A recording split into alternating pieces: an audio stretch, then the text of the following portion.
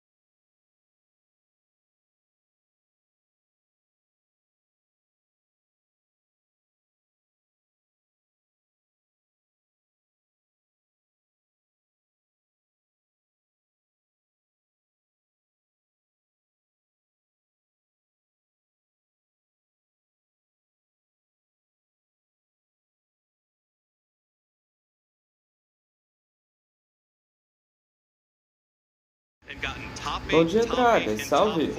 Ótimo sábado pra você.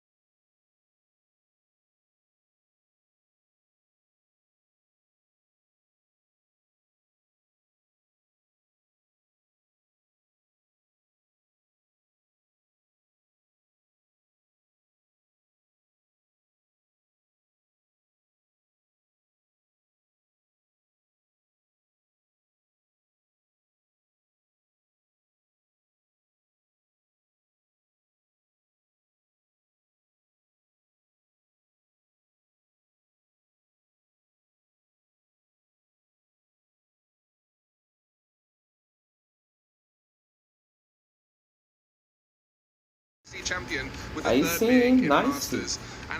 Aí o cara vai. O cara não vai nem tocar no disco ali. Só vai jogar e jogar e jogar.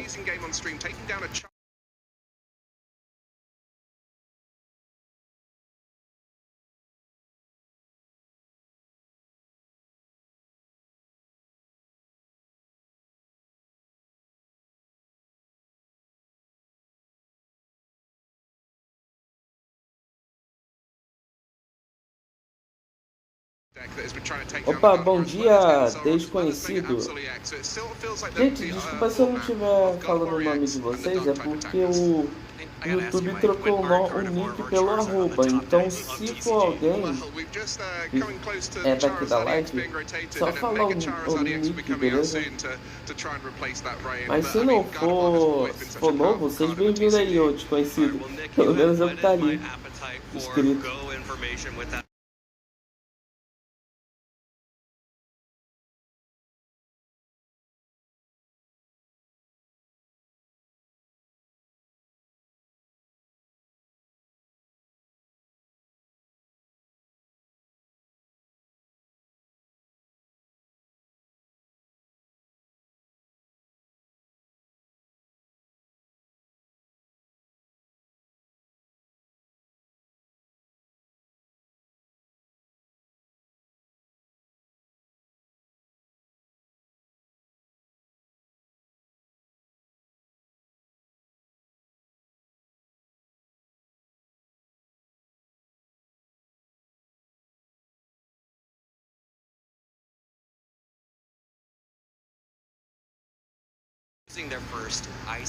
Ok, é porque como o YouTube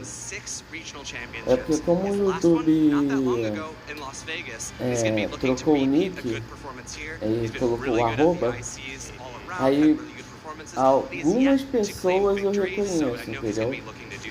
Por causa da foto, mas eu não lembro.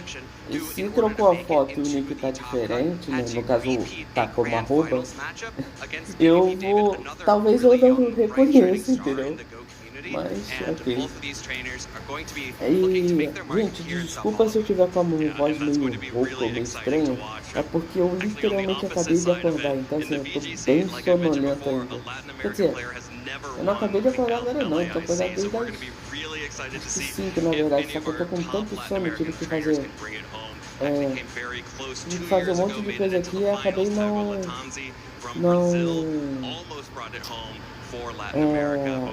conseguindo dormir de novo, aí eu tô com sono, então se minha voz estiver meio estranha por causa disso.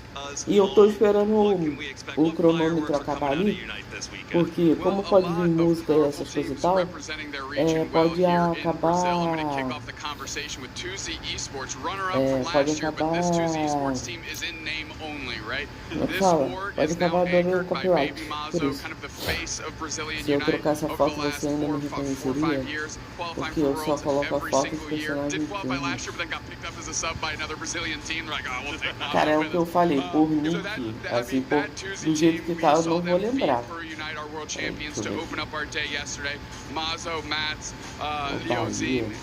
Just anchored by a great core. However, formerly known as 2Z, that were the runner-ups last year, are now on Force Team. And this team beat their group down 3-0, walked out head and shoulders above the rest. Léo, Soto, Paulo, they anchored the 2Z team last year. They're game runner-up, and they're anchoring this team that is doing so well. Eu nunca sei qual que é que você tá, cara. Normalmente, é porque tu tem tanta conta, mas tanta conta que, meu Deus do céu. Let's talk about Dignitas, formerly known as TTB. Just absolute superstars from NA have really held down our scene since what we call as year zero, where it was just grassroots events before we were introduced into the World Championship Series. Tu ainda passa informação errada, Dragas. Beleza. Enfim, eu vou ficar aqui mutado aqui e eu já volto, gente.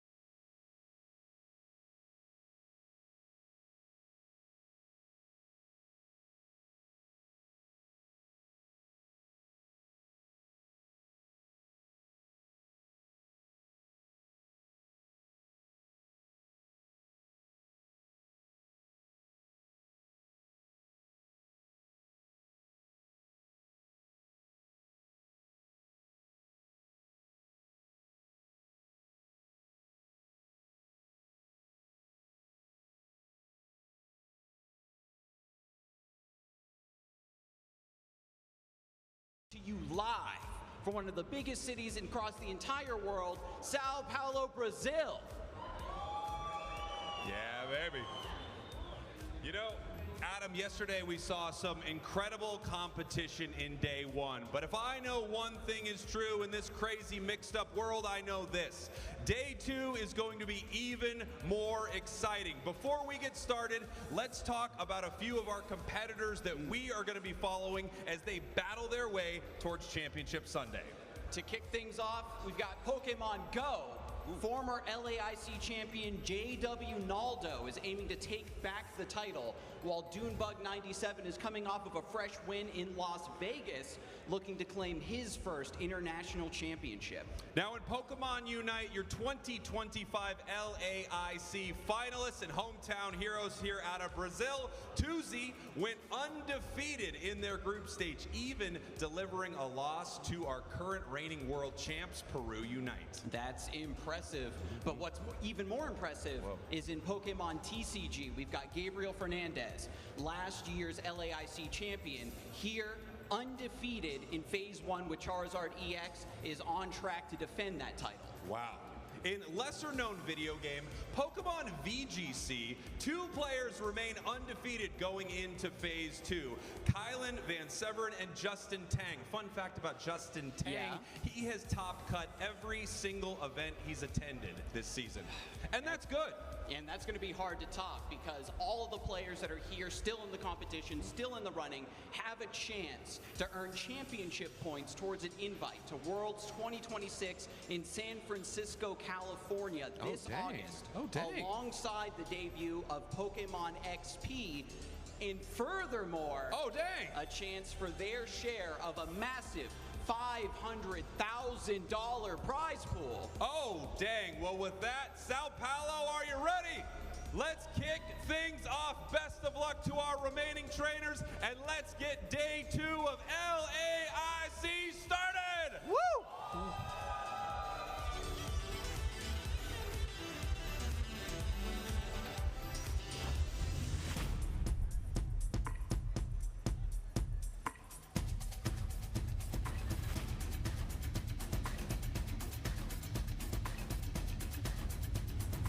Welcome to the 2026 Latin America International Championships. We're coming to you live from Sao Paulo, where the best trainers in the world are meeting to fight for the title of LAIC champion. Last year, two-time world champions Luminosity started their historic season off with a dominant win to start their 2025 IC sweep. Has just been buckled in Brazil! Your former world champs are your LAIC champions! Regional hero Marto Galde persevered with unmatched resilience, withstanding one final brave bird attack before rising tall as the LAIC champion. He might be the greatest of all time!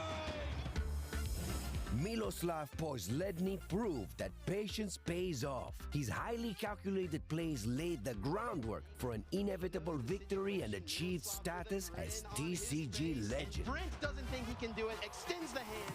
Defending LAIC champion Marco Silva devastated his opponents, burning through the competition and searing his name into Pokemon VGC history. As the first three-time international champion in the Masters Division.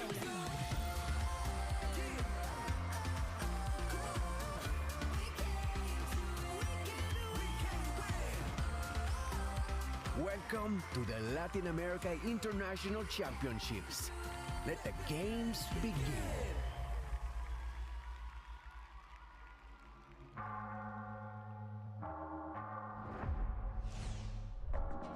Bom dia. Hello, good morning, everybody. Back for the second day of the Pokemon LAIC International Championships.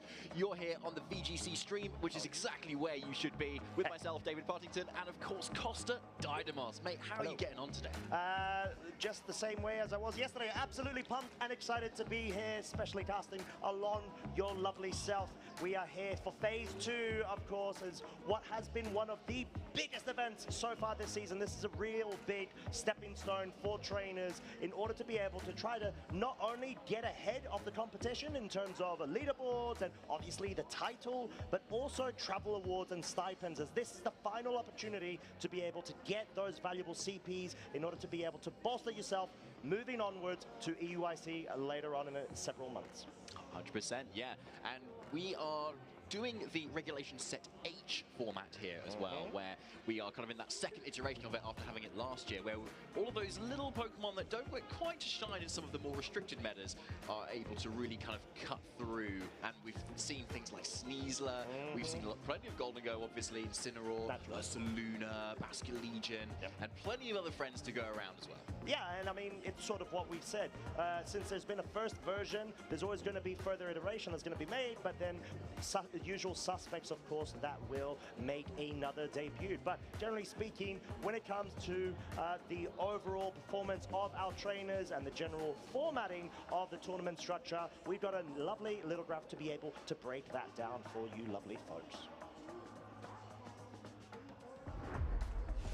Let's dive into the format for Pokemon VGC at the 2026 Pokemon Latin America International Championships. Trainers have traveled far and wide to compete for their share of over $500,000 in prizes and the ultimate title of Pokemon VGC LAIC Champion. The competition takes place over 3 days, battling head-to-head in a best-of-3 Swiss round format with open team sheets. An open team sheet means critical details about each trainer's Pokemon are available to the opponent. Trainers advance to Swiss Phase 2 if they gain more match points than their division threshold. When Swiss completes, the top 8 trainers and up to 8 additional trainers tied with 8th place advance into an asymmetrical single elimination bracket until only 2 finalists remain. These final 2 trainers will compete on Championship Sunday. The trainers are bringing their all to the play tables this weekend, and we will soon see who will claim the trophy and title of LAIC champion. Let's get this tournament started. As we've seen, a lot of champions to be made over this weekend, and we do have the rankings of a couple that we will be encountering later on this weekend. But for now, Justin Tang and Kylan Van Severen, our only 2 undefeated trainers, and what an accomplishment and confidence boost going into what is such a prominent phase 2 phase, of course, of the tournament. Yeah, super duper accomplishment, really, getting this far already. And a lot of these players can still afford to take another loss and still have contention of getting into the illustrious top cut as well. So yeah, plenty more names down there that we've also featured yesterday. Yuma Kinugawa on the right there, one of the players from Japan as well. And so far, our most recent Japanese championship champion as well. A really cool team with Typhlosion, Saluna, just really aggressive hyper offense too. Yeah, lovely representation across the board, globally as well. So it's really good to see so many people come to the fore, especially the local community as well. We've got lovely little representation, not only of Brazil, but also of Peru. We've also got of Argentina, with Hans Pizarro and Juan Salerno. So a lot of very well prominent trainers that have risen to the fore. I've had chats with Juan Salerno, and he's been on a bit of a spree in terms of traveling around. He visited us in Europe only several weeks ago, so clearly on top of his game. But there is who we will be featuring for our round 9 Swiss match at the very top there. Gabriel Agachi versus Teoti Masu. A very incredibly hype match. Really excited to see that one. And of course, we've got a few of our other matches that will be going on at the same time just below. Yeah, exactly, and there's so much action to be found. We've got EUIC 2022 finalist Oliver Escalin running a very, I would say, disruptive team. You know, high-octane sort of Venusaur, Dusclops, Sun Mode, which I'm a big fan of. I've had chats with Oliver as well, and he did really well last weekend in Las Vegas. So looking forward to seeing how he could bring that sort of matchup going up against Bruno Rebello. Yes, exactly. Plenty of very hype action of Pokemon that we're going to see very soon too. So yeah, like got that undefeated match, Justin and Kylan as well. That would be really hype to see as well. I think that might even be on our side stream as well. Hopefully you've been checking that out as well. And often we have the time to also feature those side view matches on our main channel too.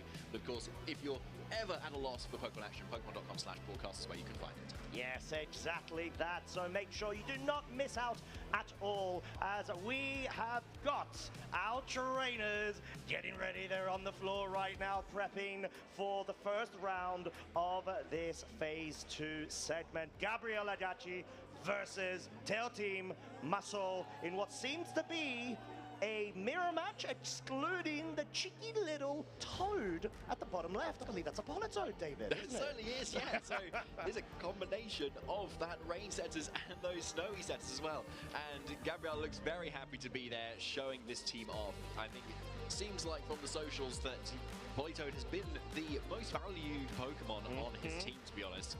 And it'd be really interesting to see what sort of a matchup it might have into Tio Team's Pokemon team as well, because Water is good into 3 of those that I can see.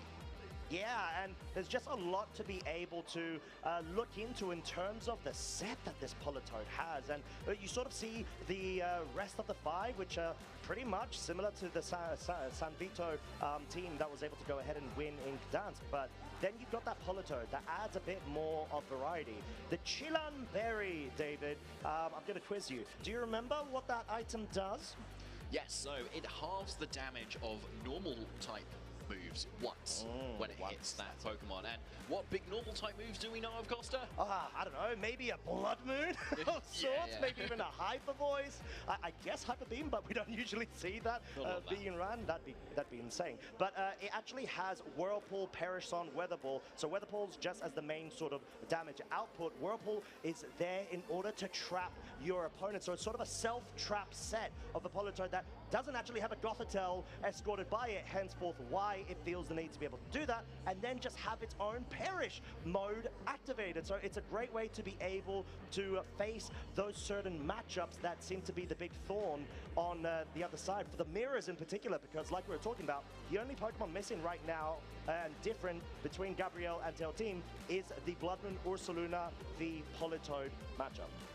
Yeah, and you'd think, well, I'm going to just choose an Ursaluna. Why would I give everything up for Ursaluna? But yeah, when you've got a Politoad there instead that can do just that, wow, cool. I'm just really excited to see like what it's actually able to do in this matchup if it decides to be brought.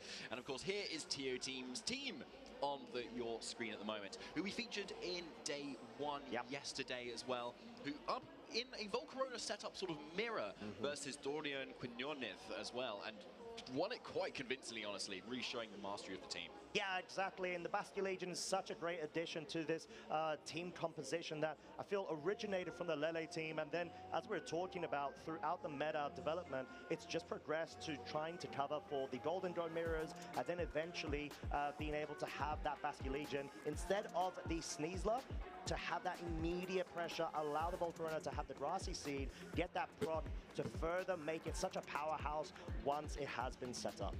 Yeah, we've seen how that Basculegion was really good in that mirror in our Phase 1 yesterday as well, where he was able to get around the special defensive Nível da time, Basculegion de Trash Scarf, Bloodmoon Saluna de Leftovers, Rillaboom de Assault Rush, Volcarona de Grassseed, Alola NT de Fox Sash e Incineroar de Septicon.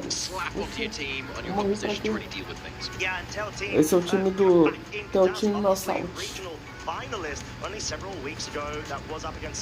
Enquanto o nosso querido Brasil, which at least from Tail Team's side, I believe was a bit slower than Simone's, but we're going to have to see if that does come to fruition, because there's going to be a Volcarona face-off yet again. Gabriel bringing the bulk of his own Basculegion along its side, and Tail Team actually bringing the Incineroar, already having an impact on the Basculegion's damage output. Yeah, I really love this lead from Gabriel, actually, because you're suddenly in that position where you're threatening 2 types with your really powerful Basculegion.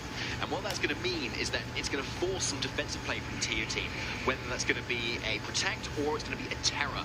And especially if Gabriel can kind of get Tio Team to really spend that Terror really early on, it's going to make the rest of that game so much easier, which is kind of how Tio Team played his previous match yesterday as well, when he kind of forced the Terror out early from Dorian and then was able to kind of use those resources to kind of win out from there. So the question is, though, what does TOT do? Does he try and go for Terra immediately, or does he maybe pivot around a little bit more? Maybe bring in a Rillaboom, for instance? Yeah, it's most likely going to be that Go Rhythmic. It's the Super Fake Out Bro Part 2 inclusion into this turn 1 of Game 1.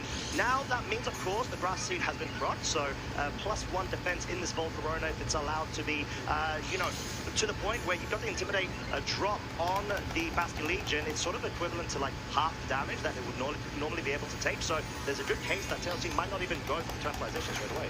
No, indeed, and that'll be a really good play too, but actually, see, yeah, the Terra Fairy on the Volcarona here instead, going for that big heart because it loves its trainer just that so much. Ooh, all right, and Wave Crash will be targeting that slot. It's going to deal so little damage onto this Volcarona, just going to show why you've got the multiple offsets to be able to Tudo diz que hoje sai o episódio 3 de Jojo, nice. Ó, o Framboenzo, bom dia, Framboenzo, como que você tá? Desde já um ótimo sábado pra você, cara. Faster than Gabriel's, which of course will be immediately following suit, but all of a sudden, David, we've got 7/1 contra 7/1. Do nada, aleatório. Maybe potentially forcing a defensive play. Yes, definitely forcing a defensive play. However, Team doesn't really need to worry a lot about this Basculegion fight because we know it's locked into Wave Crash and we saw how much damage it did, which is not very much. So I'd imagine, yeah, Team doesn't really need to use this Rillaboom. You might as well switch out, maybe try and get in another opportunity to go for more fake out, or Basculegion to threaten the other Volcarona, I suppose. Oh yeah, we're actually seeing the Basculegion staying in, going for the Wave Crash, clearly trying to prioritize getting as much damage onto the Volcarona as possible. This is a great way to be able to knock them. Gabriel might even go on the offensive right now. No, it's just going to follow suit with that Quiver Dance because at this point, it's sort of the case where, sure, Tail Team is getting those smooth little switch in, switch out interactions, already revealing all 4 of their Pokemon, but Gabriel's gotten so much damage onto this Volcarona, and this may invite an attack from the Volcarona itself now. Yeah, so it's getting really low, and as you say, we need to start getting out that damage before the Volcarona starts unleashing its attacks too much. So, low health of Tier Team's end, it's really kind of stopping most of those boosts. But the Volcaronas on either end here have both gone for 2 bouts of Quiver Dances with no other stat changes, so they're kind of equal to each other. Yeah. But yeah, Tier Team's a little bit more pressure to actually start using it too. And the other key thing as well is once Basculegion has now come in on TOT's end, it's Choice Scarf, yes, but the Volcarona on Gabriel's side has +2 speed, so it actually might be able to outspeed the Basculegion, and with enough power behind that Terra Blast, it might actually be able to get that 1-hit KO.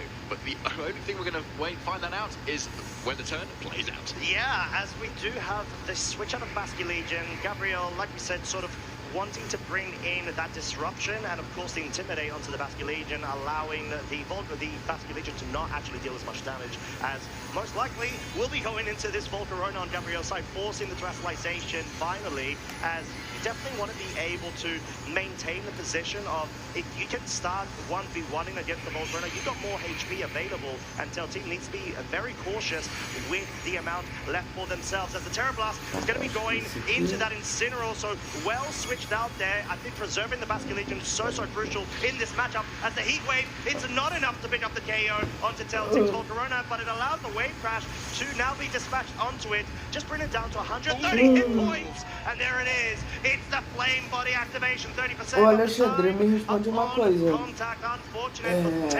Me responde uma coisa. Ah, você faz a série sem falar, vocês só digitam, é isso?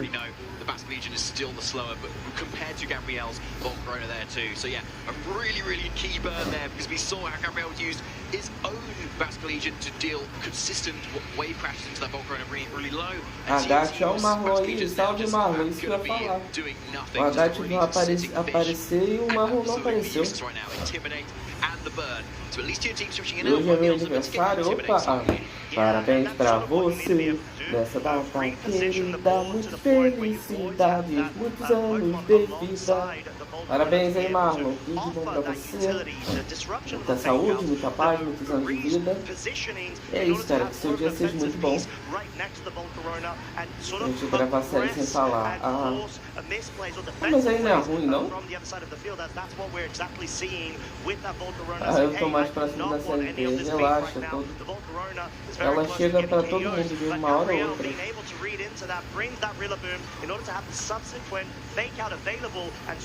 force the Volcarona down to either staying in or trying to go for a double protect.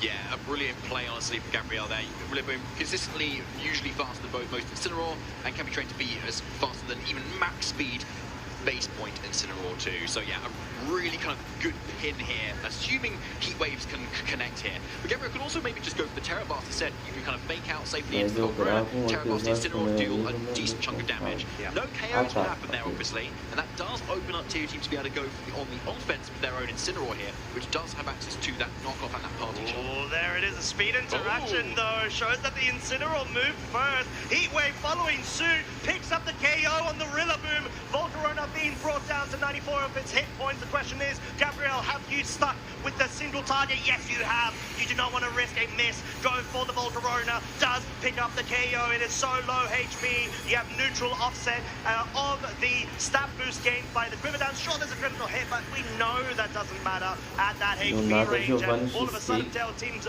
main sort of setup sweeper now out of game one. Yeah, it is. And looking at the rest of Tier Team's team, you've got a Rillaboom, which is okay, I suppose, now that you've got the Terra Fairy commit onto the Volcarona. Grassy Glide, good physical damage that can come out from there, but you've already spent the Terra on your own Volcarona, so you can't go for that Terra Fire to be able to resist the moves that this Volcarona can unleash. So you've got to really think about how you can actually dish out the rest of the damage you need to, because this Volcarona outspeeds absolutely everything. You can continue to protect and kind of heal up grassy terrain that has just been set up by TO Team as well. And so it's looking like a bit of an uphill battle, given how much HP this Volcarona has. Parabéns aí, Marlon. E aí, vai ter bolo, vai ter festa? O que vai ter por aí, cara? So you need to either respect the Volcarona or the Basque Legion, which will either KO your Incineroar or go down to the Rillaboom at the same time. So I think TO Team needs to really make a read at this point. Where is Gabriel going to target? Where can you protect as well? Because that's the only way he's going to get into it. Yeah, and we're going to have to see how this unfolds, as Gabriel always had that free and safe switching of the Incineroar, get that Intimidate on both physical offensive Pokemon with that duo, whilst we have Tail Team actually switching the Rillaboom out, wanting to bring that more offensive Basque Legion on the field, knowing that at least he can try to focus down on the Incineroar, maybe take that Heat Wave quite nicely. You want to be able to allow the Rillaboom safe passage for the end game against this Volcarona, because realistically, you don't have anything else that can pick it up, and you need to be able to rely on the Rillaboom in a better, more advantageous position for yourself if you can Tail Team. So yeah, a good play here from Tier Team to kind of just bring that Rillaboom back, knowing the Basque Legion would maybe go on the defensive here instead. So yeah, a really good position. However, this Volcarona is still lost, and it's still evolving. You've still got that grassy seed boost, remember. So yeah, those physical hits are still not going to do very much, even if it's coming from this Rillaboom and the Basque Legion. But something we can remember though is that the more KOs Tier Team takes, the more powerful the last respects comes on this Basque Legion. So if Gabriel does end up not targeting that Basque Legion, then it could get off a very powerful attack. Yeah, and I think that's a great observation too, because at this point, you just need to be able to really review the current state of both the Basque Legions as well. Gabriel has a very, very healthy one. At this point, may even be able to survive a Grassy Glide dependent on the training. But we're going to have to see how that unfolds, because the Basque Legion over on Tail Team's side will be switched out. Incineroar allows the Intimidate onto the Incineroar if there's going to be a focus into the Rillaboom, which at this point would make sense, because Gabriel's Incineroar does have Flare Blitz, unlike Tail Team, which does not. But no, it's just going to be the safe Basque Legion being brought in for the subsequent turn, as we have the Heat Wave double connecting, not picking up the KO on the Rillaboom, unfortunately for Gabriel's side. But the Warhammer, this is the real question, is it enough to pick up the KO? It is not. 13 hit point survival says not today, not in this game. And Gabriel has so much offense going for their side, whilst having the Incineroar that could be switched in. Cool as a cucumber is Gabriel there. I feel like he must have known he was going to survive that, honestly, because yeah, he was just so chill in that moment. But I don't know, it looked very close to me. Either way though, Rillaboom does get away with surviving, Volcarona gets away with surviving, but now Rillaboom's looking really strong with that Grassy Glide pressure as well. However, if with a few turns of Grassy terrain recovering Volcarona, and maybe with another Intimidate from the Incineroar on the back, we could get to the point where Volcarona can then survive that Grassy Glide out from Tier Team here. Easier said than done, however. We've seen both players multiple times kind of switch out kind of respecting that ability to kind of play defensive to start with too. But if you're tier team, maybe you want to preserve it. Yeah, and seems like that is exactly the case, given we will once again see the Basque Legion being brought in sort of like as a sacrificial lamb to an extent. You want to be able to sort of get some use out of it, given that it is earned and it doesn't have that much. It still does have, in order to be able to safeguard the other pieces, and that's exactly what we see in this interaction. No Heatwave being dispatched there because the flip turn is enough to pick up the KO.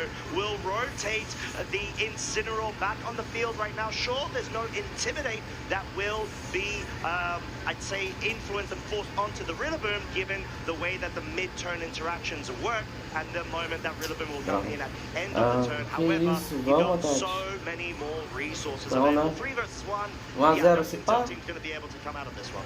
Yeah, I don't think so. No, that was a really pivotal turn there. We saw Gabriel leave their Volcarona completely open to a grassy glide that could have just come out from the Rillaboom instantly on that turn, and just kind of call it and say, you're definitely not going to go for it. Gabriel takes game 1 in this 3-game set. Yeah, and with what fashion as well. So cool, like you said, in terms of just the calmness and the zen that Gabriel is exuding at the moment, sort of saying, right, I know this matchup inside out, I know what I need to do, I know that Tilting is an amazing, amazing player, so at least I'm able to sort of draw out how I need to be able to flow the sort of different steps and the key pivotal points of your pieces. With that Volcarona being sort of like a king or queen of the hill-esque sort of piece, whilst having all of the supporting cast by its side.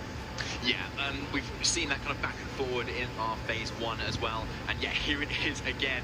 But using that ability to have that Basque Legion in the exact right position to deal out that much damage early on was really critical here. Yeah. And yeah, that final KO on that Basque Legion was really good here too. So yeah, I see tier team really kind of anguished on some of the last remaining turns of that whole game there. Yeah, like, but when it comes down to fine margins, just as that, you need to get every single turn right when you're at this level of competition, right? You've got so many accomplished players in this tournament, and 2 of them are standing right in front of you. We've got a regional champion, a multi-international finalist on your left, Gabriel, a tier team as well, and a regional finalist and a top competitor. Yeah, exactly that, and they're both going so well in terms of the current CP that they've been able to gain.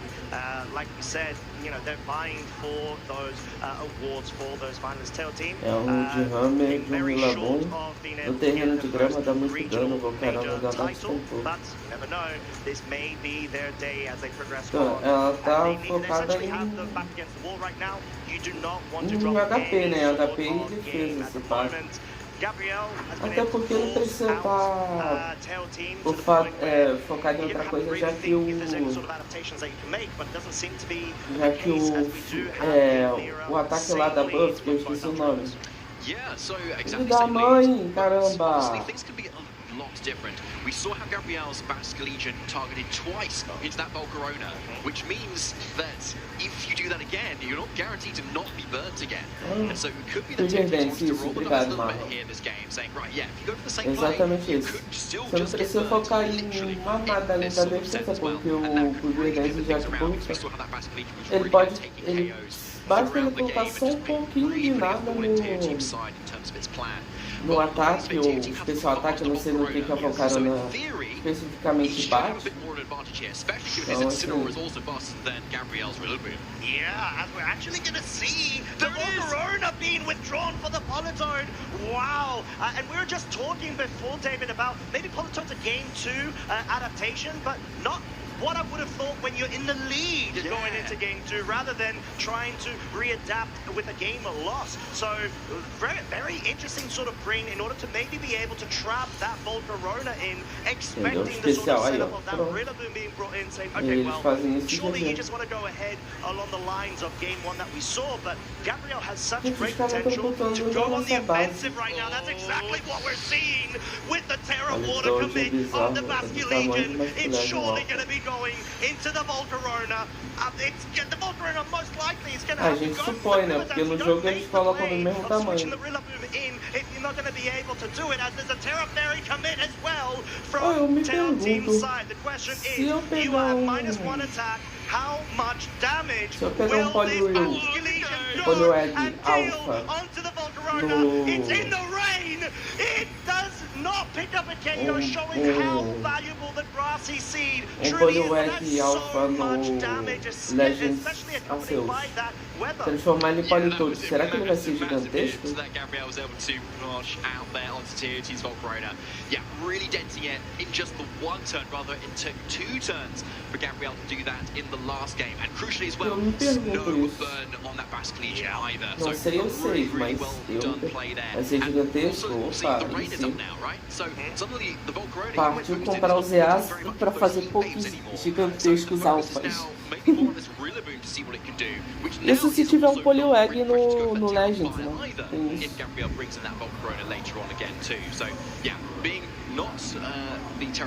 Peraí que eu já volto, a gente tá passando um negócio aqui na frente. But the targeting is going to be so key from Tail Team's side right now. Henceforth, why Gabriel's brought the Volcarona into the Basque Legion slot, hoping to be able to get a grassy glide, commit into there, maybe pick up a cheeky burn. But no, Gabriel actually opting to go for the double switch here, making sure that there's no super effective damage dealt onto both of his Pokemon as the fake out does come out. And there's the flame body onto the Rillaboom. Damage output half. Not what Tail Team wants to see. You can see the dismay in their face as the Quiver Dance has now progressed on. Once again, we've got a +2 all around Quiver Dance Volcarona. Yeah, we do. So that is a really, really good burn there for Gabriel. I was saying how like Rillaboom's going to be really important here. We have to deal with the Basque Legion and both the Politoad now. But yeah, with that burn, it's just looking so much easier for Gabriel in this matchup, particularly when the burn actually halves the power of your moves rather than halving your attack set, so you can't even crit through that damage. Some would say that Gabriel was trying to fish for a burn there and was able to get a catch as Incineroar now being brought onto the field from Tail Team's side will be able to get an Intimidate drop Passando o carro de som aqui e atrapalhar lá. This interaction of, okay, I'm going to protect my setup sweeper and bring in the support, the disruption, should I say, on the other side for the subsequent turn. Fake out, of course, but this gives Gabriel the opportunity to go for a Quiver Dance of their own. Sure, we know that there's no Terra available for Gabriel's Volcarona to be able to utilize Terra Blast, but we've seen time and time again when it comes to a Volcarona face-off, or dance-off, some would say, then you get to the point where you've got so many Quiver Dance boosts, Terra Blast actually starts dealing a lot of damage. Yeah, it really does, and that consistent fairy damage is something that's often lacking in this format as well. So when your Volcarona can be that fairy offense, when it's really fast, very strong, it's just really good neutrally to pretty much everything. Yeah, exactly. As the fake out will be targeting down the Rillaboom, and now Tail Team starting to go on the offensive. This is a +2 Quiver Dance Volcarona. Terra Blast into the Rillaboom, dealing just about half of the HP. And Gabriel, caraca, esse Rillaboom do Agat tá bem tanque, cara. Both of them sort of directly having a face-off right now, and like we said, this is why it's so key to be able to better position your utility support on the other side at the appropriate time. Yeah, definitely is here. Now, interestingly, we've got a matchup of those two Volcaronas. Volcarona mais 2, tirou nada de dano. But crucially, like in game 1, não, tirar tirou, né? E o Rillaboom ficou com metade da vida. Mas o Rillaboom tá tanque, né? Isso tem esse detalhe. It does have a lot of boost at the moment too, to now the point that it should be able to outspeed this Basque Legion once again, critically getting those 2 boosts that kind of secures its ability to do that. And when you've got that ability, suddenly the Basque Legion provides a lot less pressure here, particularly when Gabriel has actually already committed the Terra Water onto it as well, meaning that any fake out from either Incineroar or the Rillaboom is going to be able to target it as well. So TC, back these against the wall, but this Volcarona não vai teria que precisaria de uns 3 turnos para recuperar toda a vida que perdeu, mas of this sort of accord. Terra Blast going into the Politoad. This is a +2 special attack, and Politoad is known to have so much special defensive fold. It takes so much damage. Terra Blast now actually neutral, normal typing of course, from a Gabriel's onto Tail Team, dealing, I'd say, respectable chip damage, just something above the degree of chip damage at that point. Quem não tirou nada de HP foi esse Terra Blast do Agat na Now Gabriel's Volcarona is only dispatching +1 na Volcarona do Tail Team. And now the Basque Legion comes in, and just as the rain kind of goes down as well, which is probably good at this point, more so for Gabriel, to be honest, because, yeah, that Vasquez is very strong, and it's hit on the physical side, of course. And as we know, Gabriel's already spent their terror on that Vasquez. Cara, o Politoad é dos meus poucos favoritos, tá? Eu gosto pra caramba dele, achei ele muito da hora. See that the Pyrax on the other end there is getting a little bit low, but you need to continually deal damage into it, otherwise it's just going to keep healing back. And what can you deal damage into it? Vasquez Legion on your end can just be outsped. It's probably your own Volcarona that you need to kind of condition damage into. Cara, eu gosto pra caramba do Politoad também. I think we want to see another Quiver Dance. Yeah, and I think Gabriel's really seeing the utility of being able to have that Politoad reserved, or at least that second slot reserved, because there's no Incineroar to be able to switch in order to lower the damage output of the Vasquez. Ele é água puro, né? A subsequent fake out available too, as we see the heat wave not quite enough to be able to pick up a KO onto the Volcarona, and the flip turn trying to focus down on that secondary slot there, get that pivot going, most likely bring in either the Rillaboom or the Incineroar to be able to get that back and forth pivot action going, which is so crucial against Gabriel's setup. Yeah, that was a Cara, se o H usar o Perish Song aqui seria cinema, tá? Seria cinema se o H usasse o Perish Song aqui, tá? A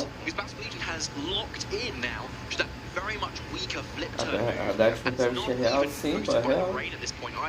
And Tear Team has to go for that again this turn, which really frees up Gabriel's Volcarona here to be able to go for another heat wave, which the Pyrax on the other end is very much in range of now. So if Volcarona wants to kind of do anything this turn on Tear Team's end, it's probably going to be taking that heat wave. Oh, and there's a heat wave miss onto the Volcarona of Gabriel. That's a double miss. That's not what you want to see, especially because you feel like the Vasquez Legion would have been able to dispatch off the Politoad. So crucial there. Tail Team absolutely upset from that interaction. No wonder anybody would be in that case. Flip turn though, focusing onto the Volcarona from Gabriel's side. Another burn! Just to put salt on the wound. Unfortunate there. And it's starting to look like so many resources available on Tail Team's side have just been expended right now. Gabriel has been able to have such great board positioning, but also get super crucial flame body burn interactions there that have just halted all of the output potential from Tail Team's side. Yeah, a really excellent turn obviously there for Gabriel, getting that double miss there. That heat wave had connected on Gabriel's Volcarona. Volcarona wouldn't be down, and it wouldn't be there to go for that then subsequent heat wave and knock out Team Team's own Volcarona. Such a pivotal turn there, but that is the downside of kind of putting your eggs into the heat wave basket. Eventually it will miss. Yeah, it will, and yeah, just to add even more, I'd say, salt to the wound, Whirlpool locked in is what I would say normally the Incineroar is. However, we know that it does have parting shot, but it has connected. Whirlpool, not the most accurate of moves, if I'm not mistaken, 85% accuracy. It does have the interaction, of course, of blocking Pokemon in that are not of the ghost typing or don't have any sort of pivot moves. But yeah, Incineroar being Incineroar always finds a way. Yes, it will just find a way. But yeah, like even without Flare Blitz on this Incineroar though, it means it's a lot harder to kind of bring into Volcarona with a Terra Fairy matchup. Obviously this Volcarona now is very much in range of a lot of agora pra ser ainda mais cinema o Marlon, ele usa o Perish Song, eu já falei. And be able to kind of use something for the following turn here. So I think this is what Team Team is predicting. Yeah, bringing the Rillaboom in will allow you to be able to get that subsequent fake out available aside from the Incineroar. Now, maybe trying to get a back and forth sort of interaction switch up here as no. Gabriel's saying, right, I know what I need to do. I need to play it safe and sound. I've got the advantage. I'm aware of it. I do not want you to get any sort of cheeky pivots going. Look at the style point self-parting shot on its partner to force an interaction of, hey, I'm going to get my Vasquez Legion in at the same time as the Rillaboom because I expect you to go for the double protect. That was such a sick play. Yeah, I love that actually now. And now you have that position where you can actually use your Vasquez Legion versus a Volcarona that is faster than your Vasquez Legion, right? Yeah. Because the protect has been spent, and now it's very much unlikely to get another one. So fake out plus water move or anything really into that Volcarona is pretty safe now. And the only thing that Gabriel can do to save that is switch out Volcarona, and then you give up all your boosts. So a really, really well choreographed play from the tier team there. Obviously, with the sacrifice of actually lowering the attack stat even further of this Rillaboom here, but if your Rillaboom just go for fake out, that's enough that it needs to do here. And yeah, given the burn on Basque Legion again, it should still be enough to do this Volcarona. But as we'll see, there's still more Pokemon in the back of Gabriel. A Terra Water Basque Legion, a healthy Rillaboom that's not kind of gone for the Terra either. Like, once that Rillaboom comes in, it's able to grassy glide into that Basque Legion and get the KO there too. So it's still very much a little bit uphill for tier team, given, just look at it. Like, there's just a couple of burns all over the side there. Kind of like we had a couple of sleeps yesterday on Federico's team, bless him. So anyway, here comes the Rillaboom. Yeah, Rillaboom, the unrivaled, especially because it's not burn as well. It's definitely not unrivaled in that case. Fake out will be disrupting the Volcarona, though. That's the true point of this. Last Respects is indeed enough because of the additional base power gained due to Tail Team's own Volcarona. Does mean at least there's a bit more damage to be able to ensure that, even with the burn. And that is, you know, quite a tough ask for Basque Legion, which did deliver for its trainer, but like you said, David, there is the Rillaboom on Gabriel's side. This is enemy, I'd say, number one, but then again, it's not really, because the Basque Legion's just waiting in the back. As long as Tail Team's Rillaboom has essentially been ejected from this game, Basque Legion surely will be able to just wipe up the floor with this game too. Yes, it should. However, how do you get rid of this Rillaboom? It's not like very offensive anymore because of that burn. But like I think because of the burn though, Basque Legion is actually able to come in here for Gabriel. Because we know it should be able to take a grassy glide at least at this point, but maybe not a wood hammer. But like you need enough damage now into this Rillaboom to be able to deal with it. Last Respects isn't that powerful. You've still got the one boost because you're of your own KO'd Volcarona, so it's base 100 power instead. But with that plus your own Rillaboom's hit, it might be enough. But like I don't know honestly. I don't think it's going to be that close.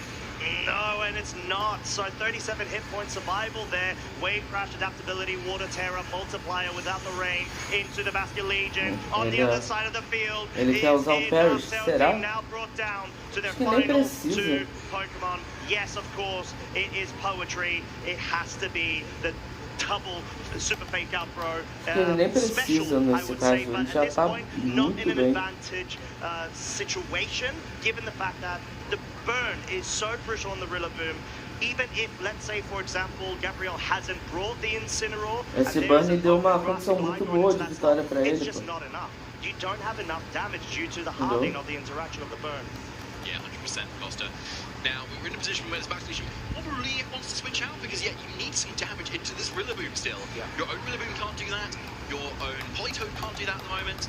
And so, you most likely Gabriel's wanting to really switch out that Basque Legion so you can maybe lock into Last Respects and actually deal the damage that you want to do.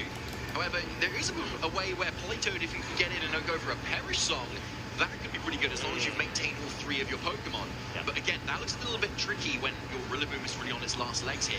And with tier team with a fake out turn this time, the pressure is really on to be able to just fake out Basque Legion and then go for another move into this Rillaboom, which might be enough for a KO.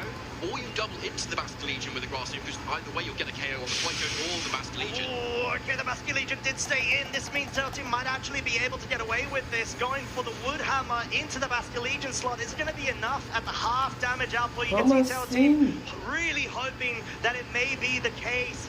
Politoad sure will be able to be brought in, but Gabriel opting to not switch it out could be quite crucial right now to this end game situation of game 2. Woodhammer not going into the Basque Legion, makes the read and goes and picks up the KO onto the Politoad, but this allows for a free switch-in of Gabriel once again having fake out online, accompanied by this Basque Legion, which is now further powered and bolstered due to the rain being present. Yeah, no, it's looking quite good now, honestly, though, but I mean, Tail Team has now denied the ability for the Basque Legion to switch out, switch back into Last Respects. But yeah, given the U-turn on this Rillaboom, which is a little bit unusual, almost everyone's running high horsepower instead of that slot.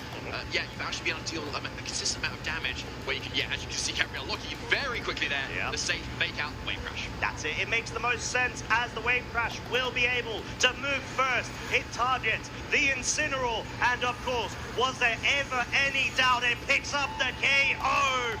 Gabriel pushing through even with a style point critical hit there, which absolutely did not matter, forcing this Rillaboom now to be on its lonesome self and going up against the Basque Legion and Rillaboom. Even the Rillaboom having U-turn, there's no way out. Yeah, absolutely no way out now. Yeah, Gabriel has played this so well, but it's been so close so much of the time. Imagine without those burns on Teo Team's end, it would have maybe been a very different game here, but yeah, the rights on the ball. Ele usar o teste, mas não deixaram. Ué, tá proibido? 2-0, boa, vamos! Congratulations to Gabriel being able to be one step closer to the top cut here in their local region.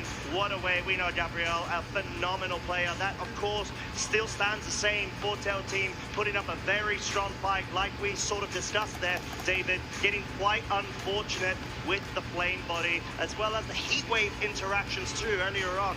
But that's sort of the price you pay when it comes to having to run A, heat wave on the Volcarona, and obviously B, Volcarona just being so prominent in the meta. That flame body, even though it's not a direct way to be able to get immediate pressure onto the field as an ability, it's there for the passive interaction of the contact boost.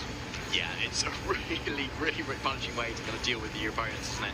Yeah, like, Volcarona would be good just on its own, even without the flame bodies, but it's just kind of gravy on top, isn't it? True. It's an amazing. And yeah, there's that turn with the double heat wave miss as well, which really pivoted that game around. Teo Team would have been in such a commanding position after that, if that heat wave had hit there. But yeah, that's what happens when you clean your heat wave so many times in a row. Eventually it's going to miss something, and it just so happens to double miss. Aí. Yeah, truly. But still, Brasil top. Brasil top 8 já se pá o Marlon. A Gat tem um caderno, tá explicado. É, o jeito é... O jeito é o caderno, cara. Você tem o caderno, você tem tudo.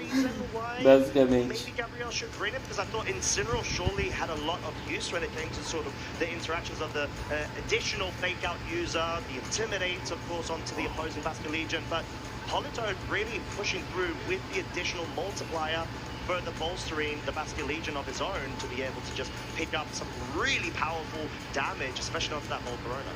I think you hit on a really interesting point there, though, honestly. Like, I think other than, yeah, the Basque Legion getting those boosted water moves off, I think it wasn't doing a whole lot in that matchup, right? Yeah, when you're trying to pivot in and support your Volcarona, you want that nice kind of core of defensive typing. Right. And yeah, you're suddenly missing that fire type now, and you're doubling up on water, making yourself really exposed to Rillabooms. True. So, yeah, and especially when you've not brought a fire type, as well as half your team being weak to grass, you don't even have a fire type for it either. So it's a really interesting combination. I think luckily those burns came out for Gabriel in that second game. Yeah, and I guess it's a great opportunity for us to be able to ask Gabriel himself. We've got Evan on the floor, please take it away. Thanks, y'all. I am so thrilled to be here on stage. The crowd is already cheering for you, Gabriel. Congratulations. 8-1. That looked really impressive. How are you feeling now as you won your first match of day 2? I'm feeling great. I was very nervous coming to this match because the mirror is actually one of my hardest matchups. Bo is insane. His Volcarona were faster than mine. And he also had top. Nossa, ele fala muito baixo. É, esse pai é top 8, porque hoje já foi os 16, pô. Então assim, eu acho que já é top 8. Porque querendo ou não, hoje vai afunilar, né? Hoje vai afunilar. Hoje vai ter o top 8, o top 4, né? E a final é amanhã, entendeu? Então hoje devem fazer o top 8, entendeu? Eles devem, na verdade, eles devem definir o top 16 ainda, né? Aí top 16, top 8, top 4 e a final amanhã.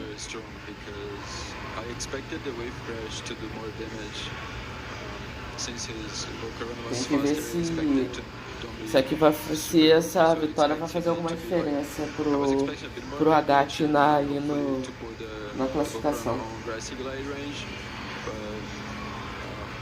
he took the hits very well.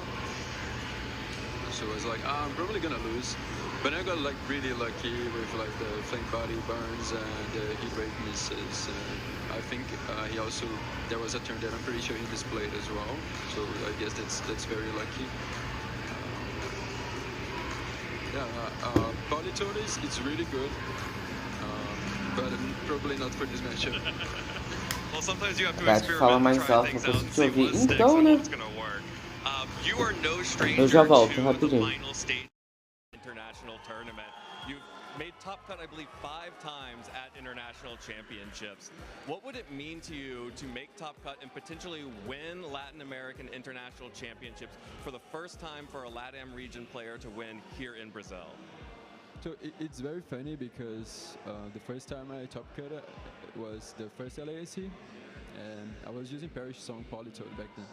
So it would be very fun to top cut again with like the same Pokemon. Since 17, which was this first internet, I'm trying to get the win. Getting close like a lot of times, but maybe this is the time. Who knows? Yeah, the way you've been playing and the coolness of this team, I think, cannot be understated with the double weather modes with Politoed and Ninetales and having the Whirlpool to do, people think that Politoed needs Gothitelle to trap Pokemon for it, but maybe Politoed can just do it itself. Have you done that yet this tournament?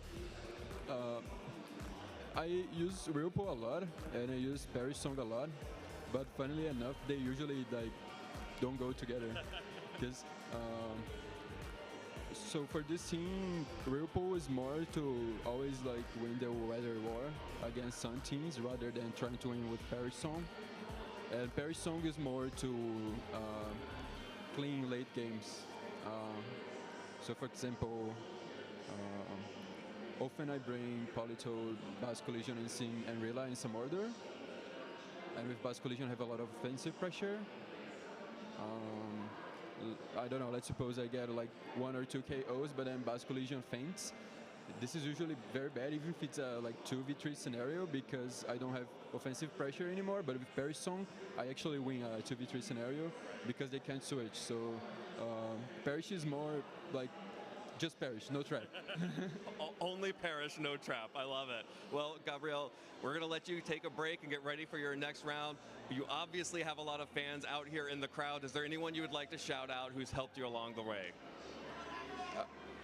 So I want to give a shout out to one of my opponents yesterday, Kian Campbell. I didn't know him before, only by like watching regional and stuff. So we were playing game 2, and I had the game 100% won, but then with GC, we had a disconnection, and by rules we would have to replay the match because it was a 3 versus 4 situation. He recognized the game was already lost for him, so he let me the win, and I really appreciate that, the good sportsmanship. So thanks to my opponent, very much appreciate that, and also to my family and my girlfriend. They were very supportive in the weekend, and all my friends as well. I have a cousin from Germany that is here showing some support, so shout outs to her as well. Yeah. Awesome. Well, Gabriela, congratulations once again. I am sure we will be seeing more of you later today and potentially into Championship Sunday tomorrow. We're going to take a quick break. When we come back, we will have even more action from Sao Paulo for the Latin America International Championships. Don't go anywhere.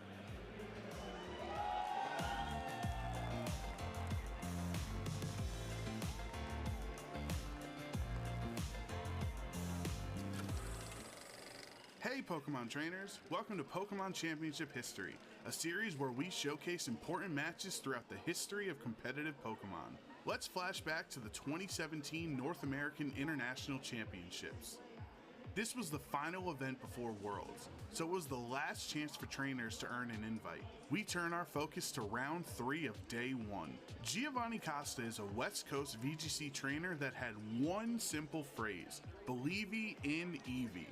For the entire 2017 season, Gio played a team revolving around Eevee and its exclusive Z move, Extreme Evo Boost. But at the start of Game 3, Gio's EV plans fell through as Tobias gets a perfectly timed poison. Will knock out the EV. And it would only get worse for Gio, because after Whimsicott and Incineroar were knocked out, he was now in a 4-1 Pokemon disadvantage. A situation so dire, even 3-time world champion Ray Rizzo didn't believe in a comeback. Yep, so that is going to be game, having 4 against 1.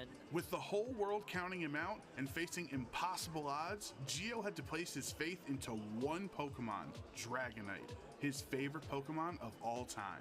Dragonite was added to his EV team just in time for NAIC, and now it was time for Gio to show the world that anything is possible as long as you believe. So Smeargle maybe fake out Spore. But after being put to sleep by Tobias' Smeargle, put it to sleep, and Tobias now completely free to just relax, play out the last few minutes of this game. And taking a huge amount of damage from Nihilego, things were looking dire for Gio. Not a one-hit knockout, though.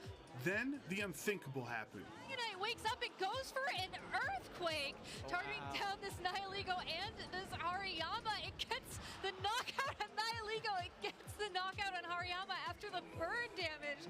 What just happened? Wow. Dragonite miraculously woke up and knocked out 2 of Tobias' Pokemon with a powerful Earthquake. The Life Orb, Hidden Power Ice for the Nihilego, waking up using Earthquake.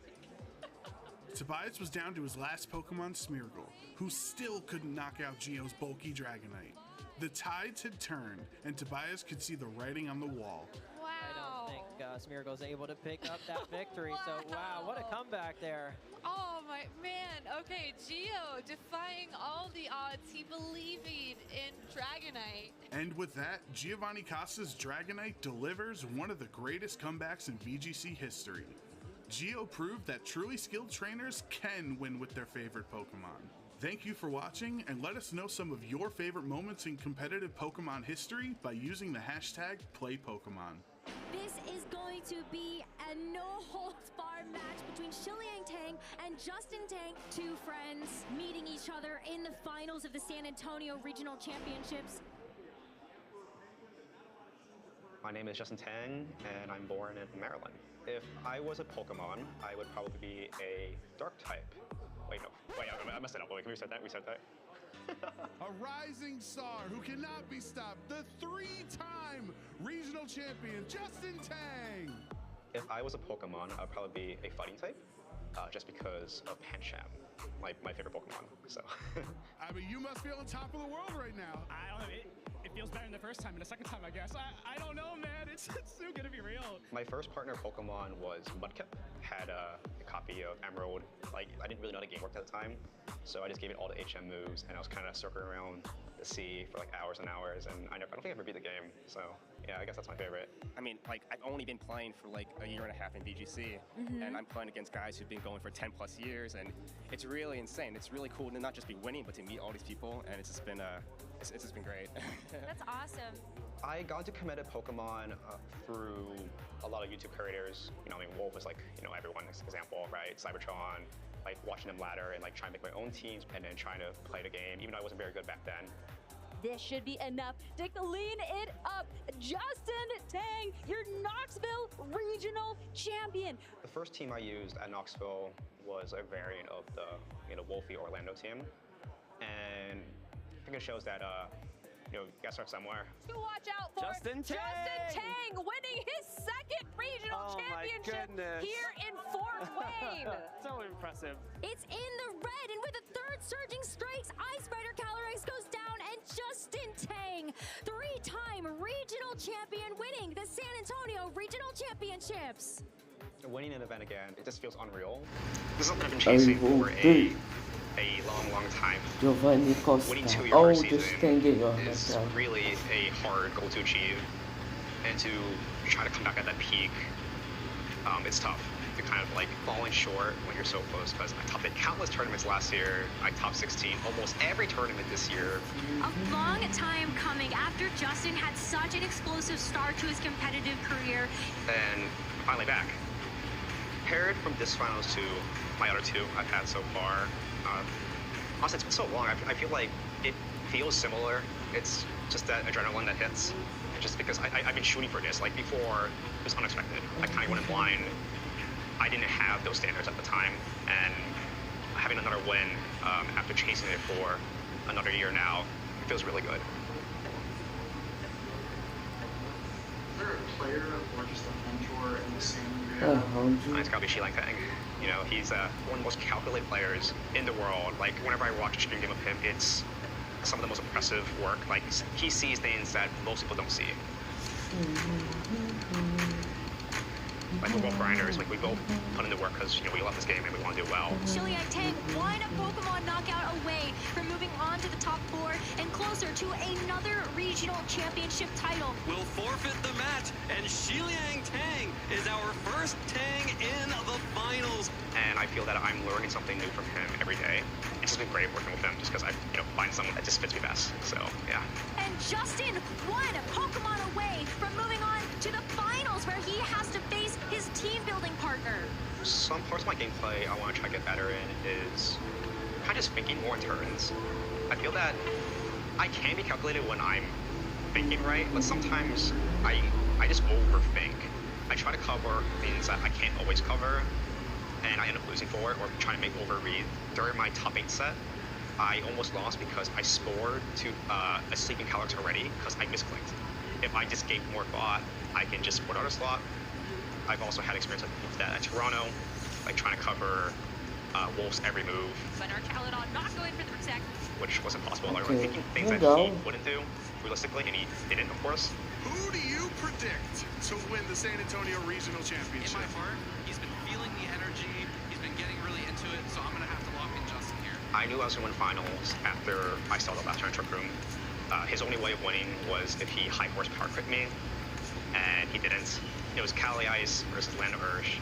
The moment I saw the bar go down to like 20, I knew that the game won, and it felt really good. I can't lie. Like, finally able to beat Xiliang too. He always beats me in mirrors or in practice, so, you know, it feels good beating one of the best players in the world. My #1 goal for this season is to duel Worlds. Xiliang actually last year, he knocked me out of Worlds. Exact 6-1 mirror. So it feels really good to have my revenge on that. This year, I hope that things can be different and I can finally have that Worlds dub or cut. Something that's just better than what I've had before. After 2 Worlds of maybe not the best results I wanted, I just want more.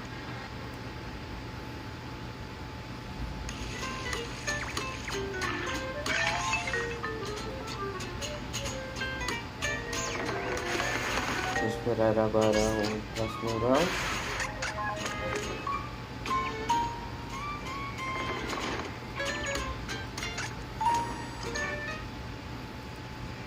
Justin Tang once more, and he is getting more in this second wave of Regulation H. Justin actually just defeated Kylan Van Brasil Severn, Hexa? only undefeated Sei não. player left in our field here at the Latin American International Eu quero tentar Championship in beautiful acreditar, Sao mas Paulo, Brazil.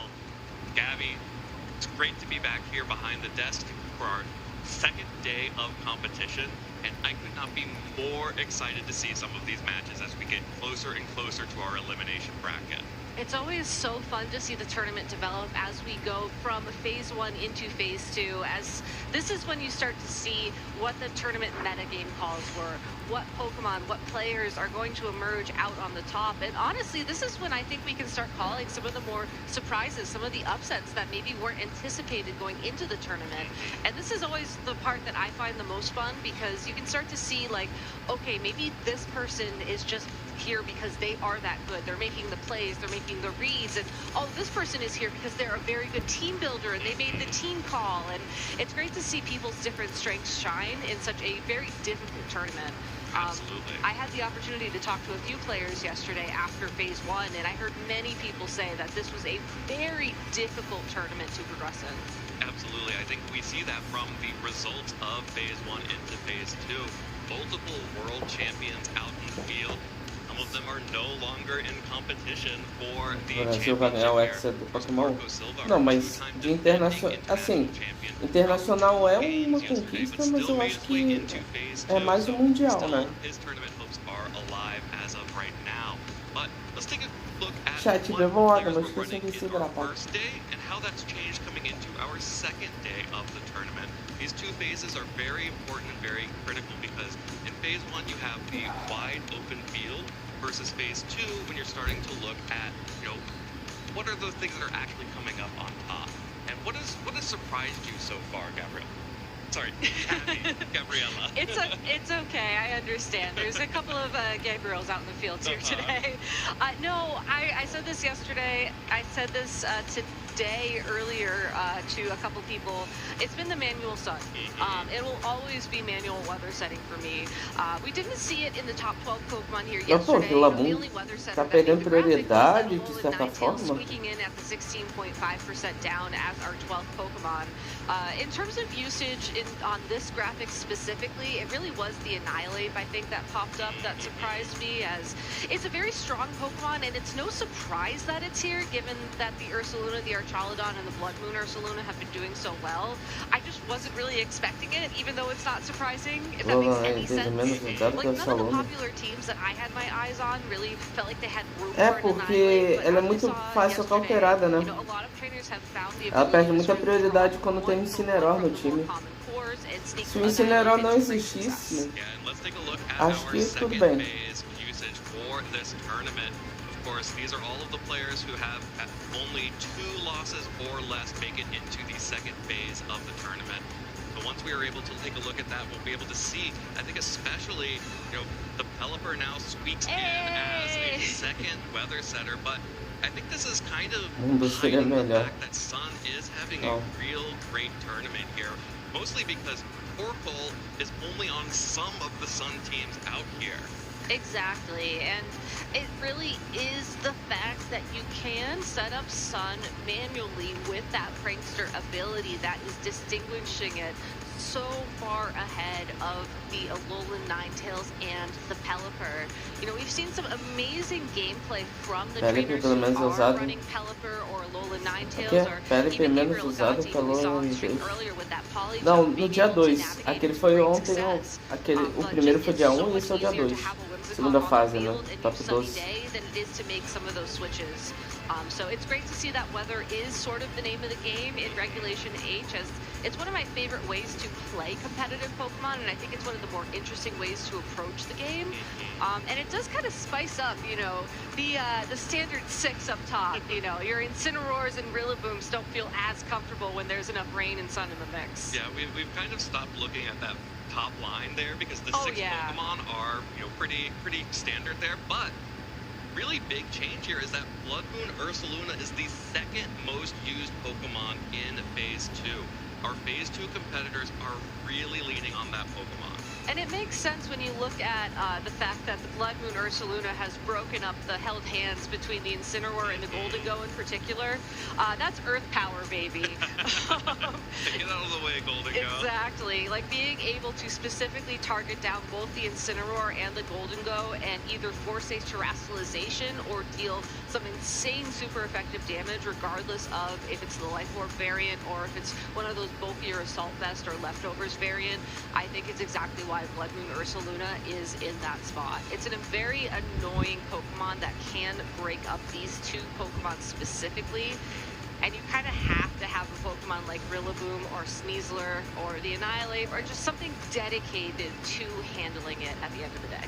And another pair that's here on this graphic that I am really interested in is the Volcarona and the Basculegion. Yeah. These are 2 Pokemon that are pretty frequently paired together on teams like we just saw in our first match of the day. And it's really interesting how they both interact because those Volcarona teams want to start quiver dancing up. They want to get all those boosts. And Basculegion, usually with the Choice Scarf on those teams like we saw in match 1, coming in Essa aluna está sendo a mais usada, pô. Cara, priority above the quiver dances, or Rillaboom perdeu muita prioridade, cara. Like we saw Gabriel Legati try to do in that second game. So they're best friends, but they're also best frenemies. Keep your enemies, or keep your friends close and your enemies Vai ser closer. I muito think that's legal se exactly what o. those two have going on there. And I agree, Vai you're ser muito absolutely legal se right. esse. And arguably, especially in the mirror Fala. matchup, when you know that your opponent is going to be trying to play Se to o the same Politoad element that you are, do. I do think you have to match the power of both Se o Corona Politoad with do a Agathe Pokemon that aparecesse aí, can tá? achieve the same heights. And right now, in the metagame, that really is going to be that Basculegion male, which honestly was a bit of a surprise when I first saw Chumpa using it back in the North American regionals earlier on this season. You know, it is a very powerful Pokemon, but I think it was scared away from Regulation H the first go around just because King Gambit was so prevalent. Whether or not we'll see more King Gambit emerge for our last Regulation H regional is tough to say. I don't know if a lot of people will be motivated to make some of the metagame adjustments that we have seen in the past, given that there really is only one event left.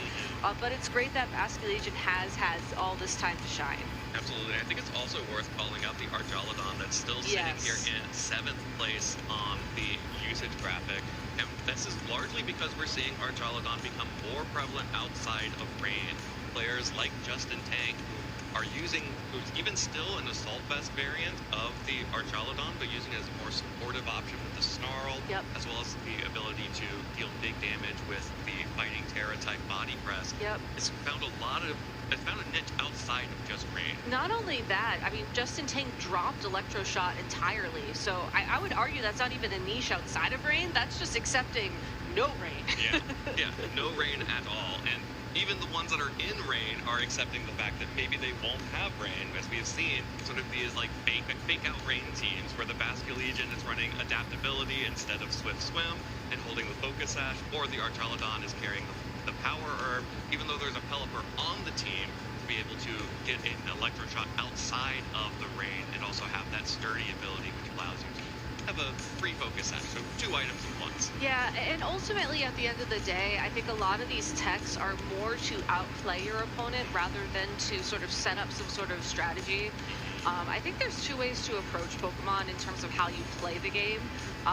One way that I think we saw a lot of in the single and double restricted formats is where you have a game plan and you stick to the plan. You have your line, you have your lead, and no matter what, you just follow that position. Maybe you make a couple of smaller adaptations depending on how your opponent, you know, responds to you, but overall your game plan's pretty much set. You're just working on the execution.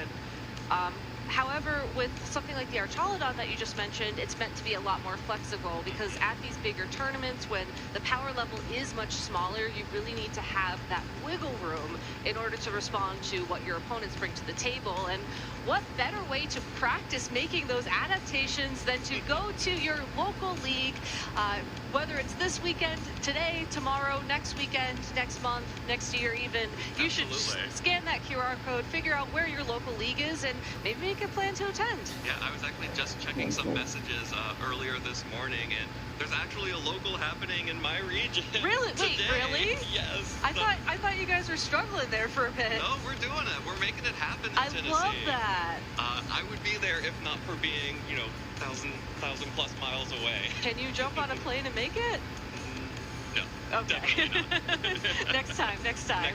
And if you want to find those events for yourself, you can go ahead and scan the QR code right here. That'll help you find your local event. And it really is something to be able to go to your local community and play the game that you love with other people who will love the game as well. We have it here in the macro at the Latin America International Championships, but also at the micro level, you get those really close-knit communities that start building together, start traveling together, start really creating those communities that help support trainers to make it to the international championships and the world championships. And even if you're not ready to like jump into competitive 100%, you know, my local league, the Cheese League, we have a bunch of people who show up just to do their barbecues so they can get points, so they can go to the item printer and maybe try and get some of those elusive, rarer Johto Pokeballs, for example. I had one local last week do some trades for some extra shinies in Pokemon legend ZA.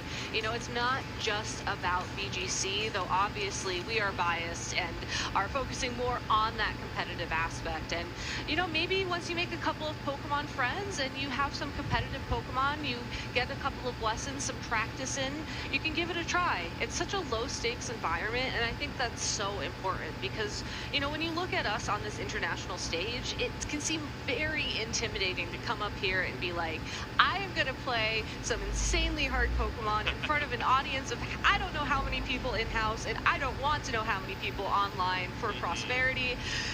But you can just like go to your local league and hang out with the 10, maybe 20 people there. There could be dogs. There are dogs at my local league at least. I wish I had 20 people at my leagues.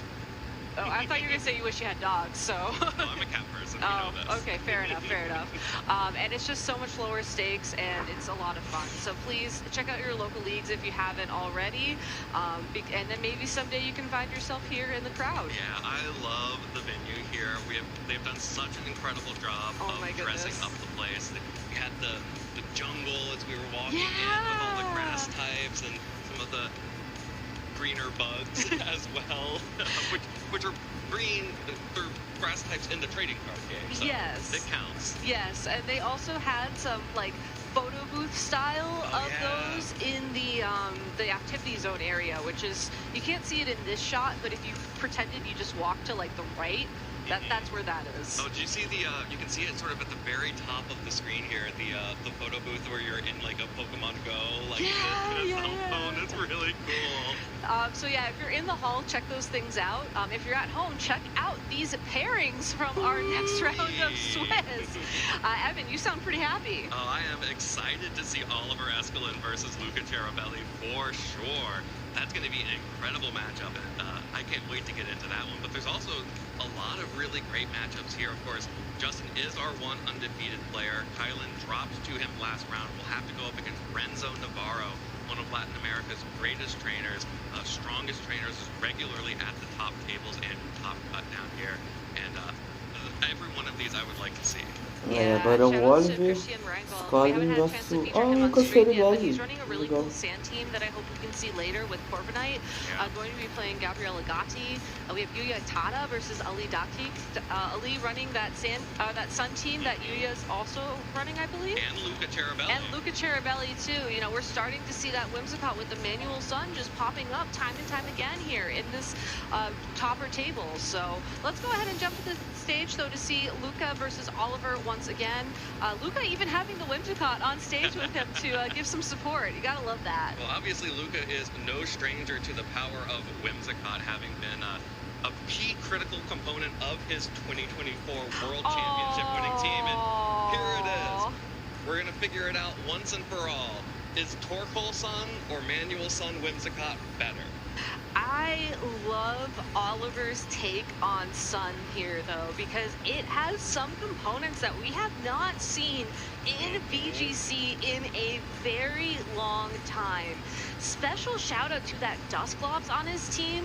You know, it's going to be the Trick Room Center to support Torkoal in a more slow mode, which does mean that Torkoal will be the Eruption user on his team, having access to Eviolite, having access to Nightshade, which is guaranteed to do 50 damage to any Pokemon on Luca's side of the field, provided the attack goes through. It was a Pokemon that we saw a lot in the Sword and Shield era because it was one of the best Trick Room setters back then. But and one of the best Bulldoze users. And one of the best Bulldoze users back then. But it's been taking a bit of a break since we entered the Scarlet and Violet era. And when you're playing against a team like Luca Ceribelli's team, where the Sun mode is arguably a lot faster and the Farigiraf Trick Room feels more responsive to other fast teams rather than an acknowledgement of, hey, my team is built especially for Trick Room, I think you do have to plan on utilizing that slow mode a lot more in your game plan. Absolutely, but we also have to shout out the Venusaur. Oliver is getting ready for Mega Venusaur to come back, and of course that is the mascot Pokemon of this event, so Oliver definitely matching with the stadium right now. And I'm really excited to see this because oftentimes we see the Chlorophyll users being the jump club. Especially on a team that's trying to be more disruptive. But Venusaur gives you so much more offense available. And you can see Oliver has even decided to go with the Life Orb item, which is going to be dealing even more damage. So I'm really excited to see how this is going to match up against Luca's version of the Sun team. Yeah, you do have to worry a little bit about accuracy on Venusaur with that Leaf Storm and Sleep Powder combination. They're known to be not the best moves, but against the Sun team that Luca Cherubelli is running, I think Earth Power is going to be your primary mode of attack if you do decide to start with a, I don't know, Torkoal Venusaur lead and then maybe you switch the Torkoal around. Venusaur de Life Orb, 2 pontos de Violite, Dragonite Loaded with Dice, Incineroar só que veste, Turtle Charcoal, Annihilate de Fox Sash, e esse é o time do Oliver escolhido. Yeah, I was just gonna say, but like overall, I do think that Oliver's best strategy going into this matchup is going to be saving Chlorophyll maybe for a end game sweep situation and trying to rely on the Trick Room a little bit earlier on. And Annihilate does seem like it would be a fun way to sort of pressure the Farigiraf off the field and ensure that you have Trick Room up Para o when time do Luca Cherubelli, Incineroar de Clear, Amulet de Saluna, Blood Moon de Life Orb, Dragonite de Loaded Dice, Chicote Fox Sash, Typhlosion de History de Choice Specs e Farigiraf de Trick Spec. The Blood Moon Ursaluna, the Dragonite, the Whimsicott, the Typhlosion, and Farigiraf stay the same, and it's a 6th Pokemon that players are experimenting with. Luca is going with the offensive Incineroar with that clear amulet and the 3 attacks, including close combat. This version gives you so much more pressure against other Incineroar and gives you a little bit more, a few more options in the Trick Room mode. It does, and I think it also most importantly allows you to make up for some of the offense that you would lose if your opponent does set up Trick Room. A close combat into that Torkoal would do enough damage to mitigate most of Eruption. My biggest question for Luca is how he's going to try and approach this game.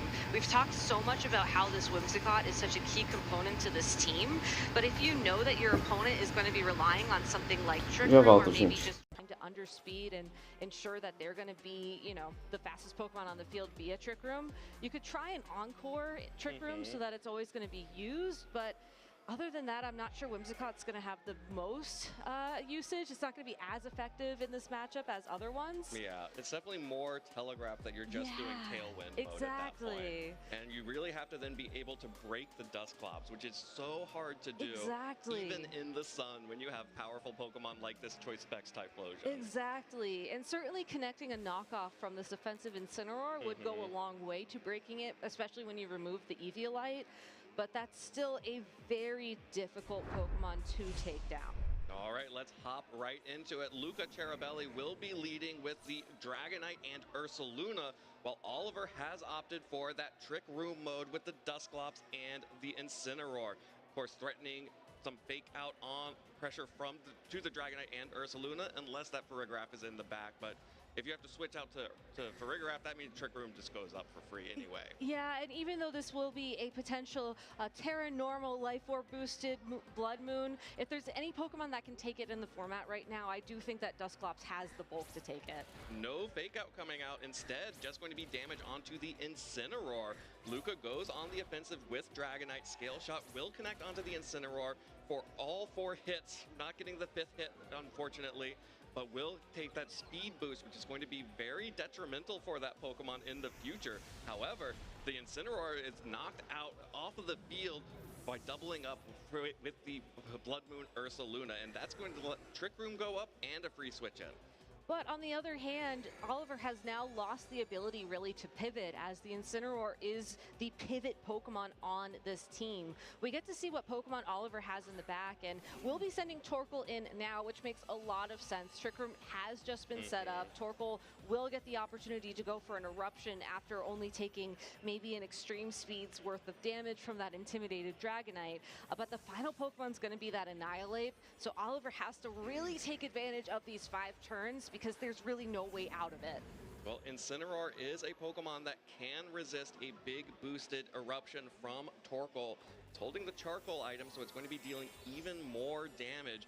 But that Blood Moon Ursaluna should be pretty scared right now, as basically nothing underspeeds the turtle in Trick Row. And that's what it does best. It's slow, it's strong, and it looks really good with that Terra fighting hat. And as a result, Ursaluna has to go ahead and protect itself from the eruption damage coming out. In fact, the only thing that really underspeeds Torkoal is that Dusclops, which would have been able to break the multi-scale on Dragonite before the eruption goes off, but it will connect onto the Incineroar. But this clear amulet Incineroar is not quite as bulky as some of the other Incineroar we've seen, but the natural resistance is going to do wonders for it to at least survive one turn and have some fake out pressure back onto the Torkoal. But look at how much damage that Nightshade did to that Incineroar. Because there is no weakness and resistance and it's just a guaranteed 50 damage, that's still going to put that Incineroar dangerously close to a knockout. Oh, that's a really aggressive play from Oliver. Didn't go for a protect on the Torkoal, instead just going to get faked out. That Nightshade also just missing the KO. Blood Moon, though, targeted down the Dusclops.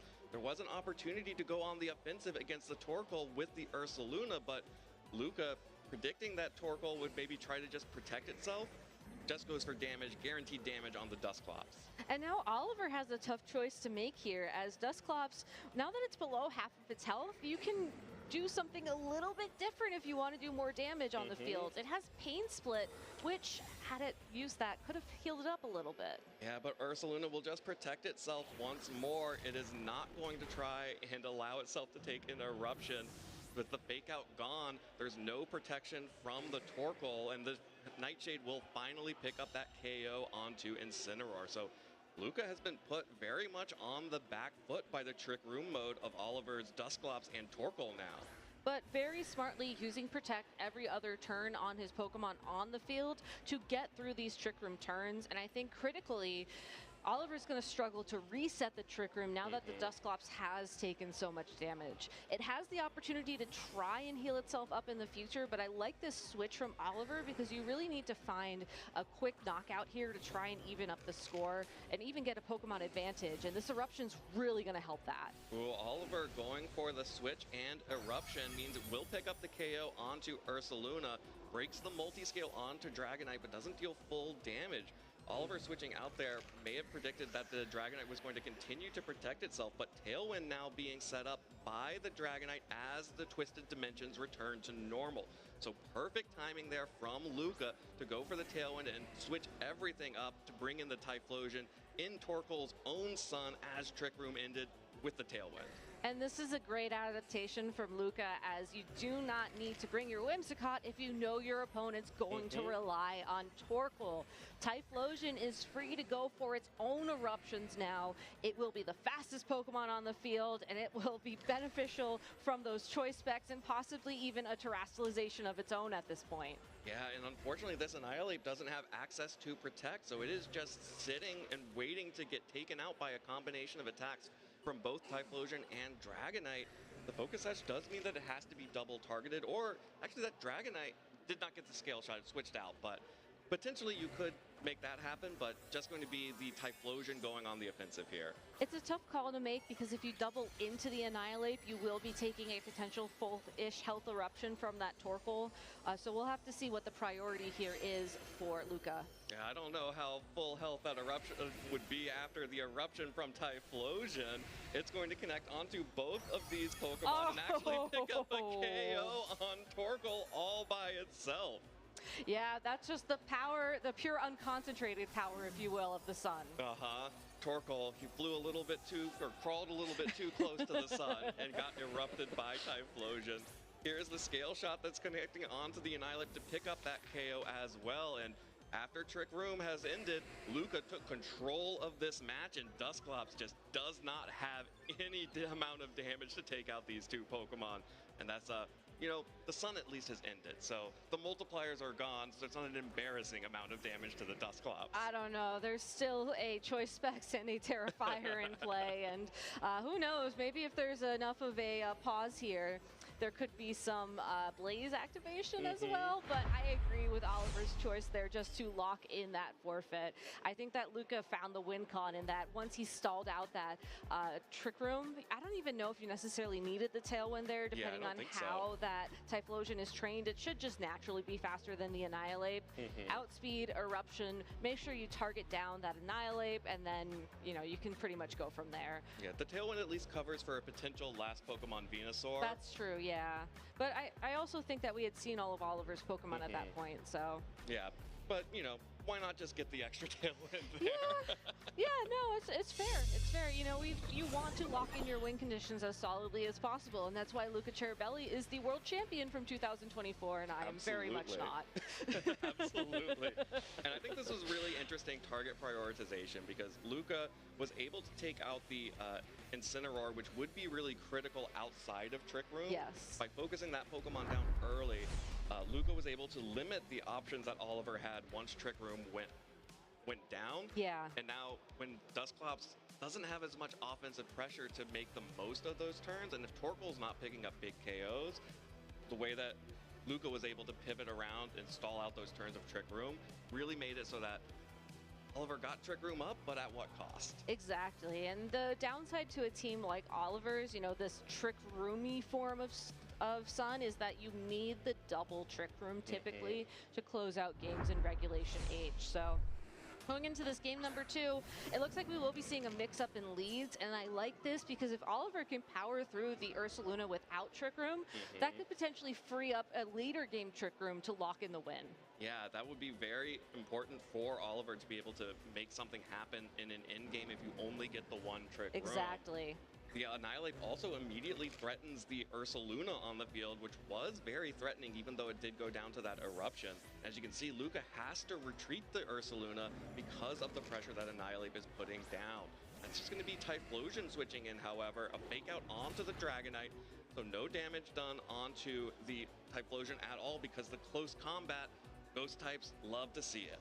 They do, but now the Typhlosion does have to worry a little bit about the Incineroar on Oliver's side of the field. I don't think there's necessarily a downside to locking a knockoff into that slot. There is no Sunset, and if it is like the game 1 that we saw, Luca does not have Whimsicott in the back, and it would take 2 turns anyways to set up the Sun at this point. So that Incineroar should be pretty comfy from Oliver's side.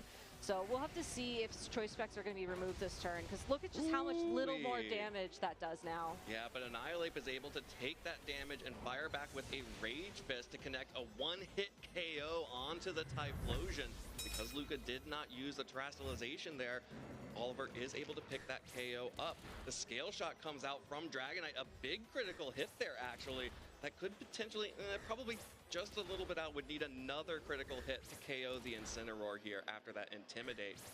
But getting that KO onto Typhlosion is very good for Oliver. This U-turn now will also allow that Oliver to pick which Pokemon will come in to face down Luca's remaining 3. And confirmation that the Annihilate is faster than the Dragonite. So after that speed boost, Dragonite might be a little bit faster than the Annihilate. We'll have to see if it needs 1 or 2, but just good information to think about in the context of the previous endgame.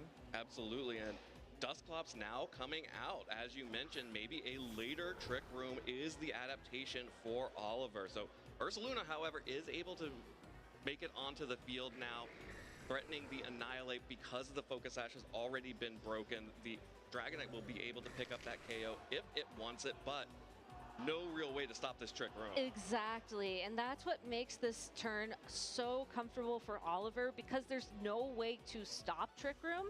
If the Pokemon next to Dusclops gets knocked out, which could be the Annihilate, or I think a little bit better here is that Incineroar, Torkoal can come in on the next turn, and just like we saw in game number 1, use that Eruption to get a nice knockout into the Dragonite and the Ursaluna, as multi-skill has been broken. But here's an adaptation from Luca. We're getting a Terastallization this turn. Yeah, and of course, it's the Terra Normal on the Blood Moon Ursaluna. We have seen this time and time again.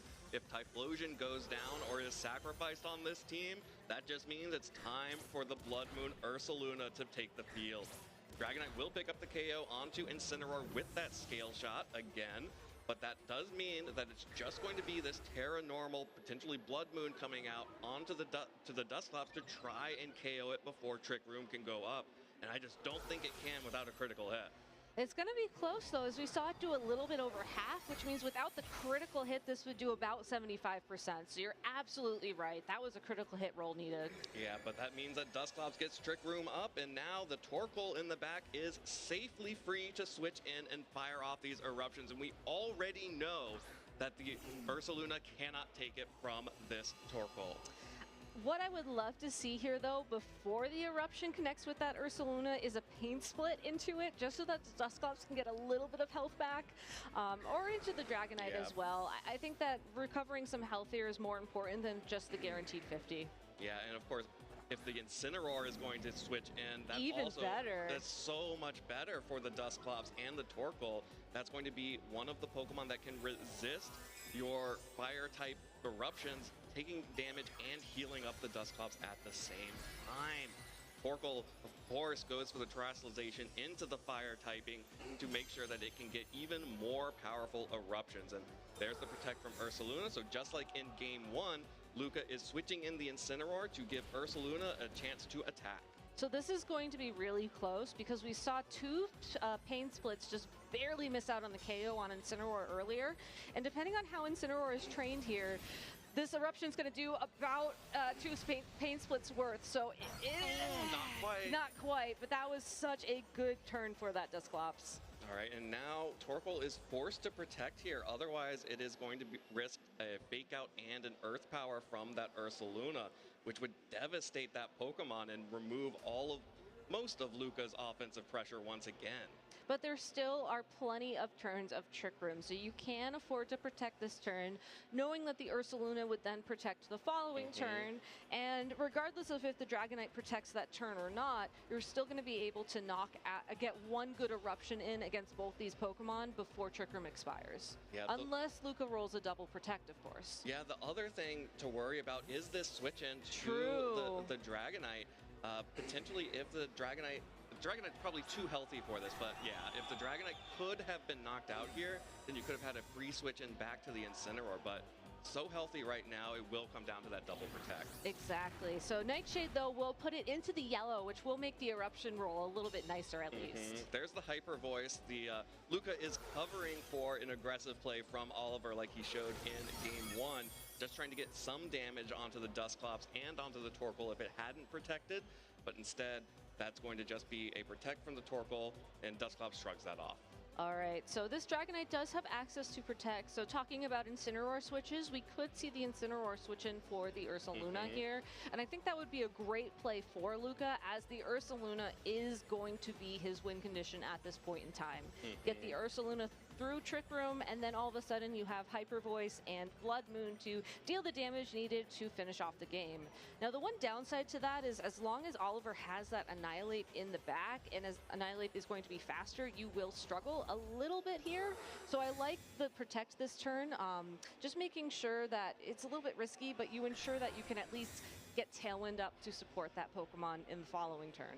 Yeah, well, that's going to be a whip into the Dragonite and a whip into both the Dragonite and the Ursaluna with this eruption. Oliver is not able to get the damage down that he wants to onto these Pokemon. Exactly. What a close endgame, though. I think Oliver's done a great job adapting to how Luca approached Trick Room in game number 1, and just really forcing him to take these risks of the double protects, and also sort of offering up the Incineroar to take these hits so that he can have the damage to get through the endgame.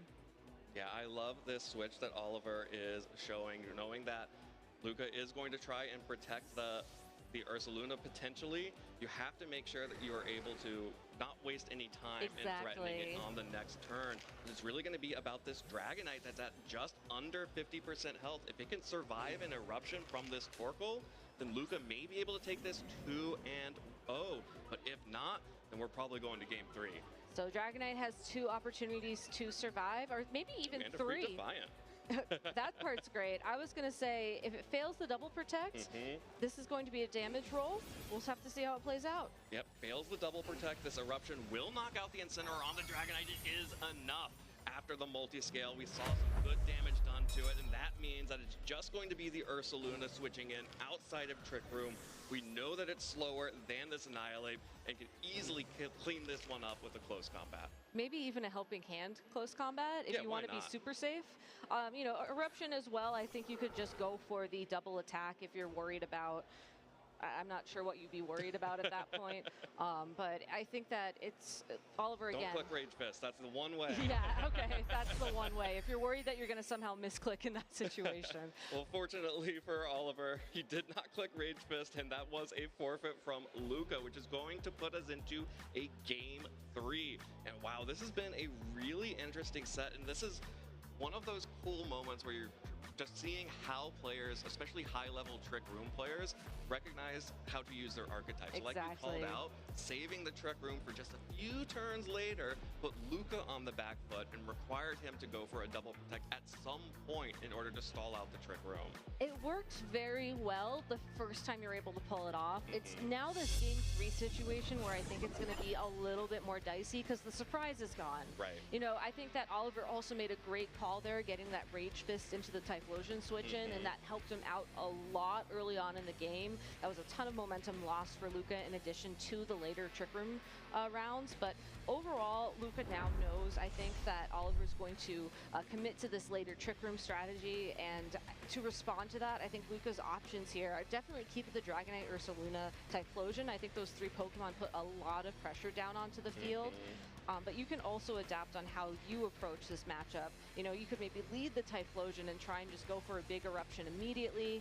You could even bring the Farigiraf possibly as your last Pokemon to try and just force Oliver to maybe not feel as comfortable using Trick Room, because you could Trick Room the Trick Room. Yep. You know, there's a lot of mind games here that Luca can start playing to really throw Oliver off his game. And when you're playing a Trick Room player that's experienced with Trick Room, it's really the mind game battle that will give you that advantage. Yeah, that is the tricky thing about the Trick Room, is it does come down to sort of sometimes reading your opponent and understanding exactly what kind of lines they're trying to go for. But this is it. This is Game 3 here in Sao Paulo. Both of these players would really love to be 9-1 and not 8-2 after this. You do need at least 10 wins to guarantee your spot in the elimination cut. But once again, it's the Ursaluna Dragonite for Luca, and Oliver will be using the Incineroar and the Annihilate. And last time we saw these leads from both these trainers, I believe we saw the Hisuian Typhlosion switch in and try to take an attack. So whether or not Luca tries that again really will determine the outcome, I think, of this match. Yeah, it did. It was able to take that first close combat, but then the Rage Fist afterwards was able to clean that one up after a weaker eruption. But Luca is just playing it so safe here with the double protect on the Ursaluna and the Dragonite, just trying to see what Oliver is trying to go for right now. And honestly, there's really no downside to going for a double protect, especially in a Game 3 situation when you know your opponent is going to use Fake Out. Just scouting out what they're thinking gives you so much information. It's a very safe play, but at the same time, the information is so valuable, it's always worth it. Absolutely. And crucially here as well, the Incineroar has not been able to pivot or get any damage done onto either of these Pokemon. So with this, both of these Pokemon on Luca's side have to make a choice here, and it's going to be the Ursaluna staying in, survives the close combat from Annihilate. This is going to take a defense drop for its troubles. That's super effective damage, but it's not enough to pick up a KO. Instead, Dragonite goes for the Scale Shot onto the Incineroar, deals a decent amount of damage here, definitely enough with a double up like we saw in Game 1, and gets the 5th hit this time and the critical hit. Just additional bonus there for the Dragonite, but big damage on to the Ursaluna, which has an opportunity here to fire back with a Hyper Voice, and actually with that extra damage almost picks up the KO onto Incineroar, but it's going to stick around for one more turn at least as it switches out with the U-turn and breaks multi-scale. And what was so important about that double up in game number 1 was that with the Incineroar gone, that was a pivot piece gone for Oliver, which meant that he couldn't switch it in to take an attack that would have allowed the Dusclops to make a return later on, which is what we saw in game number 2. So that Hyper Voice survive from Incineroar, even though it's only hanging on by a thread, is huge. And especially breaking the multi-scale is going to be very impactful onto that Dragonite. Still able to set up the Trick Room here with the Dusclops on the switch end, but it's a little bit dicier. It's a lot more dicier, I would argue. You know that this Dusclops, I think in this situation, Oliver is definitely going to go for Trick Room. I think you have to. I think the Annihilate, honestly, is still very comfortable on the field as well right now. I think that you can try to go for a KO here onto the Typhlosion. The Rage Fist is connecting. That means it's connecting on the Typhlosion on the switch, and Oliver just going on the offensive, picks up that Pokemon, and that means that Ursaluna is going to fire back with a Blood Moon into Dusclops, and does take it down to about a third of its health. But Ursaluna is also just going to feint to the Life Orb recoil, and now the two heavy hitters on this team have gone down in one turn, and Trick Room is up. I was going to say, if Dragonite stays on the field in that position, because of the scale shot, you know that it would be slower in Trick Room, and then you're in a situation where if Ursaluna attacks with Hyper Voice in the following turn, Annihilate goes down, Torkoal still gets in for free, and I think you have enough momentum to sort of keep yourself in the game, even though the first turn of Trick Room is wasted. Or you could just Rage Fist that spot and your opponent makes the same switch they did in game 2, and all of a sudden you have a huge lead. You do have a huge lead, but Luca actually has some options here because of that clear Amulet Incineroar with the 3 offensive options. It's not just a pivot Pokemon, it also can deal the damage. And that's what you need right now, because you cannot flinch either Pokemon on Oliver's side of the field. And fortunately, those Pokemon can't do much to you either. I mean, this Pain Split helps a lot, but that's not going to be a KO. And I think critically, you're going to be able to deal most of that damage back. Yeah, especially knocking off the Eviolite is huge into Dusclops, but not quite enough, and Dragonite Scale Shot will miss the Annihilate. That's huge. That means that Annihilate gets to fire off a close combat into Incineroar, and that's going to be about it for Luca. Only the Dragonite left against the Dusclops and the Annihilate, and probably the Torkoal in the back. There's no way for Luca to get out of this one. It was still going to be an uphill battle no matter what there. However, had that scale shot connected and Annihilate had gone down, it would have been Torkoal on the field next, and the Incineroar would have been so helpful in that matchup. But unfortunately, sometimes Dragonite just needs a little bit extra help. And that is the problem when you roll the dice. Sometimes you roll double 6s and sometimes you roll Snake Eyes, and Dragonite just unfortunately rolled Snake Eyes on that turn. Can you get glasses for Snake Eyes? No. Yeah, that's, yeah. But no, seriously, congratulations to Oliver Escalin. Moving on in the tournament, currently has 10 wins and 1 loss. Also was the finalist in the 2022 European International Championships, which is something we didn't have time to mention earlier. Well on his way to potentially getting a second shot at that champion title this weekend. Yeah, absolutely no stranger to these top-level matches, to these top tables, and to the pressure of being in phase 2 of the international championships. And so obviously you saw him keep it calm and collected throughout that 3-game set. Made the adaptation that he needed to enable himself to have those extra turns of Trick Room, and really well played there.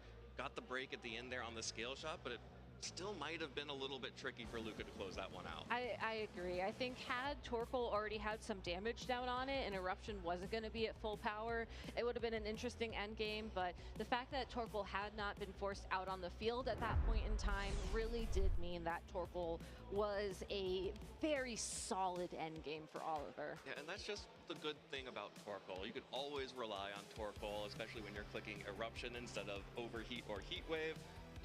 You know, it's a nice sturdy little turtle. It's very solid, yes. And that's why Trick Room works so well for it. You know, I love that people are looking at Hisuian and Typhlosion more. You know, I said this yesterday, I'll say it again. I think it was very overlooked as a best of 3 Pokemon, you know, finding most of its success in best of 1 formats, at least in VGC. But Torkoal really does need speed control. Yeah. It needs to be in Trick Room, it needs to be the slowest Pokemon possible, because as soon as you start getting chip damage on it, you start having to deal with accuracy rolls in terms of, you know, whether or not your attacks are going to be to their full potential, and then that just makes things that much harder. Yeah, every time you add that additional risk of variance of an attack missing, you add an additional chance for an attack to miss that really matters. And sort of like what we saw at the end of that game 3, Exactly. where Luca's Dragonite Unfortunately, scale shot not 100% accurate. That's just something that Dragonite players have to accept when they're choosing that Pokemon for their team, as most of the people in the field have. Exactly. Yeah, well, I'm really excited to see how these players are going to keep moving forward, especially seeing the different types of Sun. We didn't get to see the Venusaur mode from Oliver this time around, but I do think it will be really interesting in the future and definitely opens up some more opportunities for that team. So let's go ahead and toss it down to the stage where Oliver is standing by to tell us all about that match. Y'all take it away. Thank you very much, Evan and Gabby. Yes, I am here with none other than Mr. Oliver Estelin, our winner of the previous round and our EUIC 2022 finalist, clearly on a mission. Oliver, my friend, how are you feeling? That was a very tough matchup versus our 2024 world champ, Luca Cherrybelly. Yeah, it's a matchup I've played a couple times before. I felt like I knew exactly what I need to do, and even then, Luca was able to take a game off of me, so he played extremely well. I was quite surprised myself. I thought that it was going to be most likely a quite quick of a game for me, but you know, nothing more than just the biggest respects. It was a great game. He played well. Yeah, 100%. And we saw the sort of adaptation of the game one, where there was a lot of focus, I guess, on the Typhlosion mode that Luca identified. But then you were able to sort of find a way to be able to bring the Incineroar and Annihilate as a lead. So was that a point of contention of, okay, maybe getting Trick Room straight away isn't as beneficial? Yeah. Definitely. I mean, you mentioned it perfectly. I felt like after game one, I had to delay Trick Room a little bit so that a Pokemon like Typhlosion or Ursaluna in the back wouldn't be able to reverse sweep me as happened in game one. So that was kind of the main idea I had going with that lead. On top of that, I've faced loads of different approaches from that opponent's style of a team that I just played, and I genuinely think that Lucas one has been the most unique in that sense. So it definitely got me to sort of shift my focus a bit from getting up Trick Room instantly to kind of delaying it, getting some damage more on the board, and then setting up Trick Room for later sweep. Yeah, exactly, and you did that to such a stellar fashion as well. And going into that game three then, I think I really want to focus on that very crucial staying in with the Annihilate, focusing the Rage Fist on the Dragonite that ended up switching out. So what was going through your mind at that point? So I kind of thought that I'm pretty sure I'm able to actually live the double up from Terra Blood Moon and Scale Shot on Dusclops. But in game two, I ended up switching in my Incin to the Annihilate in a similar situation to kind of cover that and guarantee it. So I assumed that Luca would expect me to do that. So then I decided to take advantage of that opening and at least get a lot of damage on the Dragonite, or potentially get a free sack into Torkoal so that it's able to sweep more effectively in Trick Room. And we saw it in play. It was such a pivotal moment of that game three. Essentially, you're just able to sweep in Trick Room, which is sort of the intention of this team. But I guess I want to talk a bit about the team. It's one of the unique compositions that, okay, there are a couple of usual pieces, familiar usual suspects and such, but you've got Dusclops and Venusaur. Please talk to me about your motivations and the roles that they complete with this team. So in terms of the Trick Room mode, obviously there aren't that many pieces supporting it. Mainly it's just Incineroar. And I feel like Dusclops functions extremely well as a kind of solo Trick Room setter, in the sense that it's almost impossible to actually take it down in one shot. So you're able to guarantee Trick Room unless the opponent has Taunt or some other means, almost always. The Venusaur just currently has a very great speed tier, in my opinion. Apart from Goldengo, it's able to play into Rain and into a lot of other like compositions quite effectively, and a lot of people don't expect the damage it's able to do. And I guess on top of that, lastly, you know, if you have to rely on Sleep Powder, that's an option as well. I mean, it's a win con for a reason, right? It gives you that out-win situations that may not be as advantageous for yourself. So right now, Oliver, you are #1 in the EU leaderboard championship points-wise. You were in Las Vegas last weekend and did, of course, get that top 16. So what are your motivations and your roadmap so far this season? Back-to-back, just try and do the best that you can? So there's actually a kind of major reason why I tried to squeeze in a lot of these tournaments into the early part of the season, and that's because I'm starting my first like full-time job out of university in December. So I kind of want to reserve some time to get adjusted to the flow of things, and I guess on top of that, I want to make sure that I have a good shot at qualifying for Worlds as well. So that's kind of the main reason. I'll still obviously try my hardest to attend, especially UIC and NAIC, but obviously the current situation in terms of my availability during those times is unknown. But obviously I'll do my best. I would love to be there, and I don't think I've, for example, missed a single EUIC since my first tournament ever in 2017 being EUIC. Yeah, and I mean, we'd be absolutely excited to be able to see you accomplish that too. So this weekend right now, you have only dropped one set at the moment, going into phase 2, 2 more rounds remaining. What would it mean to you if you were able to pick up the title this weekend? I mean, it would be amazing. I feel like in 2022, I came very close to actually winning an IC, but after that, it was kind of a humbling experience for a year where I kind of figured that like I wasn't as good as I thought I was, and then I feel like as my skill sort of naturally improved a bit, I was able to win my first regional. So I feel like it is only natural to at some point in the future get the international title to follow.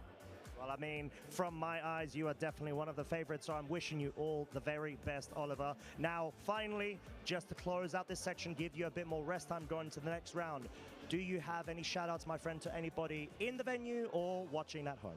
Yeah, first and foremost, I want to shout out Calvin Foster, who's the main duo behind this team with me. I could have not done this performance without his help.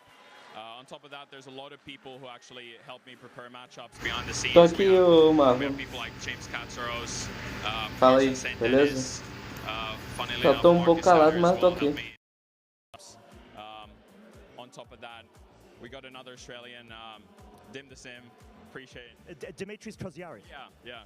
I kind of forgot the last name. I'm sorry. I got you covered. He's part Greek, so yeah. Yeah, and I'm sure that there are many more, but I wanna appreciate all of you, and you've been part of this success.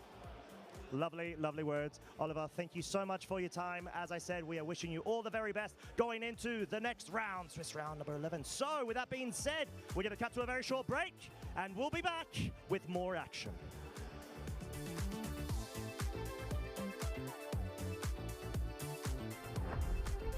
Hey there, Pokemon trainers. Gabby Snyder here at the 2026 Latin America International Championships. Now, while the main competition is going on and trainers are competing in the Pokemon trading card game, Pokemon video game, Pokemon Go, and Pokemon Unite, there are many side activities for our spectators to enjoy. Why don't we go take a look? Now, over here at the activity zone, there are many fun games you can play, such as carnival games, or maybe you feel like you're a budding TCG artist where you can color in some lovely drawings, or maybe even do some origami. There's plenty of things to try, so let's go check them all out.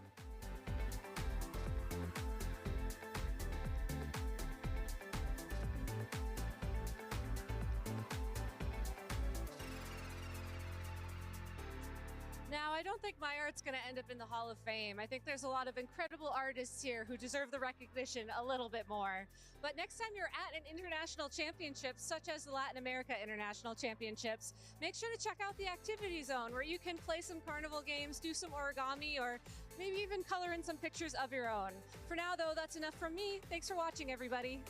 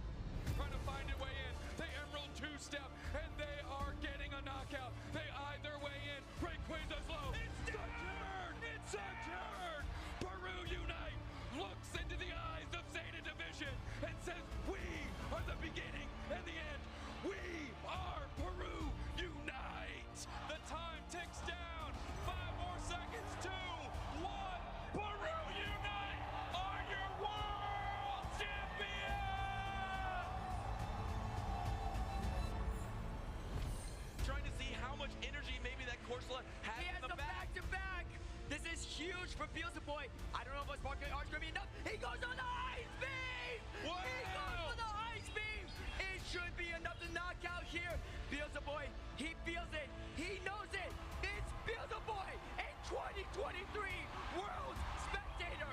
It's Fields Boy in 2024 World's Commander. It's Fields Boy, your 2025 World Champion. Big one card here for Yuya as Jose will disrupt. It's lightning energy! If that's true, that would spell disaster here for Jose. Not done with the turn yet. Is going to do everything he can here in this second game. Yeah, here we go. Yeah, Phantom Dive is being used. This Raging Bolt is being knocked out in the active spot, and if Yuya has an energy card, this game is all over. Raging Bolt charges him. There it is! Lightning energy in the hand. Yuya Okita takes the game and becomes your Juniors Division 2025 World Champion! Huge congratulations! Question really is there a superior energy retrieval in hand? If there is, Figuan will be making history here, and it looks to be a jolting charge. No access to the knockout on this occasion, is going to have to take a step back and prep for a future turn. No other attacker on Figuan's board. Disruption. That was it. Boss's orders in hand, and that's it. Figuan Liao topples the Titan to become your world champion. Oh my gosh, Genome hacking, not just having its own move, it's hacking the system, copying the Dragapult EX and able to use its powerful move against it here and then applied with that Fairy Zone on the Lily. Oh, he's ready to just give up the game. It's over. That is history made in the 2025 season here at the Masters Finals. Riley McKay is taking things down with Gardevoir EX.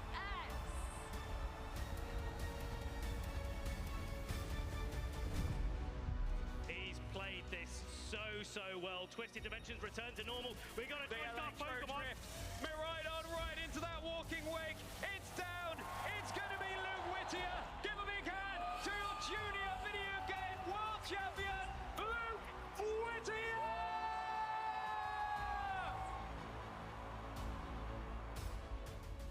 Rillaboom, Woodhammer, still pick up the KO. Now the Calyrex Ice Rider has this opportunity to move, and that is the Glacial Lance. Double, down, double KO.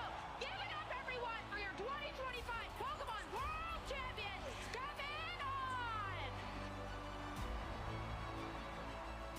Sputtermane is going to go right in that Koraidon that protected on that last turn. This is a huge source of Jason's damage. And the Chio goes for the Heat Wave to try to finish it off. A double KO. And Chio is one Pokemon away from becoming the world champion. And it's going to be the Chiyu looking at this final HP to deliver the finishing blow. And just like that, Giovanni Siski is your 2025 Pokemon World Champion.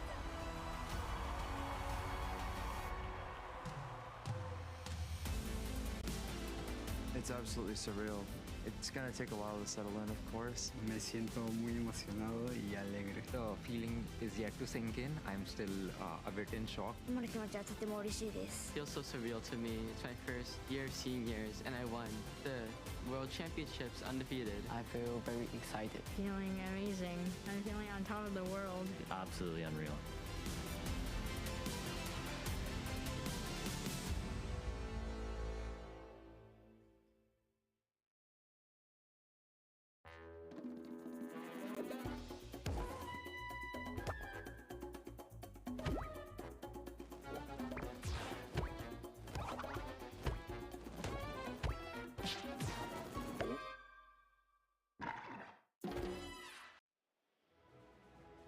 Welcome back, everyone, to the Latin America International Championships in beautiful Sao Paulo, Brazil. It has been a gorgeous, sunny weekend so far in Brazil, and it has been even sunnier in our matches as we just finished our sun mirror. Well, different types of sun in our last match. Do you think the weather outside was set via an ability or via somebody using Sunny Day? I think it was set via someone using Sunny Day.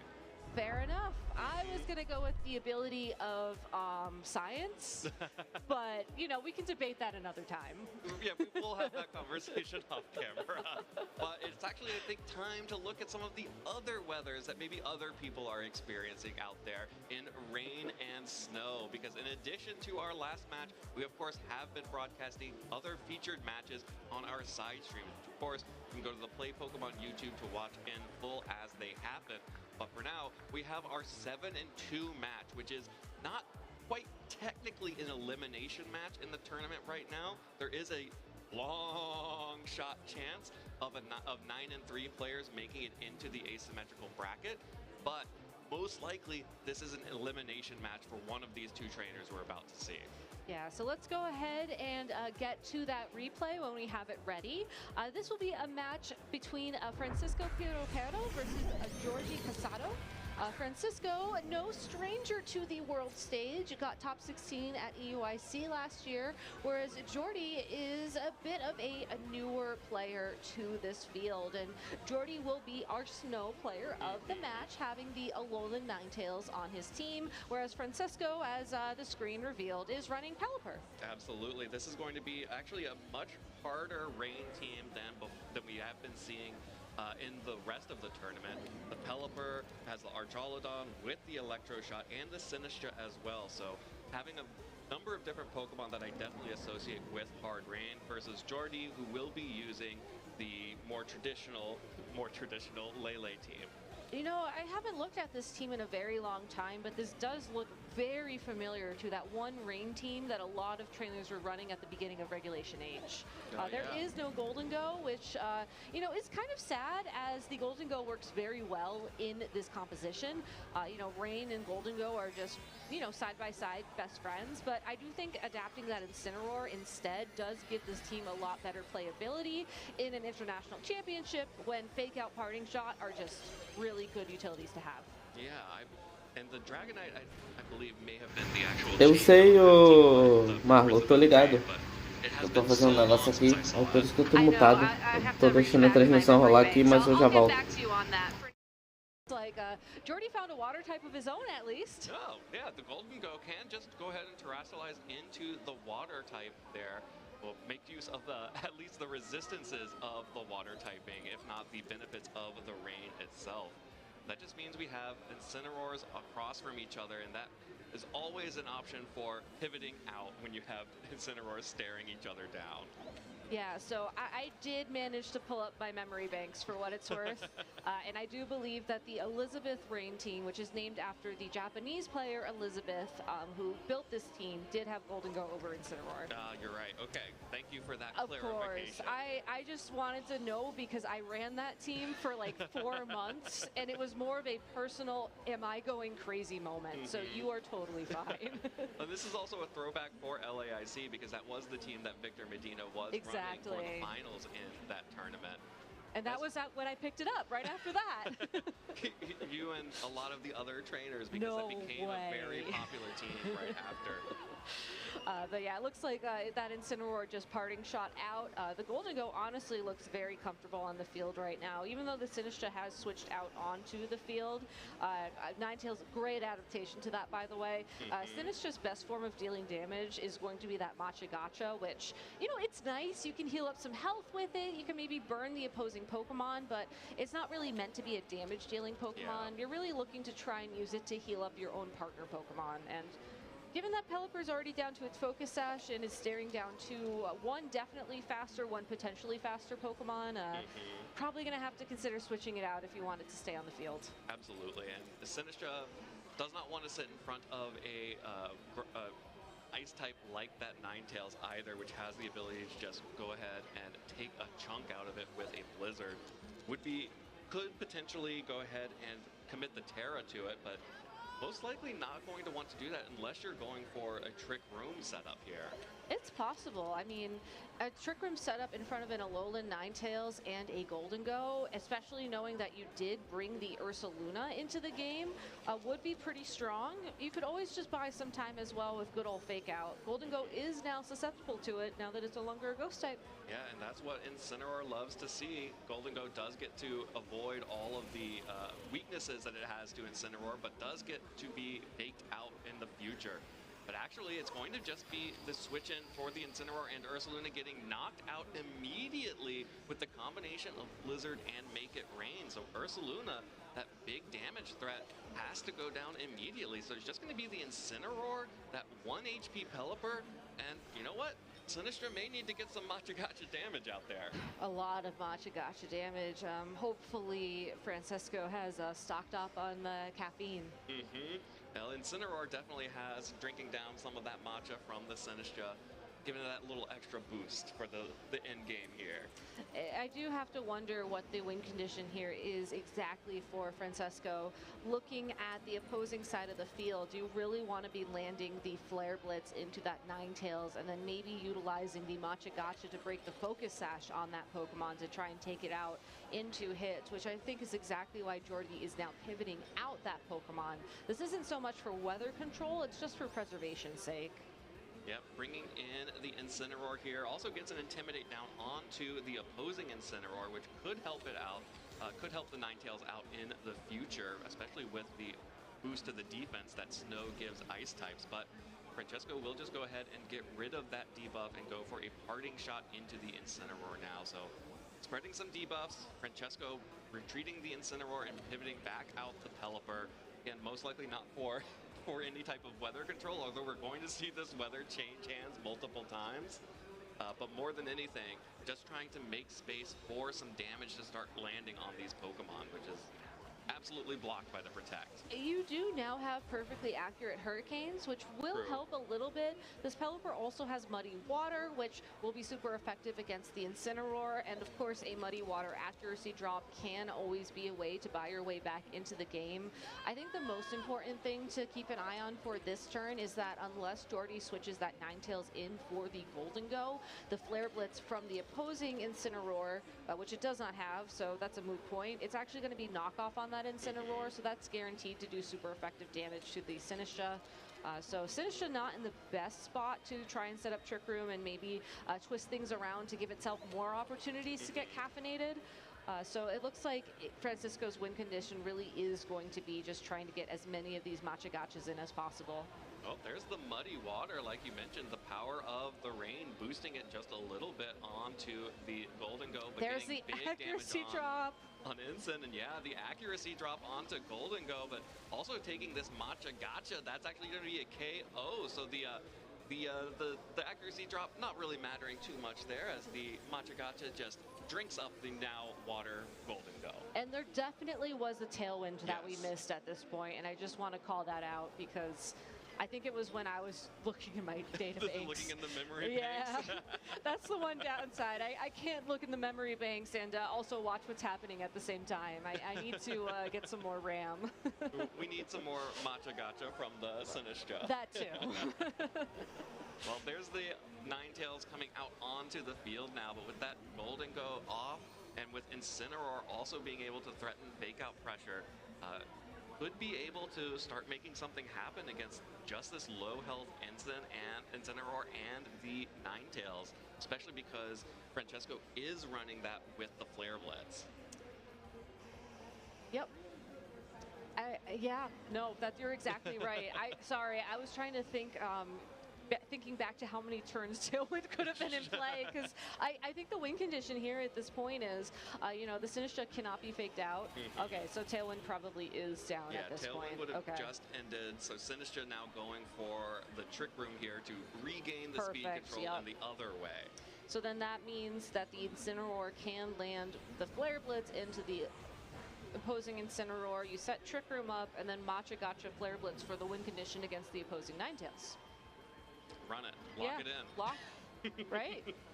I think that's it. Yeah, so there's the Trick Room from Sinistra.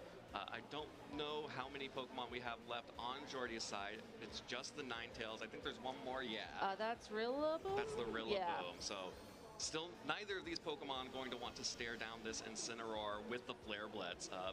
Ninetales is okay getting the speed or the defense boost in the snow, but it's already a Focus Sash, so it's already a 2-hit KO. And you can buy a little bit of time, but you really need some freezes if you're going to make something happen with that Ninetales. Exactly. Seeing that Terastallization is still in play is interesting. You don't want to Terastallize the Sinistra as it's a water type Terastallization, which as long as the Rillaboom's on the field, I think that's a very bad idea. You're going to be taking a lot more damage from its grass type attacks. This is an Assault Vest Rillaboom. Still has Wood Hammer, of course, so that's the move you want to avoid. But I do think that the Ghost type Terastallization is interesting on Incineroar to consider for this turn if you want to, or if you are worried about that fake out from the opposing Rillaboom. But you do have enough health on the Incineroar where that's not necessarily a bad thing, and you could also just opt to heal yourself up. Yeah, you would be able to dodge the fake out, but at what cost, right? Then you remove your resistance to ice and to grass type attacks. And you do also remove your weakness to the high horsepower from the Rillaboom, but then you Aurora leave Veil. yourself, but then you leave yourself susceptible to Aurora Veil, which means that 2-hit KO on the Alolan Ninetales is not looking as guaranteed. Yeah, and I think I see what Francesco is going for here, trying to potentially target down the Ninetales with a parting shot or something like that to weaken its special attack and maybe be able to just tank it all out with Sinistra. I don't know. That puts a lot of stuff on Sinistra, though. I am very curious how this game ended up, as unfortunately our players are ready on stage. So if you want to know who ended up winning this match and you don't want to cheat by looking at the match results for this previous round, you should head over to to youtube.com/playpokemon, where you can see all of our feature matches from the stream today, the stream yesterday. There are some incredible games up there, and if we take a look at the pairings, which will certainly not spoil what just happened, I hope. Standings, pairings. Yeah, let's take a look at the standings right now, It's so we not can gonna see where our spoil. players are and see who is still one game away from locking in their top cut. It is so close. We are now in the moments where everyone is making their way to the elimination bracket. You can see the 6 people there on the left side of your screen are one game away from guaranteeing their position in top cut, but there are so many other players who are just one game away from potentially being eliminated from the tournament, including our defending world champion, Giovanni Siski. And what a razor's edge to be standing on for all of these players, given just how tough the competition is. Everybody here is playing at the same level at this point. Everybody here is dealing with the same nerves. Everybody here is dealing with, I would argue, like the same, the same amount of luck that's going to come into their runs, the same amount of,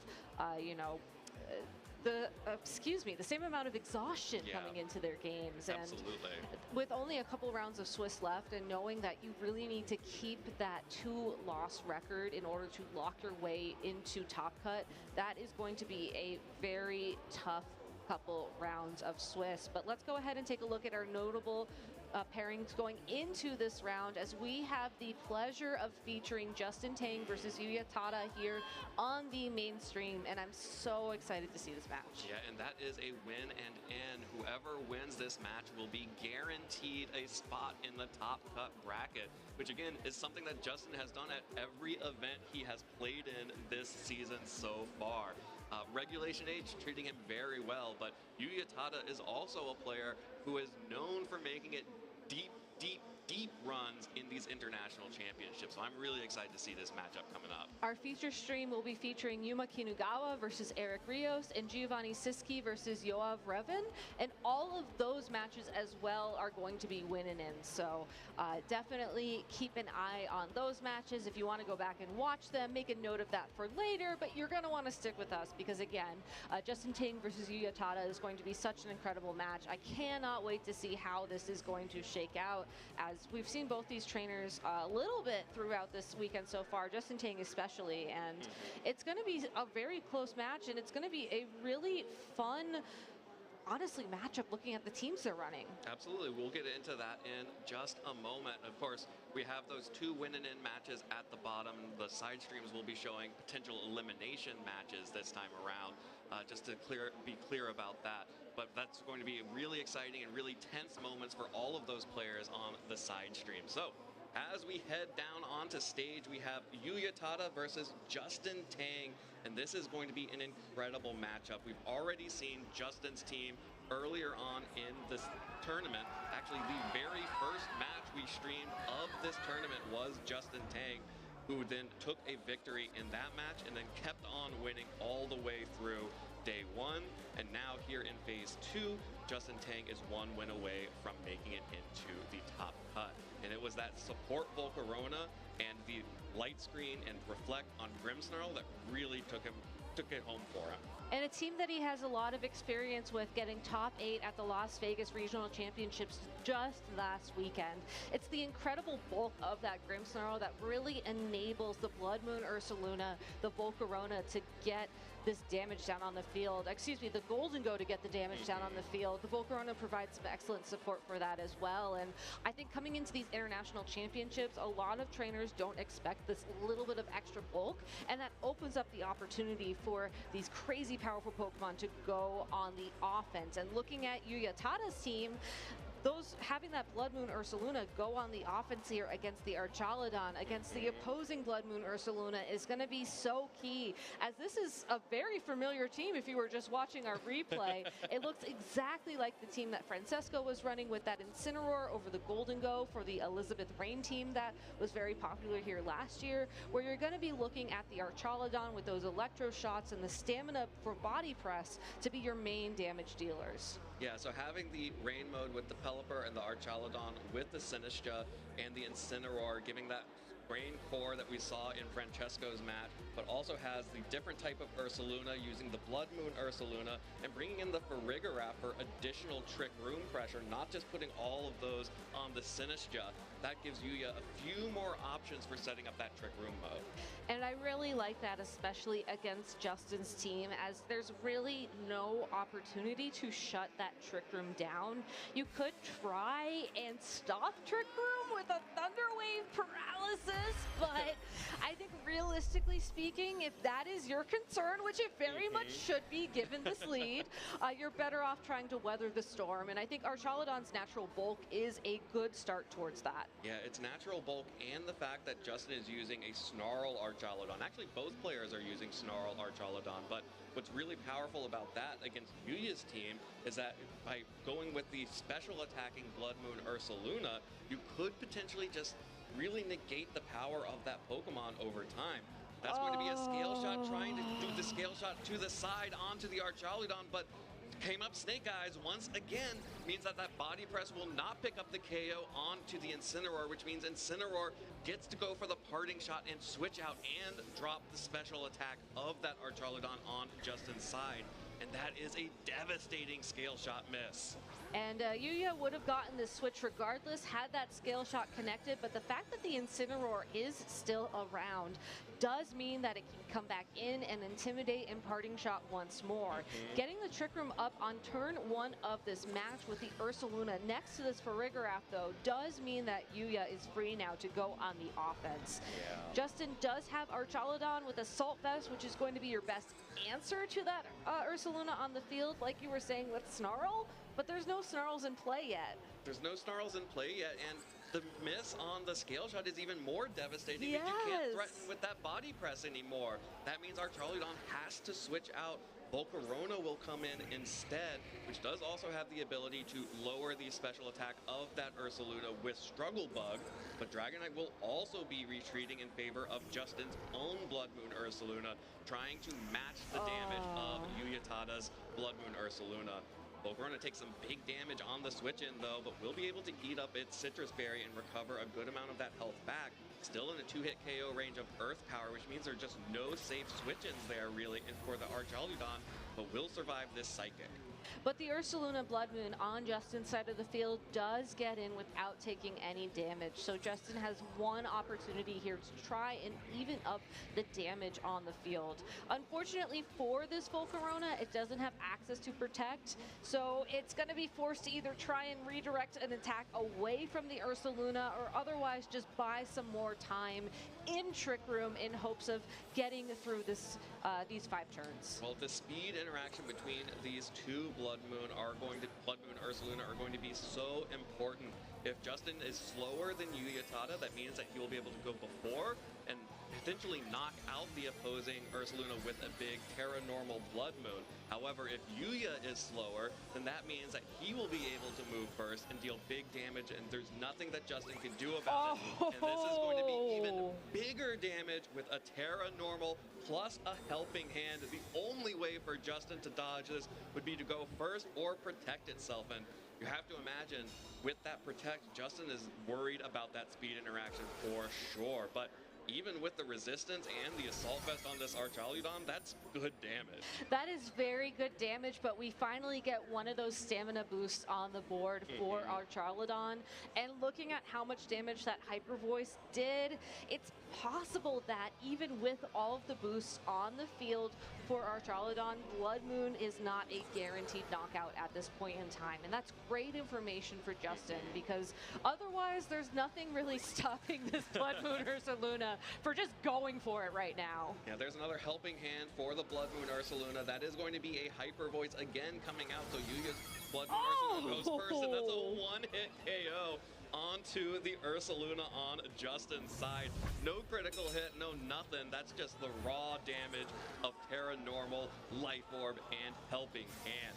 Archaludon will be able to fire back with a Draco Meteor, which doesn't pick up the KO. Justin really needed that little bit of extra damage onto the Blood Moon Ursaluna there. I really loved what he set up there to sort of force Yuya to only be able to take out one of the offensive threats at a time, but he really needed that KO to make something happen. He really needed that KO, or he really needed the opportunity to protect on the Archaludon this turn.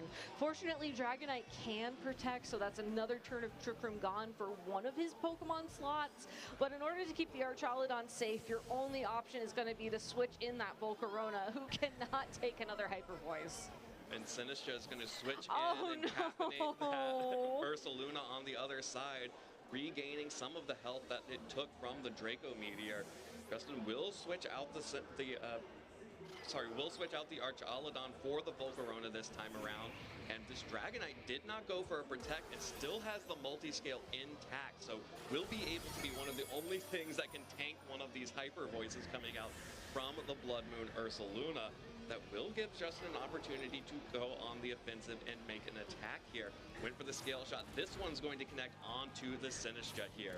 Needs a lot of damage and needs the Archaludon to be able to deal some damage back once this Trick Room ends. But it does enough damage to activate the Citrus Berry on the Sinistra, so depending on if this last scale shot hits, the Sinistra could really mitigate a lot of that damage. But it's something. It's something. It's something. And something is exactly what you need. Fortunately for Justin, the Trick Room has finally ended here, which means that there may be an opportunity to finally start, getting the momentum back for him. But there's still that Incineroar in the back, and there's still that Farigiraf that is perfectly healthy. The Farigiraf is going to be running Mental Herb, so it's not the Throat Spray variant that would be, I think, ideal for this end game. It's going to be able to deal super effective damage to the Dragonite with Dazzling Gleam, but overall, it's still going to be the Blood Moon Ursaluna that Yuya will probably want to pick up this end game. So if he can set up Trick Room one more time with this Sinistra, I think that's the win con he's going for, especially with this switch. Yeah, well, this switch especially is going to make it really difficult for Justin to stop anything from happening here. The scale shot trying to connect onto the Sinistra, but the Intimidate is doing so much to mitigate that damage. Gets the 5th hit this time around, but Sinistra needed that extra hit the first time. It needed a couple critical hits on this time to try to break the Sinistra or a double target from the Archaludon. And it's that one scale shot miss, the 5th hit, that allows Sinistra to survive for one more turn here in the red health and go ahead and set up the Trick Room on his own. But I think what Yuya switching here was really smart, because even if Sinistcha went down there, you'd be able to bring in the Farigiraf and set up the Trick Room with the fake out pressure anyway. Exactly, and I love how Yuya played this game, because support the Ursaluna Blood Moon is the perfect strategy if and when you catch your opponent off guard, and that's exactly what we saw. It was kind of surprising to me that we didn't see Justin lock in the Grimmsnarl in this matchup, given that one of the ways that I think Yuya's team really succeeds is getting the Trick Room up for Ursaluna Blood Moon, then using Farigiraf to stop fake out, using Sinistcha to heal it, and then you also have the Incineroar as well to do what it does best and just be there. Yeah. But going into this game number 2, I do think that Grimmsnarl is a very natural adjustment, if only because once Light Serene is on the field, all of a sudden that Blood Moon Ursaluna is no longer going to be able to deal that crazy amount of damage. It'll just be a normal amount of damage. And with that little bit of extra breathing room, I do think that Justin will be able to find his way through Trick Room a little bit easier. The question, though, is if Yuya brings both his Trick Room setters again, can he get through it twice? Yeah, that's a big question, but I don't know that Justin really needs to do too much differently, because let's not forget that first turn started off with the scale shot missing onto the Archaludon. True. If that had landed, you definitely would have been able to deal big damage to either the Incineroar or the Ursaluna, and just having that available to one-hit KO that big threat on Yuya's side makes those Trick Room turns so much more difficult. But Justin is not going to go for that risk, or maybe Yuya says, oh, actually Justin had an answer for that and I got bailed out by that 10% chance. Let's both switch it up here. I also think that Justin has put his life on the line with Scale Shot one too many times. I respect the fact that he made the adjustment. That's Pelipper going for the Terastallization into the Terra Stellar immediately. Going to boost the power of the Weather Ball and the Hurricane on that Pokemon. And that's an aggressive Terastallization. Ooh, okay. And it gets punished with a Thunder Wave. That means that Pelipper is now going to be slower than the Blood Moon Ursaluna. But because there was no attack, that does mean that it will be able to survive this turn because of that Focus Sash, and at least fire off one Terra Stellar powered boosted attack. There's the Electro Shot that connects straight onto the Grimmsnarl, deals good damage there, but the Earth Power comes out from Justin's own Ursaluna and picks up the one-hit KO on the Assault Vest. This is why Assault Vest Archaludon has always felt a little bit fake, because Blood Moon Ursaluna still one-hit KOs it. And this is oh no! And there's the paralysis making up for turn 1 of game 1. Yuya is not able to deal any damage with that Pelipper, is not able to go on the offensive despite the Terastallization. And this is why the Blood Moon Ursaluna broke up the friendship between the Incineroar and the Golden Go. It has so many answers to what is good in the format right now, especially when it's holding the Life Orb. I think this is one of the later adaptations of this Pokemon in Regulation H, and it is such a threat. That now being said, I think we're finally going to be able to see the speed interactions between these two Blood Moon Ursaluna. Maybe next turn if this is a double protect, or not. That's just going to be a faster Blood Moon Ursaluna from Justin Tang. 2 attacks, 2 KOs from Justin Tang's Blood Moon Ursaluna. It is not happy about how game 1 went. And the confidence. We haven't even seen Grimmsnarl go for a light screen yet. Just went for the speed control on the Pelipper, and now I think I saw a Spirit Break going into the Pelipper. Probably was the Ursaluna before it was knocked out. Did take a bit of a risk there. Had a Weather Ball connected into his own Ursaluna, we would be looking at a different game, but you can see why Yuya locked in the forfeit right there. Those were 2 insanely game-defining knockouts in those 2 turns. Yeah, that's kind of just what Blood Moon Ursaluna does sometimes. Oh, 100%. If you let that Life Orb Blood Moon Ursaluna get rolling, it gets rolling. And what's really impressive about that, you mentioned the confidence that Justin had. There was no Terastallization either. He knew exactly how much damage he was going to do with that Blood Moon. He knew that his opponent would not be able to survive it. And, you know, we saw there Yuya locking in the forfeit. No way out. But now you ask the question of how you respond to that, because clearly the Archaludon and the Pelipper was not the answer that Yuya was looking for. And if you go back to that Trick Room mode, is the Farigiraf's bulk enough? You could always bring that Incineroar alongside of it, as Justin has no way to stop Fake Out on that Ursaluna, as it's also a Terra normal type, so it will be able to, you know, always be flinched or forced to protect in that situation, which would guarantee the Trick Room setup. And you can't even think about a Thunder Wave into that Pokemon, as Armor Tail will stop Prankster.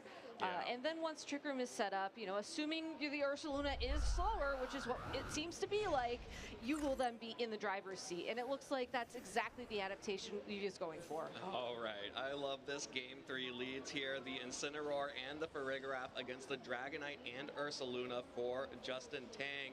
As you can see, he's locked in the same thing as Game 1, but hiding it a little bit this time. And if the scale shot can land, it could be really powerful. We can see exactly what Justin was going for in that first game. It's a risk, though. At least you have the Blood Moon Luna to back it up, and admittedly, maybe the fact that the Ursaluna will come back in and then you can protect it that turn will buy you a little more time, but you're still putting everything.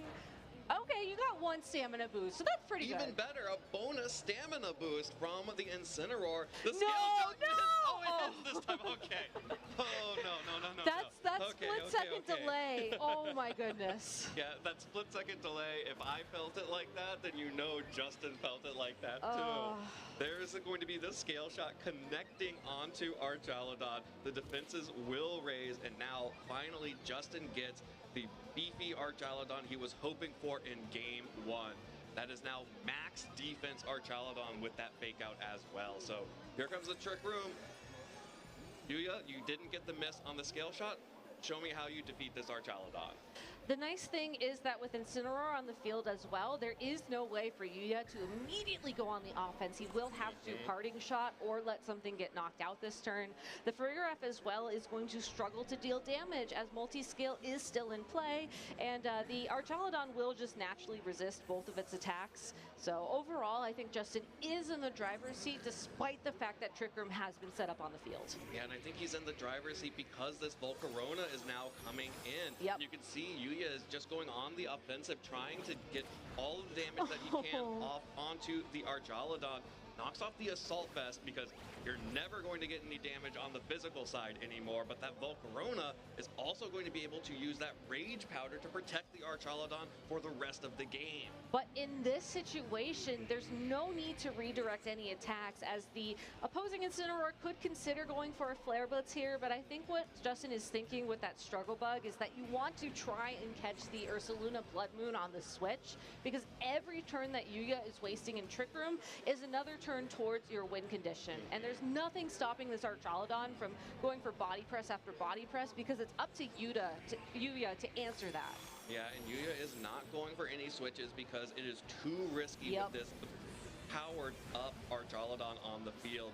Just going on the offensive into the Volcarona deals great damage with that Flare Blitz, but will be mitigated with the Citrus Berry. And the Dazzling Gleam keeps chipping away at the Archaludon, which could add up over time, but it's got nothing on this body press that wipes Incineroar off of the map here. Which means Yuya can now get the Ursaluna Blood Moon on the field. So that is one good thing for Yuya. Single target, super effective Struggle Bug KOs, we love it.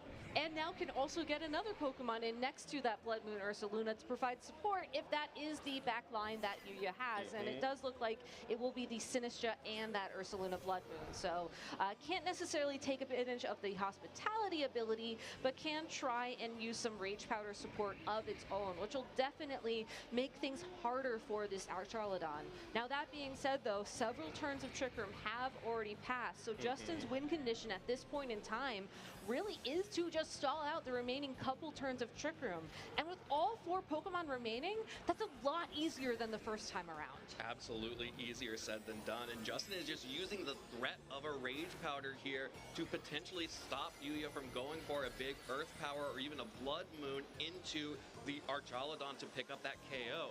Instead, you will go for the option to Terrestrialize into the normal type and go for the Hyper Voice and not go for a Rage Powder on the Sinistra. Archaludon survives, with 22 hit points. Sinistcha may get a chance to move before the Archaludon. The Matcha Gotcha connects onto both Pokemon here. Is Archaludon bulky enough to survive? It is with 10 hit points, and the body press connects right onto that Ursaluna, and that just means Sinistcha is all alone. And this was the master plan in Game 1, brought to fruition here in Game 3, as Justin Tang is about to lock his 4th consecutive top cut of Regulation H. Archaludon playing to all, or Yuya playing to all of its outs, hoping for a burn on that Archaludon, but it was just too late in the end.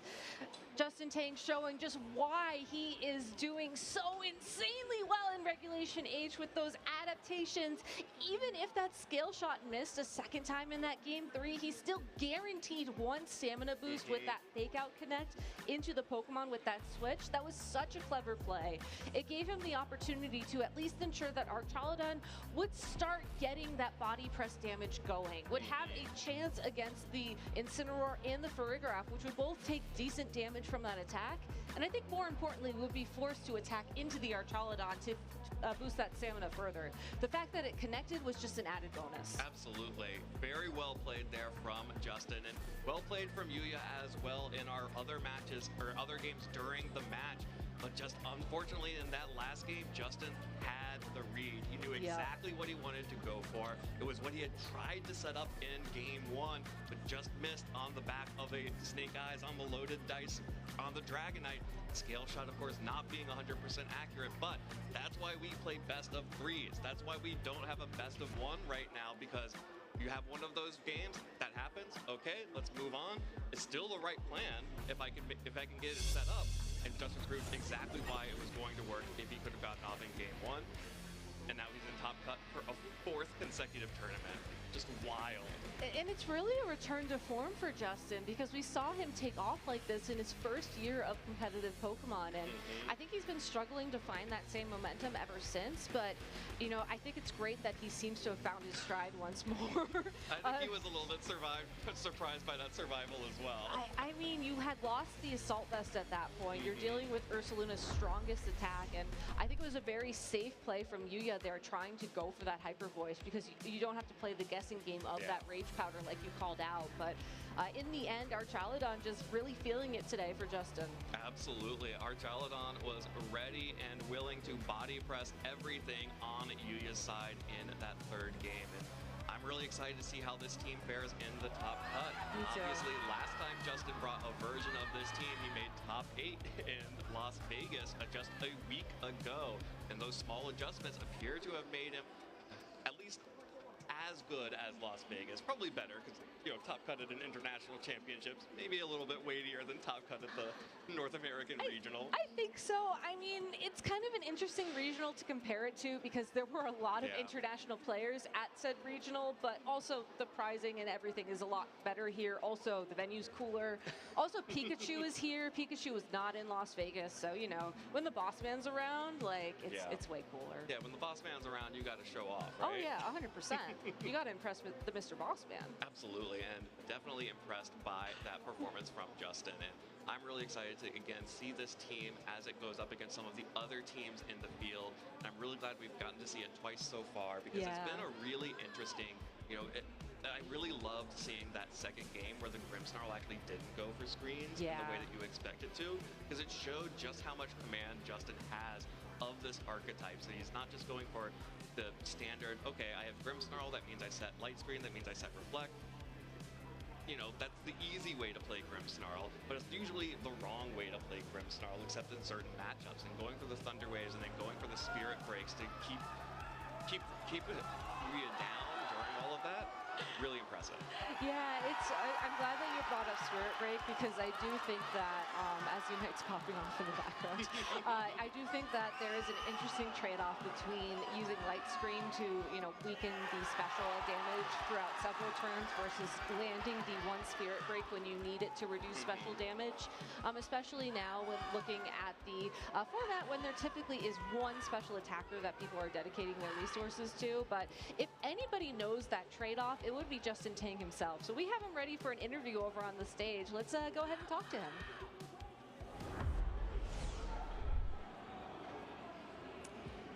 And here we are with Justin Tang once again.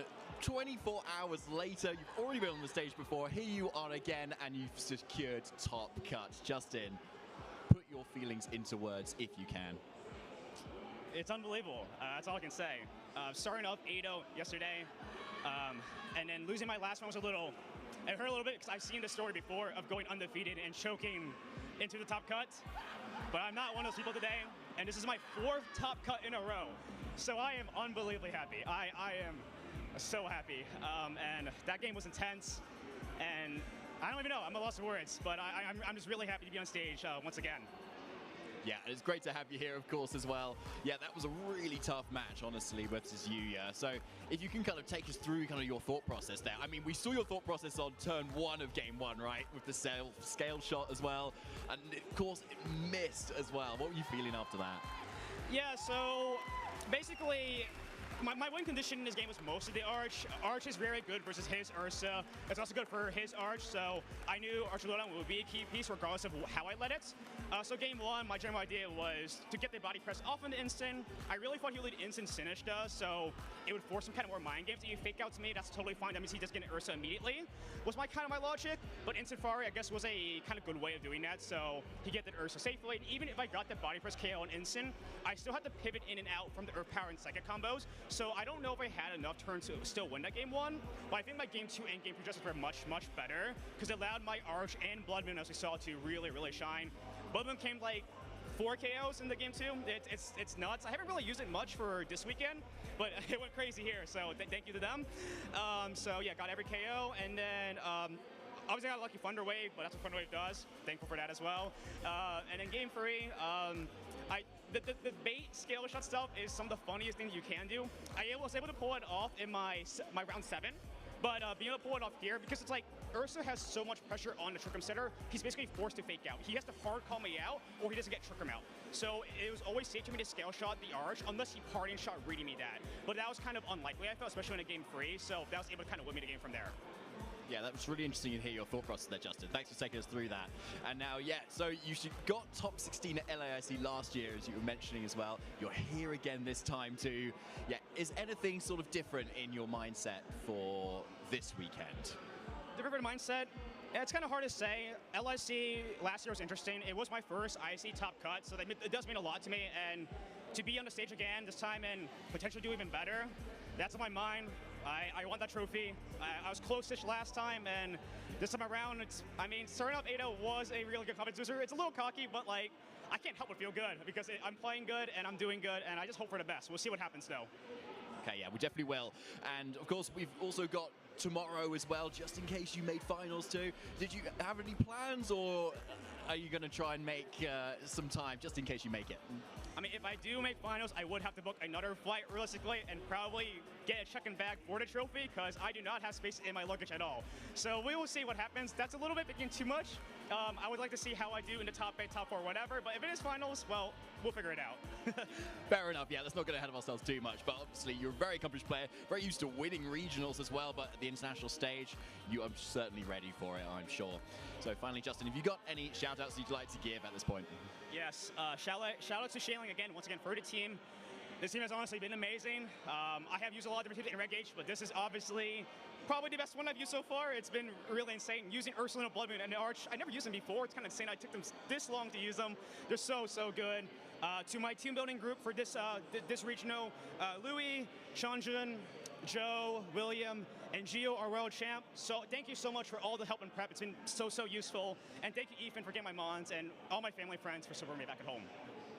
Fantastic. Justin, thank you so much for chatting with us. We'll let you get ready for your next round, and we'll be back for the final round of Swiss very shortly here at LAIC 2026.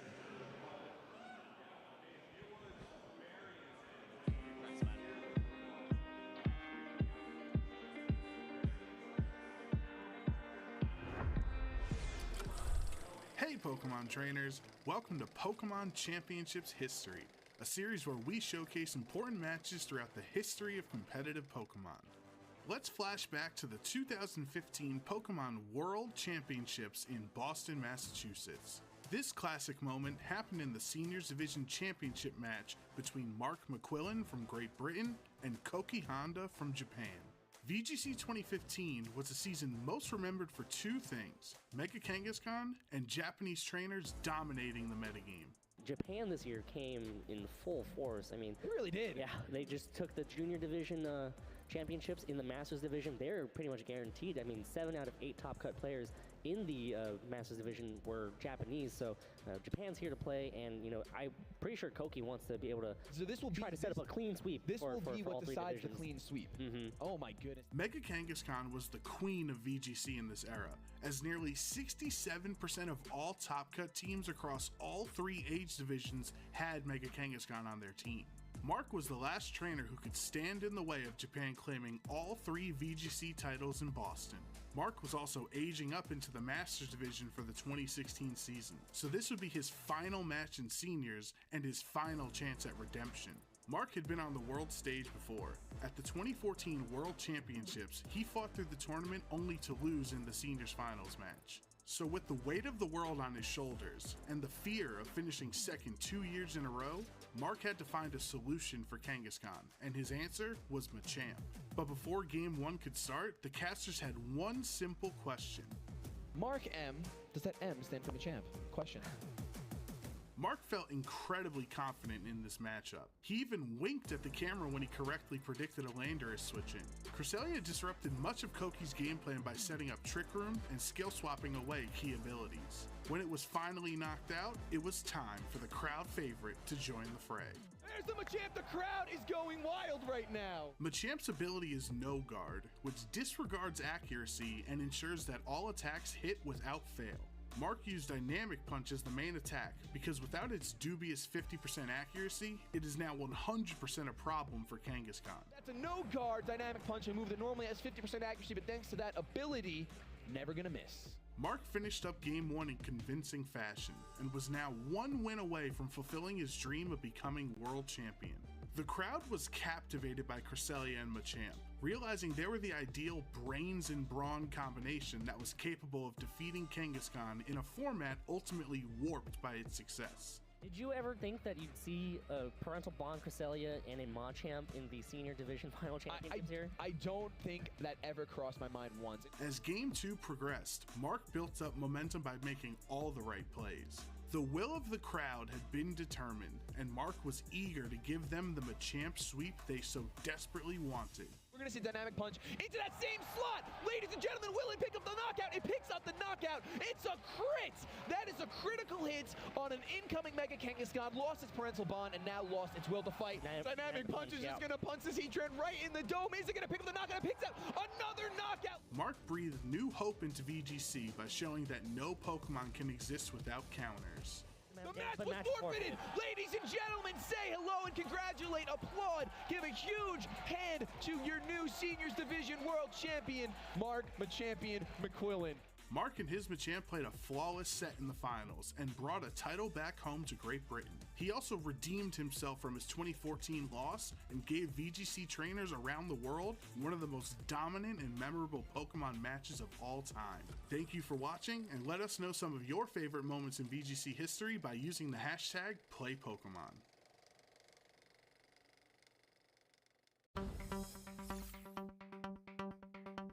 The first Pokemon game that I played was Black and White for the Nintendo DS. My favorite Pokemon has been changing a lot. I feel like it's probably Mimikyu, but I actually really been liking Serperior. Mimikyu has been my favorite Pokemon for a little bit because when I first started playing competitive in 2017, it was one of the strongest Pokemon and I was putting in all my teams. While Serperior was simply the starter evolved from my first Pokemon game. I think the farthest I ever traveled to get a Pokemon event was probably Australia, for the Oceania International Championship in 2020, since from Italy it's I think around like 20 hours of flight.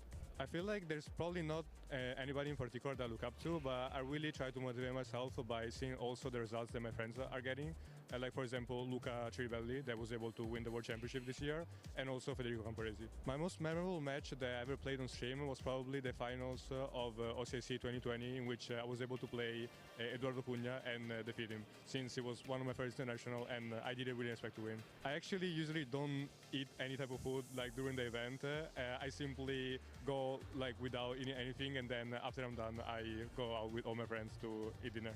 My go-to snack is probably a bag of chips, simply because I feel like candy are probably not too healthy, while fruit I just don't really like it unless it's something really specific. My favorite city that ever hosted a Pokemon event was probably, I think, Melbourne of OCAC, but I also really like Toronto. The genre that I usually listen the most is probably hip-hop, but lately I've been also listening a lot to J-pop, so Japanese songs.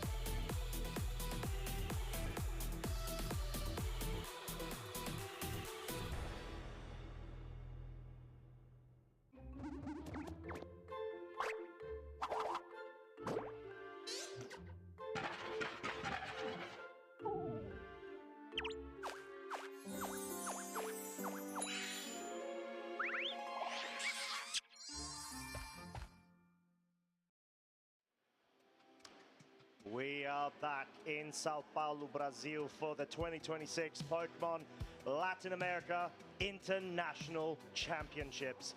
Phase 2. This very morning did start with 74 trainers out of 518 masters registered for the tournament. We have now reached the final step of this phase itself in the tournament, going straight up to the top cut. This may be the final opportunity for somebody to be able to head through to the next stage of the tournament. I am Costa, this is David, and we are here to bring you all of the high-level action throughout this weekend today. Yes, we are. Yes, we certainly are. Oh my goodness, it's getting really hype in here, Costa. Honestly, yeah. If someone could give us a weather forecast for the hypeness of a day, that would be really helpful because I'm always unprepared. Too high! Yes, it is too high!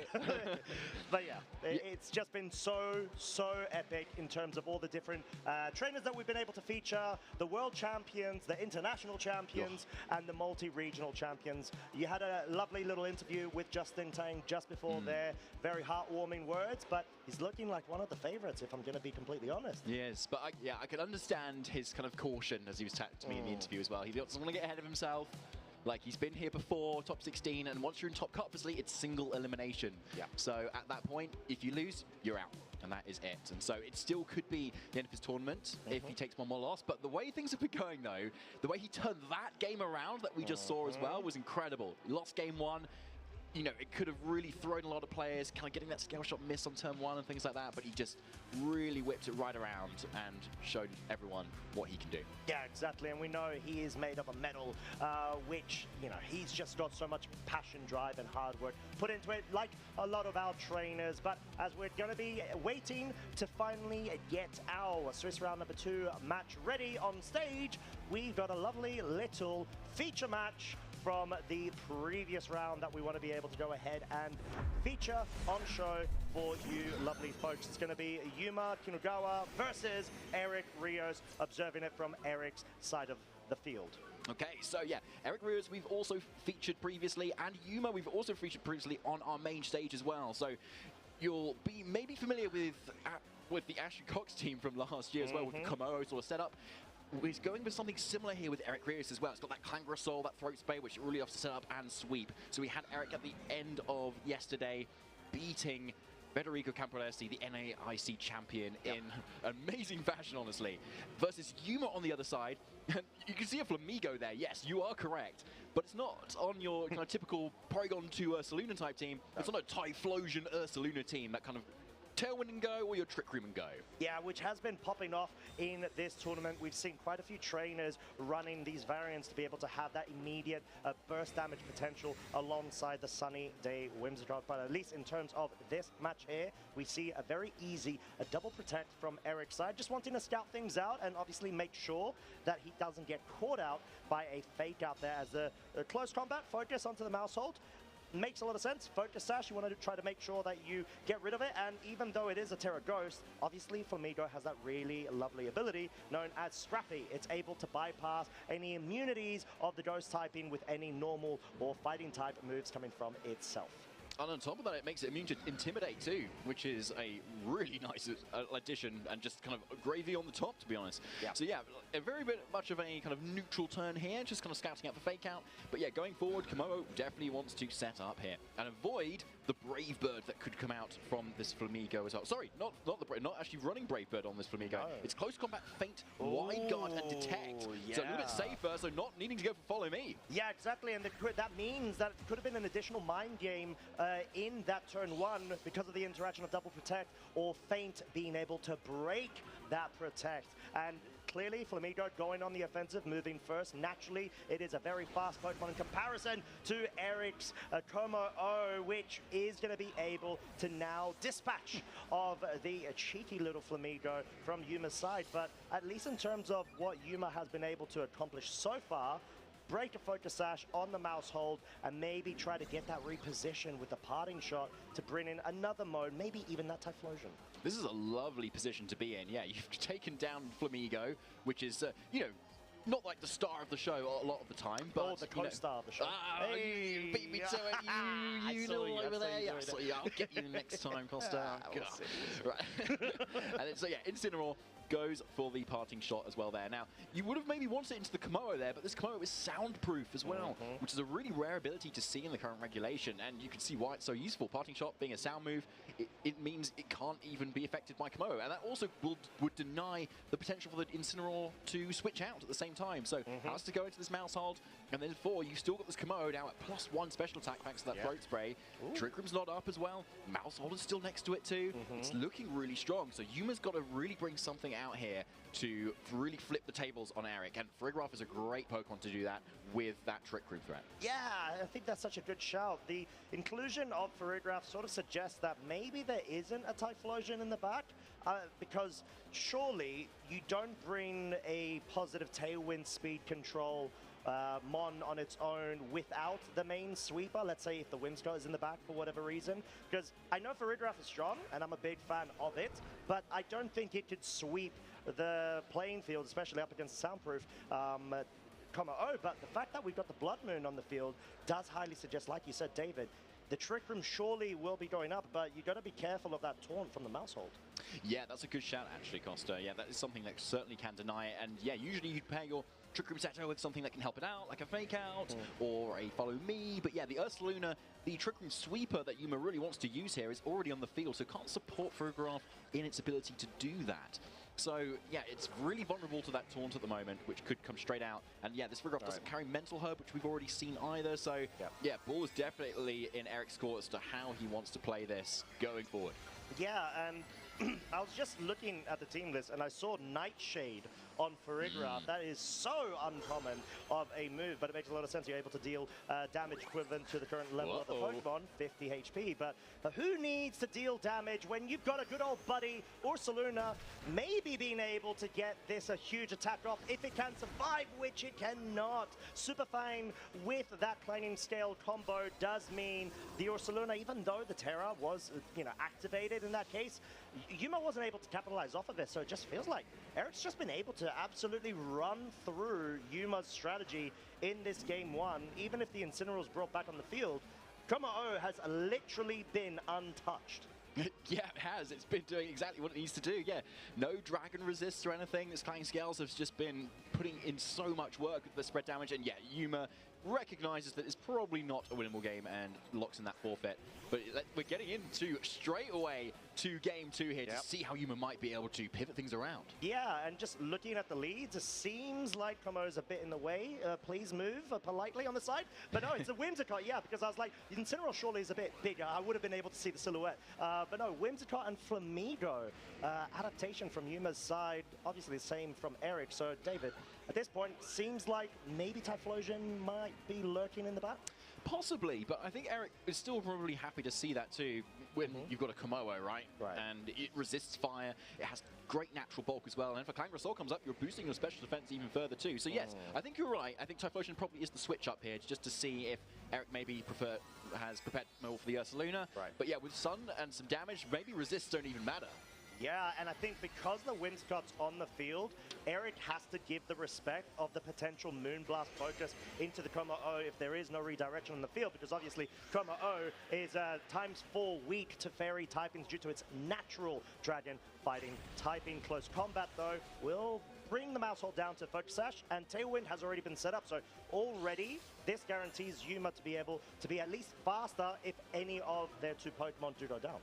So there's the close combat into this Mousehold. A risky one because it could have gone for the Terra Ghost. But yeah, recognizing maybe the threat of Moonblast is a bit too much into this Komodo. So it's gone for the nice, safe Terrafire and following up with a Flamethrower. Yeah, Flamethrower just at least ensures the Whimsicott has been taken out because it doesn't have Focus Sash. It's got the Berry actually, and this may actually be beneficial for Yuma, surely, right? You've got a free switch in. Flamigo is still available to be able to just start dealing damage and even offering feint support in anticipation of maybe any protects that Eric could think of. Yeah, I like that actually. And although to be fair, like if you're Eric, you really need to get rid of this Whimsicott quickly because it's got that encore pressure too. So you can't set up Clangrisol. You don't want to protect in front of it either.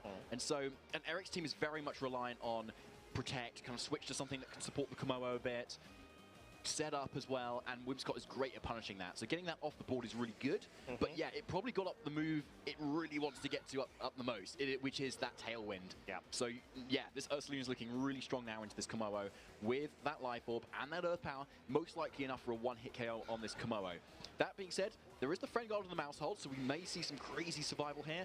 But either way, a double up or with a feint, for instance, might be enough to kind of chip this Komodo for it to be a KO. So yeah, Eric very much needs to go on the defensive here, and let's see if Yuma goes for a feint to kind of catch this protect. Yeah, and I think this is going to be quite key here, because like you said, there were the mind games of, you know, interactions, which Pokemon goes for Follow Me, or Detect, or one of Protect, apologies. But yeah, Mousehold's just going to go down since it can't essentially do much in that situation against priority, forcing Eric to have to go for the Protect here, because Earth Power is a very big threat. But looks like Eric has brought the Rillaboom and the Sneasler, which obviously we didn't see the final 2 Pokemon from Game 1 revealed.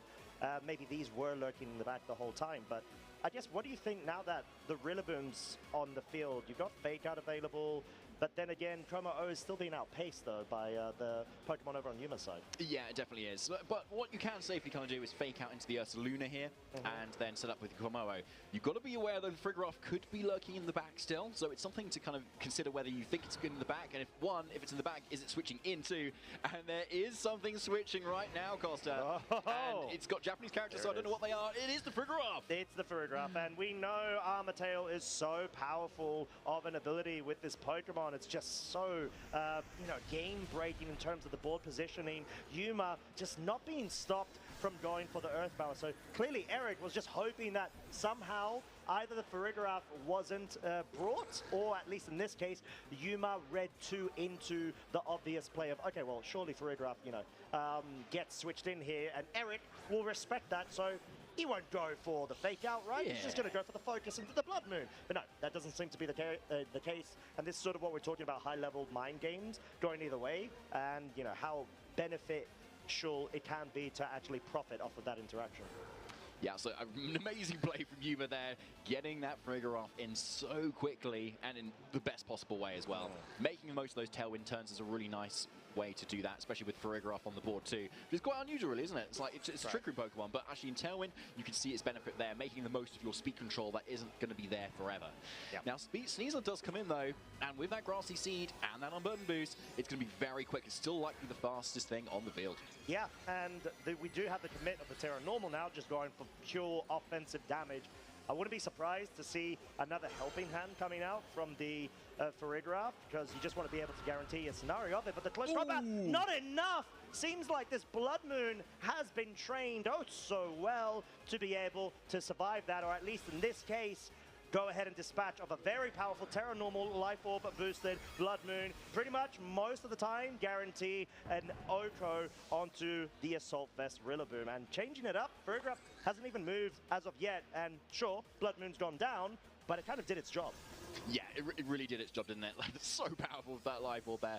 And yeah, most likely a Psychic now coming out from this Farigiraf into the Caesar, which can no longer Terra as it was spent earlier, for a one-hit KO. Giving Yuma another game up against Eric. So we're going into a game 3, I think. Yeah, it does seem that way, and Yuma just being able to show off their experience in terms of, you know, like being the 2025 Yokohama champion, Japanese national champions, which is so impressive, and, you know, just going ahead and going up against one of the very best of Europe, if not globally, to... We've got the game 3 at the moment. It does seem like Yuma's gone ahead and switched it up with Typhlosion, and if not mistaken, yeah, the Wind card. So going full offensive, and obviously Eric's just changed it up too.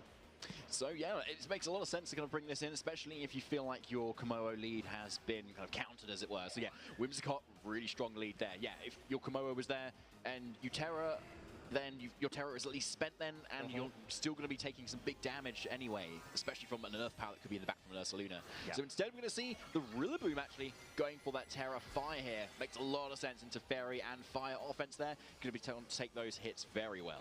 Yeah, and just being able to go ahead and ensure that you deal as much damage as you can. We know that the Rillaboom does have high horsepower, which is very staple in terms of the current meta. But yeah, I think even with Sunny Day, the fact that this is a heat wave on top of that means that the Rillaboom definitely going to be able to survive. The question is, can it connect with either a high horsepower, which I feel should be the play into Typhlosion, and it doesn't pick up the KO, but that's sort of why Yuma's locked into Heatwave, right? You don't want to be caught out the subsequent turn with the basically minimal damage output Eruption. Yeah, 100% there. It makes a lot of sense, especially if you feel like you can survive a Grassy Glide coming out the following turn. Yeah. But again, is the Farigiraf in the back? Does it want to come in right now? Does it want to block the Grassy Glide? Because Typhlosion doesn't have the best of defenses as well. So it is probably in Grassy Glide range, I want to say here. And so yeah, Farigiraf is always going to be present. It's been brought to 2 games so far, so I feel like if you're Eric, you really need to respect the option for it to come in. Yeah, and I guess there's also the Blaze, which further powers the firepower of the Typhlosion at that range, right? Yeah, that's a really good point, actually. That's going to make it even more powerful. But into the Rillaboom, probably not going to make too much difference, but into the Sneasler, very much so. Oh, here it is. Yeah, this is surely going to be the Farigiraf. Yuma is going to go ahead and try to capitalize off of all of this offensive pressure, and that's sort of the reason why Farigiraf is so cool on this sort of offensive side of speed when it comes to the Typhlosion mode. Diaclaw, not enough to even get a status ailment, and we see the raw KO onto the Sneasler. My lordy Blaze really paying dividends here for an additional damage multiplier increase. Damn, that, yeah, it's a lot of damage right there. And makes a lot of sense to bring in as much as you can. And yeah, unfortunately, Eric did have 2 fire resistances in the back, being that Komodo and the Primarina. So shame it didn't come in right there and then. But yeah, maybe just predicting the Farigiraf not to come in, given that Yuma's kind of done that twice already. Going, surely you're not going to do it again. Maybe even if it is in the back. But yeah, it definitely came in.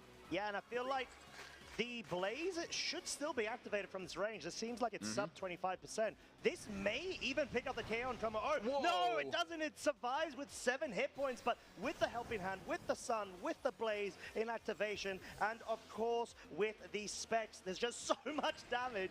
This combo was somehow able to tank, and yeah, it's just incredible. Not something that you see, not even with a resist of a Fire-type move going into that slot, but the fact that Komo-O is known to be a bit more bulkier than the average Dragon.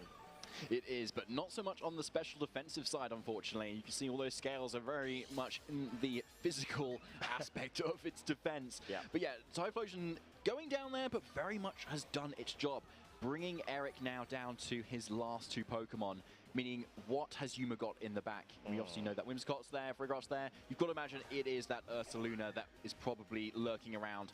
And with the knowledge of all 4 Pokemon now on Eric's end, Yuma can now decide whether Trick Room's best here or maybe if Tailwind is best here as well. And what you can simply kind of do here is maybe Tailwind and Psychic into the Komodo and actually use your Frigorov as the offensive priest here. Yeah, true, because you don't really need to respect the Komo-O anymore, and you just need to focus on, well, I'd say that, but Yuma says otherwise. Thanks, Yuma, for letting me know. But yeah, going and actually dispatching of the Komo-O here, I guess makes sense because you want to be able to avoid any damage being dealt at all on the Farigiraf, and obviously the Flamethrower, which could still pick up that Whimsicott, especially because the Sun is still in play. But yeah, Primarina opting to go for Moonblast here. At this point, it's just essentially going to be Yuma going ahead and rounding off this Game 3 against Eric in order to be able to still keep their lifeline going in this tournament. And yeah, it's just been an absolute riot from Yuma's side with the adaptation of the Game 2 going into Game 3 after Eric's run in that Game 1, and I'd say stomping too. Yeah, 100%. It looks like we're seeing a Farigiraf sweep here with the Tailwind, the Psychic, and the Moonblast as well, and Eric absolutely knows it. Unfortunately, that's Eric out of contention for top card, but Yuma Kinugawa heading on into the final round for Swiss. Yeah, and what a way to go about it as well. And they, of course, will be trying to go ahead and compete in what we will now be transitioning into the final Phase 2 round, Swiss round number 12. So yeah, good luck of course to Yuma, commiserations to Eric, but there are still points to be earned and travel awards and stipends to try to vie for. Yeah, 100%. Still a very impressive run there from Eric, taking Komodo so far there, which I'm very happy to see. Unfortunately, it couldn't quite get the justice it needed to... Why are you wearing the Komodo? Wait, what? Wait, oh, wait, what? Sorry, I thought you were a Komodo doubter yesterday, I Costa. am a doubter. Hey, that's mine. Wait, what? What's happened here? What funky business have you been up to? Like, what can I say? Well, you have been inspired by Komodo's success. I'm an honorary Komo-O fan. Let's just say that. I'll right? take that as a win, actually. Yeah, that's true. Yeah. But it was my cast prediction, right? No, I think you'll find it's actually mine. Thank you very much. I don't know about that. But anyways, there's been a lot of Komo-O business, but we are ready to go ahead and get our streamed match of the stage going up very shortly as we have a bit of a review of the rankings so far. Okay, so you've got so many X and 2s there that all have that contention for getting into the top cut if they can get that win. But of course, the 10-1s on the top left that you can see there have locked that in. Yeah, and very, very notable trainers, all with their own personal goals. And we've had multiple opportunities of being able to have interviews with quite a few of our trainers on the board right now. We've seen quite a few of them yesterday, but also going into today, we've got international champions, we have got multi-regional champions, and we've got a couple of international finalists which are looking to try to grab it all this time round. Gabriel Agachi and Oliver Estelin, I am looking straight at you two. Yep, and I'm sure they are very happy to hear that, Costa. Yeah, there's a lot of talent there, and looking at your screen now is who we are going to be featuring at the top there. Gabriel Rigo versus Kylan Van Severen. Yeah, and Gabriel, having gotten last season a top 16 in the Rio de Janeiro Regional Championships, currently hasn't been able to compete at more recent events, but seems like obviously a local to the Brazilian region, looking to try to make a very strong show and run at this tournament so far, having been able to do so exquisitely well against Kylan Van Severen, one of those potential trainers that we have seen rise through the ranks over the past several years, multiple top 16s, and was here last year to get that top 16 spot. And who knows, maybe trying to vie for it and get into it with this final win and in.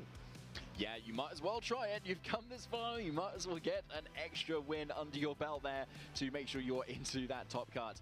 And there are our trainers on the stage, getting ready and really locking in here. They've fought so hard to come all this way through Phase 1, through Phase 2, and right right at the edge of being able to get into top cut. Here is Gabriel Rigo's team. Yeah, and bringing what we have been seeing, all of the heat this weekend, especially last weekend. There have been a lot of variants of not only Trick Room Pokemon and modes, but also this Sun dominance. Hisuian Typhlosion has been such a big star this weekend. Gabriel looking to try to bring it all the way through to top cut. One more win away. Gabriel, one more set. And Hisuian Lilligant, I'm always a big fan of it. You've got Utility Annihilate as well as that Clear Amulet for Rigor-Up.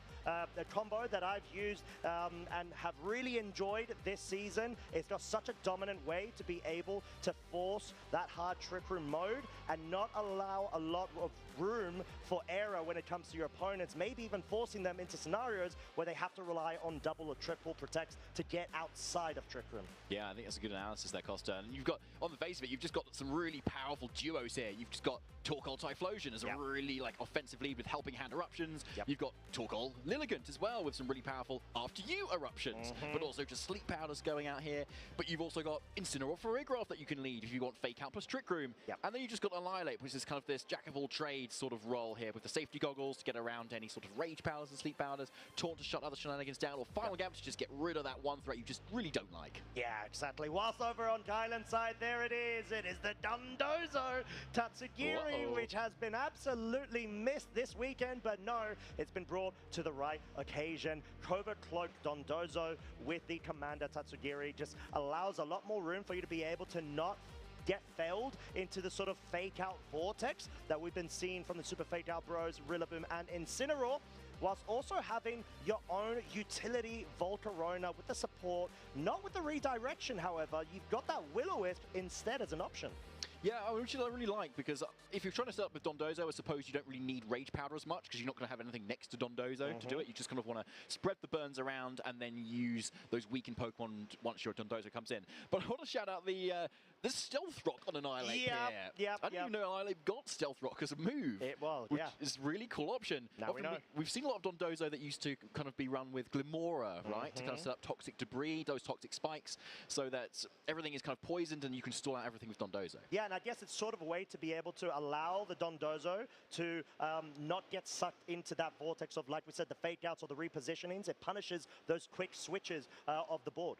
Yeah, it definitely does, and it's a really good way to punish that, especially in the world where there's so much sun going around, where they're really not going to want to take that 25% damage, given that they are kind of weak to rock, and with the effect of that Stealth Rock meaning the damage is going to be more onto Pokemon that are weaker to that rock typing. Yeah, exactly. So I guess looking into this matchup, this I'd say Gabriel's side doesn't have a direct way of being able to, haze away or clear smog away any sort of Dondozo setups if Gabriel wants to try to go with that mode, but it doesn't seem to be the case, as we are in turn 1 of game 1 between both of our trainers, Typhlosion Annihilate versus the Dragonite and the Archaludon. Okay, so it makes a lot of sense to bring your dragons, right? When you're face down with a very fiery team. Something that resists it, resists also Solar Blade in close combat. But we've got the Annihilate as one of the leads here, which I really like. And I can see it as maybe a potential to final gambit something out of the way. Something like that Dragonite that could be really pesky. Ooh, already going on the offensive. This is a great way to be able to not only break the multi-scale, but also the sturdy of the Archaludon. Final gambit going into the Dragonite, of course, will be able to pick up the KO. It seems like the lock-in of the eruption there was not only to just break any potential, let's say, sturdy-esque abilities or interactions there, it's wanting to be able to also cover for any switches here, as the Electro Shot will now be launched out. Power Herb will mean this 2-turn charge-up move will become one without the rain and be able to dispatch a very powerful Electro Shot into the Typhlosion, which does survive, but the most crucial thing here is what we were just talking about with the feature match. You are now locked in to a 24-hit point-based eruption, which is not what you want to do. Yeah, it is not. It's not going to do very much damage at all. Most likely, we'll still pick up the KO on the Archaludon, though, if it were to stay in. But you still do have a reliable switch into Torkoal here, as you can see Gabriel's kind of going for, and going then for an attack with this Lilligant when it's then going to be really fast. So that also covers for the fact if Kylan does switch in the Tatsugiri for the Archaludon, doubling the speed of the Dondozo, your Lilligant is still probably then going to outspeed. But what we do have to look at is the Terra type on this Dondozo, though, because it obviously doesn't want to be taking a Solar Blade.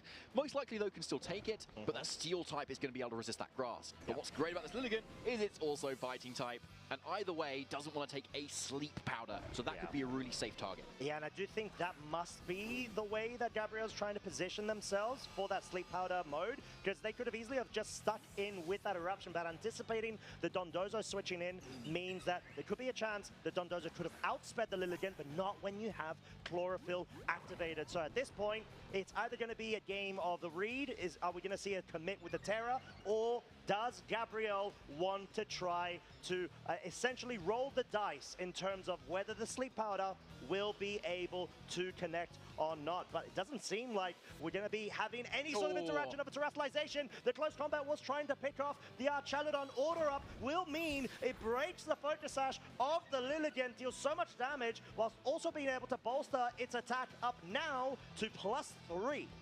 Yeah, that's pretty big now, so it's going to be offering a lot of damage even with a Wave Crash. But yeah, there's the Sleep Pad hit already. Yeah, it's able to connect, and this is so crucial because you want to be able to find a pin on this Dondozo and either A, force Terrestrialization like you were talking about before, David, or B, keep it as a water type because the duality of the typings of the Lilligant at least allows a bit more damage being dealt. Now, what do you do this time? Kylan can always still go for that Terra Steel to be able to take that Solar Blade if he feels like it's going to come out at that very moment. But yeah, Typhlosion coming in, maybe Gabriel trying to bank on at least one more turn of sleep so it can bring it in safely here. Here's that Solar Blade, no Terra. No Terra, but it's going to be dispatching a lot of damage. I don't think it's going to be able to pick up a KO unless there's any sort of critical hit, but it's going to ensure that it's within that 2-shot range. As the Dondozo wakes up, that's not what Gabriel wants to see. Order up will pick up the KO on what is one of the most, if not the most valuable piece Gabriel has in this game 1 versus the Dondozo mode. Although there is no leftovers on the Dondozo, and it will be outsped by a Choice Scarf Typhlosion, which does have Blaze activated. It certainly does, and as we saw in that previous game we've just shown, we can see the power of Blaze and how much damage it can do. But yeah, at this point, Typhlosion needs to lock into something, unfortunately, and Kylan, despite taking a super effective Solar Blade earlier, it seems to be worth having not gone for that Terra just yet, because now you most likely will be able to take on this Heatwave given the +2 special defense, but maybe I'm underestimating Typhlosion here. I don't know, we're going to find out very soon as the helping hand does connect. You've got so many multipliers stacking up right now, even though we're not going to be seeing much being dealt due to the Protect from the Dondozo. It's a good way to be able to stall out the amount of remaining turns of Sun, because as Kylan's identified, it's just wanting to be able to survive any sort of damage. And was that a Heat Wave lock-in from what I saw, David? It was, yeah, definitely a Heat Wave lock-in. Given how low your health is, I think you definitely feel like you're back against the wall. You want to be hitting both targets and just assume that you want to hit. But even if the Dondozo goes down here, how do you deal with this Tatsugiri, which kind of quadruply resists fire here, and which is the only kind of sort of damage option that you have on either of your fire types? Oh, we're gonna have to find out, but there's a Heat Wave miss! No! That's not what Gabriel would want, but no, that's just a Tatsugiri. Sorry, that was a fake out to myself as well. Dondozo was able to get felled there. The Tatsugiri tricking us, of course, but most crucially, we've got the Sunlight now ending. This does mean that Typhlosion will not be able to deal as much damage as before, but when you've got an Archaludon with so low HP and a Sash Tatsugiri, any damage helps. Yes, it does. Now, the Tatsugiri is obviously the main thing we want to be looking at here, because Archaludon can just go down to a Heat Wave instantly. It can obviously protect it because it's not that Assault Vest set, and then the Tatsugiri needs to then probably do something to try and KO this Typhlosion as soon as possible here. And it could be the Muddy Water or that most likely that Dragon Pulse to really make sure you can connect. Yeah, and you really need to be able to consider the Heat Wave misses. It makes the most sense from an optimal point of view on being able to position yourself against the Tatsugiri and break its Focus Sash, but also deal some damage. But now you've got your Typhlosion out for the count, and your own Torkoal no longer will be able to have the sun to be able to bolster its mono fire type damage dealing moves, and that's why he's sort of left in an awkward spot where the weather ball has no additional boost dealt to it due to the lack of weather and also the lack of same type attack bonus. Yeah, poor Torkoal is sitting here. Unfortunately, he's going to have to take this barrage of attacks from Kylan's here. The Archaladon gets to attack, the Tatsuguri following up with that Dragon Pulse, and yeah, Torkoal is definitely on its last little legs. Yeah, and at this point, Eruption, sure, you pick up the KO on the Archaladon, but like you were sort of calling out to earlier, David, this Tatsugiri is a big endgame threat that you've just got those mono fire type moves locked in against a quadruple resist. That's definitely not where you want to be.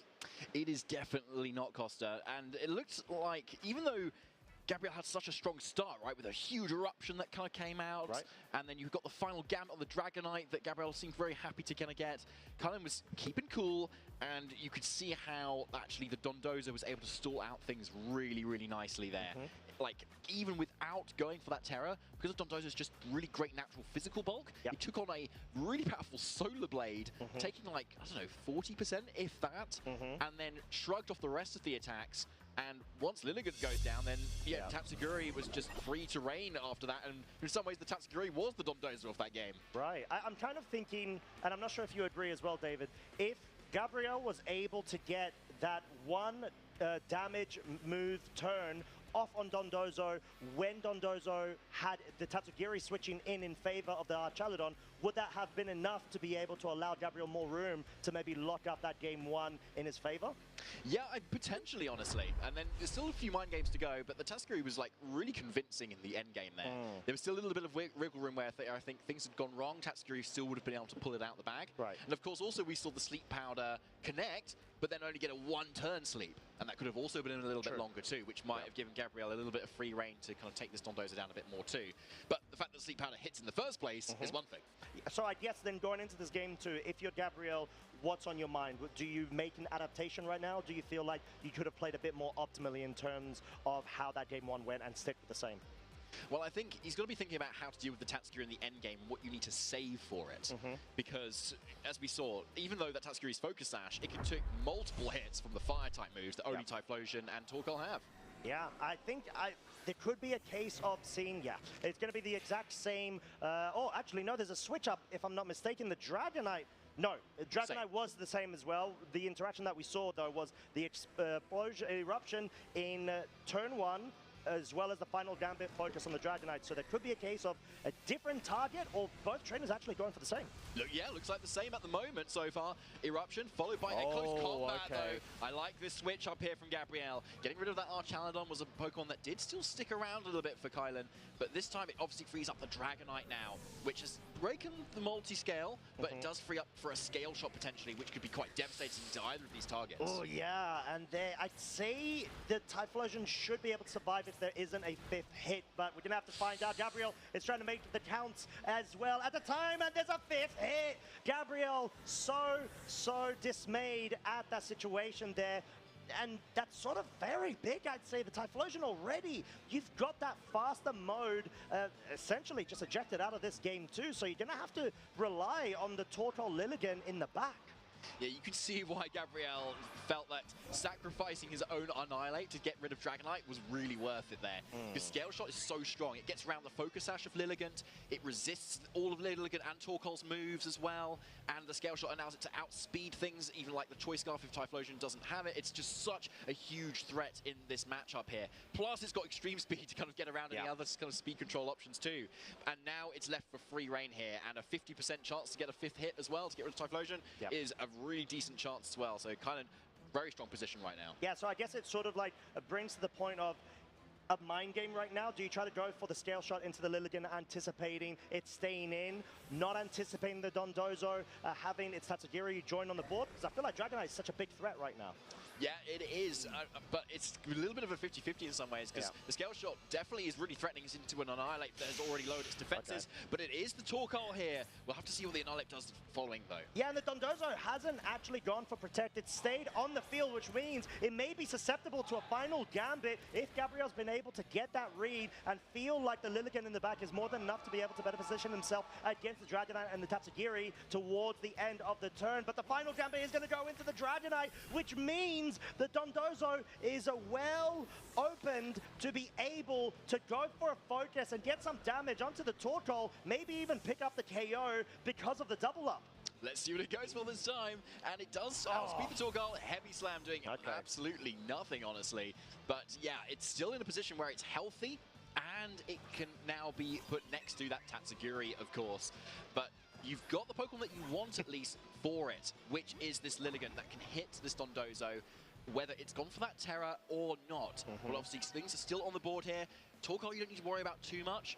But yeah, it might be that Gabriel needs to start relying on those sleep powders now, because as we know, without it, this Dondozo can pretty much do what it wants in terms of the damage and how much it can kind of shrug off some of Lilligant's attacks. Yeah, and you want to be able to give yourself as many outs as possible, because if you need, I guess you need to connect, but then you also need to make sure that the Dondozo stays asleep as much as possible. And Kylan's more than happy to try to wait it out in order to make sure that the Sun turns at some point do expire a bit quicker, and maybe, depending on the training of the Dondozo, it will be able to outspeed the Lilligant outside of sun conditions when Chlorophyll is no longer available. Yeah, exactly. And that won't always be the case. It does depend on the training of the Dondozo itself. But either way, the Sun kind of then lowering the power of the fire moves is also really good. We do have that sleep power to connect. It's exactly what Gabriel needs here. But he needs a good few sleep turns, because the Lilligant needs to be able to survive long enough to deal with the Tatsugiri once the Dondozo has gone down. Yeah, I think at this point, Gabriel has more required outs in comparison to Kylan.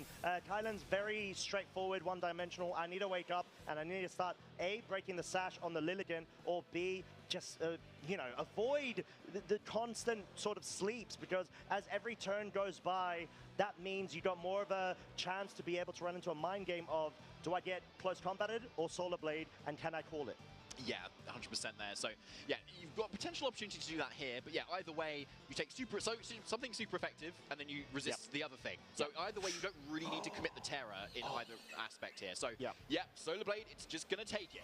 Wow, and we saw the damage dealt. It was around 40-ish% before. It seems like to be a bit consistent from that last time, but Dondozo woke up again. But similar to game one, turn one wake is so crucial against Gabriel's side, but this does introduce the case of the Weather Ball probably not picking up the KO here, and Gabriel, I would say, normally having to rely on another sleep powder, but it's so chipped down, this Dondozo. Do you just want to have to commit with one of the moves and pick up the KO?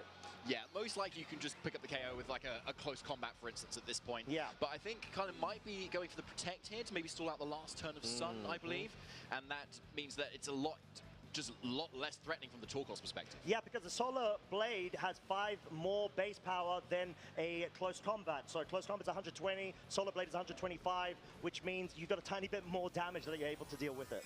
You do, but yeah, this is why maybe Kylan is going for that. Oh no, sorry, this is not Kylan, this is the Torkoal going for the Terra Fire here. Yeah. I just want, but close combat either way, whether it's water or steel type, can hit it for at least neutral damage here. But yeah, so for the last opportunity to do as much damage as possible, Gabriel thinks just, I might as well try it.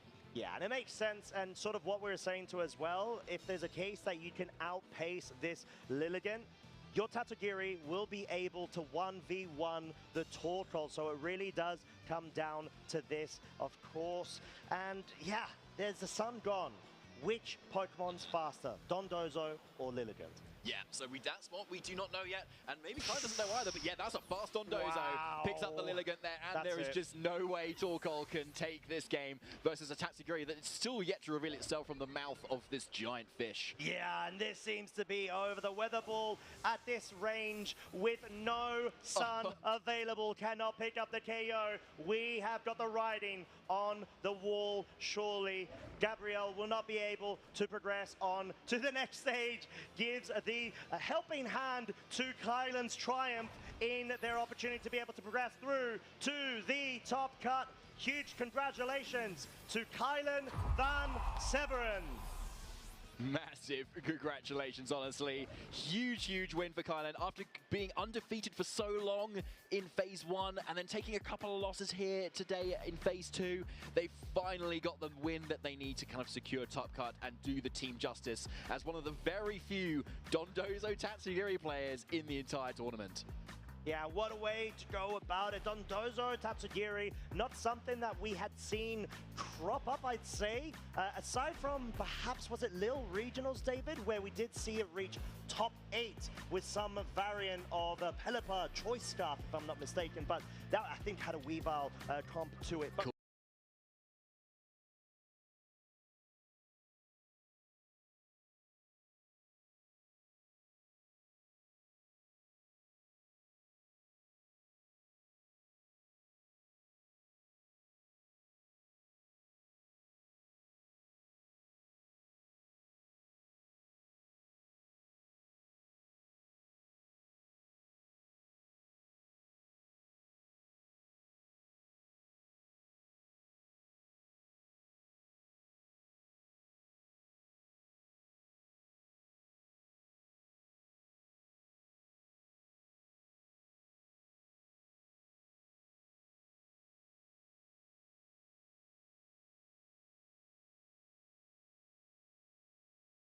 regardless, Kylan has been able to just go through in a so well. Be able to break that sort of norm and expectation with the Covert Cloak and the sort of other consistently went for in those 2 games. Eruptions, close combats, final gambits, but they're just the bulk of Kylan's dragons, and then the final fish at the end was just too much for Gabrielle to deal with. It's just arguably one of the worst matchups, honestly, for I think a Sun player to kind of go for, especially when you're backed into the corner of relying on sleep powder as well, and then just going for it and then hoping that you can hit, and then you hopefully get the sleep turns that you need as well. Yeah, just not enough dice rolled Gabrielle's way, unfortunately. Yeah, but to be fair, at the same time, they were able to connect with a couple of sleep powders there, which was quite crucial, right? And that sort of was their win condition. If they don't connect with the sleep powders, that just puts them so far back in terms of momentum when it comes to that matchup. Because like we said, there's no direct way of being able to deal with Dondozo setup. You don't have Haze, you don't have a clear smog on some of the Tortol, Charcoal variants that are running around. And at least in that case, there's still always the reliance on the Dondozo Terra Steel to forego the clear smog, but that introduces a new sort of level of mind games when it comes to fire type oppression onto the Terra Steel Dondozo. Yeah, it does. And what a showing from Kylan, honestly. It was a really cool match to see, really. We've not had a lot of Dondozo Tatsugiri going around. We can see the threat of it there, too.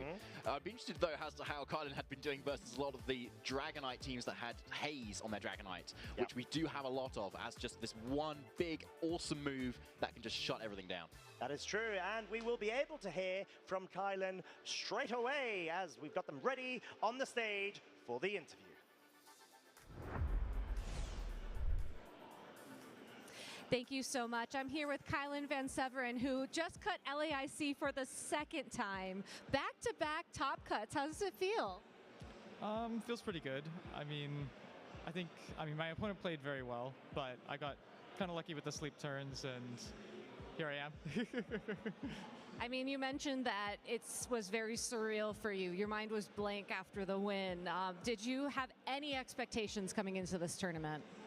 Well, I was hoping to do pretty well. I was thinking if I got day 2, I had good chances at at least a travel stipend for EUIC, and now I'm in a position where I'm probably getting the full travel award. So I feel pretty good about that. Yeah. Getting the travel award, now that you're top 8, getting some of those prizes. A prize well earned, by the way. Your play of Dondozo was incredible. What inspired you to bring Dondozo to this tournament? Well, originally, last LAIC, I didn't have a team the night before, and I went on Twitter, and I found a Dondozo team that had just done really well at Gdansk.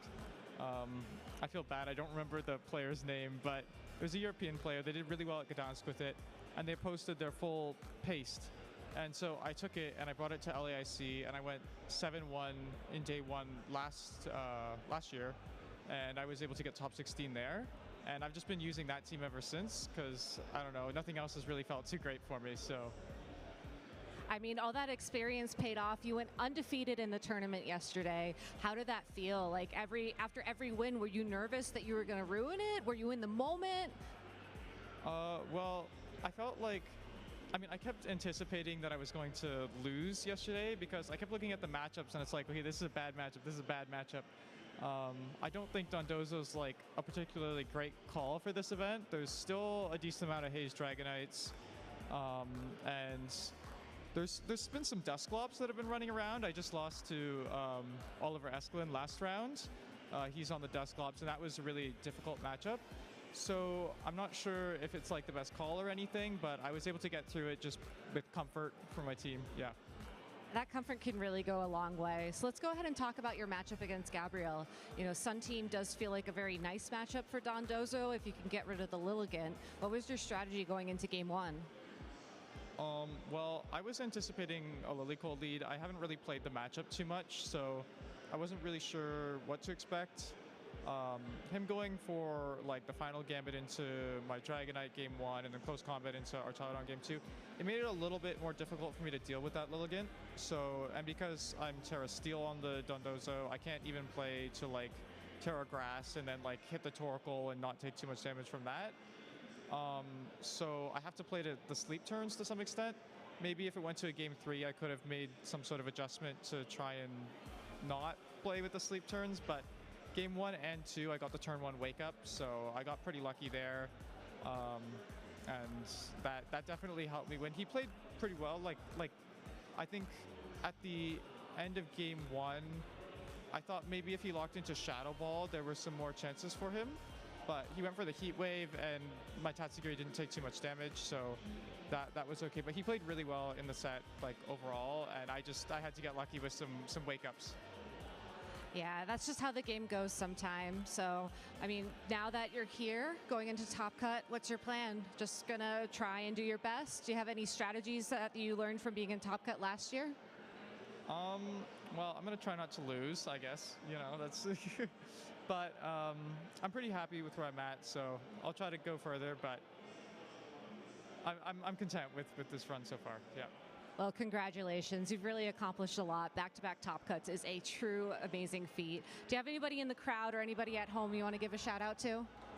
Definitely my mom. She's not here, but she brings me to like most of the events that I go to. She's definitely my biggest supporter. And I definitely wouldn't be able to do any of this if she wasn't supporting me. Awesome. Well, Kylan, thank you so much. I'm going to let you go get prepared for Top Cut. And that's it for us for Swiss for now. But we have an incredible single elimination bracket coming up soon. So we're going to take a quick break to get that ready. Stay tuned. You're not going to want to miss it.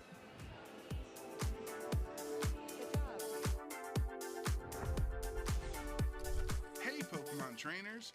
Welcome to Pokemon Championships History, a series where we showcase important matches throughout the history of competitive Pokemon.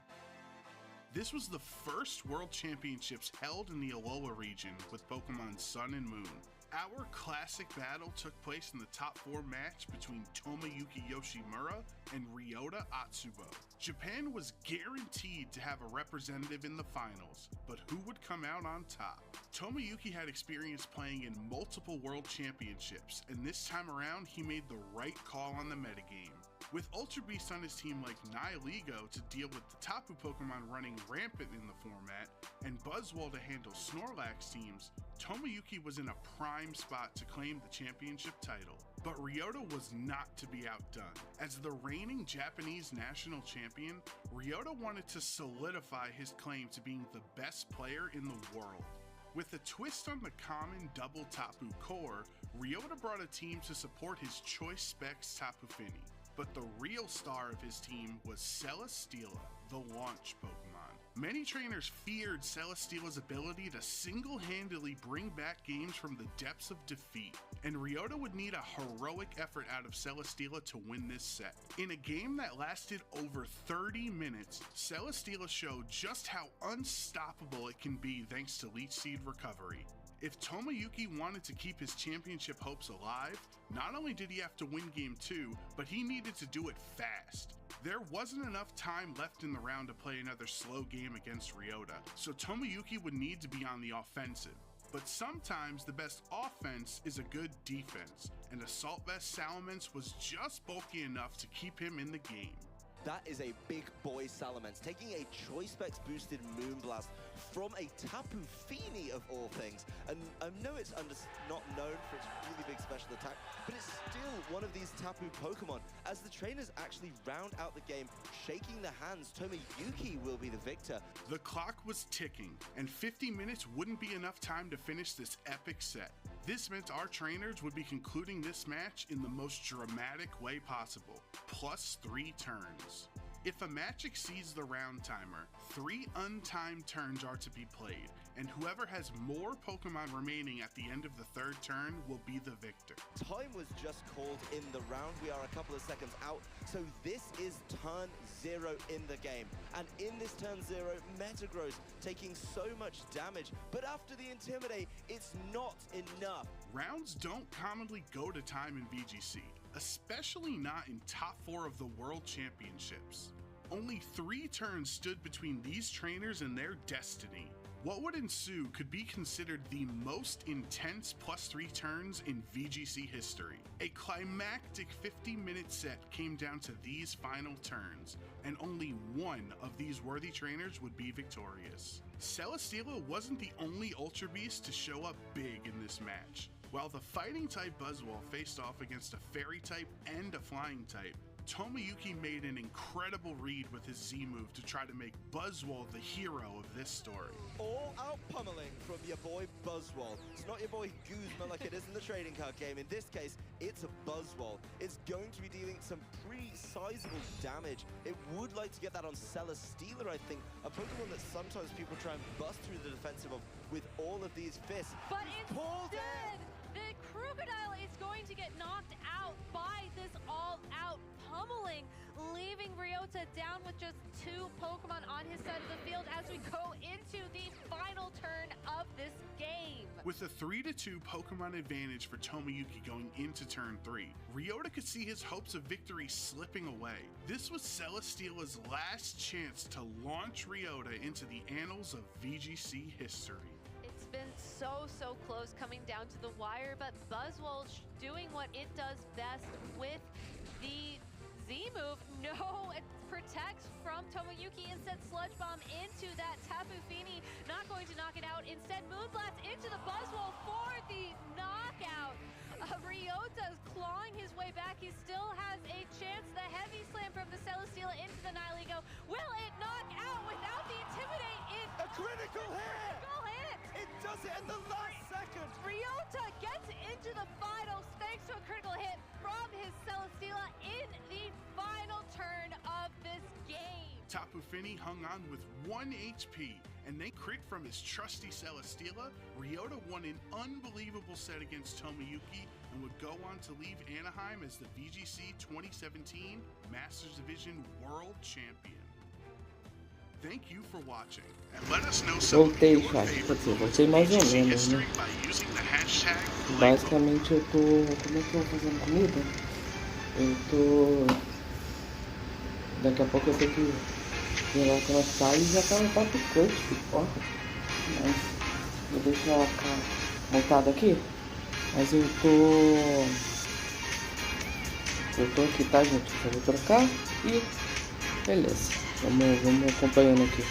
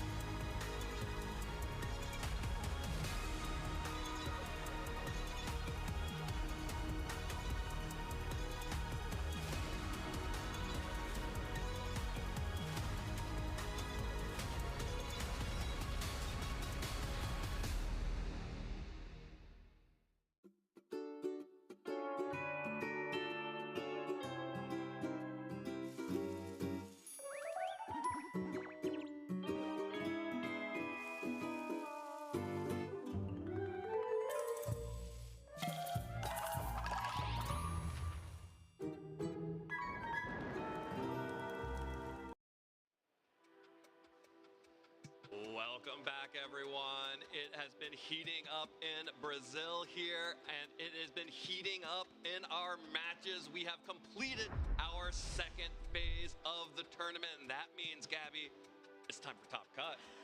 Almost. We do have to wait a little bit for our players to be ready for Top Cut and for our lovely staff and judges to prepare everything for the bracket. But while we wait, we do have the opportunity to give you a sneak preview of some of the players who have made it through to the asymmetrical Top Cut. And I do want to take a moment to mention this before I forget, because I will forget. We will be streaming top 8 matches here on the main stream, but if you want to see our buy-in matches, these are the top 16 placements that will be playing for their opportunity to make it into the top 8. You can go ahead and catch those on the feature stream, youtube.com/playpokemon. I don't know when they'll be kicking off, which is also why I'm saying this right now, but you also don't want to leave us here, so maybe, you know, get a couple of those other tabs going, you know, multiple monitors, maybe one on your phone, maybe one on your Switch. It's a multi-screen moment. It's a multi-screen moment here, and we really appreciate y'all hanging out with us during this multi-screen moment. Yeah, absolutely. We will be playing all of our top 8 matches here, but again, those featured match streams will have all of our play-in matches. That is going to be a top 11. So we will have 3 featured matches that will be happening on those side streams. So make sure you're also following those as we are getting ready for our top 8 here on the main stream. But that does give us the opportunity to look at who is going to guarantee their top 8 placement. So let's go ahead and pull up our first player profile. And that is going to be, of course, Justin Tang. I think the first player to actually lock in their top 8 placement here in the Latin American International Championship and continue his incredible streak of not placing lower than top 8 in a tournament since the World Championships earlier on this year. Yeah, unfortunately, I think Justin Tang did drop 2 matches, so he may still be, he probably has made it into the bracket, but I don't know if we've finished seeding. The only player who has actually locked it will be Oliver, but we'll get to him later. For now, Justin Tang absolutely is on a run this season. Of course, like you mentioned, no placement worse than top 8. And at this point, no placement worse than top 11 at a tournament in his career this season. Maybe we should just say no placement worse than top. Than top, yes. If you think about top trainers, you have to think about Justin Tang here. Exactly. And the way that he's been piloting the Grimmsnarl, the Volcarona support options on his team to enable Pokemon like the Ursaluna Blood Moon and the Goldengo to go on the offense has been absolutely incredible. Of course, earlier on this morning, we saw him utilize a completely different mode of the team, using Scale Shot to attempt to and eventually succeed in boosting up the defensive power of that Archaludon so that it could pick up some very heavy KOs thanks to Body Press, just showing an absolute mastery of what these Pokemon can do and what they need to guarantee the win. Absolutely, and this is a team and a player who is not following sort of the trends of the moment. This is a team that he brought to Las Vegas, where again, he did make the top 8 with a version of the team. But I'm really thinking about this Volcarona set and also the Goldengo. A lot of players are going with the Life Orb, Goldengo with the Nasty Plot setup, or a third attack. Justin actually is using a Choice Specs version, and also this Volcarona being the support style Volcarona that uses Struggle Bug in addition to Rage Powder to protect team and also to keep the special attackers down on the opposing end has been really special to watch. And we've seen that be so successful for other trainers throughout the tournament, just using Snarl over and over again, using Struggle Bug over and over again to keep top meta threats like the Ursaluna Blood Moon at bay. So just a very clever use of that attack. I think the other thing worth calling out is that we saw that incredible use of the Grimmsnarl trading off between Light Screen and Spirit Break and Thunder Wave, just knowing when you need the I guess the word I want to use is the endurance of the screens versus the temporary placement of the Spirit Break onto a Pokemon so that you can, you know, prioritize whether or not the Grimmsnarl, that little bit of extra damage is more valuable or the extra special defense on your side of the field for a longer period of time. Just really great knowledge of this team, and I cannot wait to see what trainers he's going to be facing up against, such as one of our other top cut trainers, Gabriel Agati. Yeah, Gabriel has been so impressive in this tournament, using a very common core with the Incineroar and Rillaboom alongside the Basculegion and the Volcarona, but really mixing it up by also bringing the Politoed alongside the Alolan Ninetales. Now, Politoed, I know that's a Pokemon that's close to both of our hearts. Oh, yes. We have not seen a lot of outside of the last time. The last time we saw it was the championship-winning Perish Song team that Wolf Glick ran. Gabriel is also using a Perish Song Politoed here, but crucially is not a part of a trap, mostly just using it to secure end games when he gets ahead. But there is a trap on the team with Whirlpool, which is one of those moves that, other than accessing certain parts of Pokemon Gold and Silver to catch a Lugia, I have honestly not thought about in a very long time. And the fact that Gabriel was able to, one, realize that Whirlpool is an incredible option to provide a water-type attack on Politoed that actually does decent damage in the rain, provides a trapping utility that can be applied when needed, and then also, you know, has Perish Song alongside of that for endgame conditions, or even just to put additional pressure on the board. I think is a excellent metagame call coming into this tournament from Gabriel, and it's been so cool to see him pilot this Politoed in many different ways across the mainstream and across our future matches as well. Absolutely. I'm excited to see what Gabriel has for us in store in the top cut. That Politoed, so many interesting things going on with that one Pokemon in particular. It completes the Fire, Water, Grass core of bulk with the Incineroar and Rillaboom. A lot of people have been relying on just the Basculegion for that standard Fire, Water, Grass core. But Basculegion is your offensive threat. You don't want it to be taking too many attacks, especially with Rillaboom being as popular as it is. As soon as you start getting some chip damage onto Basculegion, Grass and Glide can pick up that KO. For sure. Let's go ahead and move on to our next top cut trainer. That's going to be Oliver Eskelin, who we also had the chance to see play earlier on today. Running that Sun team, but just a little bit different. Having access to an excellent Trick Room mode on that team with Dusclops. Eviolite being able to withstand the powerful Life Orb, Terra Normal boosted Blood Moon attacks, and Torkoal, of course, then taking advantage of its favorite mode of speed, slow. Yeah, and crucially, Oliver Eskelin is our only person who is guaranteed into the top 8, because he finished at 11-1 after Phase 2. Our other players are currently being seeded to see who will join him in the top 8 and who will have to play in those play-in matches, which, by the way, make sure you go to youtube.com/playpokemon so you can see our side streams that will be broadcasting those 3 play-in matches. But, like you mentioned, this is a really cool team. It has a lot of cool techs, and I just got to throw it out there. You know, the mascot Pokemon for Latin America International Championships is Mega Venusaur. Torkoal. No, no, it's not. It could be. It could be. Could be. The mascot is Sun.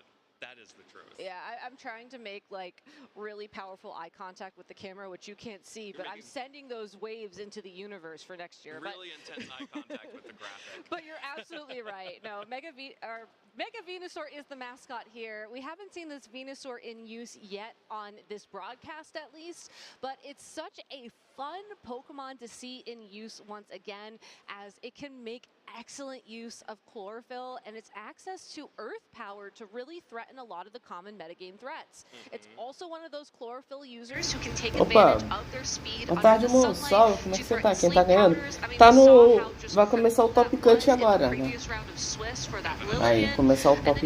Literalmente vão... Vai ter a batalha pra definir o top, eu acho que... 32 ou 16 por aí. Eu tô mutado aqui, que eu tô fazendo coisa aqui em casa, por isso que eu tô mutado.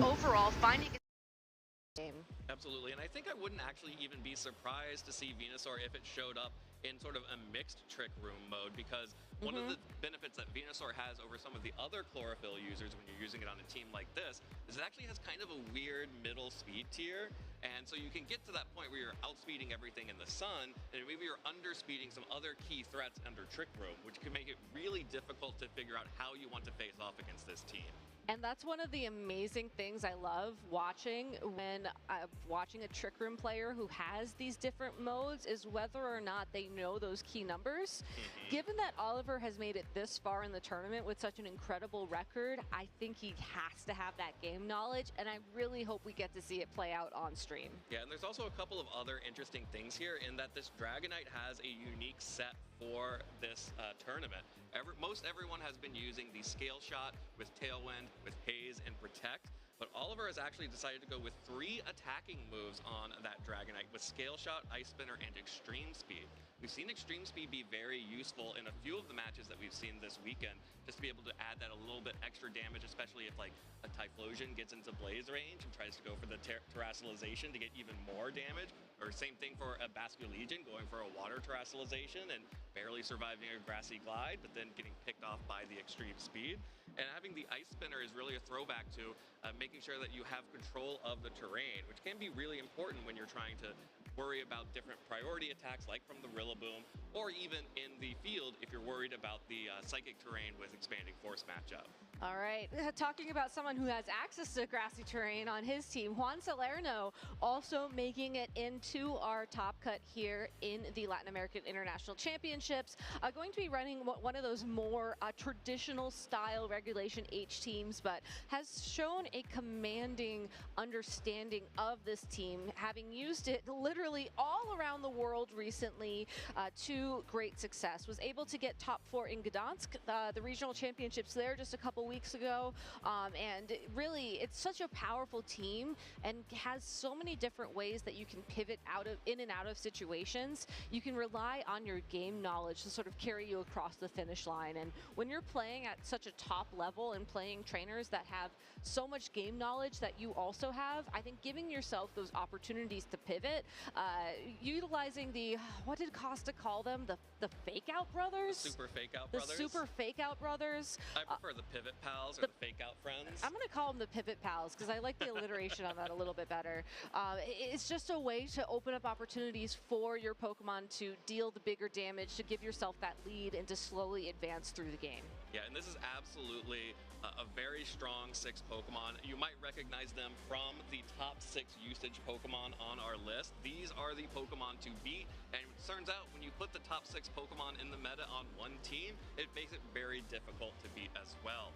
This is, of course, a little bit of an evolution of the original LAIC team that won Frankfurt Regional, but it's actually very traditional when I think of those style teams. It has the Water Terra-type on the Ursaluna instead of the Electric Terra-type, and has the Dragonite instead of the Ninetales, but other than that, pretty standard according to what won the Frankfurt Regional Championship, so proving that this is still an extremely powerful archetype and still something to watch out for.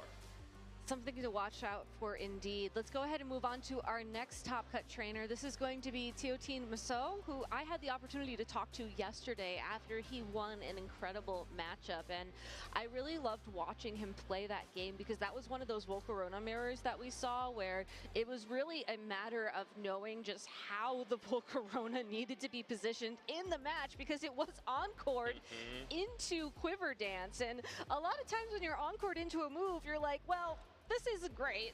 But in Teotihuacan's position, he was able to recognize, well, actually, this is pretty great. Stay on the field for all of those encore turns and then utilize the boost to his advantage to take him to the win. Yeah, absolutely. If you're just sitting there quiver dancing and nothing can touch the Volcarona, eventually Encore is going to run out, and then you're just going to be at a +6, +6, +6 Volcarona, and that's pretty good. You can't beat that. And of course, Teotihuacan has experience being in these top cuts, of course, being in the top 8 for the EUIC last season, now making it into the top 11 here in Brazil for the Latin America International Championship.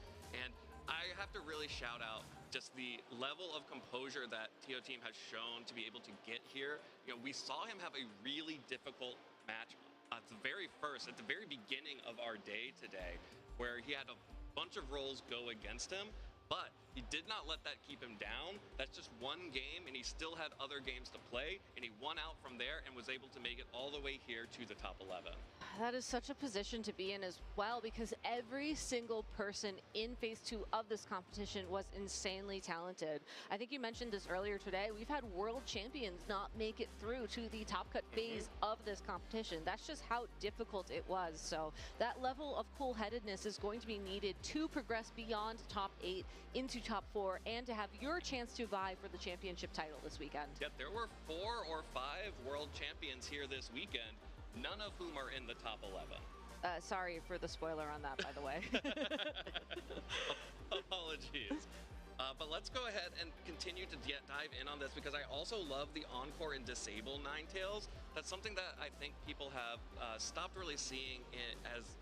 They've been dropping it, only keeping one of Encore and one of Disable. Yeah. And it's really nice to have both options available, especially if you're just going to go with a Blizzard for extra damage. And just even having it on the team sheet honestly puts a lot of pressure onto your opponent, because you have to think, not only do I want to be encored into this move, do I feel like struggling? Nobody likes to struggle both in reality and in their Pokemon games. You know, being forced to use an attack that's not going to do a lot of damage to a random target on the opposite side of the field, but will force you to take a lot of damage in recoil is not a great spot to be in, and can honestly lock up win conditions very easily when saved for the end of a game. So again, something that you just have to be very conscious of moving forwards against an opponent like Teotihuacan. So I hope we get to see that played in this top cut. All right, well, let's take a look at our next player in the top cut. That is going to be our second United States player, William Brown. Billy Brown has made it into the top cut here of the Latin America International Championships. And this is a very classic heavy rain team. The Pelipper, the Archaludon, and the Basque Legion, these are not the Fate Rain teams. These are actually the rain versions of these Pokemon. Archaludon is holding the Assault Vest and has the Electro Shot available, and Basque Legion is going for that all-out offense with the Terra Water and the Choice Band with the ability Swift Swim, so that it's able to outspeed everything in the rain.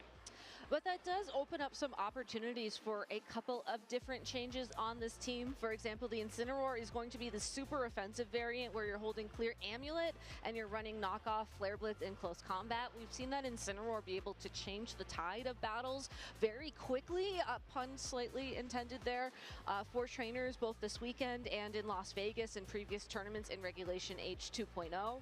Because there's Tailwind on the Pelipper, that also lets you run extreme speed on the Dragonite, that allows you to pick up some last-minute KOs if you need just that little bit of extra damage.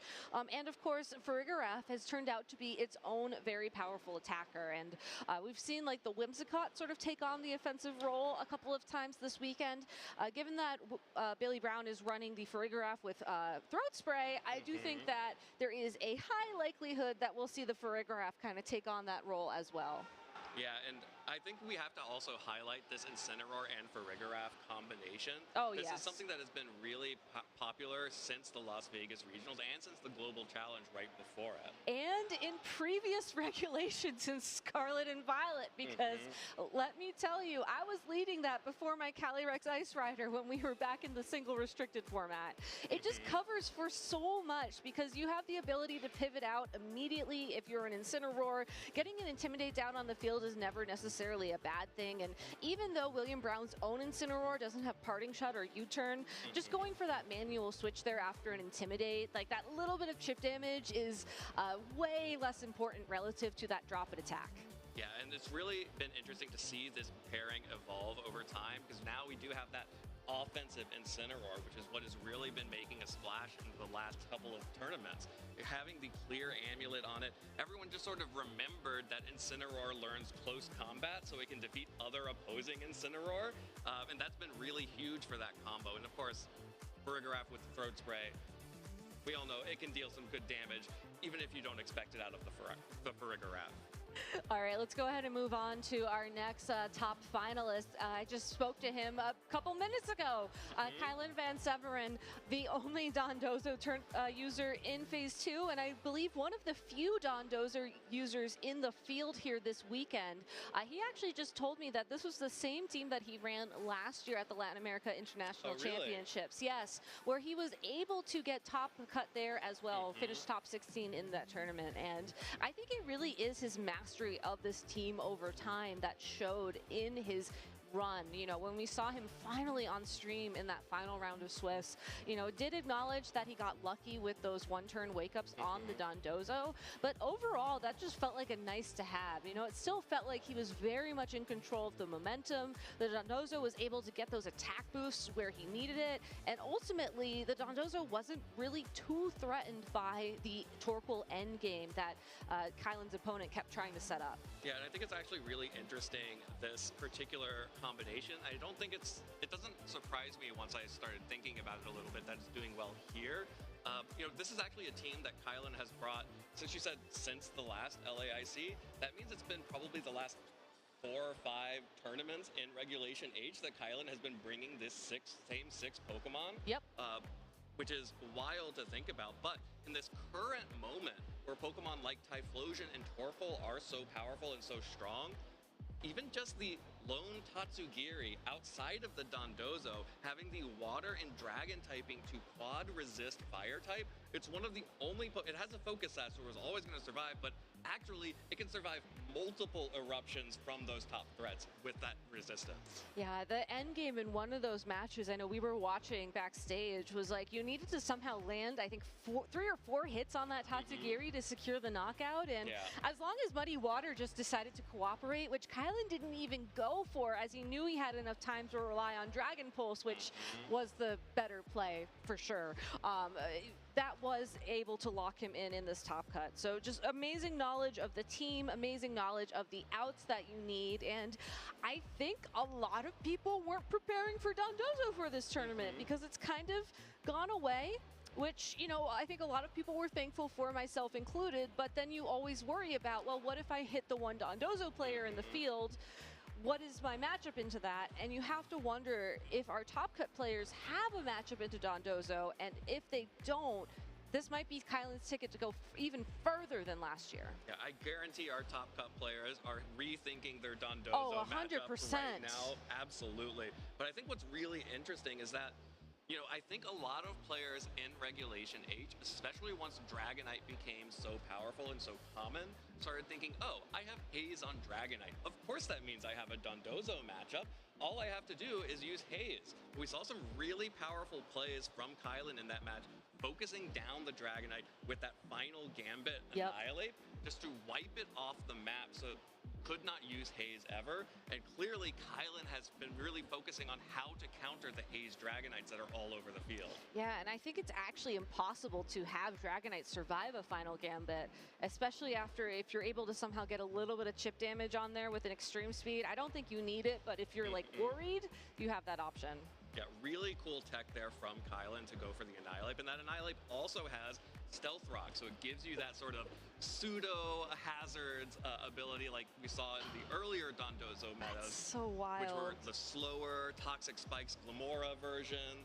I believe it was Yuki who in the Oceania International Championships in 2023 then popularized Mortal Spin to get those poison ticks onto your enemy Pokemon as the Dondozo player. So getting to mix both of those styles, that was the more stally Dondozo. This is clearly a more offensive Dondozo, especially with the Steel Terra and the Heavy Slam, which I can tell you, I've run that Pokemon before, does a lot of damage. All right, let's go ahead and move on to Yuma Kinugawa, who is our resident Manual Sun user here in Top Cut. I am really excited to see more of this team in Top Cut, as it's been so cool to see our secondary mascot giveaway Pokemon, LAIC 26 Tailwind. The eyes are actually ones. The eyes are ones. Build up kind of a hero story this weekend, as being able to set Sunny Day after any switches have been, you know, sort of processed in the game turn order has really enabled Typhlosion to have its moment right now in VGC, and not just in the best of one formats that we've seen for VGC. And when you pair it with a Pokemon like the Ursaluna Blood Moon with Life Orb, with normal terastallization, it just does so much damage. You really have to worry about your plan, because if you plan for one and you don't plan for the other, then you're going to be caught in a really tough spot. Yeah, you're caught in a pincher move right there. And I really have to say, because we've seen two other competitors use this variant of a version of this team, but they all had different 6th Pokemon. Yep. So the Yuma Kinugawa on your screen has the Flamigo there. We also saw Luca Cerabelli, who had the Incineroar, that offensive Incineroar with 3 attacks and Clear Amulet, and Ali Dakik from Brazil had the Annihilate with safety goggles as that 6th Pokemon. Clearly, Kinugawa being the only one in top cut, the Flamigo was clearly the reason why, right? It's got so many cool options. I was going to say, Flamigo hits kind of a sweet spot between the close combat as a pure offensive option. You have the scrappy ability, so you can hit any Ursaluna, regardless if they terrestrialize into a ghost type or not. Not so much relevant with the Blood Moons everywhere, but could have been relevant if it was a normal Blood Moon or normal Ursaluna weekend. But then you also have support with Feint and with Wide Guard, so you can't safely click Protect in front of the Eruption, in front of the Blood Moon or Hyper Voice if there is the risk of your Protect breaking because of Feint. And then if you are facing off against another Eruption user, another Hyper Voice user, you have Wide Guard to provide that support as well. So it's a lot of like team sheet intimidation with this Flamigo, but again, when you're playing high-level Pokemon, that really is enough to make your opponent second guess, and that can be enough to give you the openings to get an advantage. Yeah, and I really have to highlight the Feint on this Flamigo. Yes. It's such a unique thing about this Pokemon is that it has the ability Scrappy and Feint as an attack, which means that even ghost types are not safe to protect in front of any of the powerful Pokemon on Kinugawa's team. So if you're trying to use your Golden Go to protect itself against a Typhlosion, sorry, you're actually going to get blown up by the Eruption and a Feint combination. And I think that's really special and a really cool twist to sort of really punish people who haven't thought through how they want to deal with the Eruption Typhlosion or the Terra Normal Hyper Voice Blood Moan. All right, so those are going to be our top players for this tournament, but we're going to take a quick break here to get ready for the Top Cut phase. So please stay tuned, everybody. We'll be right back.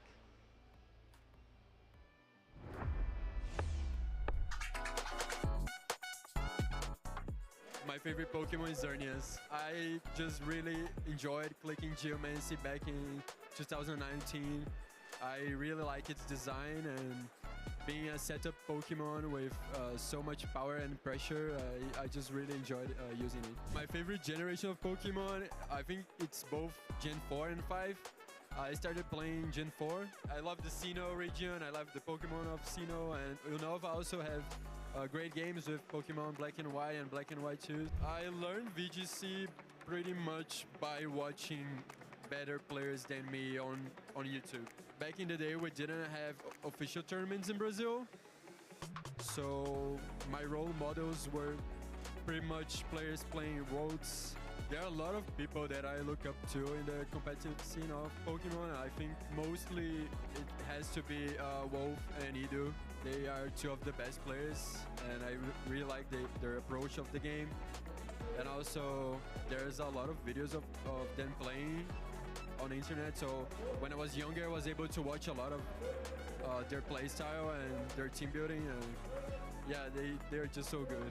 My favorite city was definitely Yokohama. I had a great time in Japan. Food is great there, people are nice, and the country is just really beautiful. I think the favorite thing I did in Japan was going to Nara when I saw all the deers. It was really, really cool. They are so cute. And yeah, of course, playing Worlds there was also amazing.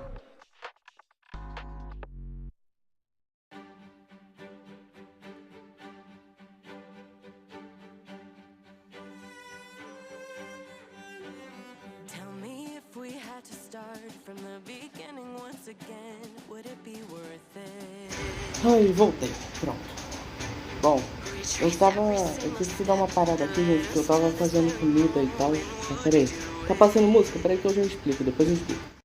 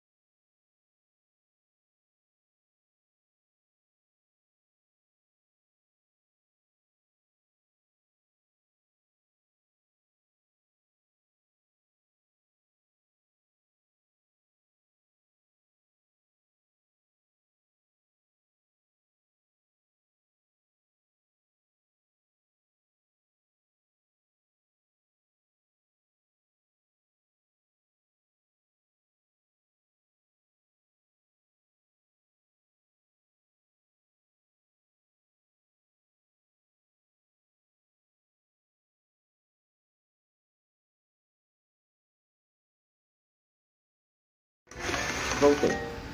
Bom, basicamente, o que eu tava falando, eu acabei tendo que fazer comida aqui em casa, resolver algumas coisas, por isso que eu tive que ficar mutado. Mas eu vi que já estamos no top 8, né? Ou seja, cara, top 8. Vai ter o top 8 e o top 4 hoje, né? Afinal é amanhã, olha lá. Caraca, vamos ver. Basicamente vai ter o top 8 e o top 4, pelo que eu vi. O André já conseguiu uma marca no chute no net. Boa, deve ter conseguido a fita, né? Ou a fita azul, fita verde, fita roxa, não sei qual é. Vou lembrar agora qual. Our journey will be starting through this bracket. Now, if you want to watch Kylan Van Severin play off against Teotai Masuv, or watch William Brown versus Yuma Kinugawa, or Yuta Tada versus Javier Signorina, make sure to check out our feature match streams. But also, you want to do some multi-window, multi-tab action because you don't want to miss anything. If you thought the tournament was great so far, uma quantidade, a quantidade lá determinada de pontos com aquele Pokémon. É como se fosse a maestria dele, o Marlon. Basicamente é a maestria dele. Significa que você tá na terceira. Eu não sei se é. Eu acho que é verde, né? É verde, azul e amarelo. Significa que você pegou a terceira marca dele, né? A terceira fita dele.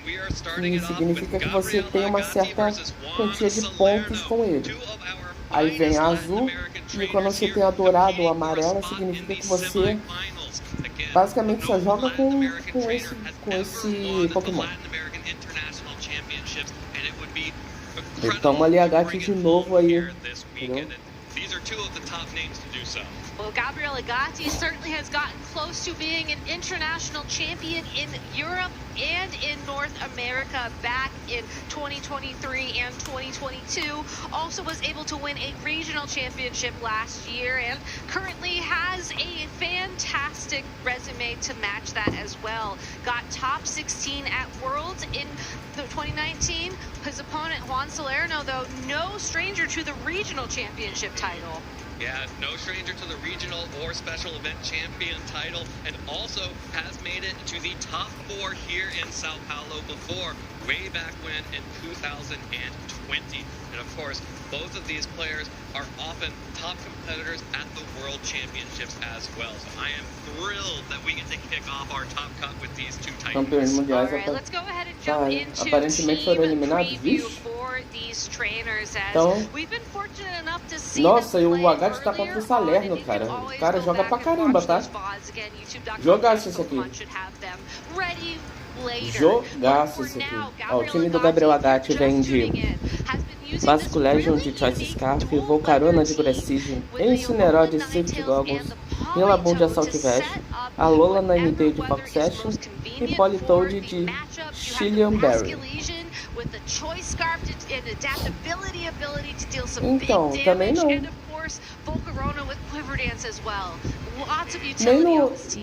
Nem no top 16 do dia 1, Marlon, eles estavam. And then supporting it with Rillaboom and Incineroar, the Pivot Pals, the Fake Out Friends, or the Super Fake Out Brothers, whichever you prefer, or the Alolan Ninetales for Politoad. Each of those 4 Pokemon brings something a little bit different, and really, it is all about that Volcarona, because even that Basculegion is really just there to stop other Volcarona. Exactly, and I'm so glad that you brought that up because in this matchup in particular, looking at Juan's team, it's going to be that Golden Go that carries the most damage potential for that team alongside of the Sleezler, and I do think that Volcarona has a very good matchup into both of those Pokemon, provided you can take care of the speed boost that Caesar would get from grassy terrain and the unburden ability. You have to watch out for that crystallization on that Salona Blood Moon de Leftovers, Incineroar de Citrusberry, Nisla de Grassseed, Rilabum de Assault Vest, Dragonite de Loader de Dice e Goldengo de Life Orb. Eles perderam. Ixi! A Nidra já tava jogando o Block Fruit. Eu girei uma gás, não sei o que é. Quem joga Box Switch em 2025? Muita gente, Marlon, muita gente. É que eu tô vendo, enquanto eu tô fazendo live aqui, eu tô vendo a live do Giros, cara. Eu tô rindo a rodo com o pedaço que eu tô. Com um pedaço aqui. All right, well, it looks like our players are ready to go here. One thing that I would love to also see from Juan as we get ready for the first turn of this top 8 game would be use of the Ursa Luna in particular. I think that Jan provides a very unique pressure in this matchup to force Gabriel to switch his Pokemon around. Marlon, por incrível que pareça, tem muita gente que ainda joga. O número é bem grande ainda. Choose between keeping the boosts or going to sleep, that is going to open up the opportunity for Juan to get some of that momentum back. And like you just mentioned, these are the top 6 Pokemon for a reason. They have so many different ways they can play, they have so many different ways they can adapt. And Juan Salerno is one player who really knows how to adapt to situations. Absolutely, you have to do that if you're going to succeed at the international level. Marlon, o cara joga Pokémon, tu acha que ele tem tempo pra malhar? It is the Incineroar and that Ursa Luna alongside the Basculegion and Rillaboom for Gabriel Agati. So insane value on that Intimidate from that Incineroar. Not only that, this Ursa Luna carries a little secret with it in that it has a water-type terrestrialization it can use maybe once this Rillaboom has been intimidated or parting shot another time or just scared off the field. O Gatis veio de Basculegion, de Rillaboom, o Salerno veio de Incineroar e o Saluna Blood Moon. Ó, ele trocou pro Politoad, ele tem um plano. Last time it was through an Intimidate before as well and into a terrestrialized Volcarona, so it actually didn't do as much damage as Gabriel wanted it to do.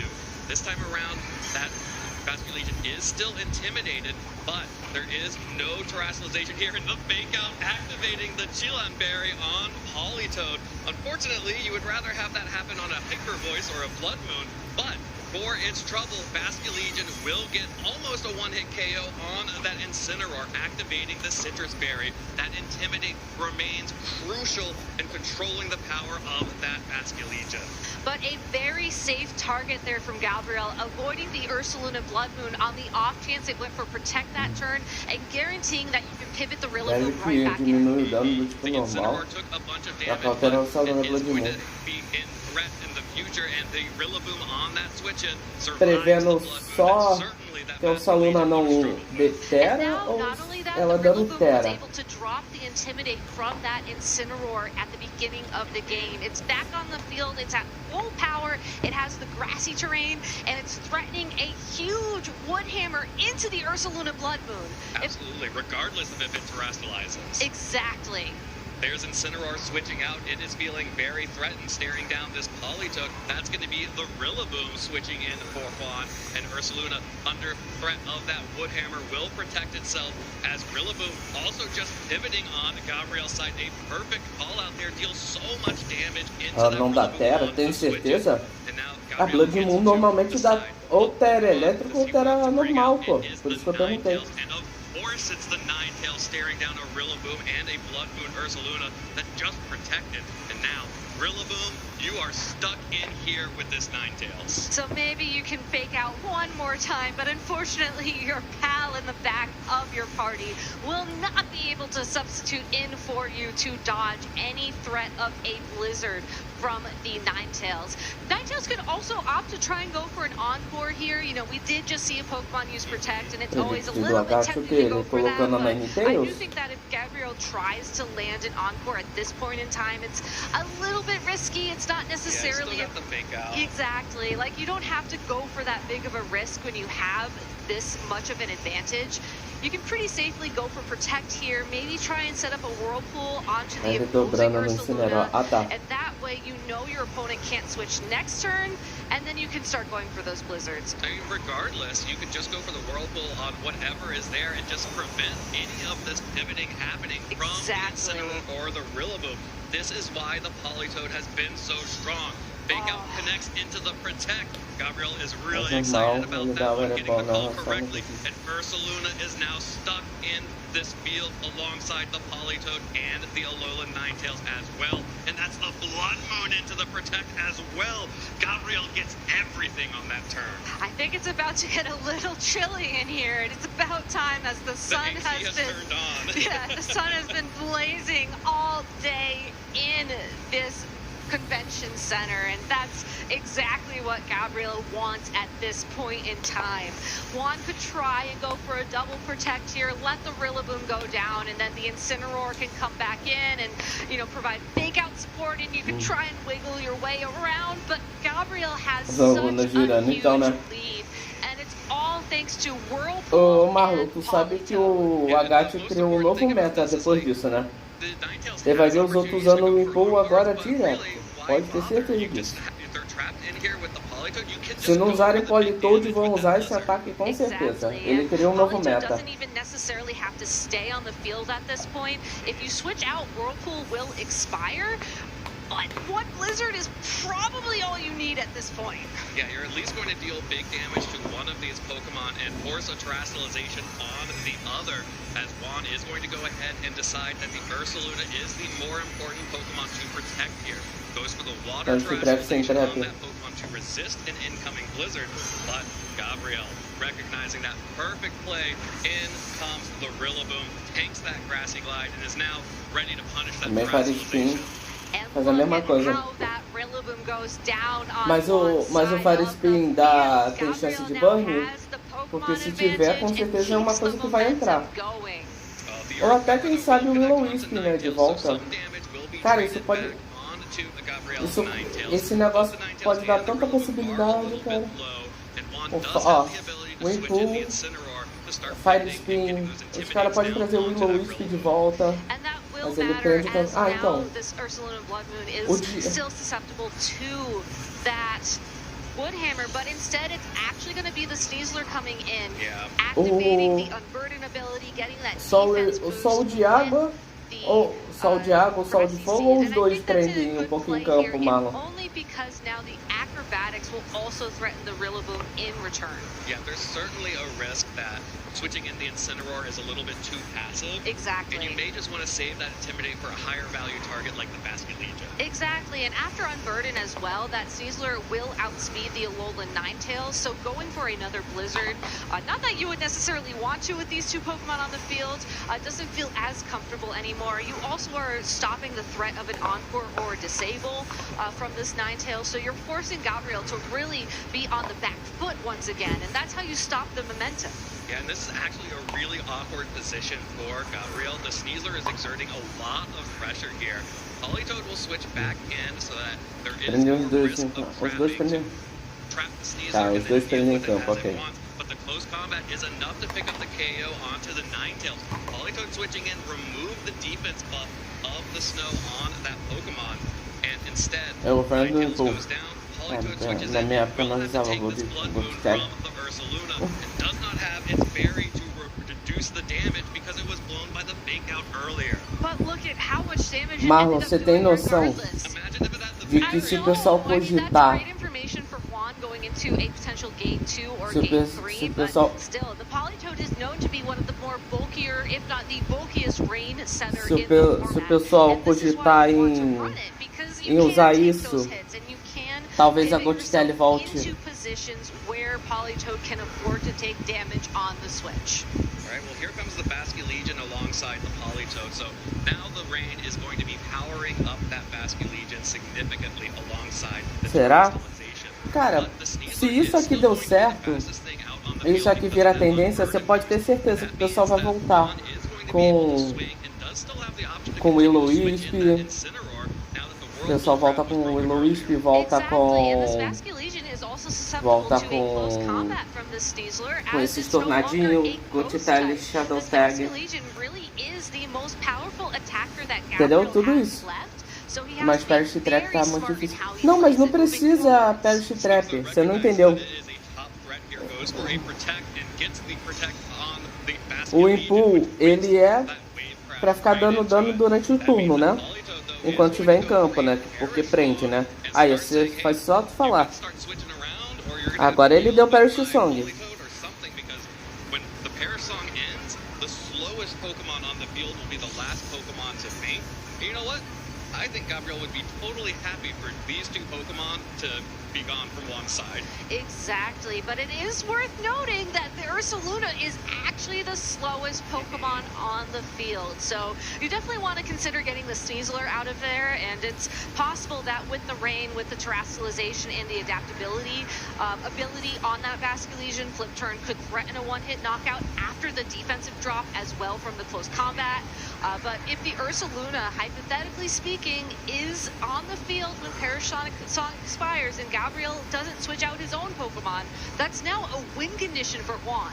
Yeah, it could be in the future. Virou meu papel de parede, sei lá. Three each, so they are able to switch out unless Politoed is able to start trapping things with that Whirlpool. Exactly, but Juan has the pressure here with that Sneasler. He does, and it's such an interesting board state because Gabriel was the one who set it up himself. Absolutely, but Gabriel just using that Parasong likely to try to force a switch at some point out of these Pokemon and regain some momentum so that Basculegion can maybe get a little bit safer, but this Rillaboom is just taking a close combat on the switch, and that is a KO, and that's going to force the Basculegion out regardless. So no hiding from this damage from the Sneasler for Gabriel. And unfortunately, Politoed cannot hide from its own song. But this Weather Ball will do a one-hit knockout onto that Sneasler. Okay. Well, now there is the win condition for the Ursaluna to be knocked out.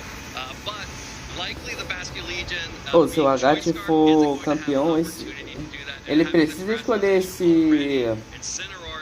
Ele precisa escolher esse Politoed, tá? Yeah, what a great endgame from Juan. I think we talked about this earlier, being able to utilize the team's pivots and the little things that make this team important to his advantage to find the openings. Sneasler coming in at the right time, being faster than the Alolan Ninetales, was exactly when the tide turned for Juan. Now he can use Fake Out, attack with the Ursaluna, and then follow it up with 2 attacks, and that Basculegion male should go down. Absolutely, there's the Fake Out. That's going to be the flinch on Basculegion, and this Blood Moon Ursaluna with the Earth Power cleaning this one up, knocking that Pokemon out, and Juan Salerno from Argentina is going up 1-0. E ele ainda ativou o Perish Song. Não, é o que eu falei, É o que eu falei, Marlon. Ele tá contra o Salerno, cara. Esse cara é bom pra caramba, tá? É muito bom esse cara. The pivots coming out from the Incineroar and the Rillaboom. It's just that it didn't seem like Gabriel got enough out of it. Once again, we saw that Basculegion go for a terrestrialization very early on, trying to sneak its KO and miss out on it. And that's really good information, though, going into Game 2. Will miss that knockout because now Gabriel can play around that. I think the other thing that I want to call out was the use of Parasong on Politoed, especially after seeing o Salerno é muito bom. Perish Song is great, don't get me wrong, but you really want to use it in a 3 É, versus top 8 2 ele meio or que a já se already classifica, trapped né? Eu situation. acho. The fact that Gabriel used it before those conditions were set to try and force Juan to switch, and Juan was just, quite frankly, knew that he already had the game locked up. It just wasn't enough, and I think that you really have to Mas o Agat é muito bom? É, o cara lá também é. Endgame first if you're going to just make a playstyle adaptation as opposed to a Pokemon one. Or just go for the KO immediately. Yeah, like we saw on that Sneasler a few turns later. If you have the damage, go for the damage. Then Parasong would be able to deal with those final 2 Pokemon in the back. But that's something that's all information that now Gabriel and Juan both know. So we might expect to see some switch-ups here going into Game 2. Exactly, and I do think that on paper, Politoed is still a solid pick because forcing your opponent to not be able to switch, especially when they want to use the pivot pals to their advantage, is always going to be incredibly disruptive. Yeah, well, here is a big switch-up for Gabriel. That's going to be the Ninetales and a Volcarona. So if there is a Pokemon that can make use of getting some free turns, it is a Volcarona here. That, of course, is going to be matched by Juan going with the Ursaluna and Dragonite on his end, the same lead as Game 1. But in instantly threatened by Ice-type damage from this Ninetales. Not only that, because there's this instant pressure from the Alolan Ninetales that opens up this opportunity for the Volcarona to sort of feel out the situation, try and get some Isso quiver aqui, dances in cara, early on in the game, and jogaço, we've tá? seen Não how queria much that falar can nada put you não. ahead. Mas é um baita de um Water jogaço. Crystallization once more forced out on the Ursaluna on one side. As soon as the Ninetales hits the field, Juan knows that he has to go ahead and protect that Pokemon. Gabriel will go ahead and protect the Volcarona here, knows that the only option for Dragonite to deal damage is into that Pokemon. The Blizzard deals a lot of damage, but the multi-scale really helping out there. High value protect. The Dragonite is unable to do anything here, and that puts Tailwind at risk, and a double whip into the protect from Juan. Volcarona is happy to stand in front of these Pokemon and say, come at me. Not only that, the fact that Juan wants that Volcarona gone could be some incredible information for Gabriel on what Juan has in the back. For now, though, another Blizzard from this Ninetales feels very safe. You do still have the Focus Sash activated. You know that the Dragonite is still going to be slower as Scale Shot did not connect and did not give it that speed boost, and that is exactly why Juan is forced to switch here to send in something like an Incineroar who can take that attack way better. Yeah, Incineroar is definitely going to be able to take a Blizzard way better, as well as a Heat Wave potential from Volcarona. But Gabriel is actually just showing an instant Terastallization to go for the other offensive option on the Volcarona. Wants to make sure that he has access to fairy-type damage against both of these Pokemon. Potentially also to threaten the Dragonite as well. Another fairy-type means that that Dragonite is not really a threat at all. Será que congela? Both the Ursaluna and Incineroar do have to take this Blizzard on the switch-in as the Terra Blast connects onto the Blood Moon Ursaluna, dealing good damage. Another Blizzard and another Terra Blast would be more than enough to KO that Ursaluna. But as you mentioned, going for the Yawn. So Gabriel knowing can't just go for Quiver Dances here if this Pokemon is just going to get put to sleep. And this is the perfect opportunity now to get a different Pokemon on the field for Gabriel that can potentially return and intimidate. There is no downside to switching out this Volcarona, as other than the Terastallization, which is very beneficial like you just called out, you have not invested any Quiver Dances. You've only really done damage from this Pokemon. You are going to lose your Grassy Seed boost, but by Terastallizing into the Fairy typing, not a lot of threat on one side that you have to be worried about there. And with the Incineroar in the back, getting the Intimidate down onto the Incineroar and any other potential physical attackers in the future, will have an ability to potentially come back in pretty safely. There's the Flare Blitz that comes out into the Incineroar, protecting the Volcarona as Encore connects onto Ursaluna into Yawn. So this Pokemon will no longer be able to fire off those Blood Moons or Earth Powers and will be stuck yawning for the foreseeable future. The Incineroar is more than happy, though, to rely on its Pivot Pal to avoid being put to sleep at the end of the turn. That's the downside to utilizing Yawn as your move that puts Pokemon to sleep, as it takes a turn to activate. It's not like Sleep Powder, where the accuracy is the downfall, or Spore, where unless your name is Smeargle, you're going to be using on a Pokemon that's typically very slow. This Incineroar doesn't have Parting Shot, but this Incineroar does have Parting Shot, so this is the perfect opportunity to weaken the Ursaluna alongside of it. Yeah, and Encore comes out onto the Incineroar, locking it into Flare Blitz, which is going to deal decent damage to the Ninetales, and with a burn, starts putting a timer on that Pokemon. Can negate that somewhat by getting the Rillaboom in for grassy terrain, but another Yawn is just going to fail into the Incineroar, and the slow Incineroar with the Parting Shot will drop the special attack of that Blood Moon Ursaluna, which is already weaker than we're used to seeing because it's the Leftovers variant, not the Life Orb. And I'm so glad you called out the fact that the Incineroar is the slower variant, because that is key to keep in mind with how these Incineroar will interact. If we get into a Parting Shot situation where they're both Parting Shot each other, you want to be the slower Parting Shot so your drops stick. And I actually love this Encore into the Incineroar. It all makes sense now. That prevented a Parting Shot from coming out, which means that there is no fake out pressure, so this Ursaluna is Vai not meter going tipo imune a to be able hit. to protect itself from getting disable on board. Or it will be forced to switch out, at which point you can deal some damage with Blizzard, or maybe even try and fire a Terra Blast into that spot.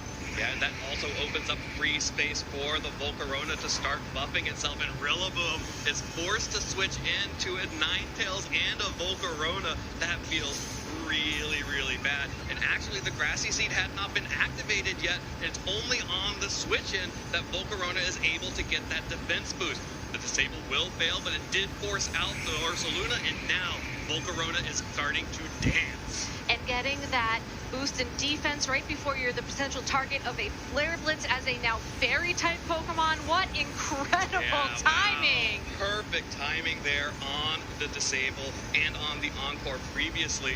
Really well played, really heads-up play. That's such a complex interaction to think about when you're using a Pokemon like Ninetales. You do have to worry now about the threat of Fake Out onto either the Ninetales or the Volcarona, but Volcarona with the Flame Body ability carries the threat of burning any Pokemon that isn't a Fire type that makes contact with it. So overall, the Rillaboom on Juan's side of the field probably wants to avoid attacking this Volcarona altogether. Yeah, most likely wants to avoid it. And also, you have the boost on the Quiver Dance, so you're threatening damage right now from a Heat Wave. The Terastallization was already forced, so there's no way for Rillaboom, except for faking out the Volcarona, to stop that from happening. And even if it does, it just got intimidated, so there's really no risk of damage on this Volcarona, which is why the Incineroar has to switch out. The Ursaluna comes back in. It certainly will be able to take this Heat Wave a lot better, but good information for the future. Rillaboom was able to hang on. It was able to hang on, but with the defense boost and the Intimidate, Volcarona is actually able to tank that Woodhammer pretty well out of Grassy Glide range, and the recoil damage has dealt significant damage back to the Rillaboom. Voltou a live? Ah, deve ter... Não sei o que houve. And that means that there could be yawns, but it's now at a point where it is at about 55% of its health. And Terra Blast, with that boost, may be enough to get it close. With a double up on the Incineroar, definitely. A lot of times, these leftovers Ursaluna Blood Moons, especially when grassy terrain is still active on the field, will take a moment to protect, to try and recover some health back. But I worry that if Juan decides to go for that move, that's just going to give Gabriel the opportunity to pivot his own Rillaboom in and once again start to threaten that Pokemon. Yeah, but there's no need to even worry about that, because fake out pressure from Incineroar means that this Ursaluna just isn't going to get to move. Juan is forced to retreat Rillaboom for the Incineroar of his own, because he needs to be able to deal some damage back to this Volcarona. There's the Protect coming out from Ursaluna. The Fake Out will whiff into the Protect, but this Incineroar is not going to enjoy taking a Terra Fairy, Terra Blast on the switch-in from a +1 Volcarona. It connects, and it's going to bring that Incineroar down into the red. Not quite enough for a knockout there, but certainly quite enough to make Juan think carefully about his next moves, as even though there hasn't been a Pokemon knockout yet in this match, the damage is really starting to add up on Juan Salerno's side of the field. Yeah, the only Pokemon that's actually doing okay right now is that Dragas volta aí. that's been able to recover so much health. That Dragonite, remember, took a Blizzard at the very start. That Rillaboom took a Heat Wave, and now after that Incineroar took that big Terra Fairy, Terra Blast. The Citrus Fairy helped a little bit, but it's definitely within another Terra Blast range. Even though the Ursaluna Blood Moon has all that health, though, it doesn't have the offensive power to match. Without the Sneasler that Juan brought in game number 1, there is just no offensive momentum now that this Volcarona has gotten that single Quiver Dance up. Juan has to target down that Pokemon if he wants his way through this match, and that's exactly why Gabriel's protecting it. Yeah, and that's exactly why Gabriel gets just this easy free turn. O jogo tá bem mais estudado agora. Another double up into the Protect. We've seen this over and over again on these Volcarona teams. They are so threatening that you are forced to target it, because if you ever let that Pokemon get a swing at you, then you might just lose the game right then and there. This parting shot, though, will make it that much tougher for the opposing Ursaluna Blood Moon to find that damage, and also give the Rillaboom the opportunity to find that alignment, that chance to go for another Wood Hammer into that spot unintimidated. Now, Juan could switch out the Blood Moon Ursaluna once again to something that can take that attack better, but what do you switch into? Do you switch anything?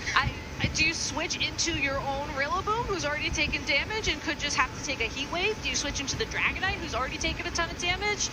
Not a lot of options left. Yeah, not a lot of options left for Juan on this game. Gabriel is doing a great job of just removing all of Juan's agency. Gabriel has been in control for a while in this game, ever since that Ninetales was able to successfully get those Encores off and really stall out everything Juan was trying to do. Juan brings in the Dragonite here, but it's actually just going to take a Terra Blast on the switch-in. So a sacrificial Dragonite here to potentially get an Intimidate down onto the Rillaboom on Gabriel's side, because the Rillaboom is absolutely ready to knock out that Ursaluna with a Wood Hammer. Exactly, and I think with that KO, it's pretty safe to say that Gabriel, unless something crazy happens, like a critical hit from a Blood Moon on this Ursaluna Blood Moon, Gabriel Agati's has a huge lead and most likely will be bringing us into a Game 3, which does make me wonder what exactly Juan is thinking about in terms of adaptations, because I don't think you can leave it all in this Blood Moon Ursaluna's hands if you are assuming that Gabriel will bring the Volcarona. We did not see that in game number 1, and you can see why it was the adaptation in this game number 2, because it has been an absolute force. And we've been just in a weird, awkward position here at Juan especially. We're kind of just trading protects back and forth. The Blood Moon Ursaluna is back up to basically full health, but so is the Volcarona. All of that damage that Juan was able to get off onto that Pokemon, the damage that Gabriel traded to get those Encores down, is gone. I think the major difference, though, is that the Volcarona has only gotten boosts, and Juan Salerno's Blood Moon Ursaluna has only gotten stat drops from the parting shot. And this fake out dodged once again by the Protect, and the Volcarona spending another turn safe from everything, and especially these Blood Moons are being staggered into the Protect as well. The most powerful option that Juan can go for against that Volcarona. It's timed such that Gabriel will always have Protect up when Juan also has Blood Moon up. I love how he's managing all these turns as well, because there's no need to go for another Quiver Dance. He's not taking that risk. And I do feel like a lesser experienced player would have been tempted to try and sneak another Quiver Dance or two in. And just having the mastery and the confidence to know, I do not need that. This single Quiver Dance is enough. I just need to keep pivoting my Incineroar, my Rillaboom, to keep the pressure on the opposing Ursaluna. That's all I need to win. That is such an incredible call from Gabriel, and it's really exciting to see this play out in real time. Now, it's not quite over yet, but it's still, again, it's just looking so much in his favor right now. Yeah, definitely looking in Gabriel's favor, but we also have to consider that time may become relevant, as this has been going on for a while now. But Gabriel getting another KO on that Incineroar with that Terra Fairy Terra Blast means Juan is now down to his final 2 Pokemon. However, there is a world where Juan could set it up such that the Ursaluna Blood Moon with the Leftovers recovery and Grassy Terrain recovery could end the game with more health than another Pokemon on the other side of the field. But as long as Gabriel maintains this Pokemon advantage and is able to find these opportunities, he should be more than capable of just closing this one out, and time may just become an opportunity for him to win. I was going to say, I mean, we have time. We might as well review the tiebreakers while we're here, as given how this game has gone, you have to wonder if it will come into play for game number 3, or if we're going to see one of these trainers just hit the gas. So, while we're here for a moment, let's go ahead and talk about how tiebreakers work in the Video Game Championship Series now. There are 4 Pokemon on the field for Gabriel Agati. There are only 2 remaining for Juan Salerno. The first tiebreaker will be the number of Pokemon remaining. So Juan Salerno needs to find 2 KOs, possibly 3, given how low that Rillaboom is, to even out the Pokemon count. The next tiebreaker would be the percentage of health remaining. So if this Ursaluna was able to keep its health at 100% and the Volcarona would be less than 100%, then Juan Salerno finds the win condition for the game. If Volcarona... We're 3 ifs deep now. Yeah, if the Volcarona is also at 100% health, then it comes down to who has the higher HP stat. And traditionally speaking, we obviously don't know how these Pokemon Tem que are a Blood trained. Moon, sei lá, né? Vai que ela Ursaluna vira Blood Moon does have a avião. higher base HP stat in comparison to your average Volcarona. So that has been your lesson. Thank you so much for giving me exactly enough time to review that. Let's go ahead and talk about game number 3. Let's go into game number 3. Ainda tem jogo 3, ou seja, já Going pode over, perder.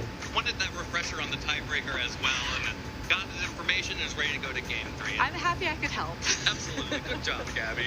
And I love that Juan was taking that time to think about it. Obviously, Juan was on the back foot for a while there. He tried to find some ways back into the game, but Não, mas é contra o Sal, é o... Marlon. And that's what makes it so difficult sometimes. Marlon, como eu disse pra você, especially when you're é watching a game contra like this. I think a lot of Salerno, people at cara. home are like, y'all, it's over, you know, why don't we go ahead and get to game Contra o number 3? Salerno, But if o you cara é know bom that pra you only caramba. have like a minute and a half in team preview, you know, it's not like you can just sit at the Entendeu? team selection screen and spend 5 minutes trying to decide what song you want to listen to during the game. You might as well utilize the turns remaining, the 45 seconds you're given to select your moves, in addition to the animations, the switch times, all of that extra time to think through your game plan. yeah, and that's exactly what Juan was doing there. And now we head into game 3, and it really felt like Gabriel had won that on turn 1, getting the Dragonite and Ursaluna matched up against the Volcarona and Ninetales. This time around, Juan adjusts. It's the Incineroar and Ursaluna against the Volcarona and Ninetales, not that Dragonite that frankly did 0 in game 2.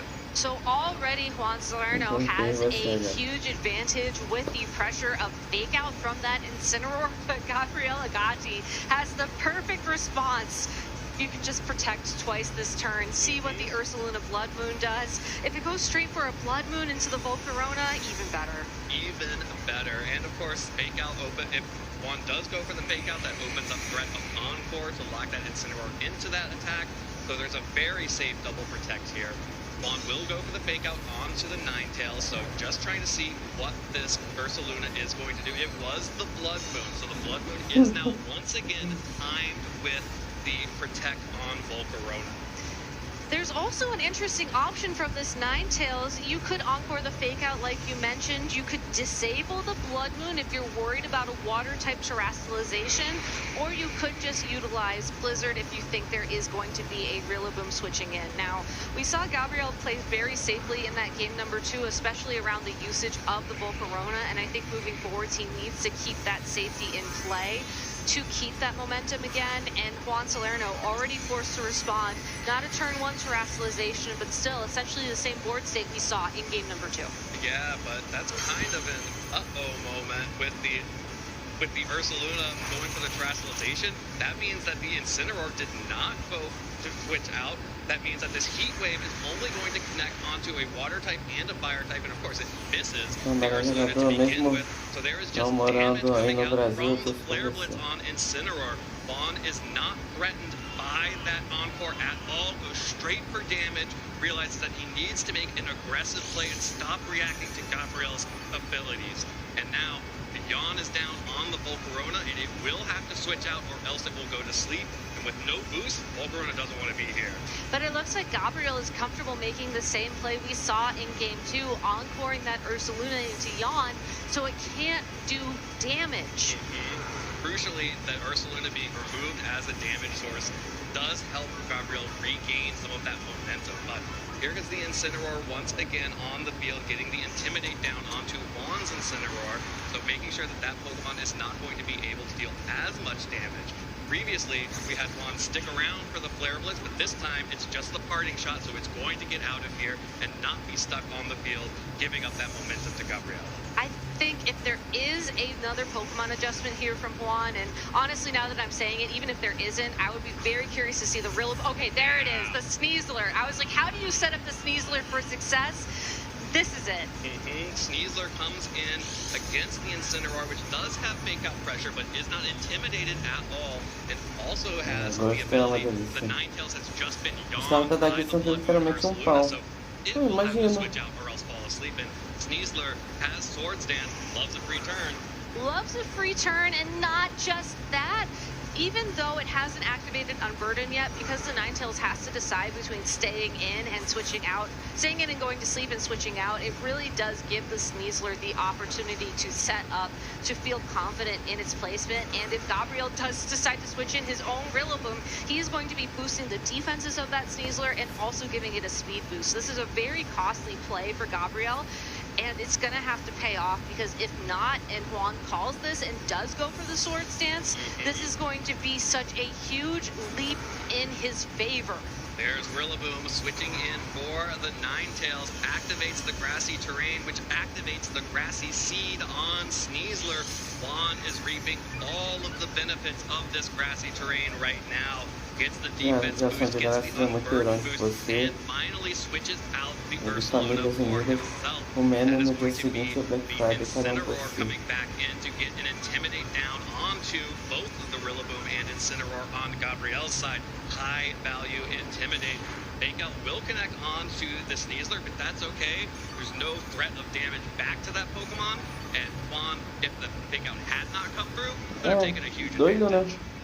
There still is another fake out though, and that's something that Gabriel has to go for. There's nothing scaring the Sneasler off the field. You can just hang out here for a couple turns until it is time to go for that Swords Dance, Acrobatics, Close Combat. Honestly, all of those look pretty great. Yeah, they all look good to me, and Gabriel goes for the Terrestrialization on the Incineroar to protect itself from a fake out, as well to protect itself from a close combat from Sneasler.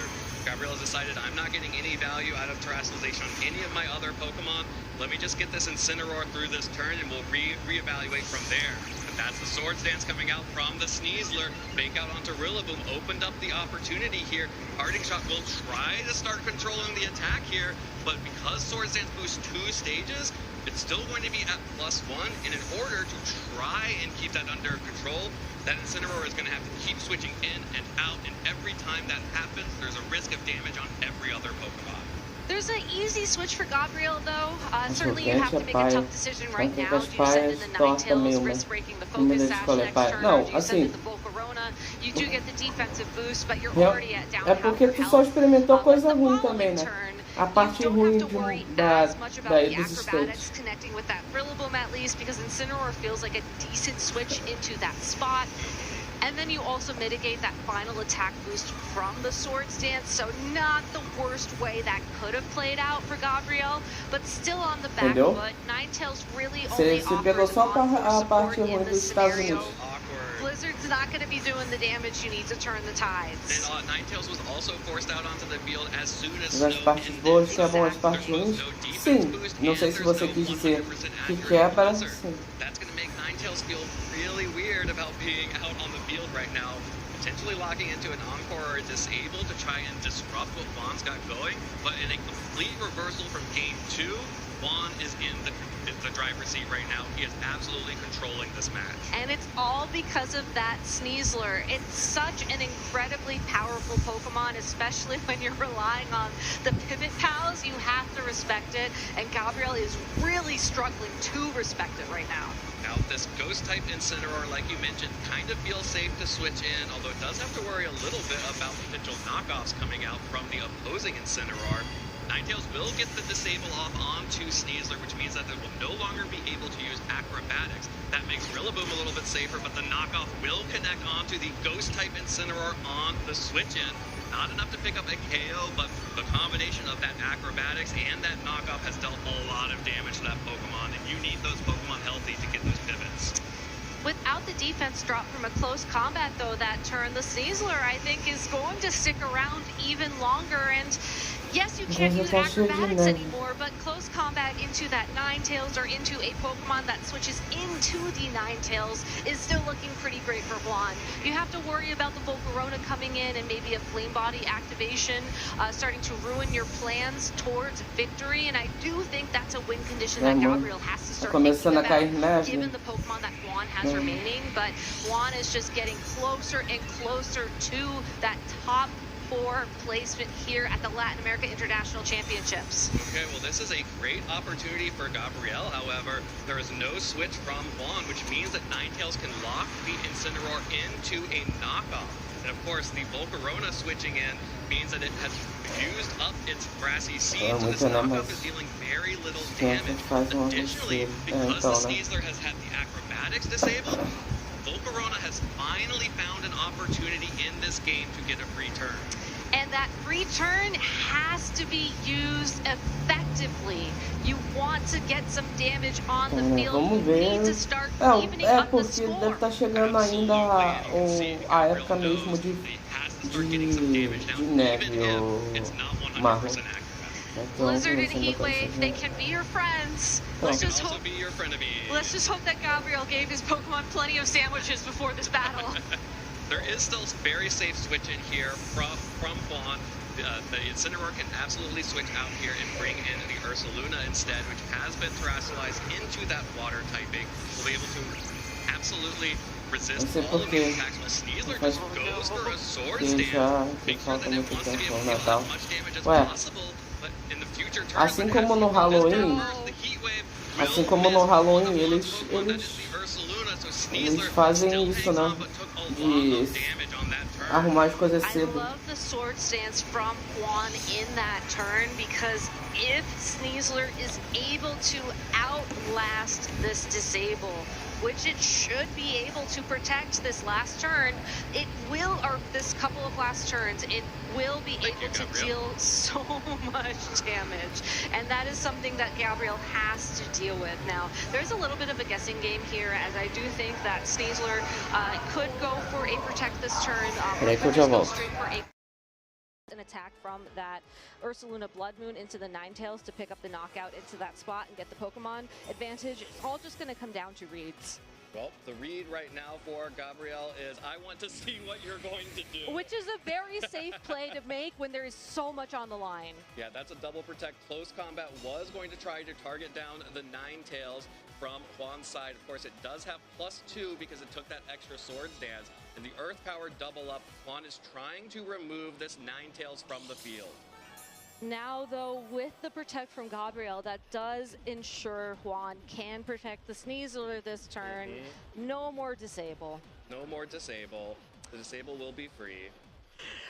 It's a really great spot for Juan. Again, that sword stance just paying off dividends. Could play a little bit risky here if he wanted to go for a second one, but we've seen players get punished for being greedy time and time again. I think you just have to play it safe here. Go for the protect. And that's exactly why we see Gabriel get the fake out back on the field once more. Yep. And he went for the attack. Goes for the attack onto the Incineroar. If this Ursaluna doubled up, there is a chance that it could pick up that damage, but Sneasler has gone down. That's a huge Pokemon removed from the field for Gabriel. The Earth Power will connect onto the Incineroar, so Juan did cover for the potential of a switch in there to take out both the Incineroar or the Volcarona had it stayed in. The Ursaluna Blood Moon, though, still looking incredibly threatening on Juan's side of the field, recovering up all of that health to Gabriel's advantage. He does still have that Rillaboom available, Esse and jogo that's tá muito exactly bem why mais we see estudado, Juan olha switching the isso. Incineroar. Deu pouco pra salvar And that's why o Gabriel Nickels. does Então. not send in the Rillaboom just yet. E o cara perdeu os níveis, To né? keep yourself in the game is to find a way to get Rillaboom on the Claro, field. jogo equilibrado, mano. Quem perder aqui dá fora, né? I mean, it's one of the two. Yeah. The challenge of Regulation H. Any regulation with Incineroar in it. I mean, even if you do manage to get the Rillaboom on the field when Incineroar is already present, you run the risk of getting parting shot in. So there is still plenty of options here for Juan, and I think keeping the Ursaluna Blood Moon safe in the back is exactly what you want to see. And we get finally the reveal of that last Pokemon. Yeah, definitely was going to be the Rillaboom with the Sneasler and Incineroar here. So finally, Juan has forced to reveal the Rillaboom as Ninetales protects itself. Gabriel is reading that Juan is very afraid of the Ninetales, or again, just wants to see what Juan is going to do. Again, we did mention this in the previous match, maybe a little bit more relevant here. Esse cenário, uma hora à noite e uma hora dia. É, porque é tanto tempo de jogo que o jogo só fala assim, ah, vamos passar um tempo, né? Of these trainers, as once again we are looking at a situation where Gabriel can go for a blizzard or a heat wave to threaten that Rillaboom. If Rillaboom risks the fake out into the Volcarona, a flame body activation could be absolutely devastating. And honestly, even an encore from that Ninetales could be enough to open up the game for Gabriel, as if the Incineroar is locked into fake out, that ain't parting shot. Yeah, fake out ain't parting shot. Doesn't do anything. There's the Rillaboom going for the fake out, finally connects, finally finds a target, connects on to the Ninetales. That means it will take this heat wave from Volcarona. Deals a little bit over half to the Rillaboom, and a critical hit onto the Incineroar deals a little bit more chip damage than expected, while the Flare Blitz will finally knock that Ninetales off of the field. So Gabriel is now forced down to his final two Pokemon, and that will be the Rillaboom and Volcarona. And for now, the key Pokemon on one side that Gabriel is going to need to get rid of at ASAP is that Incineroar, which is looking really scary. Então, né?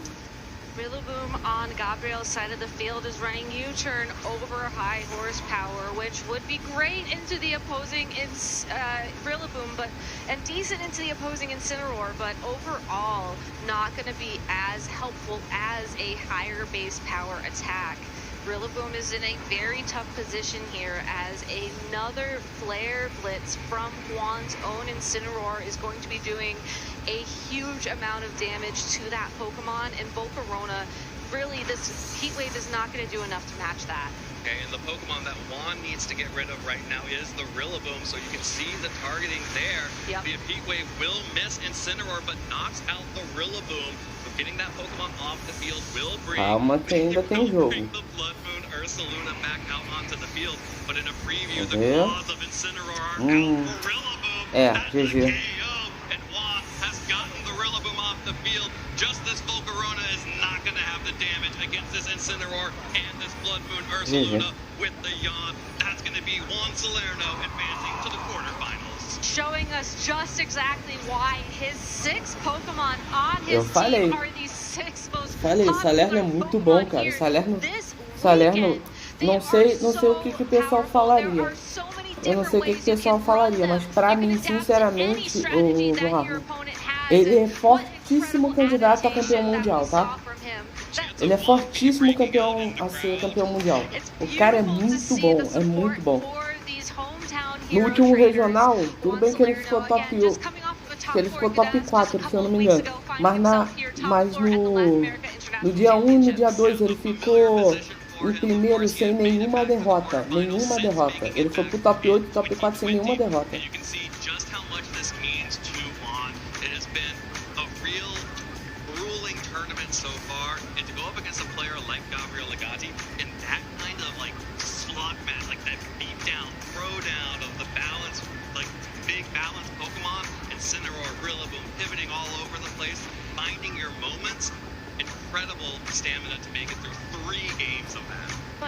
Não só nos papos, claro, pô. O cara ainda não tá acreditando que ganhou. Que pai ele não tá acreditando que ele ganhou do Agathe, né? And not being afraid to go for that second sword stance when the acrobatics was disabled, because that one move. E é bem mais fácil de conversar também com ele, né? Porque o cara fala espanhol e o Agathe é BR, né? Então é muito mais fácil de falar. Mas é o que eu falei, o Salerno, cara, é um fortíssimo candidato a ganhar o Mundial, cara. Pra mim ele é fortíssimo.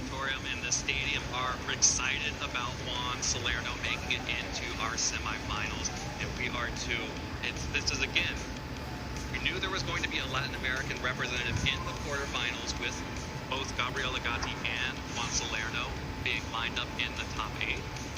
A Latin American trainer has never won this tournament, has never won an international championship and kept it here in Latin America. And I know they're champing at the bit to get this one home. I would be so excited if this was finally the year.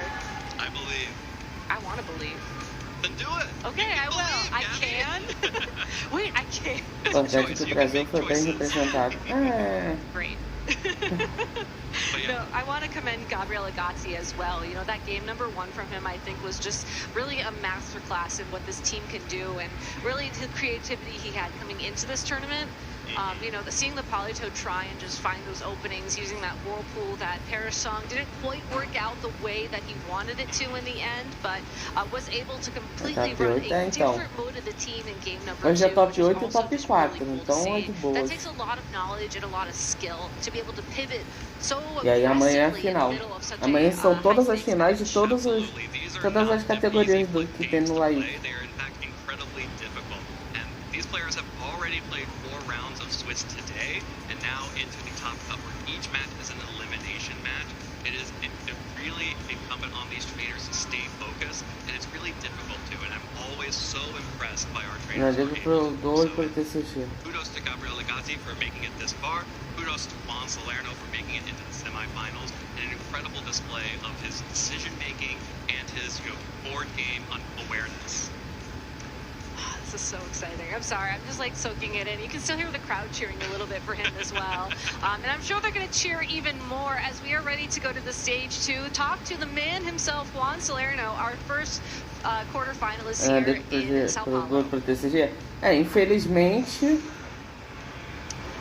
Thank you very much. We have got our Vai ter os first campeonatos, vai ter as finais, então. 2026 Latin American International Championships, Juan Salerno! Huge congratulations, Juan. You are in the semi-finals, my friend. How are you feeling so far? No, me siento muy bien. Allá quedé top 4 en LAIC hace unos años y mi intención este año es terminar la cuestión, así que espero que la suerte me acompañe. I feel very happy about getting here. Just 2 years ago I was top 4 at LAIC, and now I hope to finish the job. And what a way to be able to go into the semi-finals in what felt like the Superclásico de las Americas against Gabriel Agazzi. Fantastic trainer, IC finalist, of course, 2 times around. But yeah, that matchup looked very difficult. We saw Gabriel bring that polytoad mode in game 1, but you felt like you had a lot of tools against it. So did you feel confident after that game 1 going into game 2? Agazzi es uno de los mejores jugadores del mundo y es un gran amigo y una inspiración para mí jugar con él. Creo que fue un partido cerrado, era muy difícil y que al ser un mirror de balance, quien saque los mejores tradeos iba a ser el que gane. Agazzi is a really top player of the world, and is a really close friend, so he was a little nervous about it, but he got it at the end of the day. Sorry.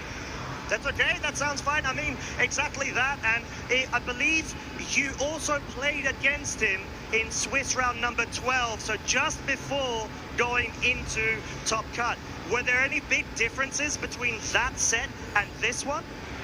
Como Agazzi ya estaba en el CAT, Engraçado, ele entende, mas o cara não entende, né? Pero gracias a que pude jugar con él y me ayudó para que pueda tener el bye y jugar top 8 directo. Así que muchas gracias a Agazzi, tuve suerte de jugar con él. He wasn't sure about the matchup, so it was really lucky for him to play him beforehand, so that he had an idea of the matchup. Yeah. So thank you, Agazzi, for that. No, of course. I mean, it must have been a lot of mind games going into that, of course, but you were able to get through quite well. It was a very close game 3 in particular, and I noticed that you brought the Sneasler over, I think, the Dragonite. Was that the main adaptation that you recognized that you needed to make? Agazzi estaba trayendo siempre Ninetales, entonces sentí que Dragonite no iba a hacer un gran trabajo y hablé con Raxen antes de jugar mi match de suizo y me dijo básicamente Sneasel es la clave. Así que gracias Raxen, tus consejos me sirvieron. Agazzi was using a lot of Ninetales, so he was sure that Dragonite was not going to help a lot on the matchup. So a friend of his talked to him and said that Sneasel was the key, and thank you to our friend for that. Of course, and I mean, it really proved to be such a vital piece to his strategy. So, now you are in the semi-finals, my friend. You've come a long way. You've been able to go across the globe so far early season. I saw you at Lille and Gdansk as well. You had really strong performances. This really feels like It's your year. You've got a good form going. So what would it mean to you if you were able to win LAIC? Quiero ser el primer campeón latinoamericano, así que creo que solo me queda un partido hoy. Voy a trabajar duro en el siguiente partido y espero tener la oportunidad de jugar la final mañana. I would love to be the very first Latin America winner of LAIC, and I only have today one match, so I'm going to prepare for that and hopefully come back tomorrow to play the finals. That's it. We believe in you, my friend. One set away, like you said. So, with that being said, we're going to go ahead and let you have some rest. So, before that moment, do you have any shout-outs that you would like to give to anybody in the venue or your lovely crowd as well that were cheering you on, or at home? No, quiero dar las gracias a Sufi, que ayer me ayudó con el tema de las listas, igual que en Gdansk. Así que bueno, muchas gracias a él. Y quiero decir que le prometí a mis amigos que iba a traerme un Pikachu a este torneo y lo conseguí, así que estoy muy contento. So I want to thank Sophie for helping with the list, and he promised his friends to take a Pikachu home now, and now that he was able to bring that home, he's really happy about that. That's it, and there's a lot to be happy about as well. So with that being said, that was just our first semi-finals here at LAIC. Number one player getting ready. We've got more coming up with the quarterfinals continuing. With that being said, we'll catch you very shortly for more action.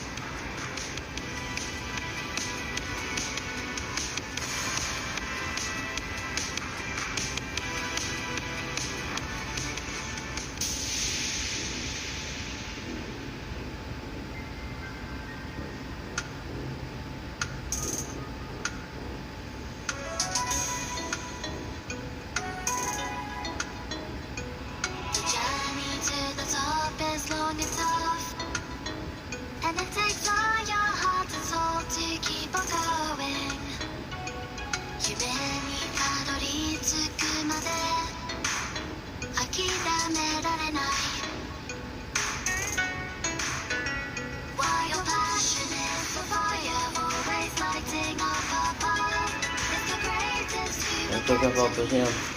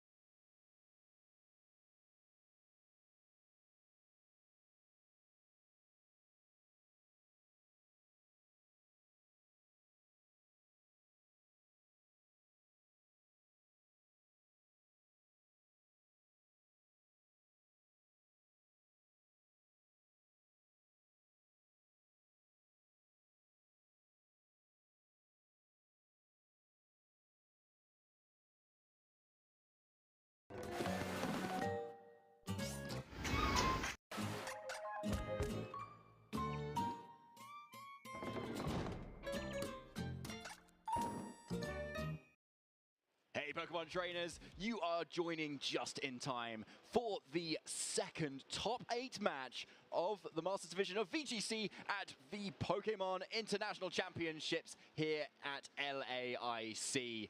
We have just seen our first semi-finalist crowned, and so has locked in a world invite, and that is Juan Salerno, who is our player who has the most championship points in the world. Yeah. So very much a deserving world invite already secured. I know, it's insane the fact that, like you said, #1 globally ranked, and now auto invite straight into Worlds. Fantastic that we're able to reward that to our top 4 when it comes to the international level, but of course, extremely fantastic for Juan himself. Going ahead in what was essentially a Super Clásico de las Americas, essentially the El Clásico between Brazil and Argentina, a rivalry known as old as time, and against with 2 fantastic world-class caliber trainers. Yeah, it really was. Yeah, it's the same to see Gabriel Agacci kind of get defeated, but obviously making top 8 at LAIC is just an incredible feat in itself. So congratulations to him, and pushing the double weather that we never expected all that way. I know, it's quite a crazy concept. I think double weather usually doesn't have as much potency as the single weather, because normally you have a couple of different tools in order to mesh together with that certain composition, but clearly, Gabriel showing us good reason why it truly can work instead of that Blood Moon that usually is that 6th slot. And it really proved a lot of dividends. Unfortunately, in that game 1 of the set we just observed, it wasn't able to put in as much work, and that is what we saw Juan sort of try to adapt against in game 2, where Gabriel brought all the heat. Yes, definitely. Yeah, it was a really back and forward match, wasn't it? Really scary as well, with the setup between Volk and between that Sneasler too. But on your screen, you can see the bracket now and where we are currently at here in our phase 2.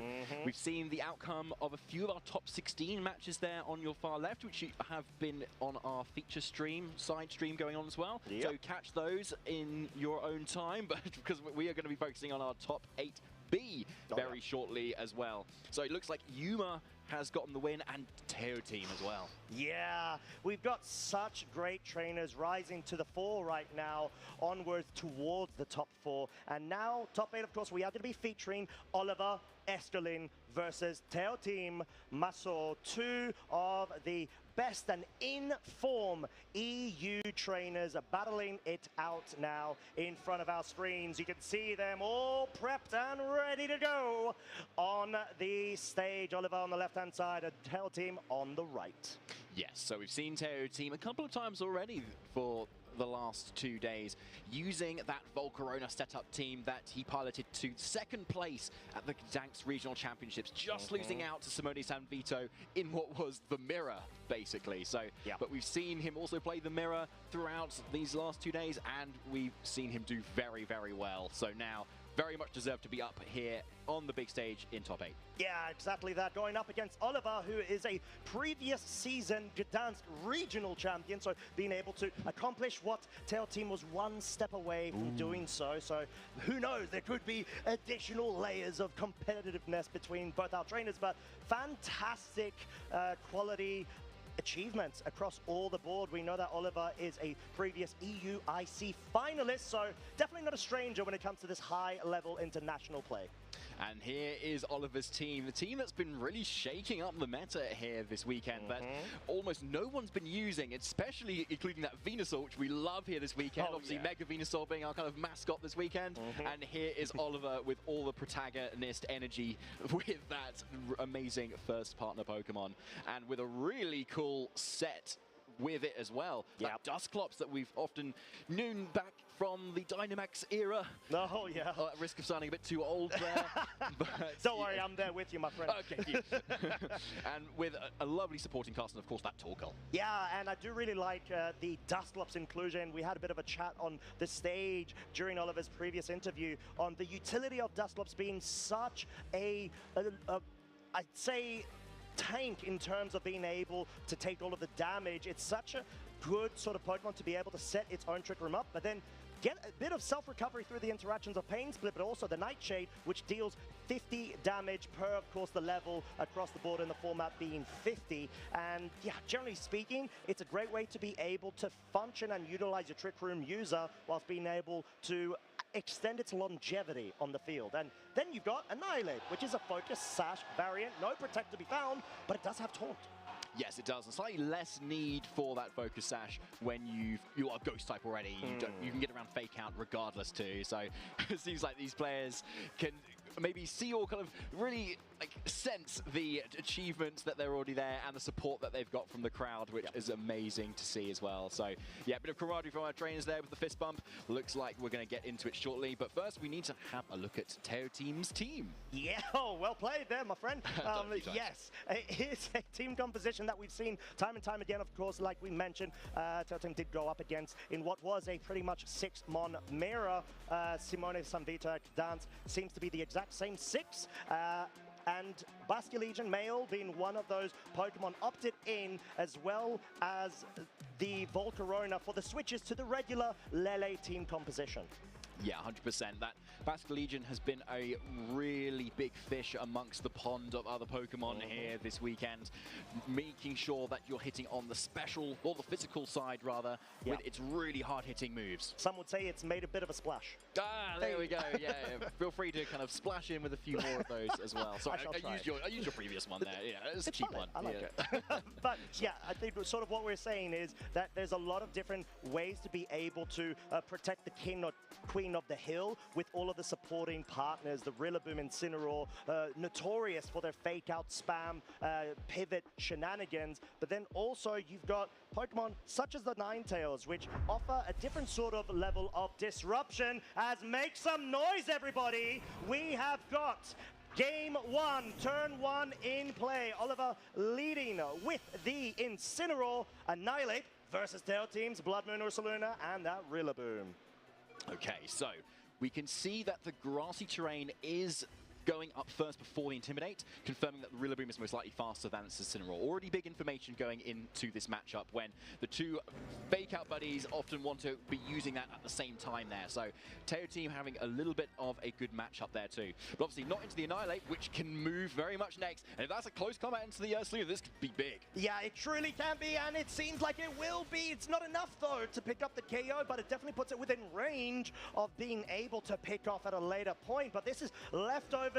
Ursa Kin unleashing damage, bringing the Annihilate down to its Focus Sash. Of course, getting a tiny bit of residual recovery at the end of the turn via the grassy terrain, but the most crucial thing here is that you're able to at least expend its item and maybe even position yourself where you can easily pick it off with a grassy glide. Yeah, so obviously with that massive physical defense, Ursaluna is able to survive. And yeah, a good thing too. And when you're this leftover set with grassy terrain, as we've seen in previous sets and our last top 8 match with Juan Salerno's Ursaluna, it can heal so much HP across the turn that we may well see this Ursaluna back into the green after a few more turns here, especially if we see maybe a pivot out at some point. So Oliver's got to think about how to reposition here and whatever for what is in the back.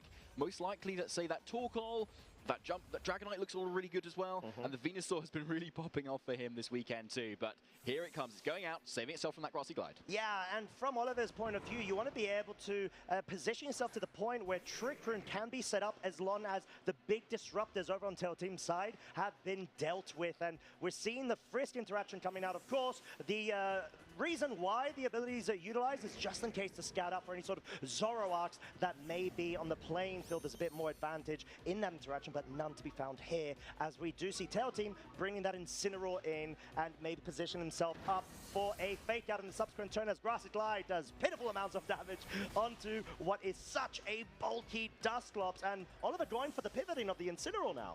Yeah, so it makes a lot of sense, but what do you want to get in at the moment? Because Teo Team has switched in another super fake out bro, Incineroar here instead.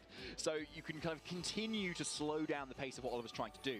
But with the double ghost type, it means that Dusclops is still going to be able to get away with doing something here, but is certainly threatened by the potential of knockoff coming into this turn.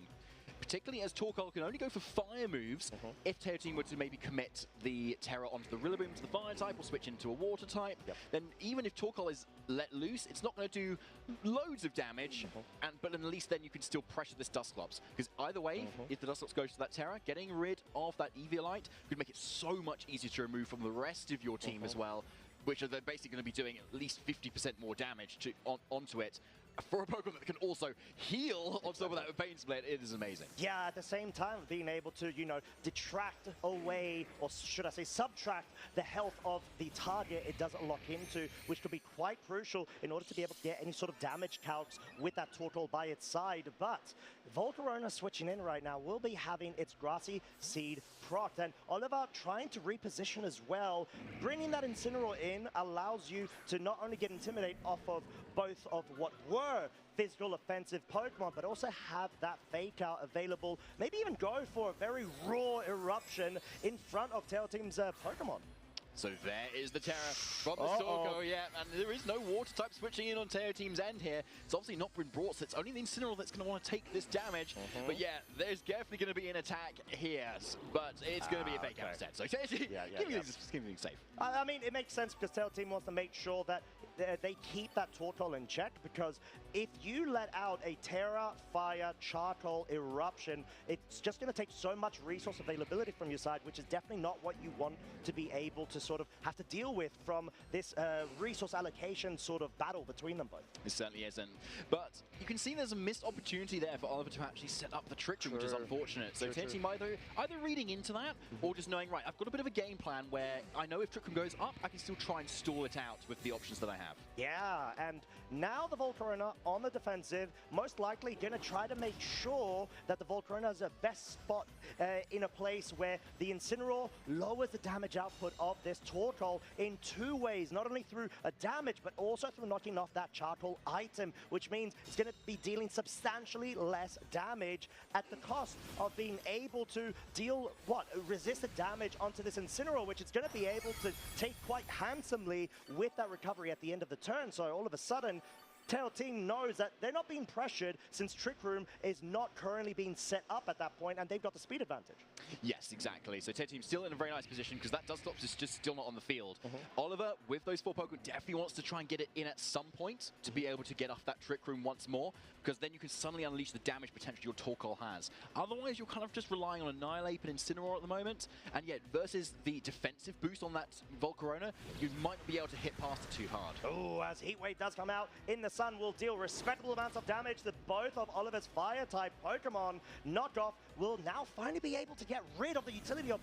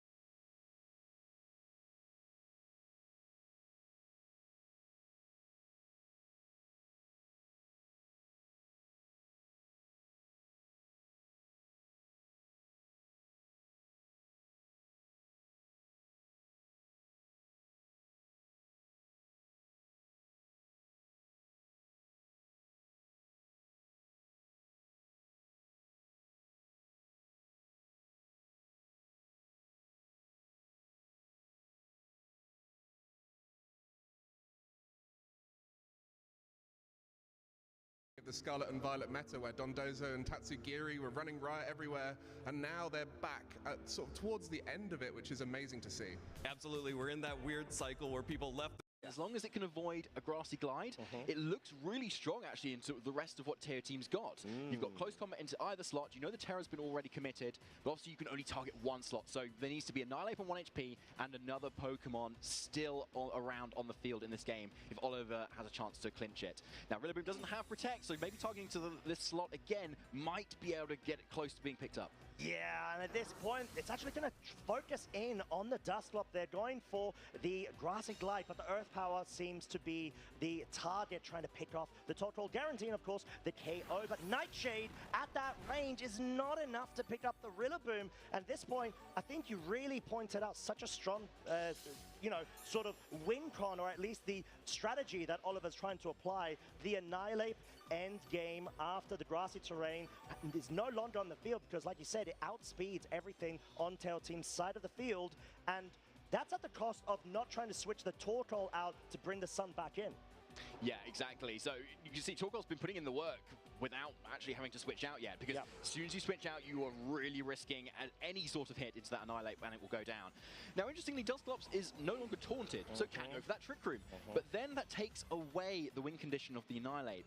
It does make the Torkoal more of an option, so you can Trick Room and switch your Torkoal out into Annihilate, kind of sack it, then bring your Torkoal in fresh, you get rid of the parting shot drop, you bring the Sun back up, and you might have enough damage from that point too. So it looks like that's what we will be seeing. Yes, such a good call as well, but it's the fact that Oliver still had a couple of branches of strategies to be able to employ, but had to wait for the situation. But that dealt so much damage from the Rillaboom. This might well just be enough if the Ursaluna does target it down, at the cost of the Rillaboom going down itself. So what's going to be the play right here? It is the Blood Moon into the Dusclops. It does get rid of it. But then again, even though Trick Room hasn't been set up, Annihilate is on the field. It's going to get an Intimidate into a Defiant proc whilst being able to be immune to Fake Out and also have the speed advantage outside of Trick Room. Yeah, 100%, and that is what is really key here at the moment. You've got that Annihilate that we talked about, which can only target one Pokemon at a time, plus the Torkoal. Still, you've got that second Pokemon here too, which is really key. So yes, this Annihilate is free to KO this Incineroar at its leisure, giving it has no Protect at all. Now, Ursaluna is a little bit more tricky because it can Protect, for instance. But yeah, if you target into Incineroar, Ursaluna then has to target either the Torkoal or the Annihilate. There's no Hyper Voice on this Ursaluna. So if you target the Annihilate to take it down, Torkoal then gets its attack off. And if it's an Eruption, which is 100% accurate, it should still get the KO. So basically, Oliver has this locked up. Yeah, it does feel like an ultimate pin, doesn't it? And just being able to preserve the Annihilate for so long. Ever since the beginning, it was just turn 1 where it lost its sash and was essentially brought down to 1 hit point, but a couple of grassy turns later and preserving it in the back just goes to show why Oliver is playing at the top of his game. Goes for the close combat KO into the Incineroar, doesn't actually focus onto the Blood Moon. Could this be a misplay or at least a over-predict from his side? Because the Blood Moon surely is going to be open to pick it off now. Yeah, and I probably misspoke here. Yeah, because the Ursaluna has gone for that Earthbound to Annihilate. And yeah, I wasn't counting for the Fake Out, actually. That could have gone into the Torkoal to stop it moving and actually hitting into that Ursaluna. So yeah, now we're in a position. This Ursaluna can just Earth Power Torkoal. Wow. So actually, it was maybe more of a 50-50 there as to whether the Ursaluna protected or it went for the attack at this point. So yeah, Oliver has to forfeit. Wow. Tail Team 1 game up. Wow, what a turn of events. Definitely felt like it was all in Oliver's favor in terms of the momentum. But like you said, it came down to that final flip of a coin, essentially. And you either, like you said, commit to the close combat into the Blood Moon. Maybe Oliver anticipating the Protect there, and then thinking, okay, Incineroar's probably going to go focus into my Annihilate, and the Torkoal still won't be able to outpace. So like you said, literally a 50-50. Oliver thought there was going to be a passive play, defensive play, should I say, from Tail Team, but Tail Team saying, no, not today. I'm going straight for it. Yeah, 100%. Yeah, a really good call there too, because it's obviously a lot more risky to kind of go into a Pokemon that can also protect Yeah, really well played from Tear Team, right to the wire, obviously, and without a single turn of Trick Room that had gone up either. No, This team, but it still was so close. Yeah, a couple of good calls that you can see there from Tear Team. Getting that damage onto that Dustclops, that high horsepower as well was really good. Yeah, there's a reason they are here and not me. Oh, yeah, I mean, we are physically here, but not on that side of the desk. We're behind the caster one instead. But yeah, I think, like you said, both of our trainers, honestly, are showing spectacular showcase that even though your mode may not necessarily work for a game, you need to be able to improvise on the spot. Tail Team's Volcarona getting knocked out early on in the game, and then Oliver's Trick Room not being set up. So that makes me curious on whether Oliver might try to employ that strategy going into game 2, but at the moment doesn't seem to be the case. It is going to be the Incineroar Annihilate bleed yet again that we've seen Oliver rely on when it comes to these sort of matchups versus the Rillaboom and that Ursa King. Yeah, so same bleeds yet again here. Now, they obviously worked out in some ways. I think it was the later turns that were a little bit dicey, where a little bit more thought behind the plays was kind of going on. Whereas here you've still got a fairly safe fake out, and you've still got that fairly safe close combat yet again into that Ursaluna, because you're forcing then the Ursaluna to either protect and not do the damage it did last time, or take that hit instead. Now, there's still a lot to play for here, because the Annihilate wants to try and get rid of this Rillaboom, right? If you want to try and preserve Annihilate's own focus sash towards the end game. But you also definitely want to deal with that Ursaluna, because it was such an issue last game for Oliver. So, but it's left wide open yet again for a close combat. Oh, here we go. Fake out into the Incineroar. Close combat will go through into the Blood Moon, dealing roughly around the same amount of damage as it did in game 1. But yeah, it's probably going to be the Blood Moon. Yeah, it's straight back into that Annihilate slot at -1 of its special defense due to the double defense drop on that Annihilate's close combat will guarantee the focus sash being broken. So similar situation as game 1 thus far. Do we expect any adaptations given the prehistory? We might, I'm not sure. I mean, for Oliver here, a switch into the Dustclops is looking pretty nice, because the Blood Moon has already been spent. You can't use that move in consecutive turns. And the Rillaboom is already at -1 from the Intimidate as well, so it's not going to be able to do too much damage. And Taunt isn't also on the board, because Incineroar isn't there at the moment on Tear Team's end. So it's a really nice switch in here, but Tear Team probably knows that and wants to also get in Incineroar at some point as well. But obviously, it's a little bit of a risk when you're sending in Incineroar in front of Annihilate that can then activate its Defiant boost.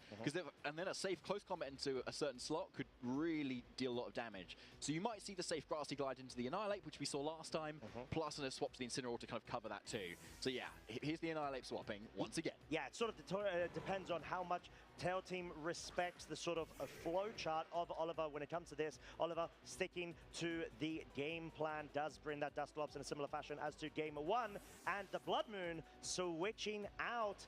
Likely going to be this it's going to be the Incineroar. You want to be able to have that fake out available and potential knockoff if the Dustclops does come back onto the field.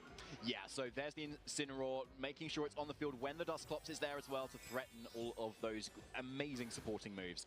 But first, it's actually going to be the Terror on this Rillaboom, which Team committed last time. It was very useful, to be fair. It took a lot of moves for the team, so it might be seeing it going on the offense here, but it is just the Grassy Glide still into what was that Annihilate. Okay, sort of a middle play in essence from Tail Team, sort of wanted to make sure they could better position themselves and advance the board state in favor of their own. As like we said, the Dustclops has taken a bit of damage, but now it has to deal with a combination of a knockoff and a wood hammer, which it definitely won't like if Tail Team wants to go on the offensive, but then you've still got Taunt yet again if you're anticipating the Trick Room. Yes, exactly. So it's a fairly safe play here to just kind of go for that.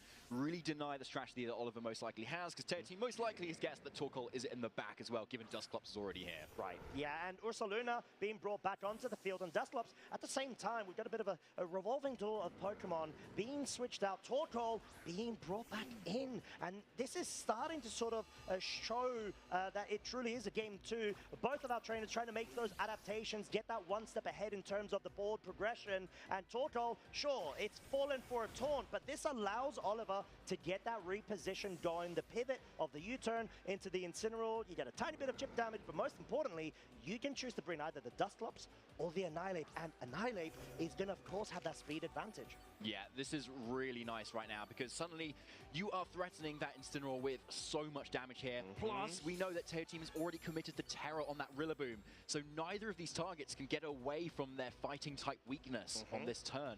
So this is a really pivotal turn for Teo Team. Yeah, and due to the fact that this is a focus sash set, the Annihilate is probably going to be fully invested with attack and speed. Yes, exactly. So then you've got most of the offense that you can get in, and you know you're going to be outspeeding everything on Teo Team's side here. And so that frees up this Torkoal to start dealing a lot of damage as well, especially into that Incineroar slot, which is the only slot that can't protect here. So but on Teo Team's end, how do you respond? Most likely a swap into the Rillaboom here, which we know, because it's fire type, can take on a lot of the attacks that Oliver has right now. Yeah, and I'm quite curious to see how the Blood Moon moves this turn round. Most likely going to be a defensive protect there. Tail Team is a big fan of trying to reposition the board and get that fake out available at the same time as that main sweeper, on the other hand, protected. And it's so crucial when it comes to these sort of matchups to be able to anticipate that. And like we said, further improve your board. And that's exactly what we're going to be seeing from Tail Team's side, at least protecting the Pokemon on its end. And Close Combat does, to be completely honest, deal a very respectable amount of damage onto the Rillaboom, but you've still got the fake out available in subsequent turn. Yeah, exactly. So a really good switch there for Oliver, kind of respecting the fact that Rillaboom can actually switch in here, because then obviously it offers that Grassy Glide into the Annihilate, but to deny that now, you've got your Incineroar on the field. So a really good call there, because if Torkoal had stayed in there, it would have been doing not a lot of damage to that Rillaboom because it's Terra Fire, and the Arceus is obviously just protected too. So yeah, Oliver is really playing this game nicely at the moment, kind of anticipating Teo Team switches at the moment too. But now, do you call that Grassy Glide coming out? Do you just fake out? But I think we've seen Oliver maybe lock in something quite different. Oh, that could be the case in order to try to... Oh, there's a reveal actually of the Volcarona. It has indeed been brought and will have the Grassy Seed procs now, plus one of its defense. It's a good way to be able to supplement for the amount of damage that could be coming out. But the fake out, of course, will be going into the Rillaboom. Close combat though, there is a chance of a flame body activation. Oh, is it going to be? I don't know.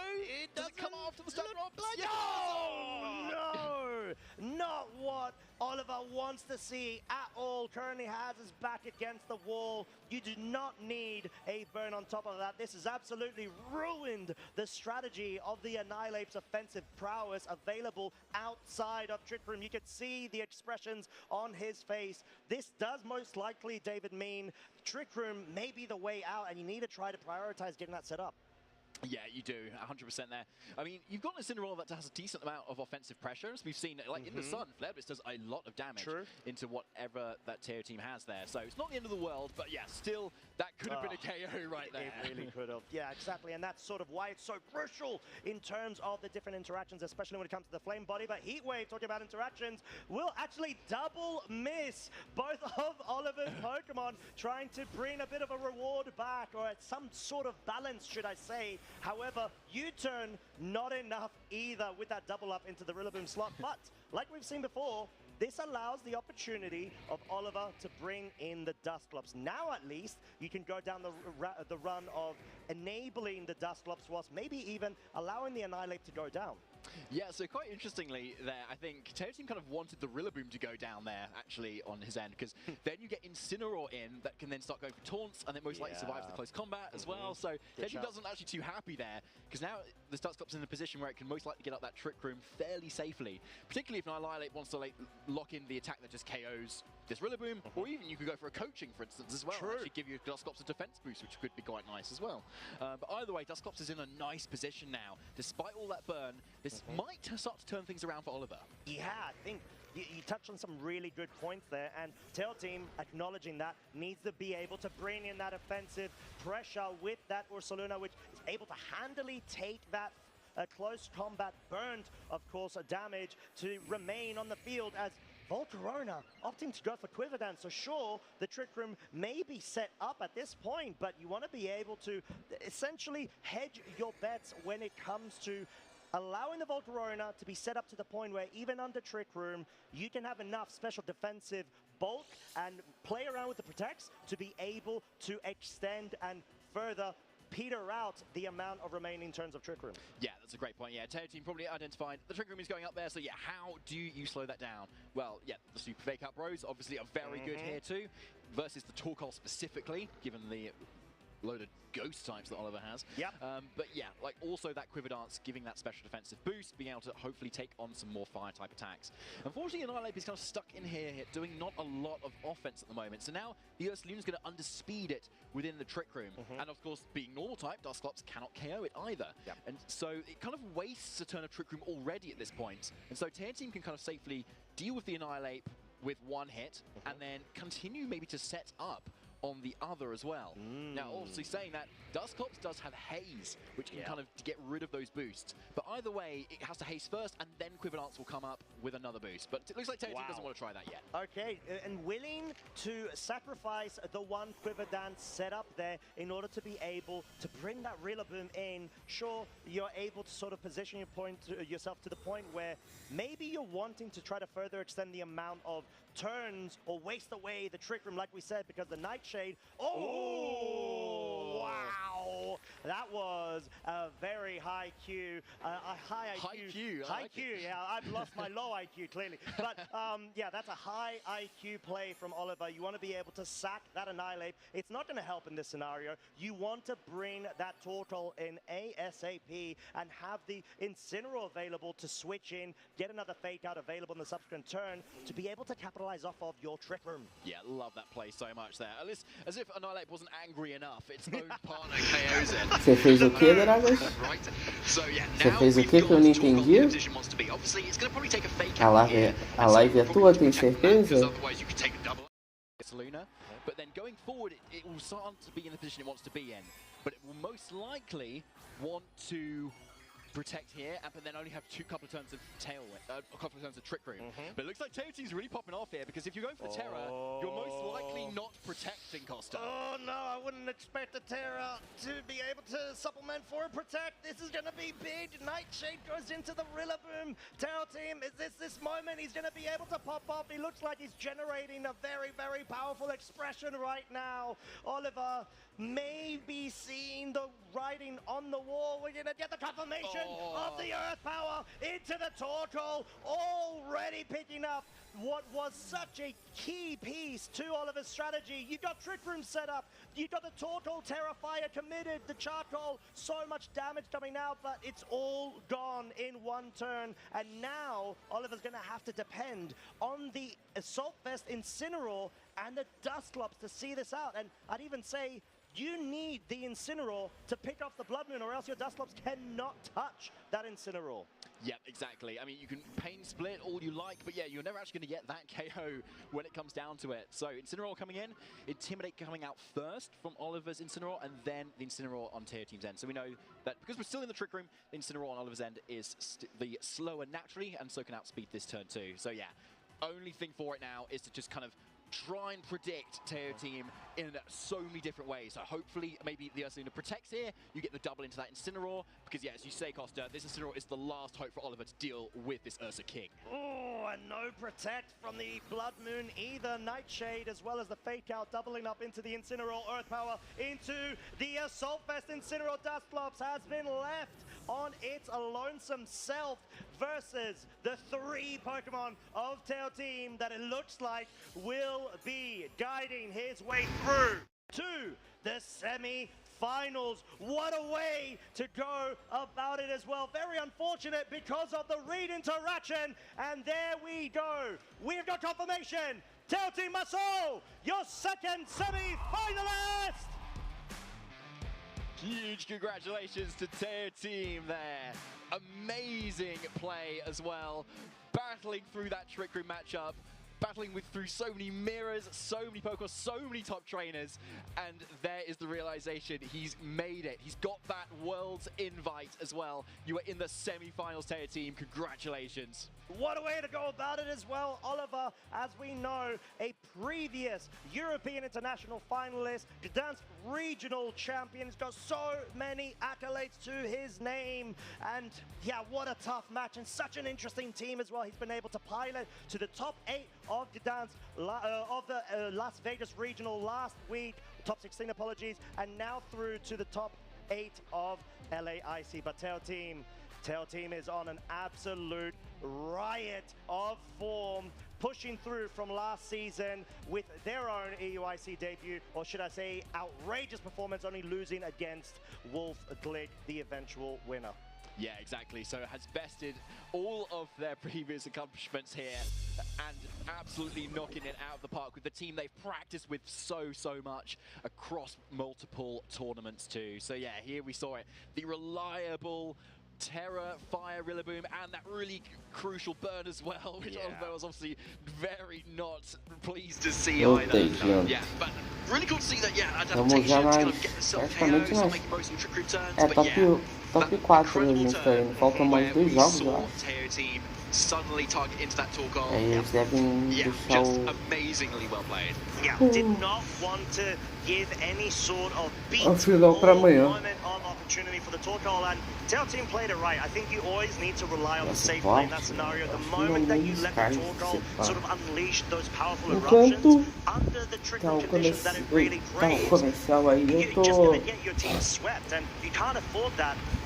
Oliver obviously was unfortunate with the flame body burn, which meant that you can no longer pick up a KO onto the Blood Moon or Saluna, which would have prevented that interaction of playing out.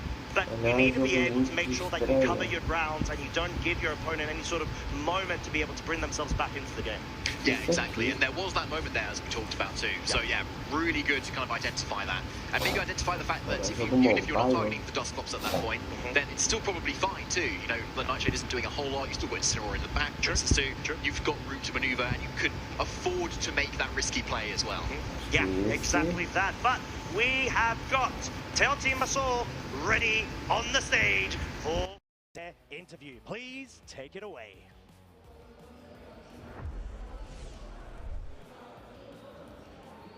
All right, everybody, I am joined here by our second semi-finalist. Congratulations, Teo Team. You are now qualified for the World Championships and made it to our semi-finals of the Latin American International Championships. How do you feel? Félicitations Teo Team, tu as accès au top 4 et tu te qualifies pour les championnats du monde. Comment tu te sens? Là c'est fou ce qui se passe, je m'attendais pas du tout à ça, surtout après ma round où j'ai perdu en stream précédemment. Et ouais, non, c'est juste magique et je suis trop content là. Ouais. It's very crazy, I did not expect to win, especially after the round that I lost on stream before, but it's very crazy. I actually wanted to ask you about that round because it was such a hard way to lose a match, but you definitely stayed focused and were able to keep your calm and keep your cool as you progressed through the rest of Phase 2. How did you manage to bounce back from that after suffering, a really unfortunate loss? Je voulais justement te parler de cette ronde. Comment tu as pu garder ton calme et rebondir sur ta défaite après cette défaite en stream? Comment tu as pu garder ton calme et tout ça? Les situations où je suis en X2, donc proche de l'élimination, ça arrive souvent. Et c'est toujours dur de perdre comme ça, mais Gabriel Agati jouait extrêmement bien aussi. Et donc je me suis dit que c'était pas grave, ça arrivait, c'est normal dans un tournoi. Et par la suite, dans les dernières rounds, j'ai eu beaucoup plus de chance qu'en stream. Donc, So, situation where I am in X2 situation is very common during tournaments, so I thought to myself, if I lose, it's not very important. And my opponent played very well, but I had a lot of luck during the rounds after the loss. Yeah, well, congratulations again. This means that you are now qualified for the World Championships. How do you feel knowing that you already have your World Championships invitation locked up? Félicitations encore, ça veut dire que tu es qualifié au championnat du monde. Comment tu te sens à propos de ça? Un petit peu moins de pression forcément, surtout, c'est surtout le fait que ce soit pas fini qui me motive encore plus à gagner les 2 prochaines rounds et puis oui, juste content globalement. I'm very happy to be qualified.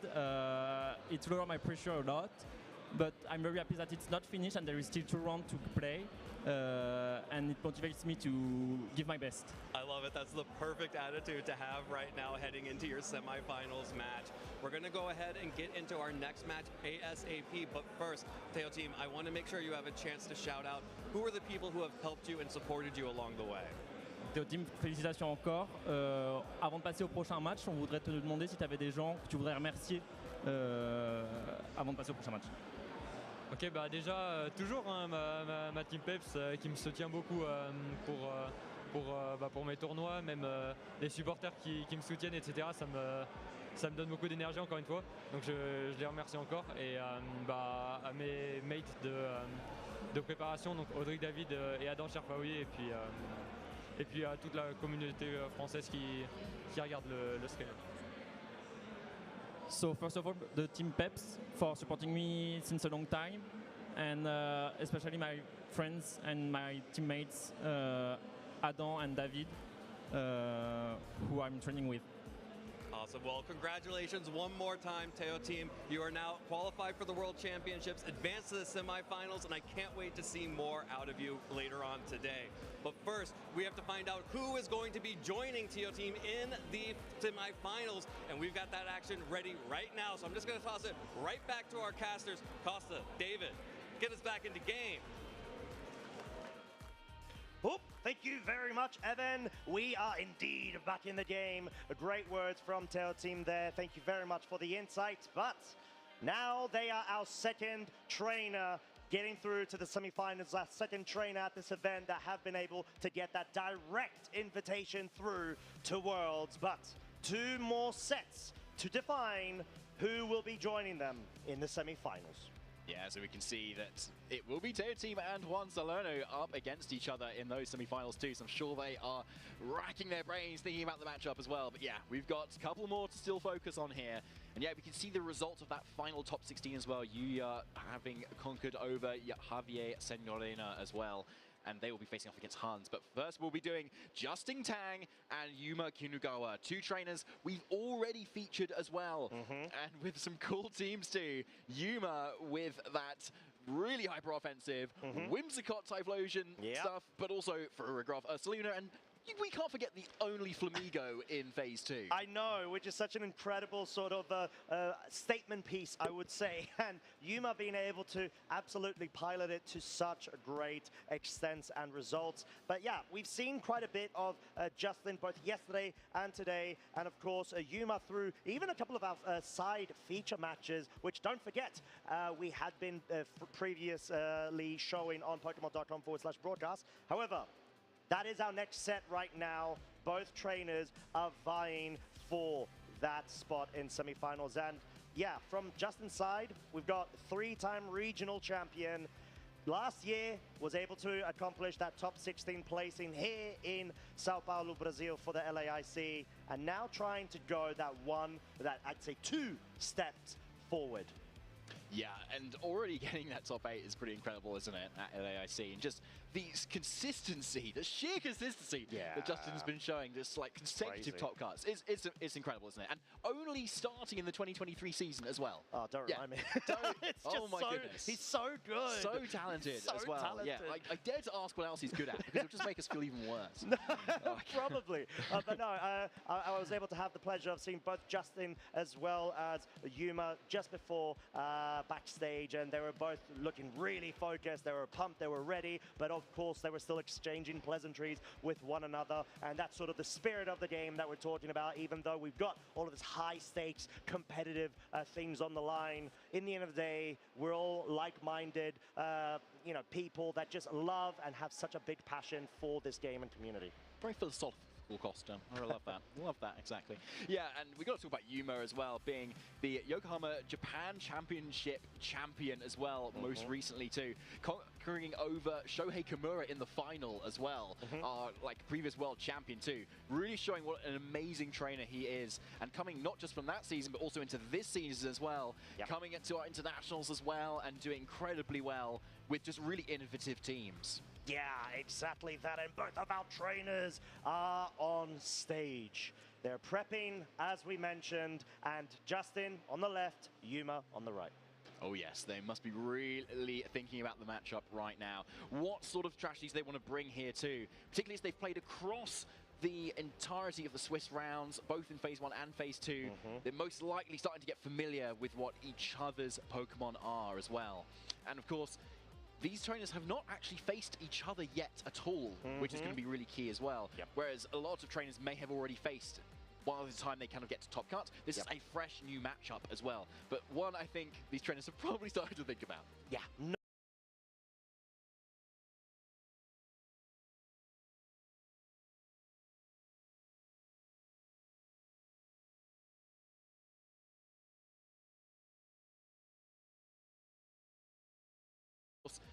These trainers have not actually faced each other yet at all, which is going to be really key as well. Whereas a lot of trainers may have already faced while the time they kind of get to top cut. This is a fresh new matchup as well, but one I think these trainers have probably started to think about. Yeah. No.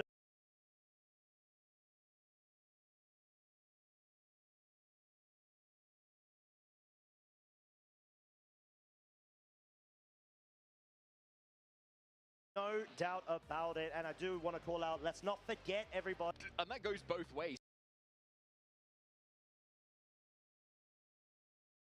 I can't believe how stacked this top cut is. Often we have quite a few players that kind of are getting in with not much accomplishments behind them, or some newer players that have kind of creeped through, but here it's just been the absolute, like, best of the best. Yeah, and also let's not forget, Justin was one of our undefeated trainers at the start of this day, going into phase 2 as well.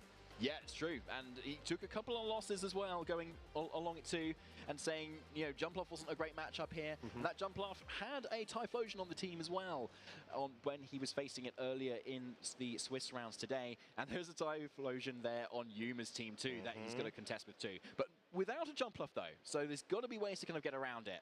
And I know Justin's been talking about the Thunder Wave on Grimmsnarl being a little bit OP and being super good, and it looks quite good into Yuma, as long as you can get around Farigiraf's Armor Tail. Yeah, and I think that's the beauty of the rise of Farigiraf in terms of the usage as well, especially when it comes to these sort of like fire oppressive sort of burst damage potential modes and compositions that we have been seeing rise up, especially with that Sunny Day Whimsicott. We've seen so much that pairing this weekend. Thus far, we'll be seeing it once more as Justin from his side focusing, Yuma doing the exact same. They're in the zone, they're in the flow state. They've got one more step to be able to ensure they get their direct invitations to the World Championships later on this season. Oh yeah, and Justin's Pancham is also very serious as well. And adorable. As you can see there. And so adorable so too. Adorable. But mostly serious. Of probably course. 60% and 40% adorable at the moment. That's a good rate. Yeah, I would say so too. Well done. Thank you. And so we will see how the matchup goes, obviously. Like, looking at those teams there, Costa, there's a lot of different lead options that I can see. And Yuma's maybe a little bit more obvious in terms of the pairings there, but we know Justin loves leading with that Grimmsnarl, for instance, to kind of just get those screens, start spreading those Thunder Waves, just a really lovely, bulky Pokemon too. But he's got to make sure he knows his counts. Yeah, and also the Volcarona is a good sort of opening statement piece when it comes to being escorted with the Grimmsnarl, as you got that Struggle Bug and Tailwind, which can really form to be such a good way to lower the damage output from your opponent's side. Exactly, a really good way of doing it. But obviously, if the Trick Room goes up, that's a little bit more tricky. But then, can you just stall out the Trick Room turns with your screens? True, and that's sort of the big thing when it comes to Grimmsnarl. I think Grimmsnarl goes in and out of the meta in terms of being underrated, then being overpowered. And clearly, Justin putting in his faith with this Pokemon, as well as the very innovative structure of the team composition too. But yeah, with that being said, we're just going to have to see and find out. Yeah, we will. There's a lot on stake here as well. And of course, Justin's been in this position too. He's really feeling it at the moment, but hopefully with so many regional championship wins, he knows how to deal with the pressure at the moment here too.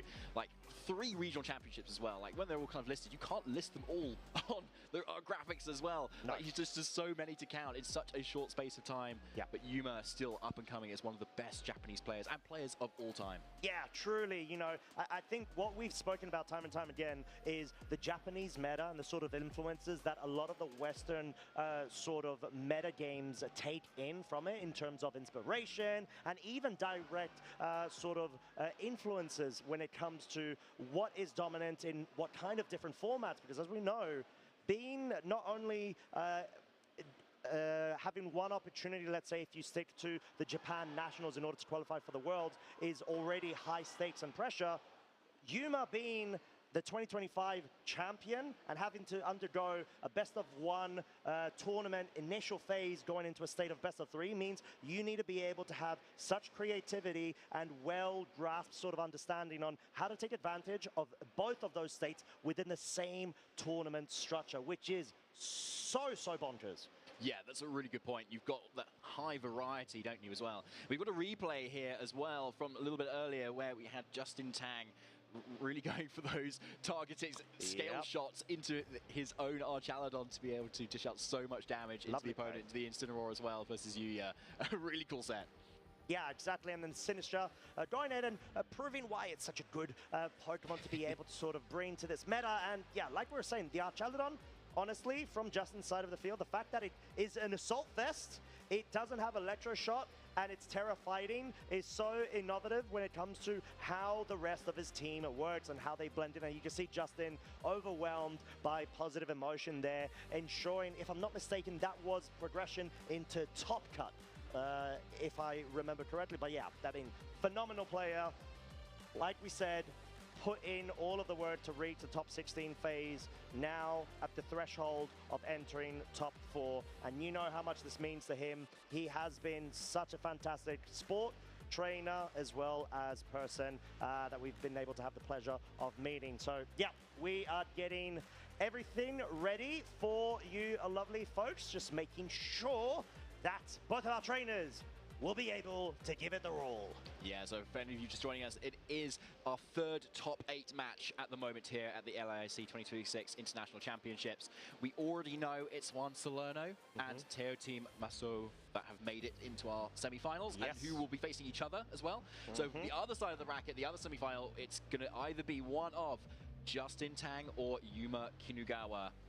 And which one it's going to be, I really cannot say, because they're so amazingly hype trainers and with really interesting teams that I do not have the experience in like knowing about, especially Yuma's team as well, with that Friggrath, the Flamigo, the Typhlosion. There's so much going on here, so many nuances into how to play it, that it's probably putting a spin on a lot of other trainers' heads as well who've probably not practiced it at all.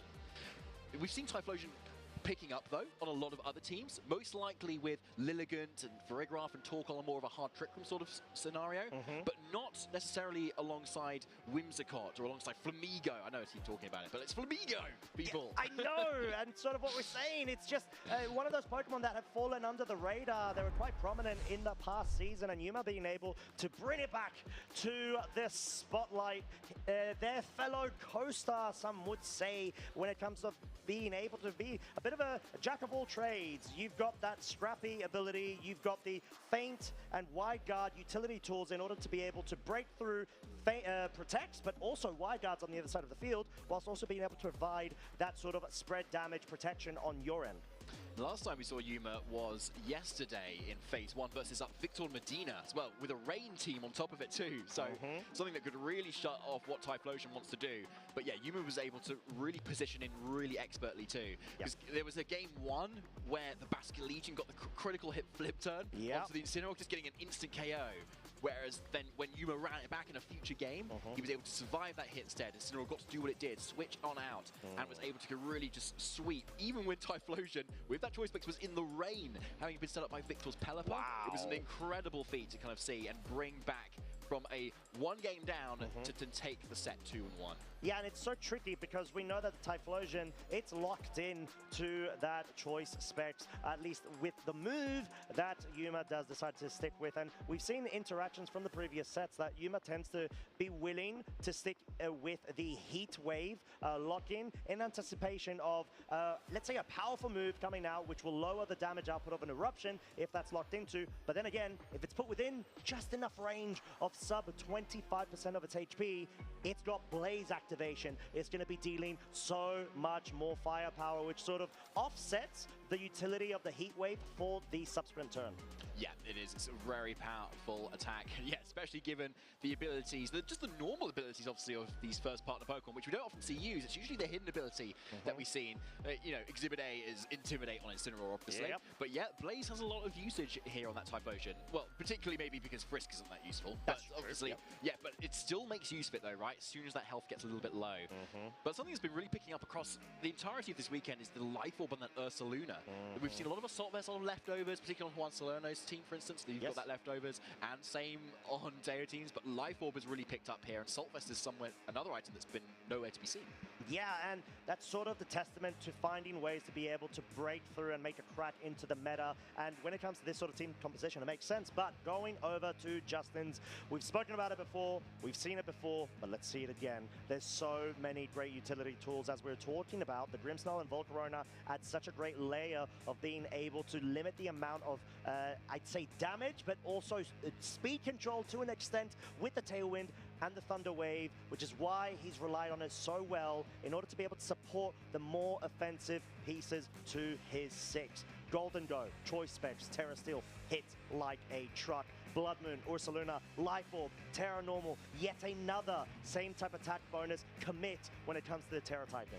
Don't forget about that Archaladon, which is such an incredible Pokemon, and which is just such a broken Pokemon too, but most people will think it's probably broken because of Electro Shot, its signature attack. But here it is, without even Electro Shot. And it's still doing so well. So really incredible there. You just don't need to rely on the rain either. Yeah, it is truly incredible. And like we said, a great way to be able to better position yourself and capitalize off the body press via the stamina boost. But Yuma with the uprising spicy team, Hisuian Typhlosion and the Whimsicott. You've got that core of absolute dominance when it comes to speed, as well as setting up Sunny Day. The Berry, which is super fascinating on this Whimsicott. No Focus Sash, as the Flamigo has taken up that item slot. And sort of like we were saying, Blood Moon Ursaluna, Life Orb, Terra, Normal yet again. With the Farigiraf, great Pokemon to be able to bring in, even if it's a fast or slow mode, to stop priority from the other side. So looking at this matchup, we sort of initially started talking about it, David. Do we feel like the Farigiraf is a must-bring, given the Thunder Wave and priority disruption from Justin's side? It's hard to say must, but I think a definite good bring, for sure, yeah. Because the Farigiraf will offer that Trick Room support, which Justin doesn't have an obvious Trick Room kind of mode, other than just kind of stalling it out with your general bulk and screens, right? So, and has the added benefit of just blocking Thunder Waves as well, which is a really nice option too. So yeah, I think the Farigiraf is just going to be generally quite nice here, especially given that Nightshade, that consistent damage as well. Just something that can really bulk out like an Archaladon. It can't get around the damage that Nightshade can do. Oh, as we've got the leads of Game 1 between Justin and Yuma. Volcarona, Ursaluna, Blood Moon already on the offensive versus Yuma's Typhlosion and the Incineroar. So a very interesting situation where we've got Fake Out online, but at the same time, the Typhlosion could be a big threat. So we've seen Justin very quickly lock in what he needs to do, and it makes a lot of sense too. You are facing down Typhlosion with that Choice Specs, most likely faster than this Volcarona. Even though it's a slightly slower Pokemon, it's often trained to be very fast, if not maximum speed. Given the Citrus Berry in this Volcarona, probably not that max speed either, particularly as it can get up its own Tailwind. But we'll see though, it might be a little bit different too. But either way, Yuma can fake out either of these targets as well. And it's a really safe one into the Volcarona, given that it doesn't have Protect and there's no Covert Cloak either. But here's the defensive Terra from Justin, that Terra Water to take almost 5 moves at least. Yeah, and once again, you want to be able to position your Volcarona to the point where it's setting up its partners for success and willing to go for this defensive Terra. Means you've got the options of taking and absorbing good amount of damage whilst also being able to survive, maybe proc a Citrus Berry, and the subsequent turn allow the Blood Moon Ursaluna to move. Terra Fire though, on the other side, Yuma going straight for the burst damage. Ursaluna opting to go for the Protect here. Most likely going to be seeing a Fake Out from Incineroar, but which slot is it going to go into? It is going to be covering the Volcarona, acknowledging the utility of this Pokemon. Eruption though, David.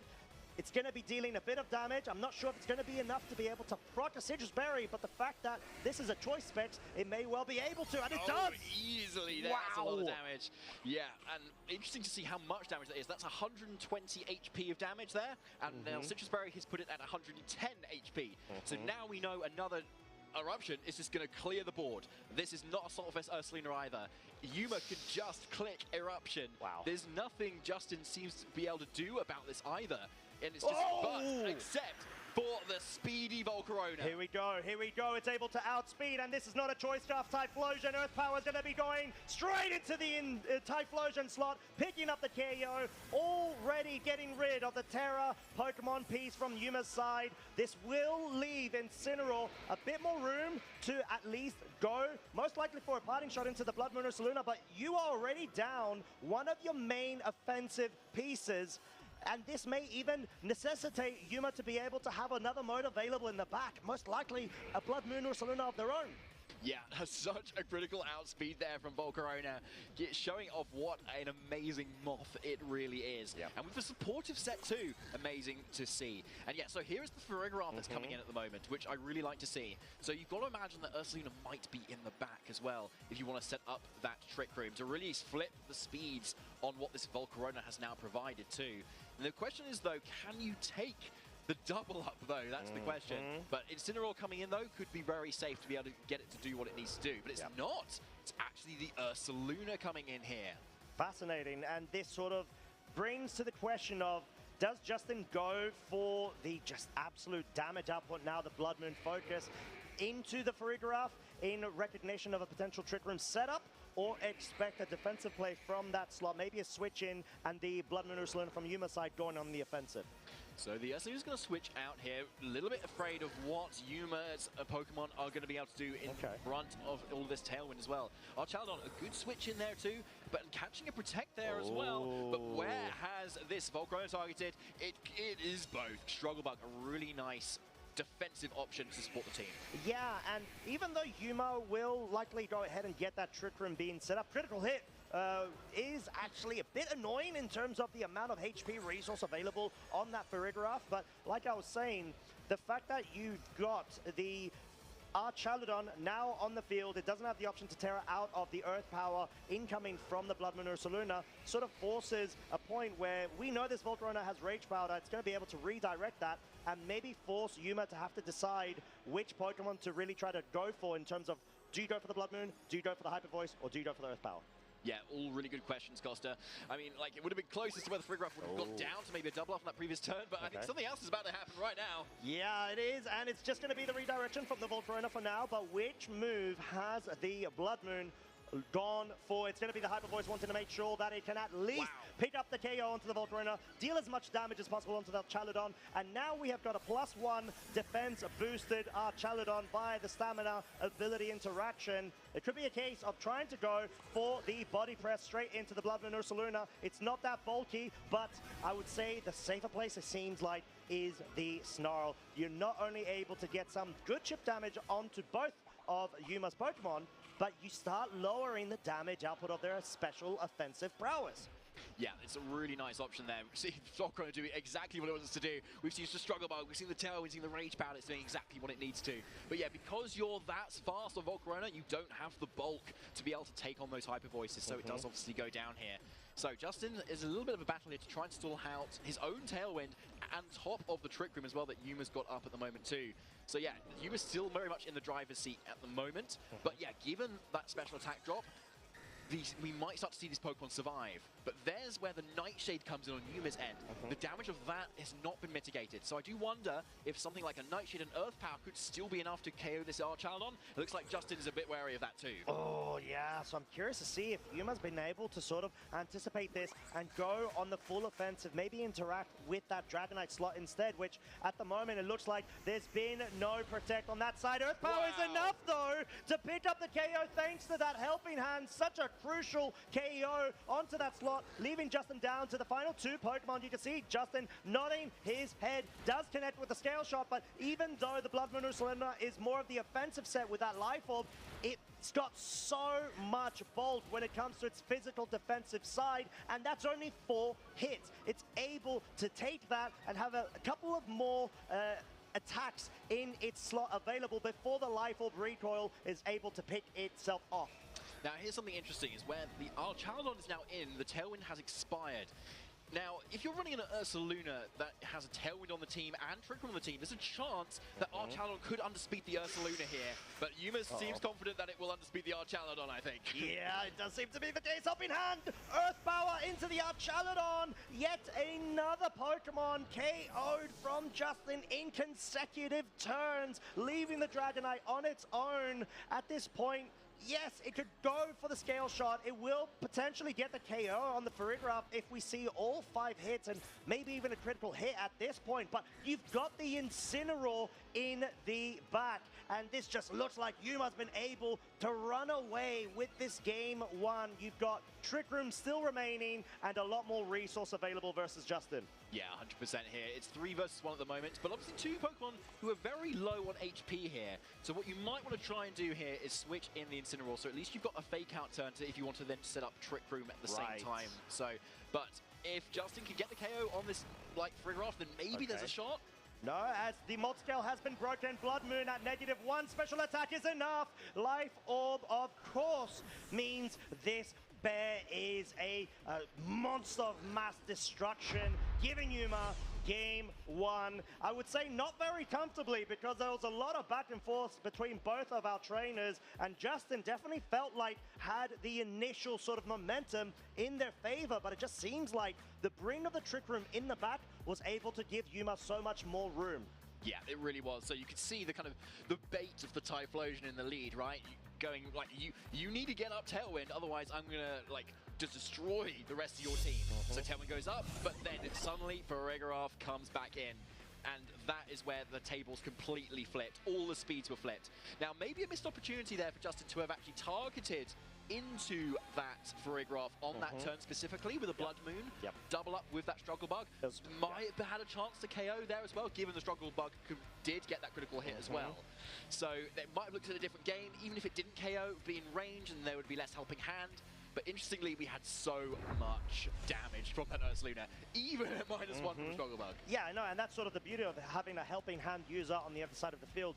Helping hand, of course, meaning it's got one of the most highest priority in terms of order of assisting its partner Pokemon. And there's no Protect on this Farigiraf, so that does mean it, like you said, that was such a pivotal point of being able to focus down in that slot or maybe anticipate an Incineroar switch in and not allow the Trick Room being set up. But we've got a change up in this game too. Justin has now brought the Grimmsnarl as well as the Volcarona, and this allows a bit more room for Justin to be able to further bulk out or maybe even disrupt with Thunder Waves Yuma's side of the field.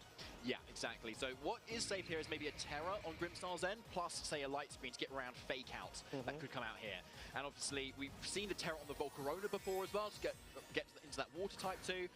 But Fake Out can only go into one target. Either way, Yuma is still putting all the eggs into the Typhlosion basket to just kind of blow the board again, and with a potential Farigiraf in the back, could flip those speeds once again. Yeah, as the Fake Out will be targeting the Grimmsnarl. No support or disruption, at least for one turn Struggle Bug, because we saw the speed interactions will be moving first, bringing the special attack of this Typhlosion down by 1 stage, which could be so crucial in terms of the sort of necessary damage output to ensure 2-hit KOs here. As we say, it's just on the threshold. Volcarona, of course, is going to be able to recover via the Citrus Berry recovery, but yeah, this sort of still at least introduces a different angle that Justin can ensure screens being set up here and at least further enabling the Volcarona to stay on the field just in time for the main offensive Pokemon such as the Blood Moon to be coming in afterwards. Yeah, 100%, you're really right here. This is a much better position for Justin at the moment here. We can see from the Citrus Berry recovery, Eruption could be survived again, even if another Struggle Bug doesn't come out. So yeah, Light Screen might want to go up here, but obviously Justin maybe not thinking so as much here, but if you switch in something that maybe resists fire, that could be slightly better. Oh yeah, what a nice little bring here, because what are you really scared of, at least in terms of this board position? Now, the Typhlosion is at -2 of its special attack, so you sort of want it to stay on the field and not deal that much damage, as well as getting that Dragonite in, means scale shots will start really taking a toll on Yuma's side in the subsequent turns, as a Flare Blitz focus into the Volcarona is actually enough to pick up a KO, because there's no sort of damage mitigation, at least when it comes to the physical output of this Incineroar. Yeah, it's a really good play from Yuma, just to kind of keep up that offensive power going, because the Volcarona has to leave itself open if it's going to start mitigating damage from Typhlosion. But the beauty of having a special attacker and a physical attacker on your team is that you can't often counter both at the same time here. So yeah, Volcarona ends up going down, which was such a pivotal, supportive piece for Justin. And now he needs to get into his position where he can start dealing out some damage. And now is a good time to do it too, right? You've got two Pokemon that can't protect, so can Justin capitalize on this position now? Yeah, and I'm curious to see if there's going to be a switch up from Yuma's side in more of a Whimsicott Ring, which will be able to be immune to a scale shot. So question is, has Yuma been able to read which slot the scale shot has targeted, as the Flamigo makes an appearance too? But no, wanting to go more on the safer side, Tailwind has been set up. Earth Power, does mean Flamigo is able to have a Focus Sash intact. Well played from Yuma. Yeah, Yuma is absolutely in Justin's head here. Wow. Not only from the play, but from the Pokemon that Justin has been using too. Exactly. The perfect switch-ins there. Dragonite has just gone for Tailwind. This Whimsicott has Encore, so it can actually lock it into that move. Not only that, it can Encore the Ursaluna into Earth Power, which can do nothing to the Flamigo and resisted damage to this Whimsicott. And even if Justin goes on the defensive, Whimsicott can just go for Tailwind and match it for what the Dragonite has done too. And now we have a Flamigo on the field as well that can deal really good damage to this Ursaluna. Yeah, Yuma is on fire right now. Justin does still have the option of committing to a Terrestrialization in order to forego the weakness to the fighting type in the subsequent turn, as it wants to go a bit on the defensive right now, get that reposition of the Grimmsnarl going, and yeah, try to read that Encore, which obviously will definitely not affect the Grimmsnarl, but the close combat will instead. Yuma reading the defensive play, saying, right, all I need to do is get rid of that second slot, lower the amount of available switches that you've got in order to pin that Ursaluna. It's so crucial as well. It makes a lot of sense because there's no way for the Flamigo to be impacted with a Focus Sash intact. And we've got Yuma Kirugawa, our third semi-finalist. Wow. Wow, wow, wow. Oh my goodness. Yuma completely turned things around on Justin there. The perfect play, the perfect Pokemon, the perfect switching. Wow. Every single time. It's like he had the game plan all mapped out from yesterday. Absolutely incredible job there. Flamigo in the back to take it all and get that Worlds invite and that semi-final placement. Yeah, what style point, not only because it's a shiny, but obviously because of the level of comprehension when it comes to the board state there. And yeah, unfortunate for Justin because he did a really good job in having such a better strategy when it came to that initial early game for the game 2 there. But it's the fact that you had the double switch up there, and that's the beauty of being able to run a Tail Room composition, so Tailwind and Trick Room have the sort of speeds evaluated to the point where you can capitalize off of the different mode depending on the matchup. And Yuma had the advantage, was up one game and had breathing room to be able to switch it up, anticipating Justin surely having to commit to a switch up from his side, given how game 1 ended up evolving. Yeah, and there was opportunities to maybe get up some lights and screens as well to take some bit more damage, but yeah, that Typhlosion in the lead, not even supported by the Whimsicott, was just enough to just pressure so much of Justin's team there. Often Justin's team is all about trying to mitigate damage, right? Slow the pace of the board down. But Yuma had the tools to get around that. Encore pressure, Tailwind, Trick Room, Armor Tail, all of those things that Justin really doesn't want to see. Like, just amazingly played as well. Not even that safe, just bravo, honestly. Yeah, I think he absolutely had the flowchart figured out. And like we said, that's sort of the difference and the importance, should I say, of having the game advantage and sort of trying to suss out the adaptations from your opponent's side. And Justin, we all know how fantastic of a trainer he is. Yuma does as well, and can sort of anticipate, okay, what does Justin need to do in order to get that sort of weird interaction of that game 1 result solved? Because, okay, committed Terra Water, sure. You get Tailwind set up, sure. But then what do you really have against a Trick Room mode that you need to respect and you can't afford to go for the Tailwind? You're going to respect it now. Maybe you bring the Grimmsnarl. I'm just going to have my own Whimsicott and go on the other side of the coin. I'm going to go for the Tailwind or have that disruption of the Whimsicott as well as the Flamigo. And Flamigo, unsung hero. Didn't even need to commit that much. Just went for one close combat and that was the set.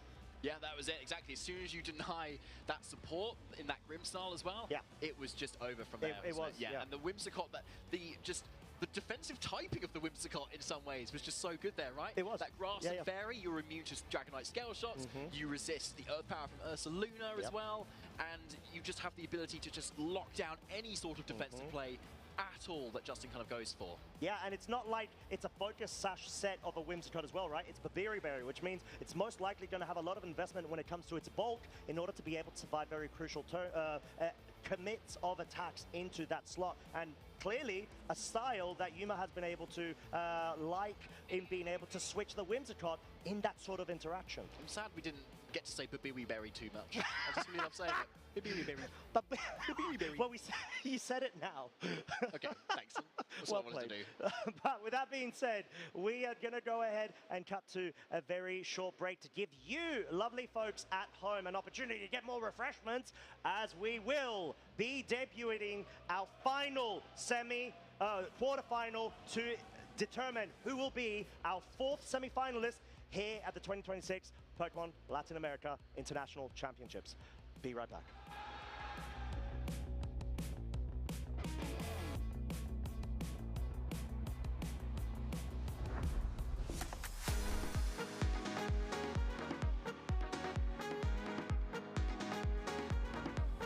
The best way to test your team is to get a group of friends together and hold a tournament. Check your show 6, pick 3, and learn how to work your way out of situations, tough situations, easy situations. So when I'm preparing for a regional, what I usually do is I play a lot of live, and I have a spreadsheet next to me with like every single deck I play, what deck I'm playing against, whether or not I went first or second, and then every single mistake I made, and whether just like everything that I could get from a single game, and that helps me just like condense all my knowledge and get better at my deck as quickly as possible. I think it's very important that you never cut out your team or a team member too early. You need a few games to determine, okay, this isn't gonna work. You know, just testing so many games over the past like 2 months. That's how I ended up with the 6 that I have here today. Some unconventional, but sometimes if it fits for your team, that's what you need to go with.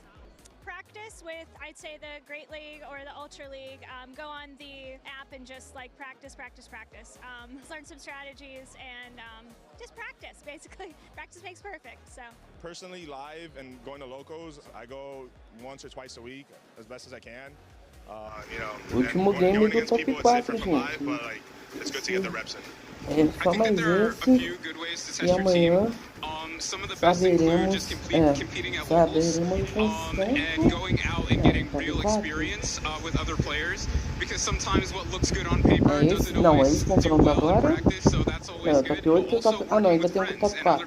Esse é o último confronto do top 8 e queremos o top 4, aí sim amanhã saberemos qual é. Hoje no final da live saberemos qual é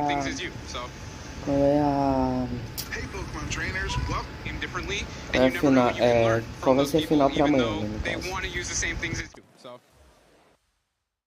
Hey Pokemon trainers, welcome to Pokemon Championships History, a series where we showcase important matches throughout the history of competitive Pokemon. It's time to flash back to Championship Sunday at the 2023 North America International Championships. Welcome to the finals in the junior division of the Pokemon video game. Most iconic moments in Pokemon come from trainers in the Masters division, but this time around, the juniors stole the show in Columbus. The trainers in the juniors division often show the purest form of passion for the game of Pokemon.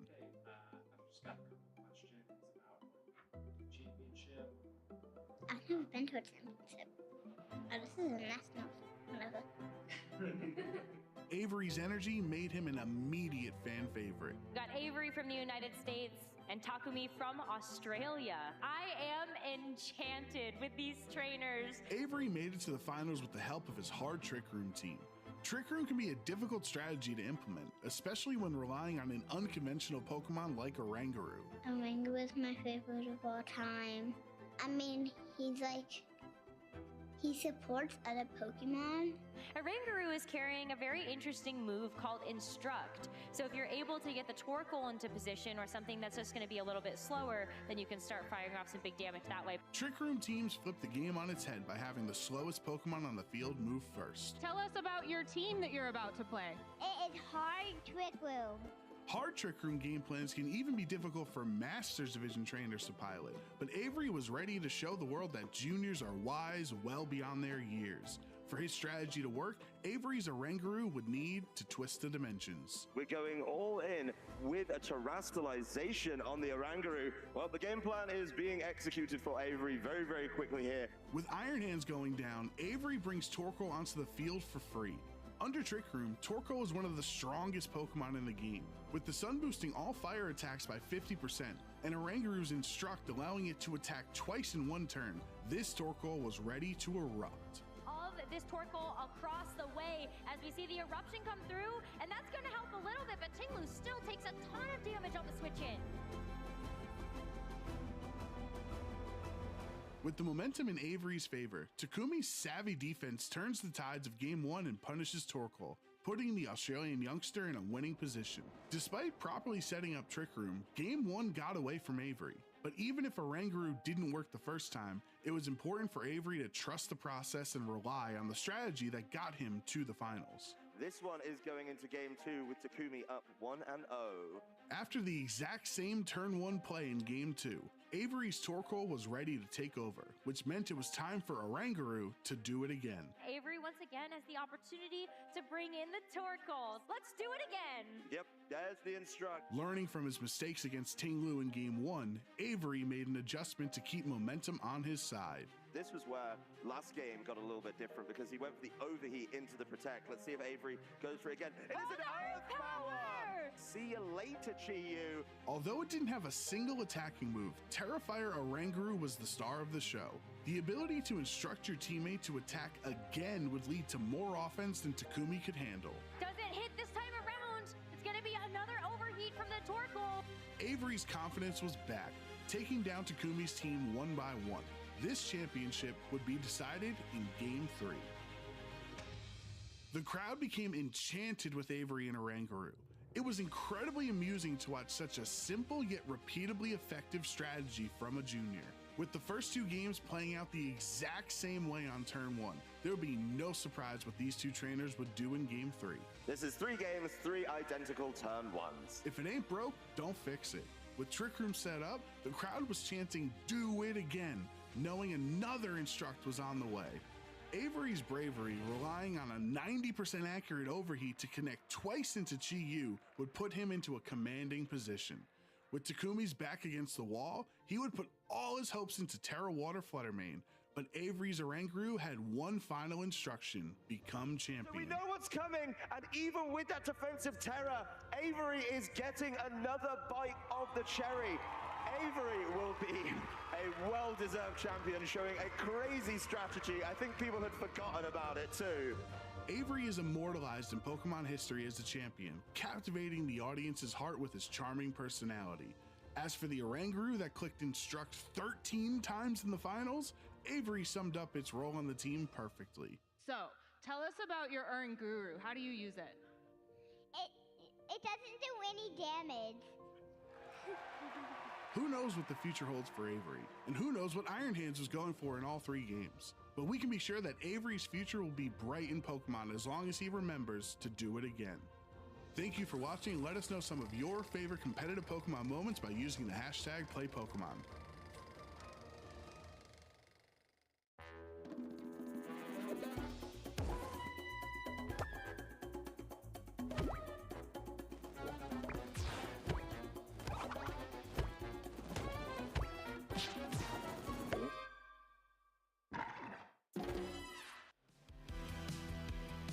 Welcome back, everyone. It is time to find out who our final semi-finalist is going to be here in gorgeous Sao Paulo, Brazil.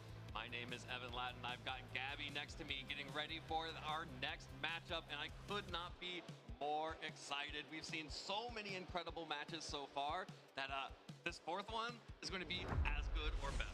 Not only did Yuma Kinugawa just get a direct invite to compete at the World Championships in San Francisco this upcoming summer, we're going to be giving away one more to the winner of this next match. And this has been a really unique opportunity for our Japanese players making it this far in the tournament to guarantee their Worlds invite and avoiding what has been arguably the toughest circuit to compete in competitive Pokemon. Yeah, absolutely. This is our third Japanese player overall since the change was made to qualify directly to the World Championships, and our second this season alone after Hirofumi Kimura made it to the top 4 of the World Championships last season. Let's take a look at our current bracket and see where we stand heading into this final match. Again, we have already identified 3 of our semifinalists. Tio Team Maso and Juan Salerno and Yuma Kinugawa are in the semifinals, and we are going to find out which of Hans Pizarro or Yuya Tada are going to make it alongside of them.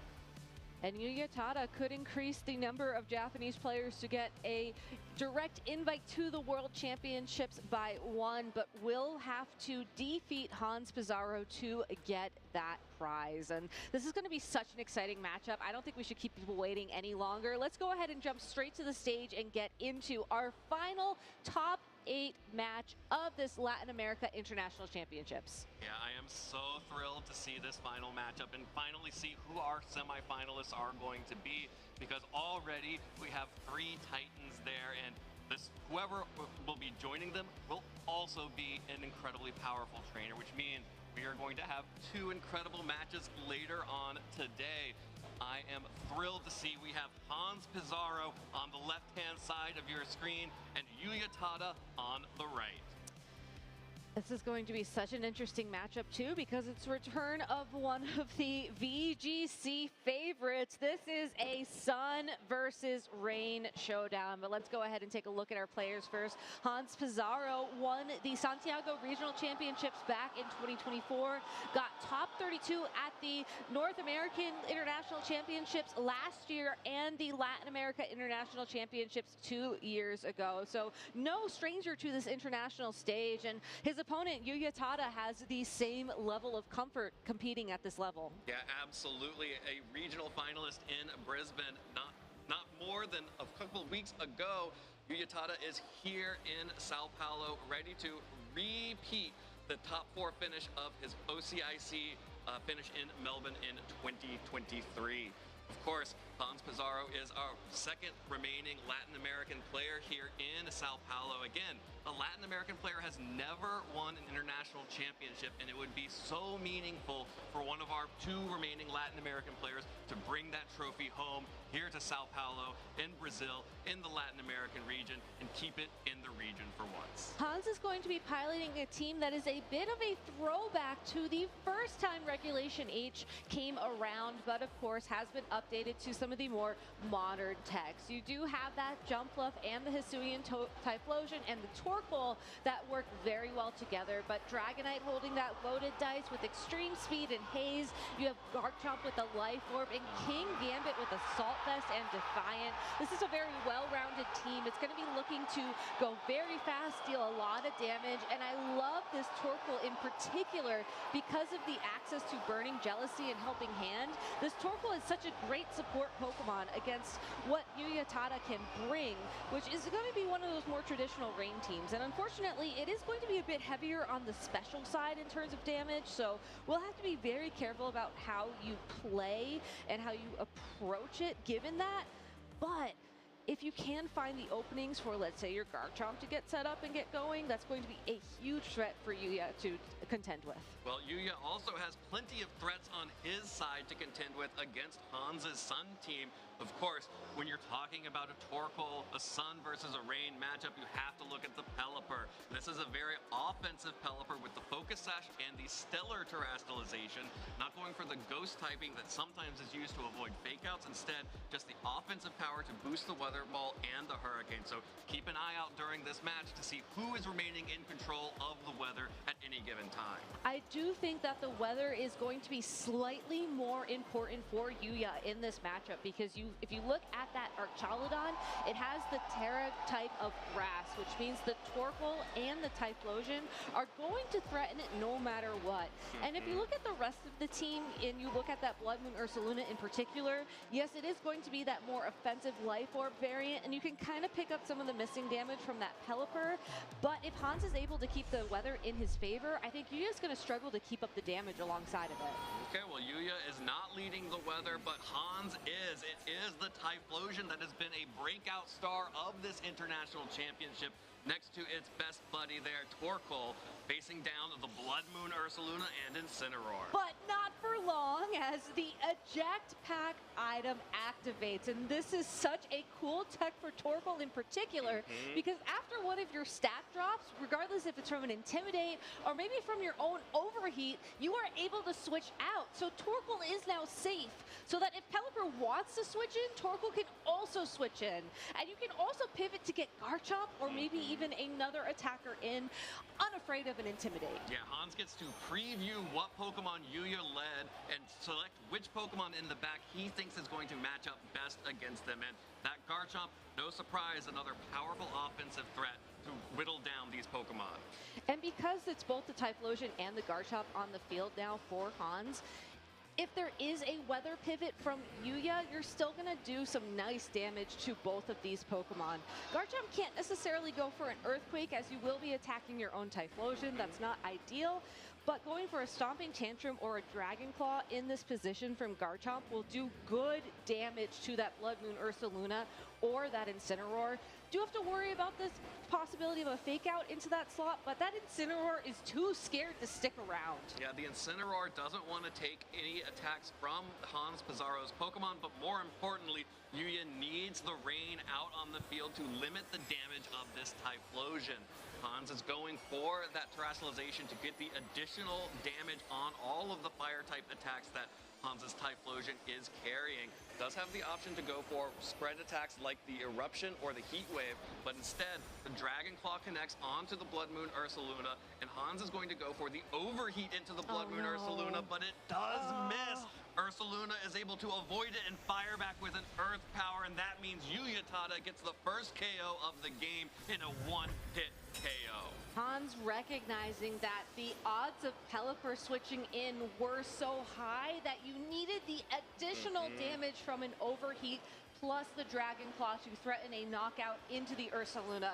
Unfortunately, Overheat not the most accurate move, and that miss absolutely critical. Getting in the King Gambit here is nice. At least you can start to threaten some damage. Punches and having that priority low kick as well is a great move to have against an Ursaluna that's already taken about 50% of its health and damage, as that should guarantee a knockout. But you're already on the back foot, where as Yuya Tada still has his main attacker and a hidden Pokemon in the back. And crucially, Hans invested so much into that Typhlosion. Investing the Terastallization means that there is no more opportunity for Pokemon like this King Gambit to remove the ground type weakness or even go into a different typing like the water typing to resist damage from the Pelipper. Instead, Yuya is just able to set up the Tailwind here from that Pelipper as another Dragon Claw connects into the Blood Moon Ursaluna, and you can see, even with the Assault Vest, this Life Orb Ursaluna is dealing super effective damage, and that is a fair trade. You always take a trade of this Blood Moon Ursaluna knocked out one Pokemon and brought another one down to red health.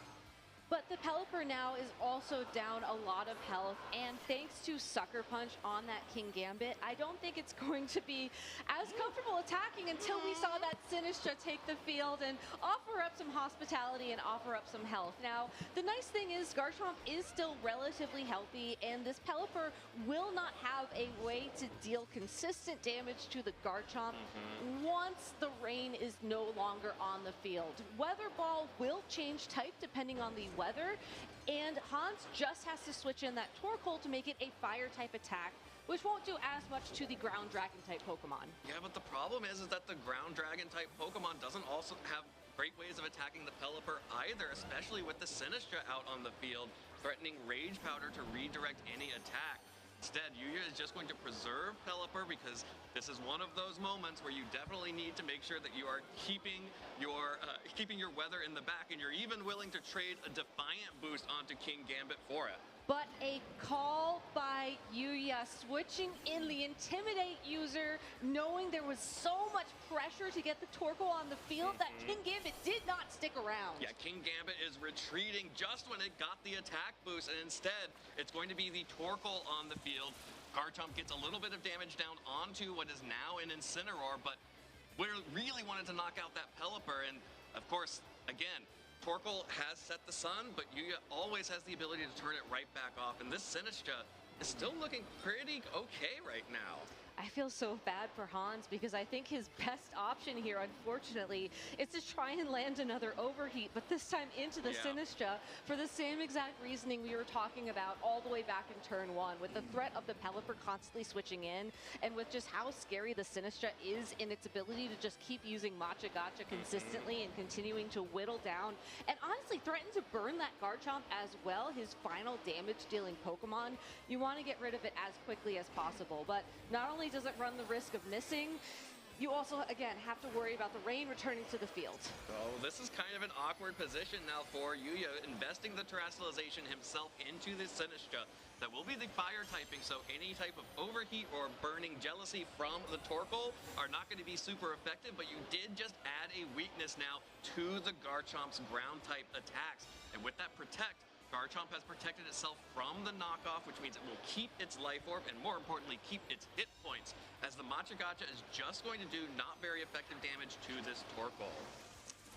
There are still a little bit of Tailwind turns remaining, and there is still speed control on the board as well from that Sinistra itself, and just look at how little damage that overheat did to that Incineroar, probably hoping to catch that Pelipper in on the switch. Now that Tailwind still hasn't expired, the Incineroar will still be faster than that Garchomp, and I love the play of using Knockoff there to remove the Life Orb, because now that you have two Pokemon that are going to be taking super effective damage from the Garchomp, and as well the Dragon Claw into that Pelipper, we saw just how much it did. You really want to mitigate as much damage as possible from the Garchomp. Yeah, and that Garchomp is going to be so important given that you have two Fire-type Pokemon left, and of course that Pelipper is within Dragon Claw range. So Hans' Garchomp has the ability to potentially just pick up whichever KO it wants if it can ever get out of the Tailwind. It's a tough question because on the one hand, you really do want to get any KO at this point. So we'll just have to see where this game is going, as I think King Gambit is unfortunately coming in to be the knockout for this turn. Sometimes the king sacrifices itself for its constituents, and the King Gambit now being knocked out will allow the Garchomp to come back in outside of Tailwind. So Sinistra with another Matcha Gotcha. You know, Yuya is doing just a little bit of damage each time, but because of the healing of the Matcha Gotcha, wouldn't be too worried about taking any damage from this Torkoal. And now, from two overheats, Torkoal is just kind of waiting around to see if it's going to get a chance to attack, or just going to do anything. It's just going to be helping hand and support for this Garchomp. But that support is going to be incredibly valuable when it will be super effective damage to either of the Pokemon on the opposing side of the field. The question is, though, how is the targeting going to work? You don't have Protect in play, but you do have the threat of a Pelipper switching in, which is going to be a flying-type Pokemon, which wouldn't take damage. Now, you could use Earthquake to guarantee that you're going to hit something or two things, but that also guarantees you hit your own Torkoal in the process, which also doesn't feel great. And if you go for Protect this turn so you don't take damage, then I think you run the risk of just not knocking out the Sinistra in one go. So very tough call to make here. Let's hope to see that Hans made the right targeting. Well, it's also really threatening here, the Sinistra being able to set up Trick Room if it wants to as an alternate way of getting around the Garchomp. Pelipper will switch in, but Sinistra is just going to use the Rage Powder to protect the Pelipper on the switch-in. So all attacks will target down into the Sinistra, so that is a stomping tantrum, and that is an angry Garchomp, picks up the KO onto Sinistra because of that Terrestrialization. And now Pelipper is out on the field and does have the rain set up, but is kind of being threatened a little bit here by the Garchomp. Not by the Torkoal, but the real big story here is that Garchomp is really on a timer now because of those Life Orb recoils. It is going to be on a timer, and more importantly as well, I think it's going to be a little bit slower moving forwards too, as Fake Out and Tailwind is a great play for Yuya here to not only regain the momentum, but to ensure that the water-type Weather Ball will be able to connect with the Garchomp before it could potentially land a Helping Hand Dragon Claw into that Pelipper. Absolutely, the Fake Out and Tailwind is so safe here from Yuya because the Torkoal has been stuck using Overheat over and over again. Hans is just fishing for a critical hit at this point to negate those stat drops.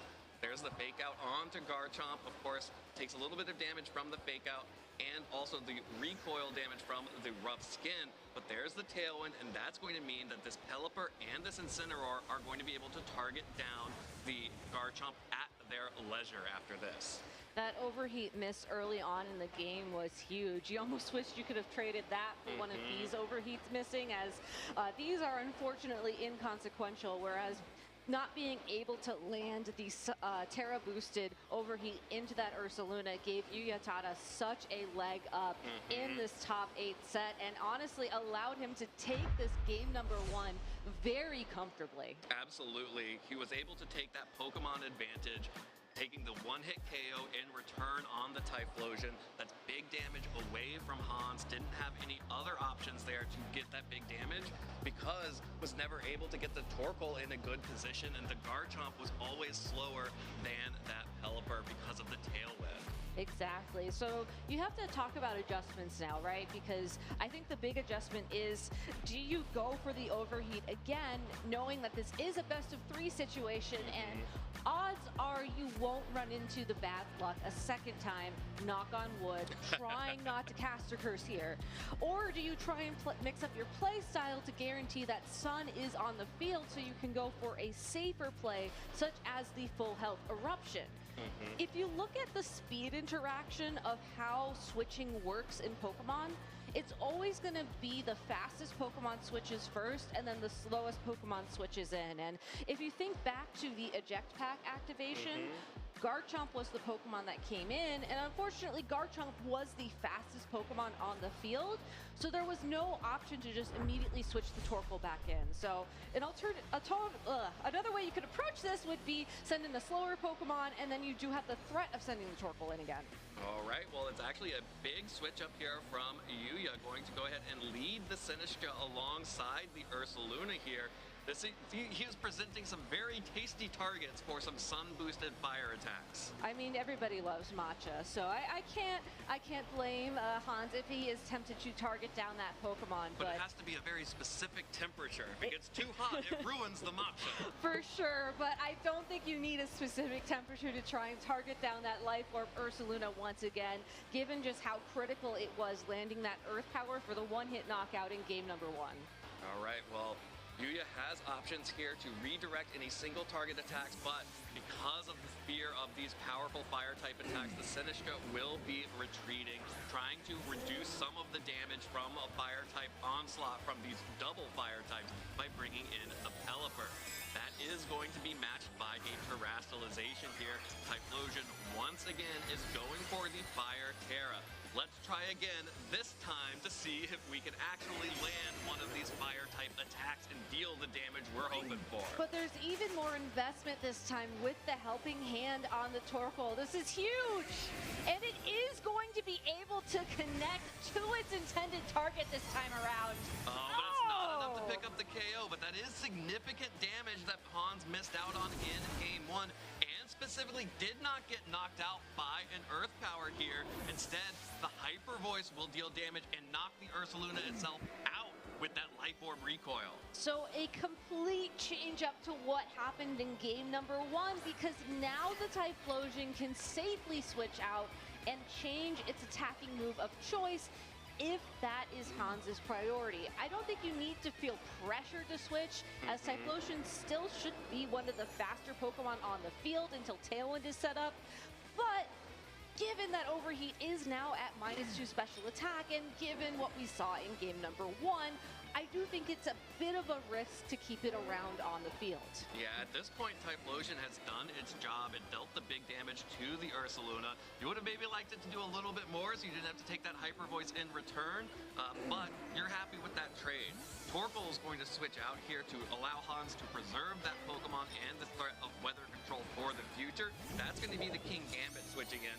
With that Assault Vest is going to feel much better about taking any attacks from this Pelipper or the Sinistcha. Another overheat, though, in the rain will break the Focus Sash on Pelipper and deal a decent amount of damage, all things considered. But there's the Tailwind coming out from Pelipper. So Uyatada has taken control of the speed once more, and here come the Matcha Gotchas. Connect to both Pokemon, really looking to see if that gets a burn on King Gambit, just like that. That is a tough turn for that King Gambit, getting burned on the switch. And also for that Typhlosion, it's great that the Focus Sash is broken on the Pelipper, but it's still just in this very awkward position where now you can't really switch it out because it's going to be taking a lot of damage from that Pelipper, whatever's going to come into that spot. You could try and switch in the Torkoal there, so at least it's going to be a Fire-type Weather Ball, or maybe Hurricane can miss, but then you have to ask yourself, with the burn in play, what can King Gambit do to really threaten the Pokemon on Yuya's side of the field? Yeah, and King Gambit sitting there burnt, being like, Typhlosion, please don't switch out for Torkoal. Please don't switch out for Torkoal. I don't want to take a Fire-type Weather Ball from this Pelipper. But that's just going to mean that Uyatada is going for the Stellar Terrassalization on the Pelipper. The Pelican smells an opportunity here. Going to go ahead and go on the offensive. The Sucker Punch not doing enough damage thanks to the burn. Here comes the Weather Ball. No switch out, so no fire typing, just a Stellar Terra boosted water type, which means that King Gambit still survives another turn. Here comes the overheat from Typhlosion once again, targeting down the Pelipper, and with that is enough. A critical hit breaks through the stat drops and knocks out the Pelipper, and now there is no more control of the weather for Yuya, and now, even at that low health, this Typhlosion is looking a little bit better. It is, and that was even a life dew. So Typhlosion able to hang on for another turn, a huge risk into a huge reward for that Pokemon.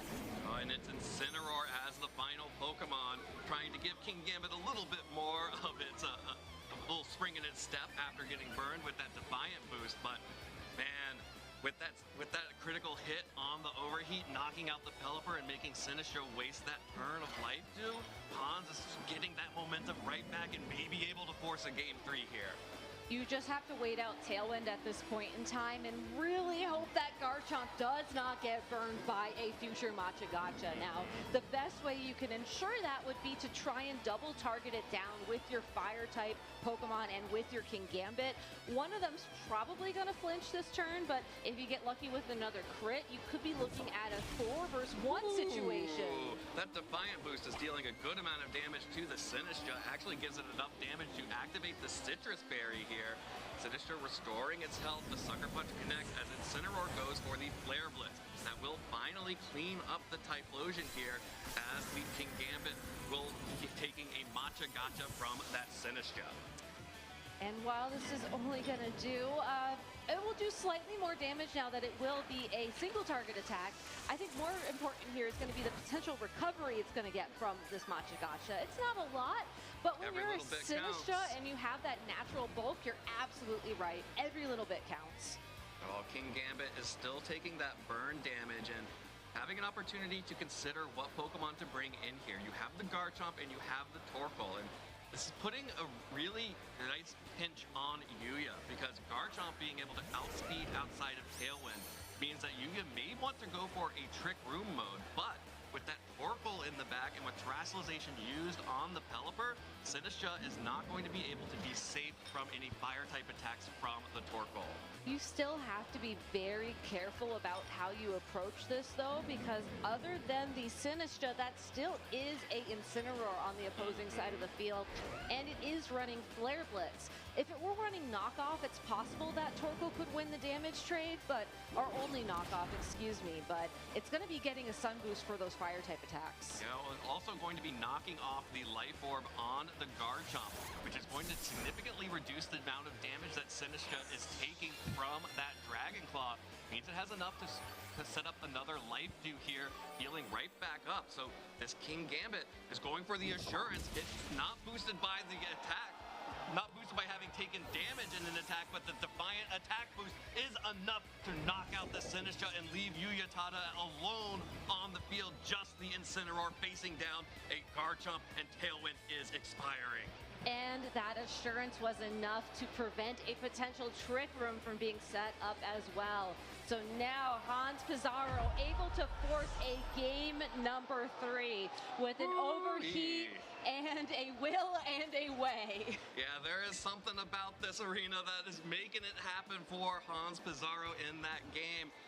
Being able to land the overheat this time around was huge in getting that Ursaluna off the field. It still dealt good damage with the Hyper Voice, but in doing so was able to actually get the damage trade because of the Life Orb, and of course, that's just left the Typhlosion alone to come back in later because it didn't get one-hit KO'd by the Earth Power. There was also the fact that he was able to knock out that Pelipper immediately after it terastallized, and really only got to take advantage of that terastallization for a single attack. And going into a game number 3, I think you have to keep the damage pressure up, as Yuya has been forced to bring 1 attacking Pokemon and 3 Pokemon to really support it every single game. Pelipper has had to consistently go for Tailwind first before it can attack to ensure that Ursaluna has the opportunity to outspeed the threats on the opposing side of the field. Now, if you think about it, another way you can outspeed would be this Trick Room and the Sinistcha, but like you were calling out before, Torkoal has done a great job of scaring that away. Of course, Sinistcha does not want to set up Trick Room for one of the alpha predators of a Sinistcha, the Torkoal under Trick Room. Nothing will be slower than it in Trick Room, so that means that Torkoal, if that Trick Room ever gets set up, is going to be the biggest threat on the field. But Yuya Tada has proven that he has some abilities to get around that, of course. In Game 1, after the overheat miss, was able to completely just crush the rest of that game to make sure that he did not lose momentum a single second after that. And another shakeup here from Hans, leading the damage of Typhlosion and Garchomp, staring down the Ursaluna and Sinistcha. You still run the risk here of having the Pelipper switch in to reduce the amount of damage that Typhlosion can do in this turn number 1, but with Garchomp alongside of it, I think the Dragon Claw or that Stomping Tantrum, if you're targeting down the Ursaluna, will help make up for that a little bit. I do think that Hans has to be careful about a Rage Powder though, like we saw Yuya go for in that game too. Yeah, and I think that's why you see Hans considering the Eruption instead. Yeah. As well, a double up from the Garchomp's Dragon Claw and an Eruption may be enough to take out the Pelipper on the switch in as well. Exactly, and I really like the double up here for that reason. Also, Eruption, 100% accurate. Yeah, there's no risk of missing an Eruption as Typhlosion Terra fires and gets ready to start firing off some damage. But Yuya is not going to switch in the Pelipper. There is no rain to reduce the damage. It's the Sinistcha staying on the field, terastallizing into that fire type, so it will resist the Eruption from Typhlosion, but may be vulnerable to ground type attacks. Ursaluna protects. This indicates that Sinistcha is probably trying to go for that Trick Room mode here. The Dragon Claw into the Protect. That means that this Sinistcha is almost certainly going to be able to get the Trick Room up after this Eruption. A great scout here from Yuya, making sure that the Ursaluna is 100% safe from one of the most powerful attacks in the metagame.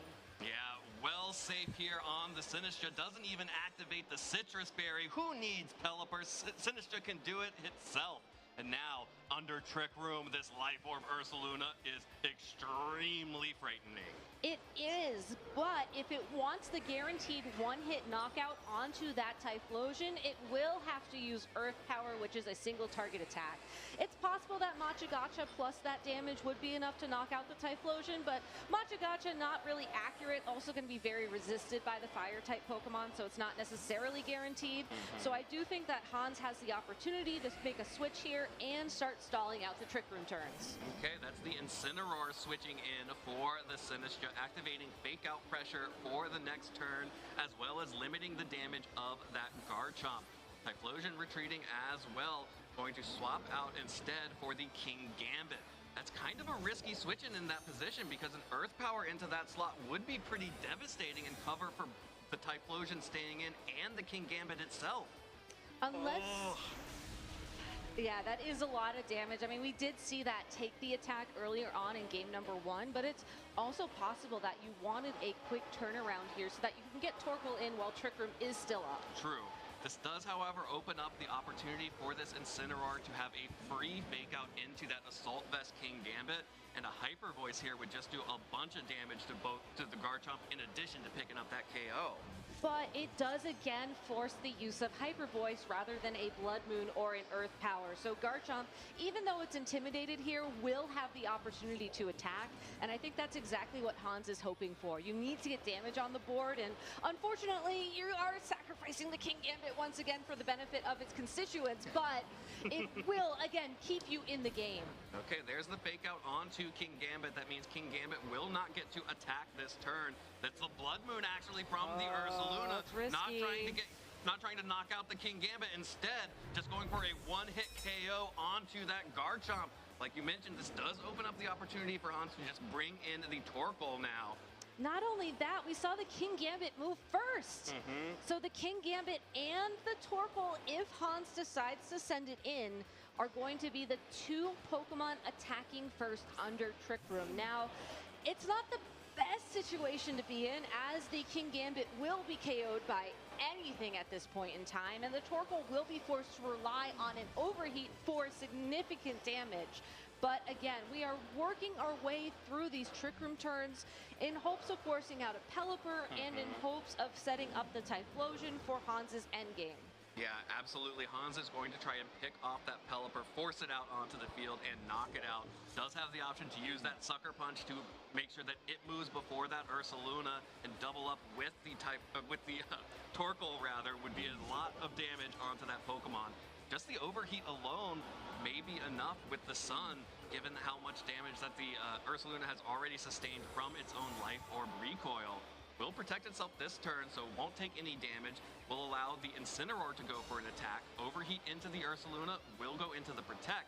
Now it's down to the Incineroar and the King Gambit interaction. King Gambit moves first, deals big damage on that Incineroar with the low kick, as the Flare Blitz is just going to clean up that King Gambit. So Incineroar now certainly within a sun-boosted eruption range, especially after taking the little bit of recoil from that Flare Blitz.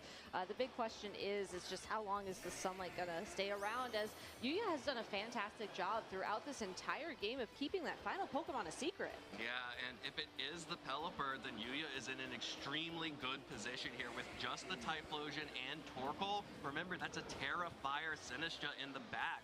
You have Incineroar, Terra Fire, Sinistcha, and potentially a Pelipper in the back to reduce the power of fire-type attacks even more. Hans is going to need something to break through this because not seeing where the damage is coming from right now.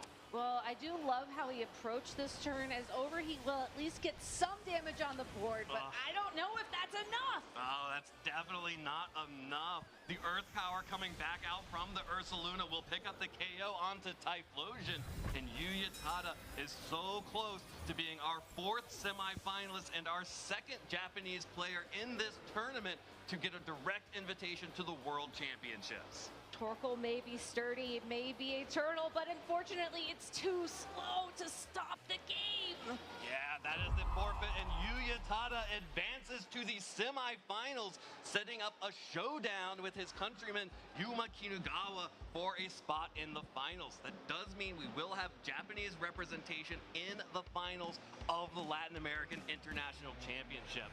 For those of you who are cheering on at home for another country and for the Latin American representation in particular, it's going to have to come from the other side of the bracket. What a great game, though, from Hans. As I really love how he tried to make that adaptation in game number 3, finally going for the eruption, you know, trying to rely on that Torkoal for some damage under Trick Room. Unfortunately for him, Yuya made that amazing call of just saving that Pelipper until the final moment. And that's what you have to do in these weather games where you are playing sun versus rain. If you reveal the sun too soon, you run the risk of that Pelipper taking too much damage and going down early like we saw in game number 2. But just keeping it safe in the back, even though you did take a lot of damage for your trouble, was all you needed to secure that win. Absolutely, and very well played there by Yuya Tada. I love those adaptations in Game 3, showing the Terra Fire Sinistcha immediately, just going for the call that definitely not going to lock into a ground type attack right here, because either I'm going to resist it or I'm going to switch into the Pelipper and you're not going to do anything. So I'm just going to lock into the Terra Fire, and then I will be able to set Trick Room, knock out the Pokemon that could actually deal damage to my Fire-type Pokemon on the team, and then bring my Fire Resist Pokemon, then bring in Pelipper, and then it was kind of game over from there. Yeah, and also, honestly, taking down one of the teams that has been insanely scary throughout the tournament. Hisuian Typhlosion really having a moment here this weekend and just very calm and collectively taking it down. Absolutely. Very much looked like Yuya was very prepared for this style of sun, the more classic throwback sun that we talked about at the start. But we are going to have to see if Yuya has it in him to defeat Yuma Kinugawa to make it into the finals, and we'll have to see who else is going to be in the finals for our tournament. And we're going to do that by doing our semifinals right after this.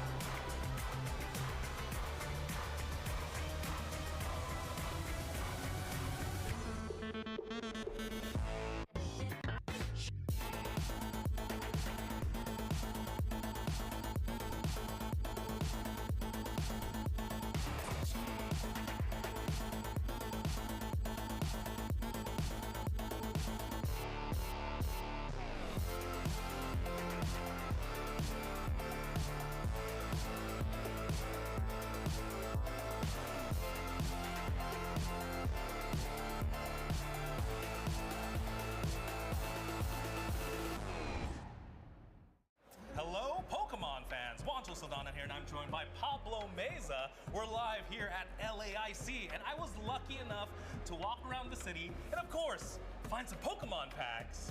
These are a little bit different, though, Pablo. Yeah, these are the Mega Evolution set, but in Portuguese you pronounce that Mega Evolução. The booster packs are a little bit different here. They contain 6 cards instead of the usual 10. So let's see if Juancho, let's see what he gets, and let's see if he can pronounce the differences in the attack names and the Pokemon names. Because there are a few subtle differences in the Pokemon names, but also the attack names, they're very different. Definitely, Pablo's here to help me out with that. They open just like American packs, though. Feels just as good. And of course, our first Pokemon is Grafaiai. I don't even know how to pronounce this in English. I think that's correct, yeah. Okay, and it sounds the same exactly, isn't it? Okay.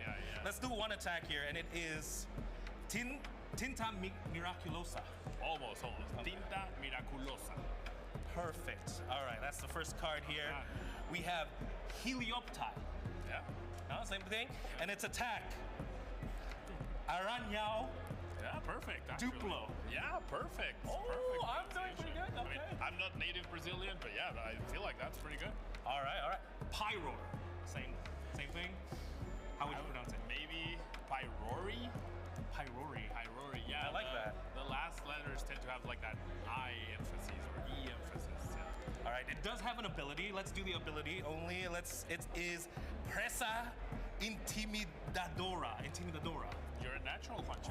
You're an absolute natural. Okay, I can't believe I'm doing this right. Maybe I don't need you in this shot. Yeah, maybe. No, I kid, of course. How about Corfish? Corfishy.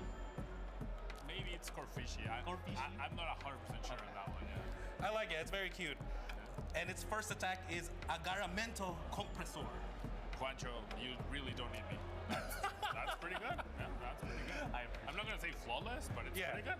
All right, and of course our rare for the pack, and it is Xerneas, the legendary Pokemon. Ooh, if we've been playing some ZA, and its attack, Geoportal. Okay, that one's a bit different. The L in Brazil sounds almost like a U, so the attack would be Geoportal. Oh, Geoportal. Yeah. That is beautiful. And that is our rare. We got a basic fighting energy as well. Right. Let's move on to the second pack. You got it, Juancho. All right. I didn't get anything too rare there, so I didn't need to grab a sleeve. Yeah, no, you're a natural, yeah. All right. Sounds pretty good. Ooh, this guy. Bulbasaur. Yeah, like less English, if you will. Like a bit, yeah, Bulbasaur. All right, and its attack, Aprisionamento. Okay, that one's a little bit tougher. Yeah. Okay, I'm trying. Snomy. Yeah, the E at the end for most love cards. that. It's It matches Snomy. I know, and it makes it like even cuter, right? Yeah. Snomy. And its attack, Esconder. Perfecto. All right. Oh, that's a good one. Praia de Surfista. Praia de Surfistas, eh? Yeah. That's Okay. pretty good. Beautiful place. I thought Praia would be challenging for you. Bulbasaur. I forgot already. Bulbasaur. Yeah, that's fine. Yeah. Yes, and Aprisionamento. Aprisionamento. Our reverse rare, and of course our rare. Ooh, okay, we got something. All right, let's see you try that one. Mega Manectric. That's English. I don't know how. All right, so it would be Mega Manectricky EXE or EX. That one I'm actually unsure, but Manectricky, I'm pretty sure. That's very tricky, Pablo. Yeah, it's Mega Manectricky. Yeah. And now the attack name? I'm not gonna try, Pablo. Wait, what is it? Rayo Declarao. Oh. Pretty good. What about the second one? The second one is where I gave up to. The second one is Detonazao Desenfrenada. Yeah, so you have to put like a little emphasis, like a little oomph to it. All right. Well, thank you so much, Pablo. I'm gonna try and learn a little bit more, maybe open more packs with you. And Love opening packs. Of course. With that, we're gonna throw it back to more Pokemon action.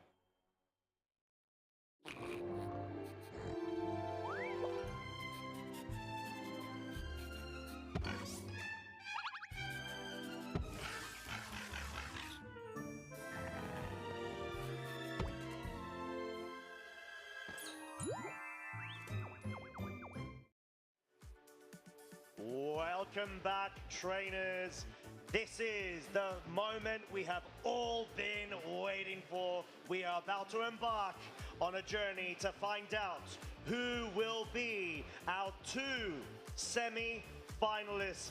First set coming up right now, top 4A here at the 2026 Pokemon Latin America International Championships. I'm Costa. This is, of course, David, and we are absolutely hyped to be able to introduce the first semi-final. Yes, we certainly are. Yeah, if you've been following us so far, it has been a whirlwind of amazing matches already. And of course, we have so much more to go. We've got 4 trainers who've now secured a Worlds invite, having got that top 4, which is amazing. But of course, they're only 1 game away from a finalist position as well for even more championship points, prize money, and of course, those booster boxes too. Yeah, exactly. And looking at the bracket, we've been able to see Teo Team and Juan Salerno in the top 4A match, as well as Yuma Kinugawa versus Yuya Tada. So we've got an all EU bout with the first semi-final and an all Japanese bout with the second. And just looking at the progression through to the top 8, they've been able to overcome of the most informed trainers we've been able to see, not only this current season, but in previous as well. So no small feat at all. Yeah, absolutely not. We've seen so many trainers get this far, and obviously not all of them can make that final either. Now, we've got a really interesting matchup coming for you. We're going to be featuring that top set first. Teo Timaso versus Juan Salerno, who has been featured multiple times already across today and yesterday too. So we've been able to see how they play their teams, what the teams are like, what sort of a mindset they get into, what is a good matchup, what's a bad matchup. And it seems like everyone else has had a bad match into them, basically, given how far they've come. It's so true, isn't it? And Juan Salerno, of course, the final representative of the Latin America region. At this point, 1 in 4 opportunity to be able to become crowned as the first LATAM champion of the LAIC, which at the moment we've had multiple finalists, but we haven't had someone yet crowned from the region itself champion. We haven't yet, and we're on the cusp of that happening again, which would be really interesting. But also, it could be our first Japanese LAIC champion as well, which could be very interesting, because obviously our previous champions being Carlson Confer, Ashton Cox, and Marco Silva as well. It's only 3. We've had obviously more than 3 LAICs. That's true. But 2 of those people are multiple LAIC champions, which is just insane. It truly, truly is. But they're not going to be able to claim another one, as it's going to have to come down to one of these 4 trainers, which we are so excited to be able to check out and see who will make it through to the finals. Final 2 sets, of course. So, with that being said, we're going to be featuring Teo Team versus Juan first up, and we've seen both of our trainers embark on what has been a very big bout between not only themselves but also in the current meta, because this is a bit of a run back. We've seen several weeks ago, if I'm not mistaken, David, Teo Team and Juan actually faced off at Gdansk Regional Championships at the top 4 stage, where of course we know now via history Teo Team was able to make it through to the finals. So it's just going to have to be down to whether Juan's going to be able to overcome Teo Team this time round, as both of our trainers are actually rocking the exact same teams. Yeah, that's a really huge piece of information there, honestly. This is a rematch just from a few weeks ago. I'm sure Juan, having kind of been defeated in that top cut scenario, must have been really thinking about the matchup and what could have gone differently as well. So here they are again, and they must have known it was coming too. And plus, Teo Team, given that he made the final and given that his team also won the Gdansk Regional Championships by Simone Sanvito, it's a matchup that Juan has very much probably prepared for, but also vice versa. Juan arguably has one of the most standard teams actually out there, one of the most tried and tested and consistently just very good teams that Teo Team has also probably prepared for too. So it's maybe going to come down to that individual player skill difference and how each individual player itself actually likes to play, how risky they like to play, what sort of leads they are comfortable doing, and how that mindset changes across 3 games. And we have seen Juan at least rely on the Swords Dance Sneasler in previous bouts, and it's a good way to be able to break through the Volcarona, not only damage-wise, but also outpace it due to the unburdened proc of that Grassy Seed. So, like we said, there's a really good potential. Tested, tried, and true through with this 6 Pokemon, which Juan has just been rocking non-stop with all of the events. He's been absolutely running through most of his opponents this season already. Yeah, it really has. So it probably looks very familiar to a lot of you. It's very much the Emanuele Briganti team that won the Frankfurt Regional Championships, but has the Dragonite over that Ninetales Alolan form as well. So you've still got that Sword Dance Sneasler as well, that kind of that threat that can really set up on you, and that Yawn Blood Moon Ursaluna that's been really key and the star of the show, honestly, for Juan across the sets that we've seen particularly. It takes so much damage and then suddenly heals up a ton with all that leftovers in grassy terrain. Yeah, in comparison to the Lele team composition, Terra choice, which was electric, this one instead is water, so it could be able to benefit off of certain resistances, especially when going up against, you know, the usual Golden Goes, but the rise of Sun, which is such a vital resistance to have. Yeah, 100% actually, and also versus a lot of the Volcarona teams that we've seen it really good against. Yeah, exactly. Terra Electric isn't going to make you resist fire there, but water certainly will. Yeah, and of course, we've got the other side of the coin. Tail Team Maso with the team, of course, that they've been running. Similar fashion to Juan on multiple occasions in the past several weeks. Bastia Legion just being such a juggernaut in terms of the damage output that it's capable of with the adaptability, ability, and then you've got the Terra Water, the to boot. So it is going to really have to come down to which sort of key pieces you're going to be able to position when you're going up against, I would say honestly, the Sneasler mode, and how you could be able to find a spot maybe for the Bastia Legion to be able to just come in towards the mid and end game to start wiping up the KOs, because you need to get the KOs ASAP in order to be able to break down the sort of balanced form of the team composition on both sides. Yeah, 100%. And that Sneasler that you pointed out is a really good call too, because of that Unburdened ability, it gets that double speed, right? And so actually, even if Tier Team manages to set up a couple of Quiver Dances, Sneasler can still come in, hit it on the more squishy physical side, and deal a lot of damage with that acrobatics. Oh, and here we go! Make some noise, everybody! We have got Juan's lead being the Incineroar Golden Go versus Tail Team's Incineroar and the Volcarona. This is such an evolution of the meta development to witness in front of our eyes. Volcarona usually comes in for that slot of the Golden Go, and Juan still rocking true with that Pokemon this time round. Fake out coming out from Juan's, well, Incineroar. Of course it is an Incineroar all the time, and followed up by a Shadow Ball with a special defense drop. That's going to be big. Yeah, that truly will be. It guarantees a KO in the subsequent turn if there is no sort of defensive play from Tail Team's Volcarona coming into effect as the knockoff. Not quite enough to pick up the KO due to that Intimidate drop off the attack from Incineroar's side. Okay, so yeah, we've got a little bit of a throwaway of big attacks there without necessarily any sort of setup that both of these trainers do have access to as well.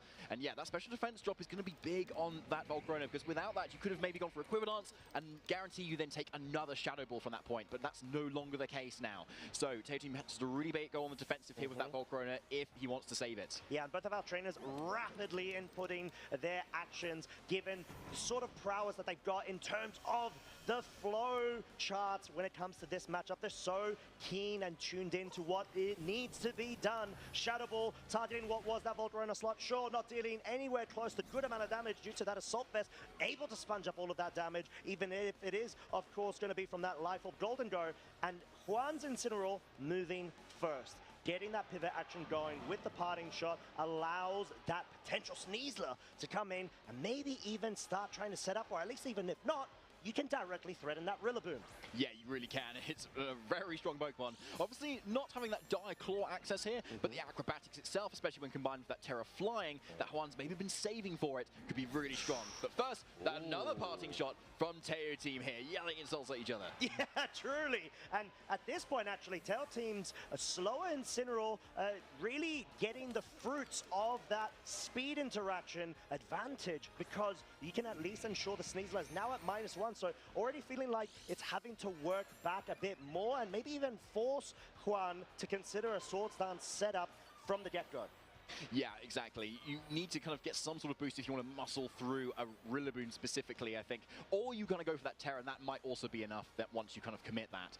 And that's the same for the Volcarona here. Like, again, acrobatics is looking really strong. But of course, this Sneasler is at -1 attack from that parting shot. And there's an Incineroar in the back, which is the strongest type of Incineroar, because as soon as it comes in, it drops another attack drop on you and has Fake Out for the following turn. So I wouldn't be surprised to see an Incineroar switch, but we don't even. Ooh, okay. Just to protect from the Sneasler, wanting to maybe allow the Golden Go to go down, bring in that free switch in from behind. If there is a focus of the Volcarona into that slot, Fake Out obviously trying to target down the Sneasler, the Shadow Ball, not enough, and it seems like the double up was intended for the Sneasler, so really Juan being able to still benefit off of having that Sneasler retained on the field and sort of what we're talking about, the free switching capability, and the fact that the Golden Go obviously hasn't committed to a Terra option means that Juan's probably considering and valuing that Sneasler's Terra flying more and just wanting to allow Golden Go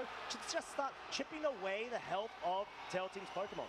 Yeah, it's a really good point, Costa. I think like getting those Pokemon really low suddenly puts you in range of so many other Pokemon. In a way, you don't need to rely on what you had before. Like, you don't have to just kind of completely set up and then lose that Pokemon suddenly. So I really like this. Juan is definitely going to be playing around the Sneasler now, as we know he's got Rillaboom in the back too to provide another yet Fake Out option. But if he's going to make the most of Sneasler, he probably doesn't want to switch it out either. Losing your defense boost, losing the Unburden boost too. You want to find a way to try and get those Swords Dance boosts up, especially when you are one Pokemon down, which is really dangerous. But at least you do have a Sneasler that's going to be very fast, most likely outspeed everything that Tail Team has. Tail Team just has to find a way to deal back to that Sneasler, maybe with some special attacking damage to get around that Grassy Seed boost. Yeah, and something to call out as well, we hadn't seen the 4th Pokemon revealed yet from Tail Team's side, but it is going to be confirmed to be the Ninetales Alola, which we know has a Focus Sash. It will start being able to actually incentivize Juan to really consider when to terrestrialize into the flying type, as of course it will become susceptible to super effective blizzards if allowed to do so. And the Fake Out into that slot means we have the Focus Sash now temporarily broken unless we see the Grassy Terrain recovery bring itself back. Not just yet, seems like it may have to be the subsequent turn, but a Swords Dance has been set up now. It certainly has, yeah, that's exactly what Juan needs. So back up to neutral now though. So yeah, still not the ultimate powerhouse of offensive threat. Incineroar can probably still survive a close combat depending on its training, although we know Tail Team's Incineroar is pretty fast given its outspeed. It's sped a lot of other Rillabooms from previous sets. But first of all, it's not going to do anything this turn thanks to that Fake Out. Ooh, but this opens up a play for the Ninetales to try to go for the Encore. Here we go. What a lovely little lock in this scenario. Juan not opting to go for the safe play of just to protect, wanting to capitalize off of momentum, anticipating maybe Tail Team reacting to that play. Flare Blitz into the Ninetales will bring it just beneath half of its HP, but in this scenario, Sneasler's in such an awkward spot. It is now, yeah. It's going to have to Swords Dance constantly for the next few turns or so. And that is going to free up so much room for Tail Team to kind of deal with the other Pokemon here. And Juan's price is going to have to be to switch out that Sneasler if he wants to get rid of that Encore. But of course, you give up so much time to kind of set it up in that first place. But it looks like Juan is happy to keep that Swords Dance going as long as he can kind of support it a little bit more with the offensive threats that he's still got besides that, being that Incineroar, being that Rillaboom. Because looking at that team that Tail Team's got, it really doesn't like those fire moves, which Incineroar definitely has access to. No, it doesn't. So we're going to have to make sure we keep count of how many attack boosts this Sneasler's got so far. +2. Given the Encore Swords Dance. Blizzard not picking up any sort of freezes. Parting Shot going into the Ninetale slot allows Juan to have the Rillaboom available for the subsequent turns Fake Out, and that gives a bit more breathing room when it comes to the Sneasler to be able to have a bit more of staying power and not just susceptible to any sort of KOs from the Incineroar. What a smart play from Tail Team. This is sort of an equivalent to an Encore Disable interaction due to the Encore effect of the Swords Dance being in play, now taunted. Yeah, that's a really cool effect there. So as soon as this Sneasler tries to attack, it will struggle here. And so it looked likely it's not in the second slot, otherwise you can kind of accidentally lock yourself into it, because it will be a random target and it's going to then take 25% recoil as well. But does Juan want to stay in? It looks like he's maybe considering it, but at this point, if you want to use anything about that sneeze and not get it to KO itself, you do really need to switch this out to have a chance. But Tier Team, very strong position right now. Ninetales in a great position to deal some damage too. Yeah, and it's a great pin that Tail Team has been able to force onto Juan to make sure that they could forego the initial, not only attack boost, but the unburden as well, which is so crucial when it comes to the end game for Tail Team's side, having that Volcarona setup going.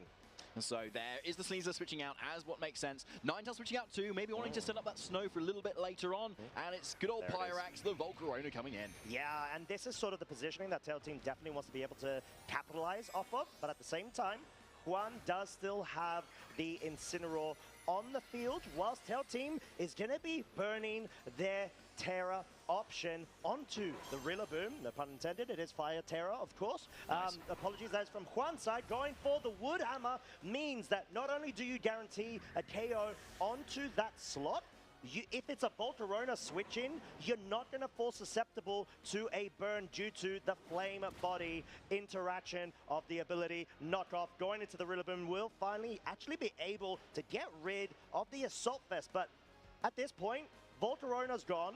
The only thing that could benefit off of the Assault Vest being knocked off is going to be the Alolan Ninetales, which we know its only offensive move is going to be the Blizzard, which naturally will be hitting a resist into that fire typing. Yeah, it is. So a really good Terra there for Juan. Now, you're going into the rest of this game kind of thinking, right, what are my offensive pieces? How do I just dish the damage I need to do to all of those Pokemon that we've still got here? And for Juan, the Incineroar is obviously very important here. You deal so much damage into both the Rillaboom and that Ninetales. Now, Sneasler, given though it's lost its ability to have that Unburden boost and the defense boost, it still does have a really nice speed tier into Tail Team's team. Yeah. Now, it also naturally outspeed Ninetales, but we don't know whether it's trained to outspeed Ninetales either, because we've only seen it with the Unburden boost activated as well. So it could be that this Sneasler is still faster than a max speed Ninetales, and if so, it's looking really strong. Yeah, it's going to have to come down to the nature perhaps, because the Ninetales do tend to have max speed when it comes to the focus sets, but we're going to have to find out as the high horsepower apologies will go into that Rillaboom slot, perhaps wanting to make sure that there's any sort of coverage in terms of a reposition from Tail Team's side. And looking at the recovery interactions, we saw the Incineroar is faster than Juan's Rillaboom, followed then by the Rillaboom over on Tail Team's side. Yeah, exactly. So really critical information to kind of go with for throughout the set here as well, because that's going to determine who has the luxury of faking out whoever they want, basically, rather than being faked out in turn by the opposing fake out Pokemon. Right. Right. We got there. We got there, David. Right. So yeah, obviously now we're in a position where the Ninetales is threatening like Encores and Disables as well, and a Raw Blizzard could obviously deal with a few kind of put a few freezes around, but like otherwise it's not doing a whole lot of offensive presence, right? But still, that control of how it changes up move selection is really powerful. So it could be that Terra teams are looking for that bait there, just kind of target that slot as Incineroar comes in to maybe take grass or fire moves. Yeah, and clearly not wanting to risk the blind blizzards and try to bring that snow back on in later on towards the end game, as we finally have the terrestrialization committed from Tail Team side. It's going to be, yes, you guessed it, the Rillaboom now over on their side of the field. Terra Fire will, of course, mean that there's going to be an interesting mind game on whether the high horsepower is predicted or not, but no, it's just going to be a smooth, grassy glide into what is essentially chip damage onto Tail Team's Incineroar switching. Now, though, parting shot allows Juan an opportunity to finally bring in that Sneasler for the end game at such a crucial point in order to be able to perhaps capitalize, unless Tail Team has read this, gone for the high horsepower focus in that slot, but that doesn't seem to be the case. Tail Team, though, did go for the read with an un golpe critical for Juan's Rillaboom, which unfortunately means they're down to their final 2 Pokemon. Yeah, that was definitely not KO with that critical hit there, given the parting shot that just happened in that same turn there. But when there's a Sneasler, there's a way, they say. And often that's because of Diaclaw. But also, it's got a really good offensive typing, and it's still got the close combat and the activated acrobatics, given that double power that it has, because Sneasler no longer has that item either. So we could see critical hits in return as well because of that. But Teo Team, because he's got 3 Pokemon left still, does afford him the luxury of being able to still switch around. And Incineroar is looking really strong here if you switch it out and give it back in again. And there is a case that the Sneasler no longer has the Grassy Seed proc to give it +1 in its defense, right? Yeah, exactly. So suddenly the physical attackers on that side are looking really strong still too. Ninetales also in the back can set up the snow, and we also could be that the Ninetales actually outspeeds the Sneasler too.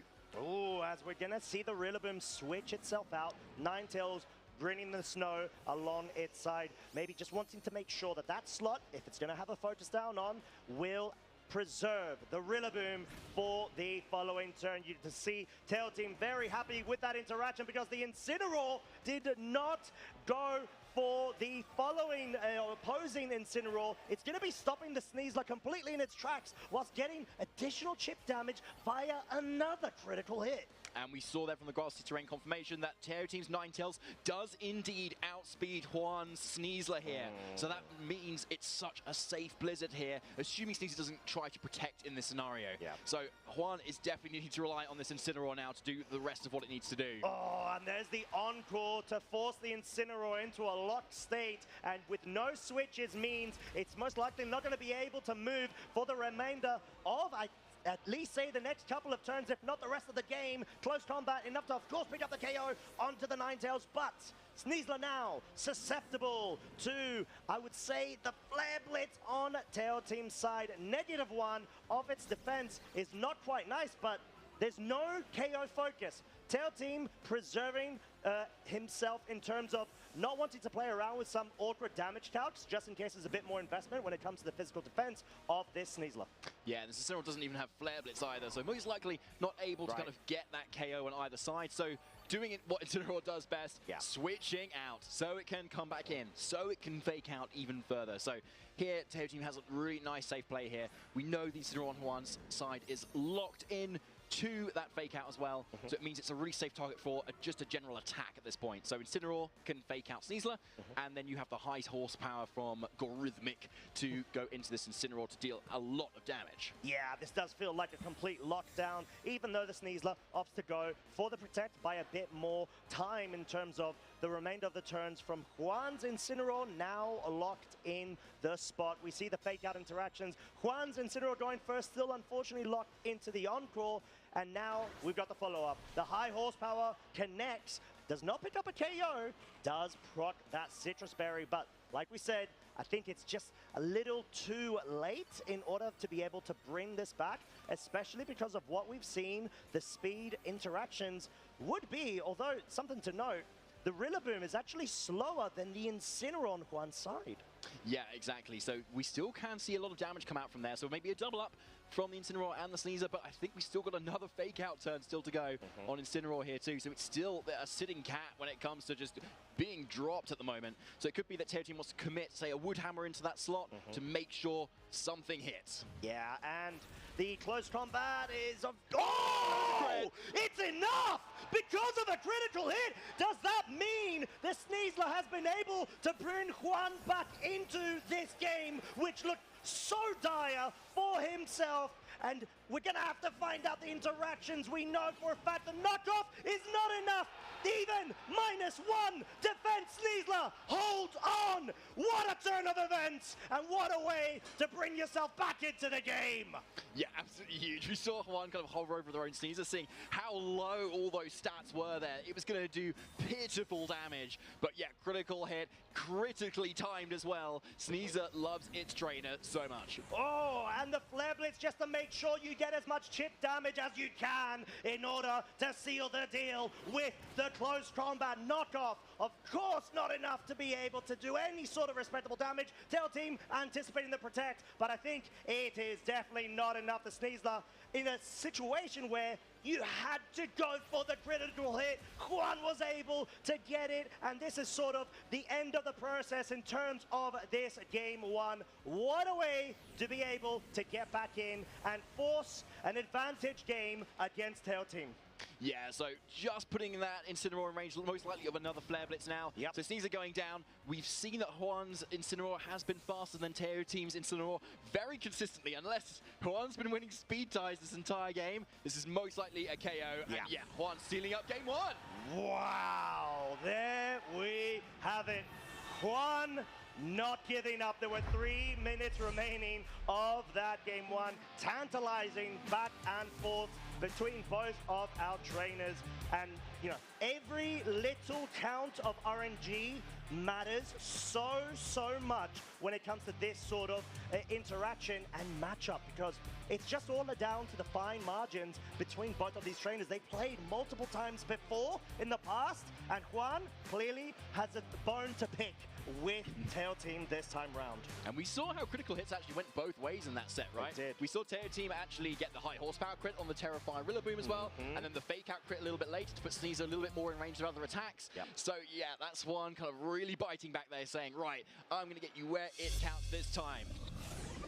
And yeah, was able to do it to such exceptional fashion. This is sort of what we were talking about a bit earlier, David. The Golden Go sort of there to be able to reduce as much of the HP from Tail Team's side with no true intent of committing it as the main sweeper.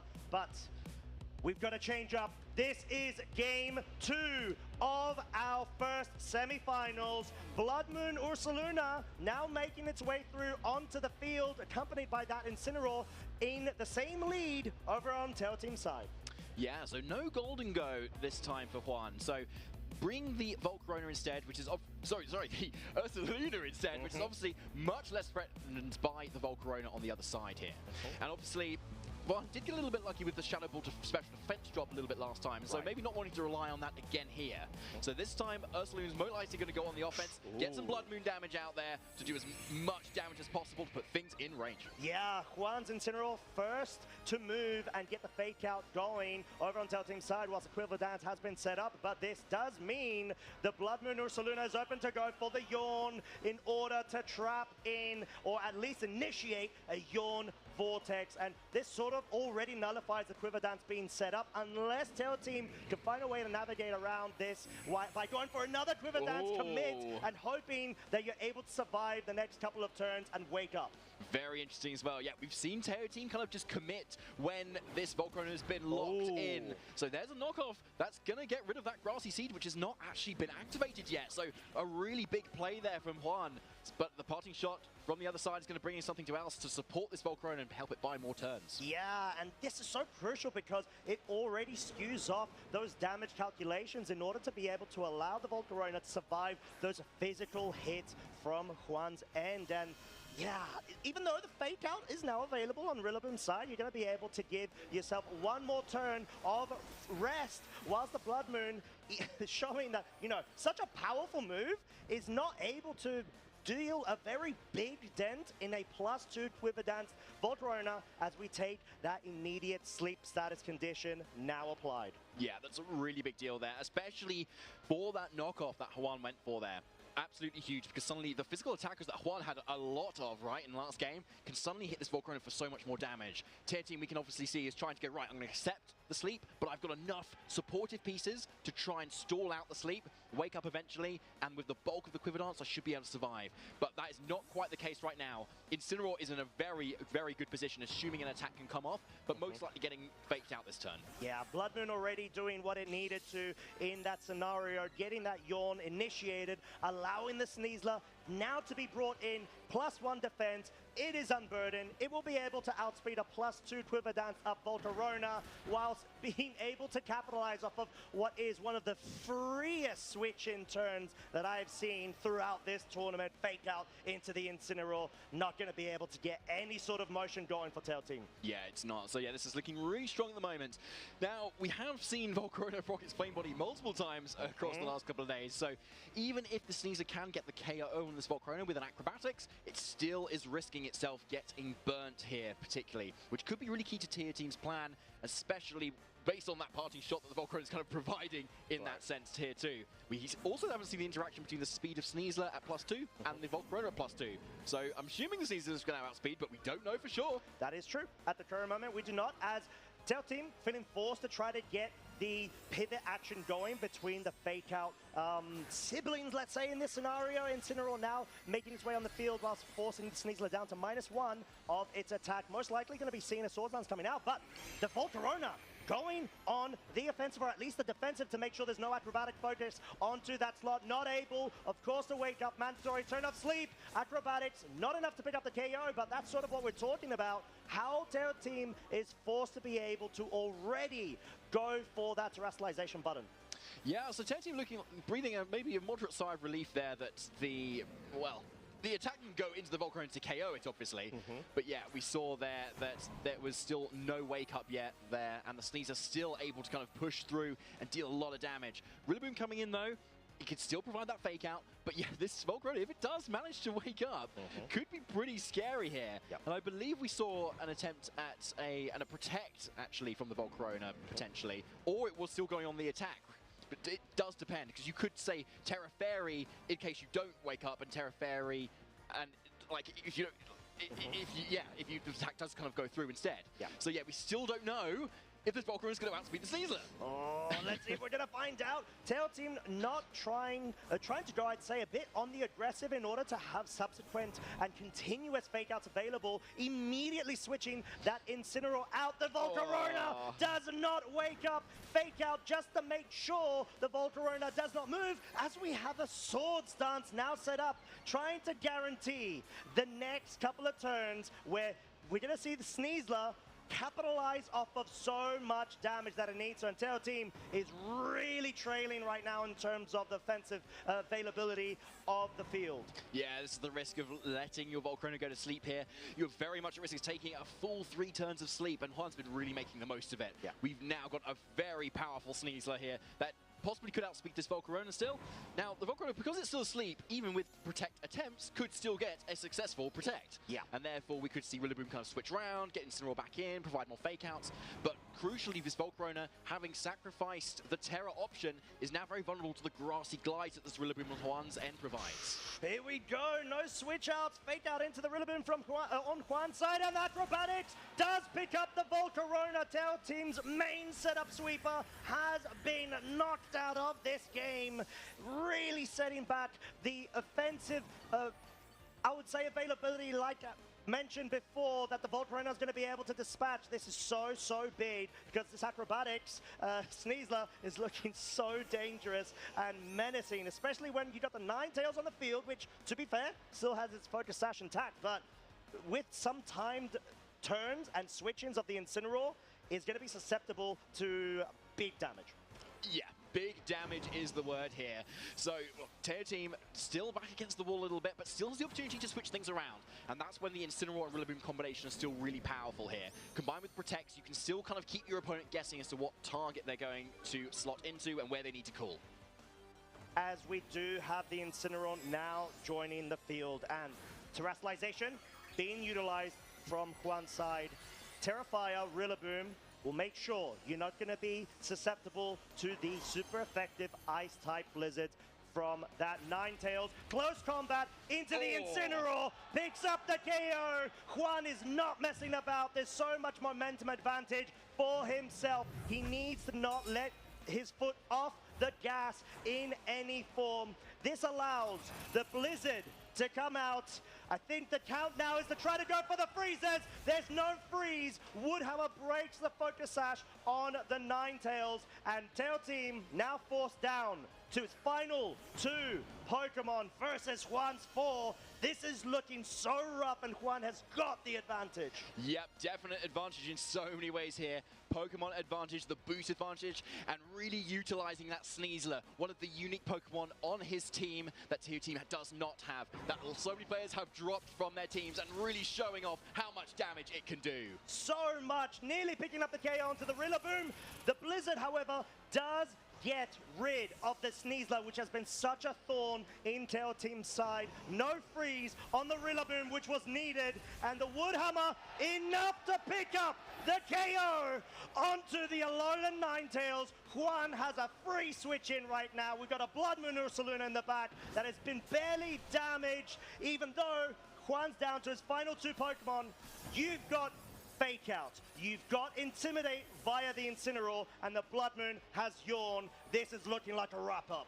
It very much is, yeah, unless Tail Team's Rillaboom somehow has Eruption or something, which we've been seeing a lot of this week, and wouldn't be surprised, honestly. Yeah, I think this is going to be a wrap. One, with that Incineroar and that trusty lefties Ursaluna that loves to yawn and snack. A little bit of a Snorlax, actually, it's kind of reminding me, to be fair. But just with that Blood Moon is going to be able to put it in its place. It's going to take it down. There it is. The big old Blood Moon, the red moon from the sky, taking Rillaboom down, and Juan Solano advances to the final of the LAIC International Championships.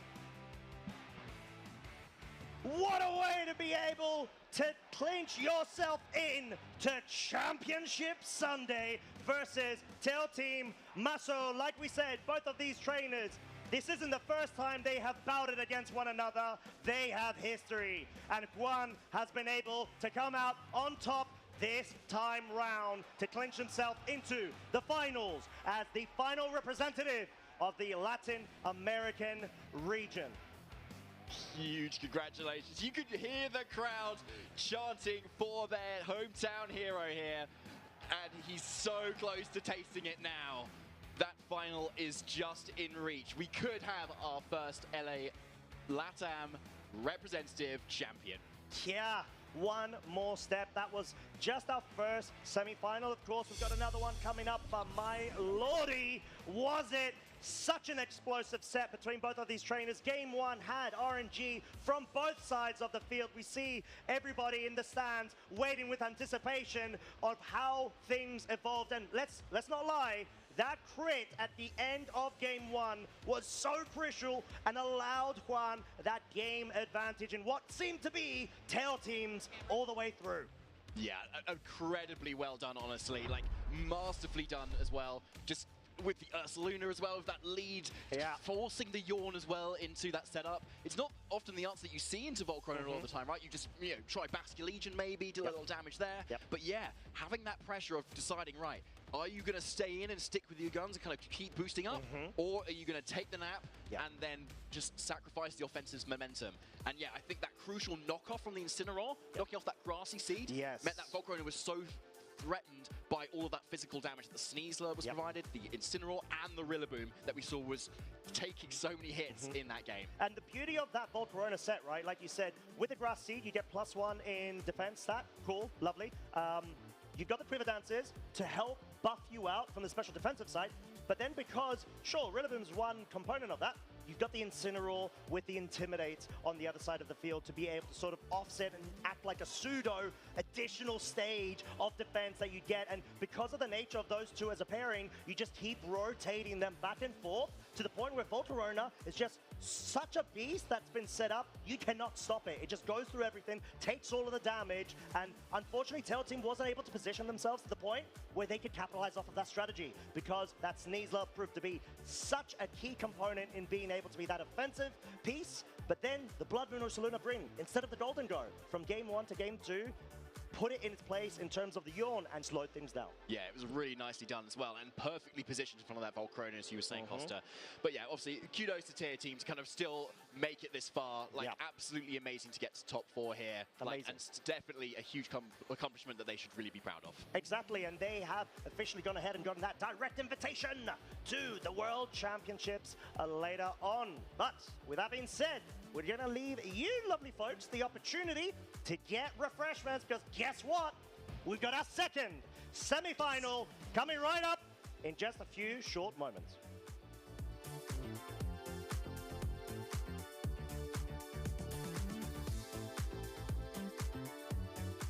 Welcome in, everyone. We're here at LAIC 2026 in Sao Paulo. My name is Koning Leinrod, and I have a few booster packs of the Pokemon TCG that I really want to give away, but I want to see something for it. So I'm going to go to players, ask them for something on their Pokemon Go account, and then they're gonna get a pack. Follow me.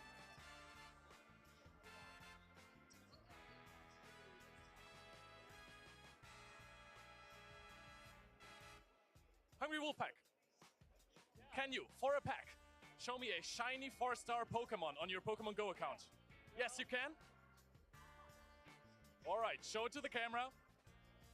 All right, beautiful, shiny. Take this booster pack. Good luck with the pulls. Ash, I need you. So for you, I have something more specific. Can you show me, for a booster pack, on your account, a Dugong that has a bottle cap used on it?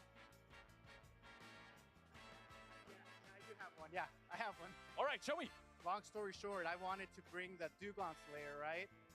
And I had a 0, 0, 11, and 3 HP, right? But I said, okay, let's use a civil bottle cap, right? And here it is. Here it is, hyper training. As you can see here, if you appraise it, it's like this, right? So I only needed 4 additional defense, right? And if you go to hyper training, it asked me for 15 days. Oh my goodness. Like, everybody's gonna make fun of me because of that. So I wanted to use it. I couldn't use it, but yeah. Well, you're doing fantastic regardless, and here is your pack. All right, let's find more players to show me cool stuff on their Pokemon Go accounts. Follow me. Steve! Steve! Yes, Hi. Hi! Nice to meet you. Nice that you're here at LAIC. Of course. Can you show me, for a pack on your Pokemon Go account, Oh yeah. that you're doing an EV Dynamo? Okay, no, now you just quit out of it. Okay, show me a shiny Darmanitan. A shiny Darmanitan, uh-oh. Darm and shiny.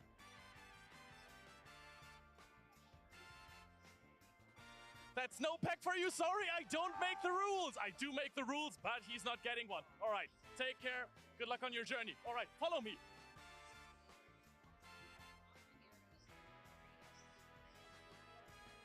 All right, this is getting... Can anyone here show me a shiny Darmanitan on their account for a pack? Does anyone have a shiny Darmanitan? It works, just a Darmanitan. Any Darmanitan? Shiny Darmanitan, let's go! And we got another winner. I can see someone I can recognize from Europe over there. Look at this. Hello, what's your name? What? What's your name? Shimon. All right, okay, I was going for a nickname, but that's fine regardless. Can you show me, on your account, a 4-star Pokemon that is XXL? XXL? Yes, XXL. XXL, I will show you XXL Pokemon. I have a couple of those, a lot of them. Oh, beautiful. Probably just caught some of those at the Wild Zone. Oh yeah, you get a pack. All right, have fun opening it. Okay, we have 3 more packs to go. Let's see. I forgot to make up more of those Pokemon that I want to see, so I'm going with 4-star Ho-Oh next. All right. Are you Go players? Do you have a 4-star Ho-Oh on your account? A 4-star Ho-Oh for a pack. This is intense. Yes. Does it have 4 stars? If you appraise it? You know what? That's enough for me. You get a pack. All right. Okay, 2 more packs to go. Those are the final packs. Okay. Arrow, you're looking at me funny.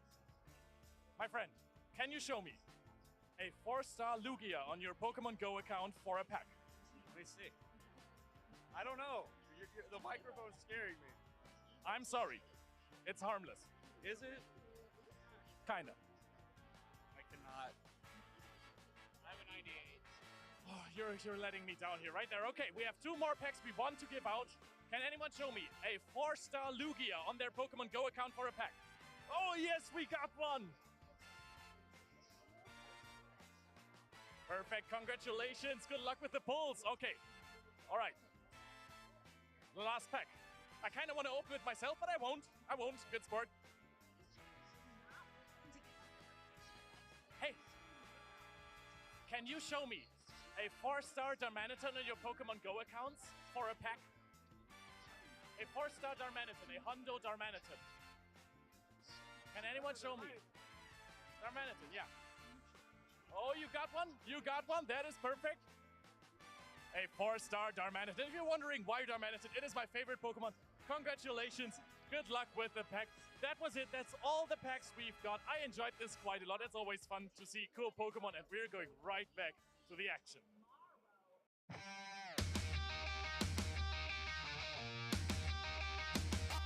I train hard, go hard. I'm a real rock star. Got the fire in my veins, yeah, I'm a go far. I'm a maverick, havoc in my way. High stakes, and I'm dishing out moves. Time to step up through the plate. And I'll battle anywhere. Yeah, I'll step up anywhere. Name the place and I'll be there. Anytime, anywhere. And I'll battle anywhere. I'll step up anywhere.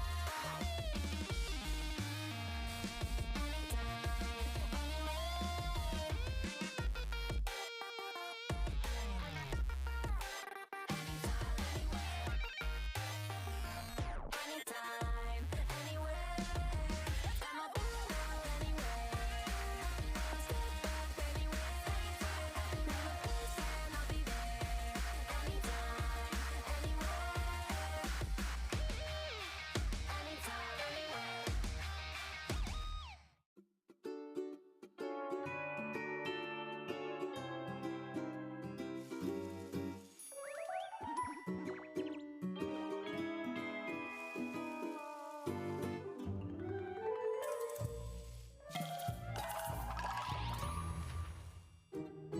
Anytime, anywhere. Anytime, anywhere.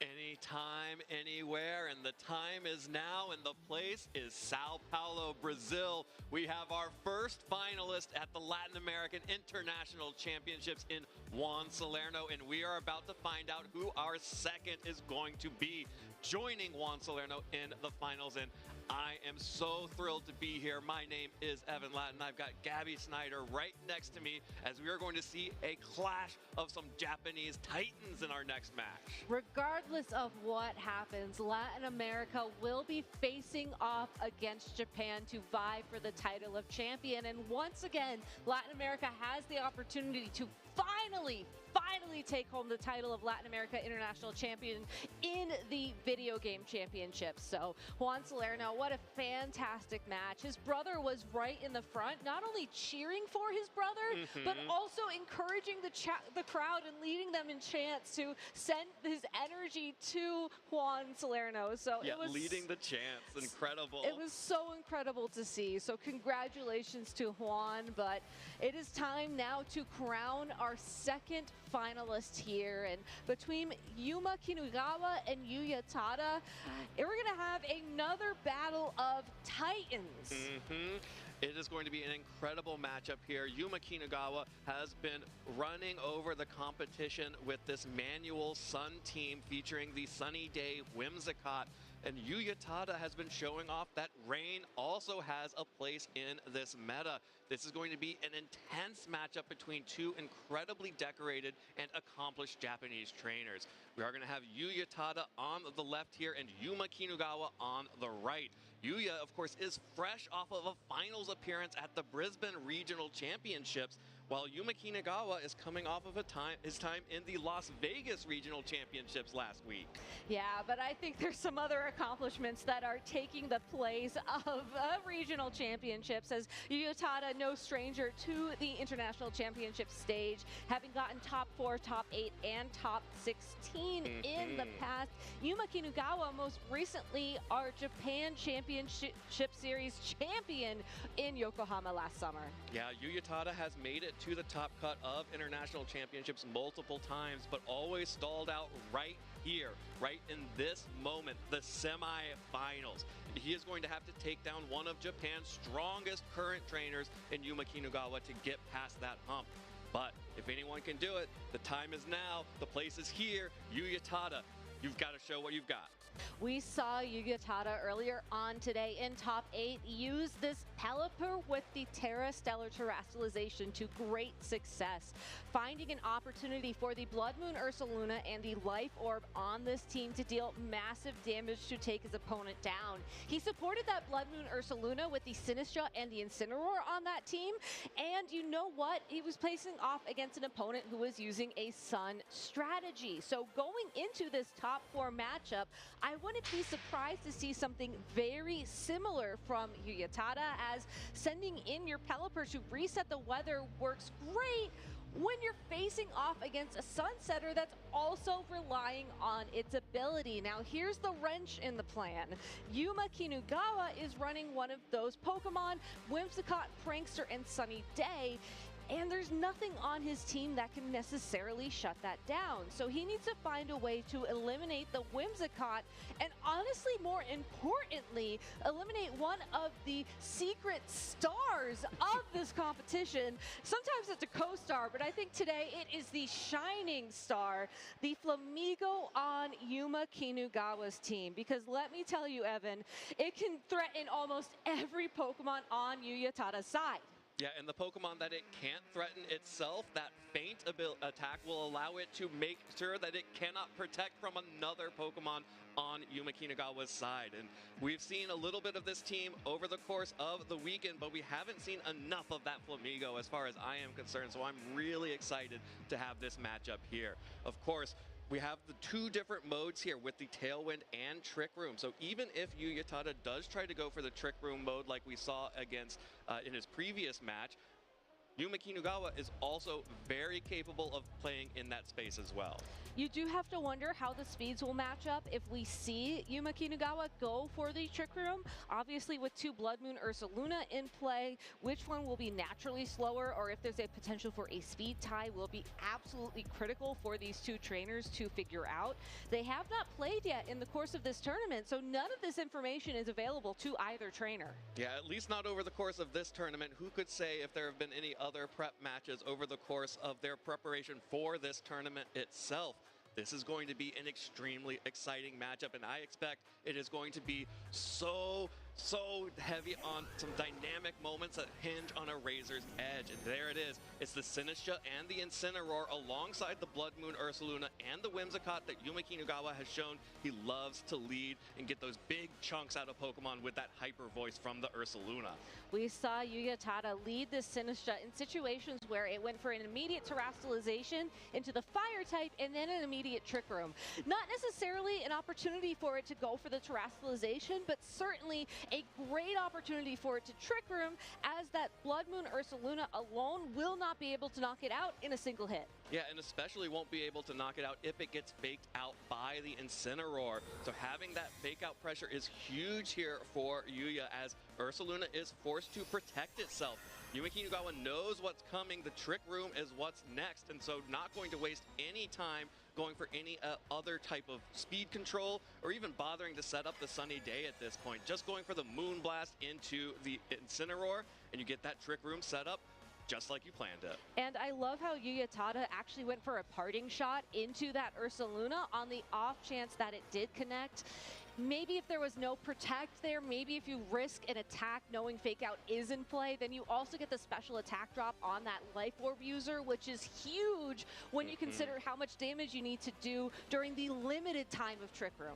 All right, and we saw Yuya cycling through some switch options here, and notably that includes the Farigiraf, because one of the potential options for Kinugawa here would be to encore the Trick Room. But of course, if that Farigiraf is switching in, as it is, that is going to block Whimsicott's Prankster Encore from being able to reset the Trick Room this time around.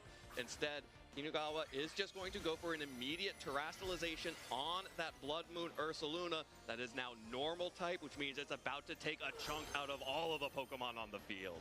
And this is what this team does best. We'll have to take a Matcha Gotcha first, but there's a lot of damage coming in the future. Yeah, that's a cute amount of damage, Sinistra. Let me show you what real damage looks like with this Paranormal boosted Hyper Voice. No KOs right now, but that is huge damage onto these two Pokemon that are key, bulky cornerstones of Uyatada's team.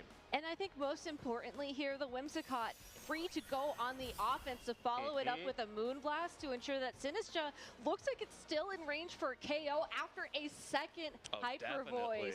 Just assuming that the Farigiraf could be present, Encore maybe not the safest play. You just have the amount of damage you need to have that be your answer to a Trick Room user. Yeah, and I love this answer to the Trick Room from Kinugawa. Just instead of trying to worry about, oh no, what if my opponent gets Trick Room up? Like, great, get Trick Room up. I'm now going to blast through your team with my Terra Normal Blood Moon Ursaluna. And that is just softening up all of these Pokemon for a potential eruption in-game in the back.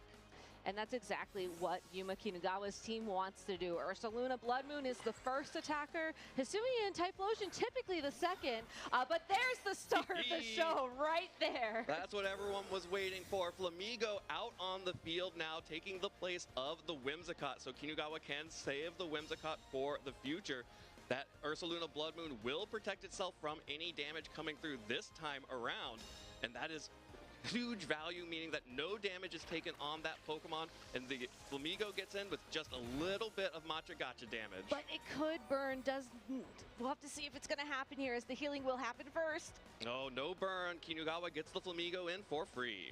All right, so now the Flamigo is on the field. With Trick Room still in play, you have to be very careful about the Farigiraf, as it's able to hit the Flamigo super effectively with either a Psychic or a Dazzling Gleam. But this Flamigo does have access to Detect and Wide Guard, so you can buy yourself a little bit of time opting for Wide Guard in this instance. Yeah, no Dazzling Gleam, no Matcha Gotcha available for Uyatada. Instead, not falling for it, goes for the Psychic straight onto the Blood Moon Ursaluna, but the Psychic alone is not going to be enough on that Pokemon.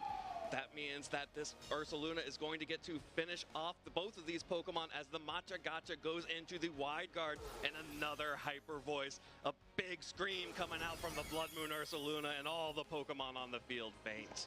A great use of the Wide Guard from Yuma Kinugawa as well there, because had the Farigiraf targeted down the Flamigo with the Psychic, a single target attack to pick up the KO, now that the Focus Sash it's holding had been broken, we would know that the Ursaluna would be perfectly fine to fire back that Hyper Voice. So ultimately, Uyatada making the correct call to try and double into the Ursaluna Blood Moon, just lacking the amount of damage to take it out. And this is now really scary for Uyatada. Both of the Trick Room setters have fainted. That means that Kinugawa is going to be in complete control of the speed as soon as Trick Room ends. So Uyatada needs to get as much as possible out of these last turns of Trick Room. The nice thing for Uyatada is the fact that the Ursaluna has taken so much damage, but at the same time, Yuma still has all 4 of his Pokemon available to him. If Ursaluna is the endgame he wants, he can make a couple switches to protect it, or you can try and sneak the Whimsicott out on the field to set up for a potential Hisuian Typhlosion endgame. Or even a Flamigo endgame by switching that Pokemon out. Of course, both of the Pokemon left on the field, the Ursaluna and the Incineroar, will both fall to Flamigo's close combat. So Kinugawa now protecting the Blood Moon Ursaluna for one more turn here, and the Whimsicott will be the Pokemon that takes all of the damage here. Not taking a risk as well, following up a Wide Guard with a Detect, which is not guaranteed to work. Yeah, and the Wide Guard would have worked, but of course the Fake Out pressure making sure that that was not an option. So the sacrifice of Whimsicott is not in vain. It is totally useful for Kinugawa to save that Flamigo for this turn. And honestly, the Whimsicott did what it needed to do in this game number 1. It provided the encore pressure to force the Farigiraf onto the field. Yeah, Sun would be great if it is going to be the Hisuian Typhlosion in the back, and you know, Moonblast would add up after a while, but it really is, again, the Flamigo that has the biggest threat here with those close combats as Uyatada forfeits game number 1. The power of the Flamigo, it's too intimidating, and it causes Uyatada to forfeit that first game. And wow, what a masterclass put on by Yuma Kinugawa in that set. It felt like Yuya had no opportunities whatsoever to get into that game. Exactly, and it was because of how Yuma Kinugawa revealed his Pokemon throughout the set. You started out with the Whimsicott and the Ursaluna to threaten huge damage immediately with those Terra Normal Hyper Voices, which Yuya had no way to stop other than that fake out on the Incineroar. And then as soon as you had the opportunity to get Flamigo in safely enough, all of a sudden you revealed your secret attack, your special Pokemon that really will close out the matchup. And by the time that Flamigo was revealed, Yuya had lost a majority of his resources needed to take it down. And I just don't know how Yuya bounces back from this. The Trick Room mode, I don't see a way that you can safely get it up at all and actually make use of it, because Kinugawa was the one who actually made the most use of the Trick Room in that first game. So there must be another option here. Yuya might have to try to match Tailwinds and play the weather game, or maybe that Archaludon has some space to threaten that Blood Moon Ursaluna, which really did all of the work. It's such a tough spot to be in, because on paper, if it wasn't for the Flamigo with the Typhlosion, Archaludon would be a great piece to have. If you can get the rain up, Electro Shot would certainly help with the Flamigo, and Body Press with enough stamina boosts would help with the Ursaluna, but then you would probably want to Terrastalize at some point so that maybe you're not as threatened by a close combat, let's say, but now you're a Grass-type Pokemon staring down a potential Choice Specs boosted Eruption. So there's really no great out for Yuya if you think about it purely on paper. I think he has to bring the right pieces to the board, so a Pelipper adjustment I think is almost mandatory at this point in time, but whether or not you reveal it really is going to come down to if you're able to knock out the counters to that Pokemon, because if you're not able to get the alignment, I think Yuma Kinugawa just has so much of an advantage because of how the matchup looks on paper. Yeah, the other option, if you feel like your matchup is so bad in this the semifinals, is maybe you go for just a heavy read gameplay. You try to read Yuma Kinugawa's soul and know exactly what he's doing and counter it every step of the way, which, look, if you could do that, do that. The time is now, the moment is here. And here we are in game 2 of our semifinals. It's just the Whimsicott and the Ursaluna once again versus the Incineroar and Sinistcha from Yuya Tada this time around. Last time we did see that the Ursaluna went for the Protect, so maybe there's an opportunity to use that passive play to make a more aggressive play this turn 1. There is, but you also have to remember that it was the parting shot that was targeting down the Ursaluna Blood Moon, and think about how much damage it did after that initial turn when Trick Room was up with the threat of Encore onto the opposing Sinistcha. Yuya Tada could certainly play around that, but I do think you try and land that parting shot a second time just to neutralize the Ursaluna Blood Moon by that little bit. Okay, well, Kinugawa is going to make an adjustment here. Brings out the Incineroar, which we did not see in that first game. So a new Pokemon out on the field for Kinugawa alongside the Ursaluna. Here comes the Terrastalization from the Ursaluna, so not going for the passive play of Protect, instead going on the offensive, and that does open up the Ursaluna to that parting shot. It does, but it will have to attack first, except it's slower. Oh, it's slower than that Incineroar. Parting shot goes off first. The Ursaluna will take a special attack drop while Yuya Tada gets to decide what Pokemon do you want to tank whatever this Ursaluna is about to send at you. Well, if you think about historical 2-game-1, Hyper Voice seems like the most likely option here, but it's Blood Moon! Oh, that's the Blood Moon coming out from the Ursaluna straight onto the Sinistcha, and it survives thanks to that parting shot. What an incredible prediction from Yuya Tada, just staying the course, hanging on with just enough health to eat that citrus berry to set up Trick Room for your own Ursaluna, and now all of a sudden you are in the driver's seat for this match. Absolutely, this is a much better position for Yuya Tada than in game 1. Still has the opportunity to bring in the Burgerap to counter the fake out pressure from the Incineroar on the other side.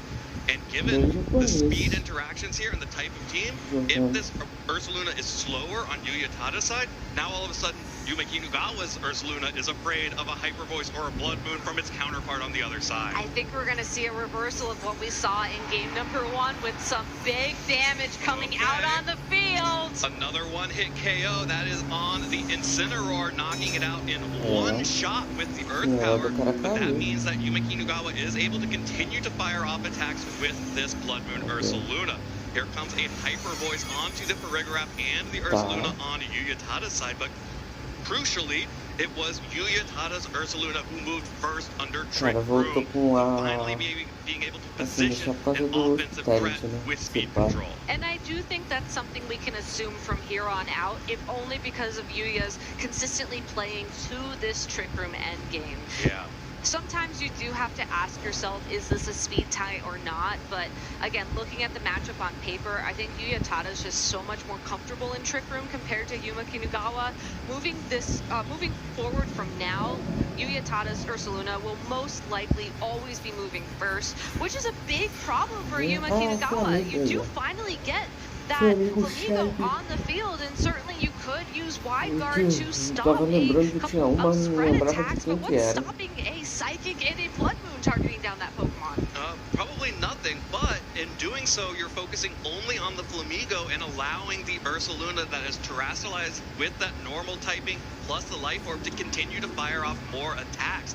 That parting shot has been doing a lot of work on turn 1. The question is, can it keep doing enough? There's the wide guard coming out from Flamigo, trying to detect. Sorry, that was the detect from Flamigo, which means that it will be able to survive a double up here. And it was a Blood Moon and a Psychic into that Pokemon! Oh, that is devastating for Yuyatada. Went for the offense against the Flamigo. And here's another Blood Moon fired off by Yuma Kinugawa.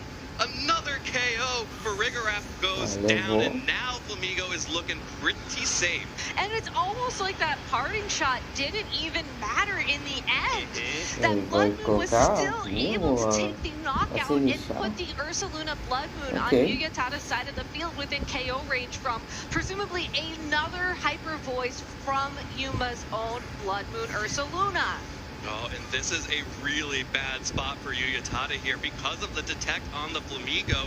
That means, and the Blood Moon being used into it, that means that there are only spread type attacks that could damage the Flamigo, which means that a wide guard will block it all. So only the only target available is just an Earth Power into Yuma's Blood Moon. And something really tricky here is that if you use wide guard into detect, it's not guaranteed to work. But if you detect and then use wide guard, that's going to work quite well. That's all fine. That's all fine. Yeah, you can see Yuya really wants to click Blood Moon instead, but isn't going to get an opportunity to. But instead, Kinugawa is going to retreat the Blood Moon, save it for later, and bring back out the Whimsicott. This is going to be very scary because this Ursaluna just protected and Farigiraf has gone down. There's that wide guard, so no Machagachas this time around, but Yuma Kinugawa using the same strategy we saw in game number 1, but here's an adaptation, not being able to attack. Sinistcha going for a Life Dew to heal itself up alongside of that Ursaluna Blood. So Yuyatada buying himself a little more time to get through this match, but time is also the name of the game in terms of Trick Room turns here. And if he runs out of Trick Room turns, I think Yuma Kinugawa is going to be able to just outspeed and outwin. Yeah, and there's nothing this Ursaluna can do here. An Encore will just lock it into Protect. This Sinistcha will only be able to Machagacha for damage. You can't even Rage Powder it away because Whimsicott is a grass type. And you could also Encore into Life Dew if you were really worried. I don't necessarily recommend that, but it is another option to consider here. There's so much going in Yuma's favor. Yeah, and that means that Ursaluna is going to have to retreat here and try to make something happen with the Incineroar, but you don't even get to intimidate Flamigo because of its scrappy ability. Sinistcha is trying to protect that Pokemon from any damage on this turn by going for the Rage Powder, but it is now going to be locked into Rage Powder. So Whimsicott did go to try to lock into the Life Dew, but that just means that Sinistcha is tanking this close combat. But I think that is okay for Yuma Kinugawa because now that it is locked into Rage Powder, you know that it's only going to be able to use that move. Now, Trick Room has not expired yet, so we still have a little bit more time here for Yuya to find his footing. But if Sinistcha does not break out of this Encore before Trick Room ends, and Yuma's able to knock that Pokemon out, Again, Yuma Kinugawa will have the speed control and will still have the offensive advantage. Like, there's so much going in his favor. Yeah, Kinugawa is completely in control of this match. Will be retreating the Whimsicott for Ursaluna Blood Moon once again. That Pokemon is going to come back out and potentially threaten even more damage once this Trick Room has ended. But here comes the Sinistcha, going to retreat, maybe get some hospitality later on to protect one of these Pokemon from a big hit. But that's just going to be another Detect coming out from the Flamigo as Ursaluna switches in on Yuya's side as well. And there's the Incineroar, just trying to make something happen, but just can't do it. I mean, Fake Out to stop another close combat there to protect the Ursaluna Blood Moon switch in and protect itself really was a great call. But still, there is still a huge Pokemon advantage for Yuma. Now, Yuya does have the opportunity now to start making some more ground back now that the Ursaluna Blood Moon is back out on the field. But you really want to try to be finding a one-hit knockout in this situation. And I believe the Flamigo's Focus Sash is still intact. So you still have to double that slot if that's the Pokemon you're worried about, and honestly double the Ursaluna Blood Moon as well. You need a lot of damage this turn. Well, you know what does a lot of damage? It's a Flare Blitz that's been boosted by a Fire Terastallization, and this is one of the benefits of Yuyatada's Terastallization choices. The close combat connects onto the Incineroar, lost the weakness, but now has the ability to potentially fire back big damage. Needs something huge out of this Flare Blitz. It will connect onto the Ursaluna, but it's nowhere near enough for the KO. Needed a critical hit, and that just means that Yuma Kinugawa is going to make a huge statement here. Blood Mooning into the Blood Moon on the other side, and it goes down. 3-2. Yuma Kinugawa is so close to the finals here. Sinistcha coming back on the field does mean that the Incineroar will be regaining some of its health back and would be able to attack if it can take another close combat from this Flamigo. But the only option here would be a redirection. Yeah, there is no shot here for Yuyatada. He will resign, and that means that Yuma Kinugawa is advancing to the finals here in Sao Paulo. With such a unique team. We've been talking all tournament about how cool the Whimsicott with the Sunny Day and Prankster ability has been throughout the most recent round of the regional championships and of course the Latin America International Championships this weekend. But honestly, it was really the Flamigo that was the star of that game. It just was able to threaten so much on Yuyatada's side of the field, and it was the presence of that Pokemon that really kept him in the driver's seat turn after turn after turn. And I am so happy that Yuma Kinugawa is getting his moment here in Sao Paulo.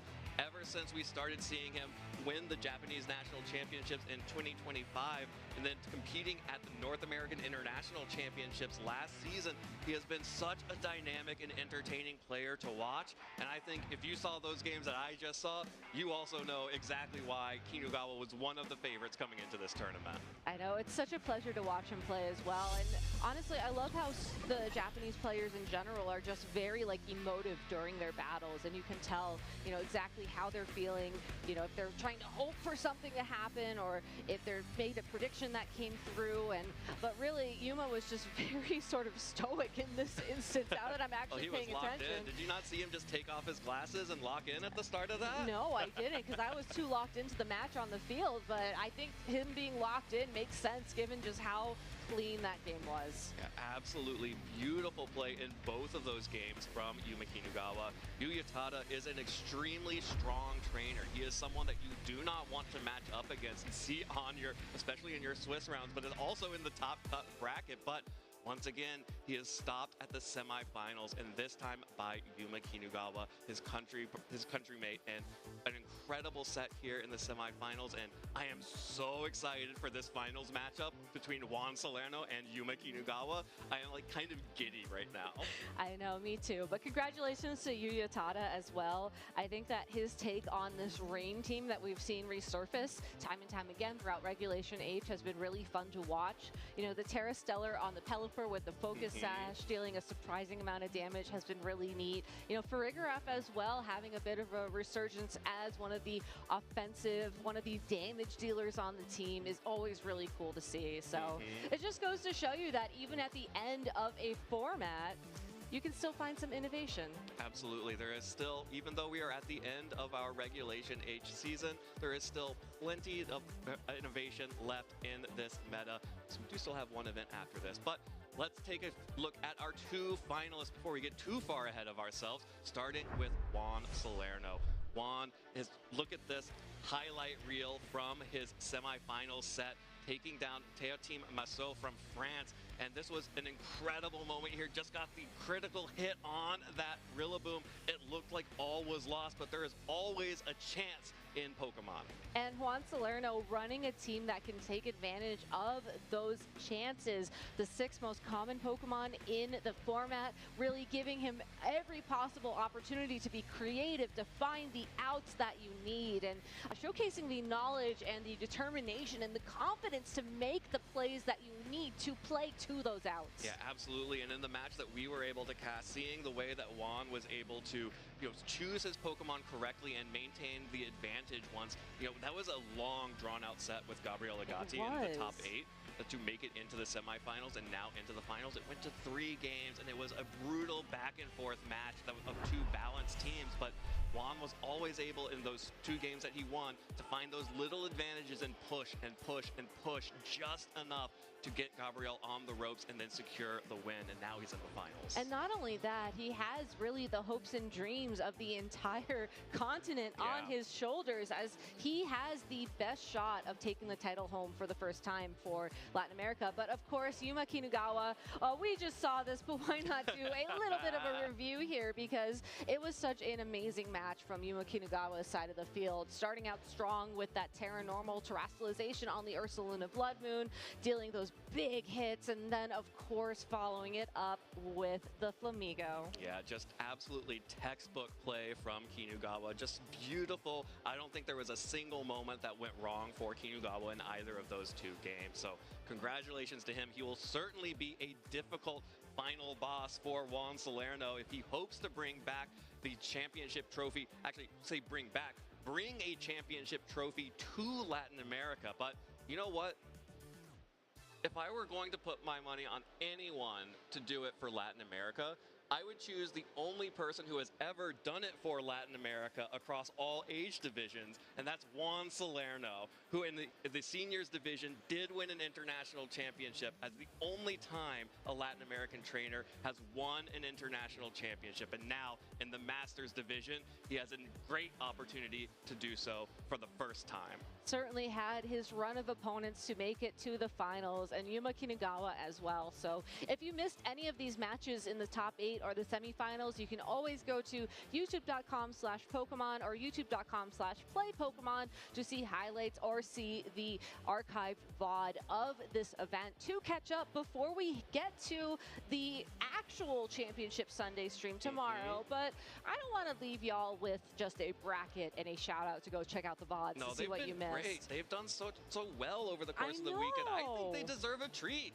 I think we deserve a treat. I think our audience deserves a treat. So why don't we give them a treat? Let's give them a treat. What do you say? If you liked Whimsicott so much during these battles that you've seen from Yuma Kinugawa, can I interest you in Federico Camporisi's Whimsicott from the 2025 North American International Championships? You can. You can. I would love Federico Camporesi's Whimsicott from the 2025 North American International Championships. How do I get my own Federico Camporesi's Whimsicott? Let's give it to him. Use that promo code LAIC26 Tailwind. Of course, you have to replace those I's with 1s, but then if you do so, you will be able to receive Federico Camporesi's Whimsicott from NAIC. It's going to be in a Cherish Ball, and it's going to be the perfect Pokemon you need to build up your team in the future if you are looking for a Prankster user. So make sure you redeem that code, as you only have a few days to do so. You do not want to forget.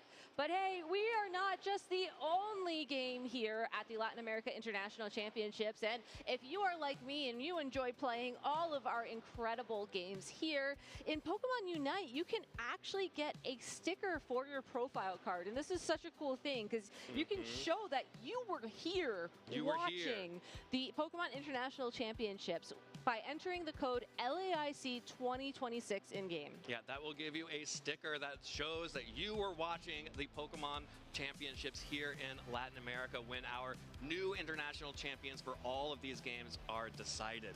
But again, we have so many games here.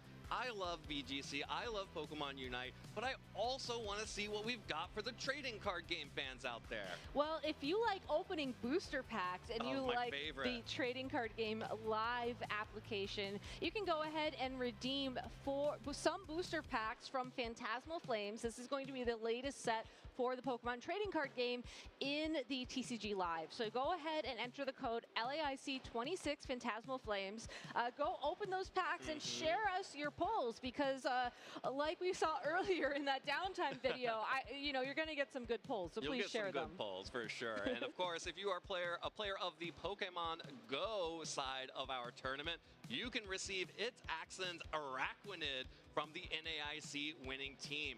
So make sure you go ahead and earn that timed research via Twitch drops and also the Araquanid. I think honestly more exciting than the Araquanid is that you will be getting a Elite TM alongside of that research. So that sounds make elite. sure, these are great. I mean, the Araquanid is great too, but the Elite TM is what you really want. So make sure to get that. I'm sad that I won't have time to get that because I can't watch live. But no, Araquanid is great too. It's just the TM. Getting overshadowed by a TM for Araquanid. Oh no. Well, of course, we are going to have our Championship Sunday kickoff tomorrow. So if you want to make sure that you're there, make sure you are following the channel so you are getting notifications. And of course, it will start at 9 a.m. here in Brazil, 12 p.m. UTC and 4 a.m. Pacific time. So make sure you make a note of that in your calendar of choice and make sure that you know when that is in your time zone so you can be there when we crown our new champions. And of course, if you want more information about this broadcast or all of the broadcasts that we have from the regional championships to the international championships to the world championship later on this season, you can go to pokemon.com/broadcasts for all that information. It's kept updated very regularly, actually, which I really appreciate. So you can go there at any time to get the information you need to tune in. Absolutely. Well, I am so excited to get to Sunday and Championship Sunday that I don't want to wait another moment, but I have to wait until 9 a.m. But you know I will be there bright and early and ready to watch it. Gabby, will you be there with me? Oh, of course. The crowd in the morning is always the best. Yeah, so. We kick off with Unite, and it just goes hard. So make sure you are here for the kickoff on Championship Sunday. But that is going to do it for us here on Pre-Championship Saturday. We have our finalists, the stage is set, and I am so excited to get to those battles. So please join me tomorrow morning for the Championship Sunday. But until then, that's all for us tonight. See you then.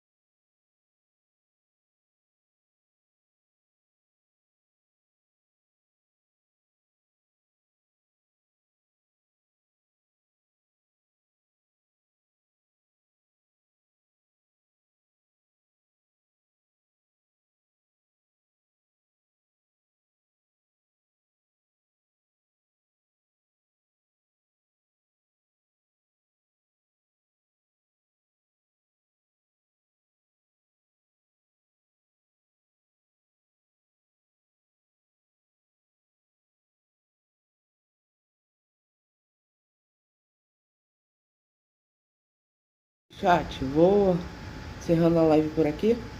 Obrigadão a todo mundo aí, beleza? Amanhã temos o dia 3, então 15 para as 9 aí, tamo de volta aí, beleza? Uma boa tarde de sábado para todos. Falou e fui! Tchau, chat! Não esqueçam de se hidratar, gente. Falou! Fui!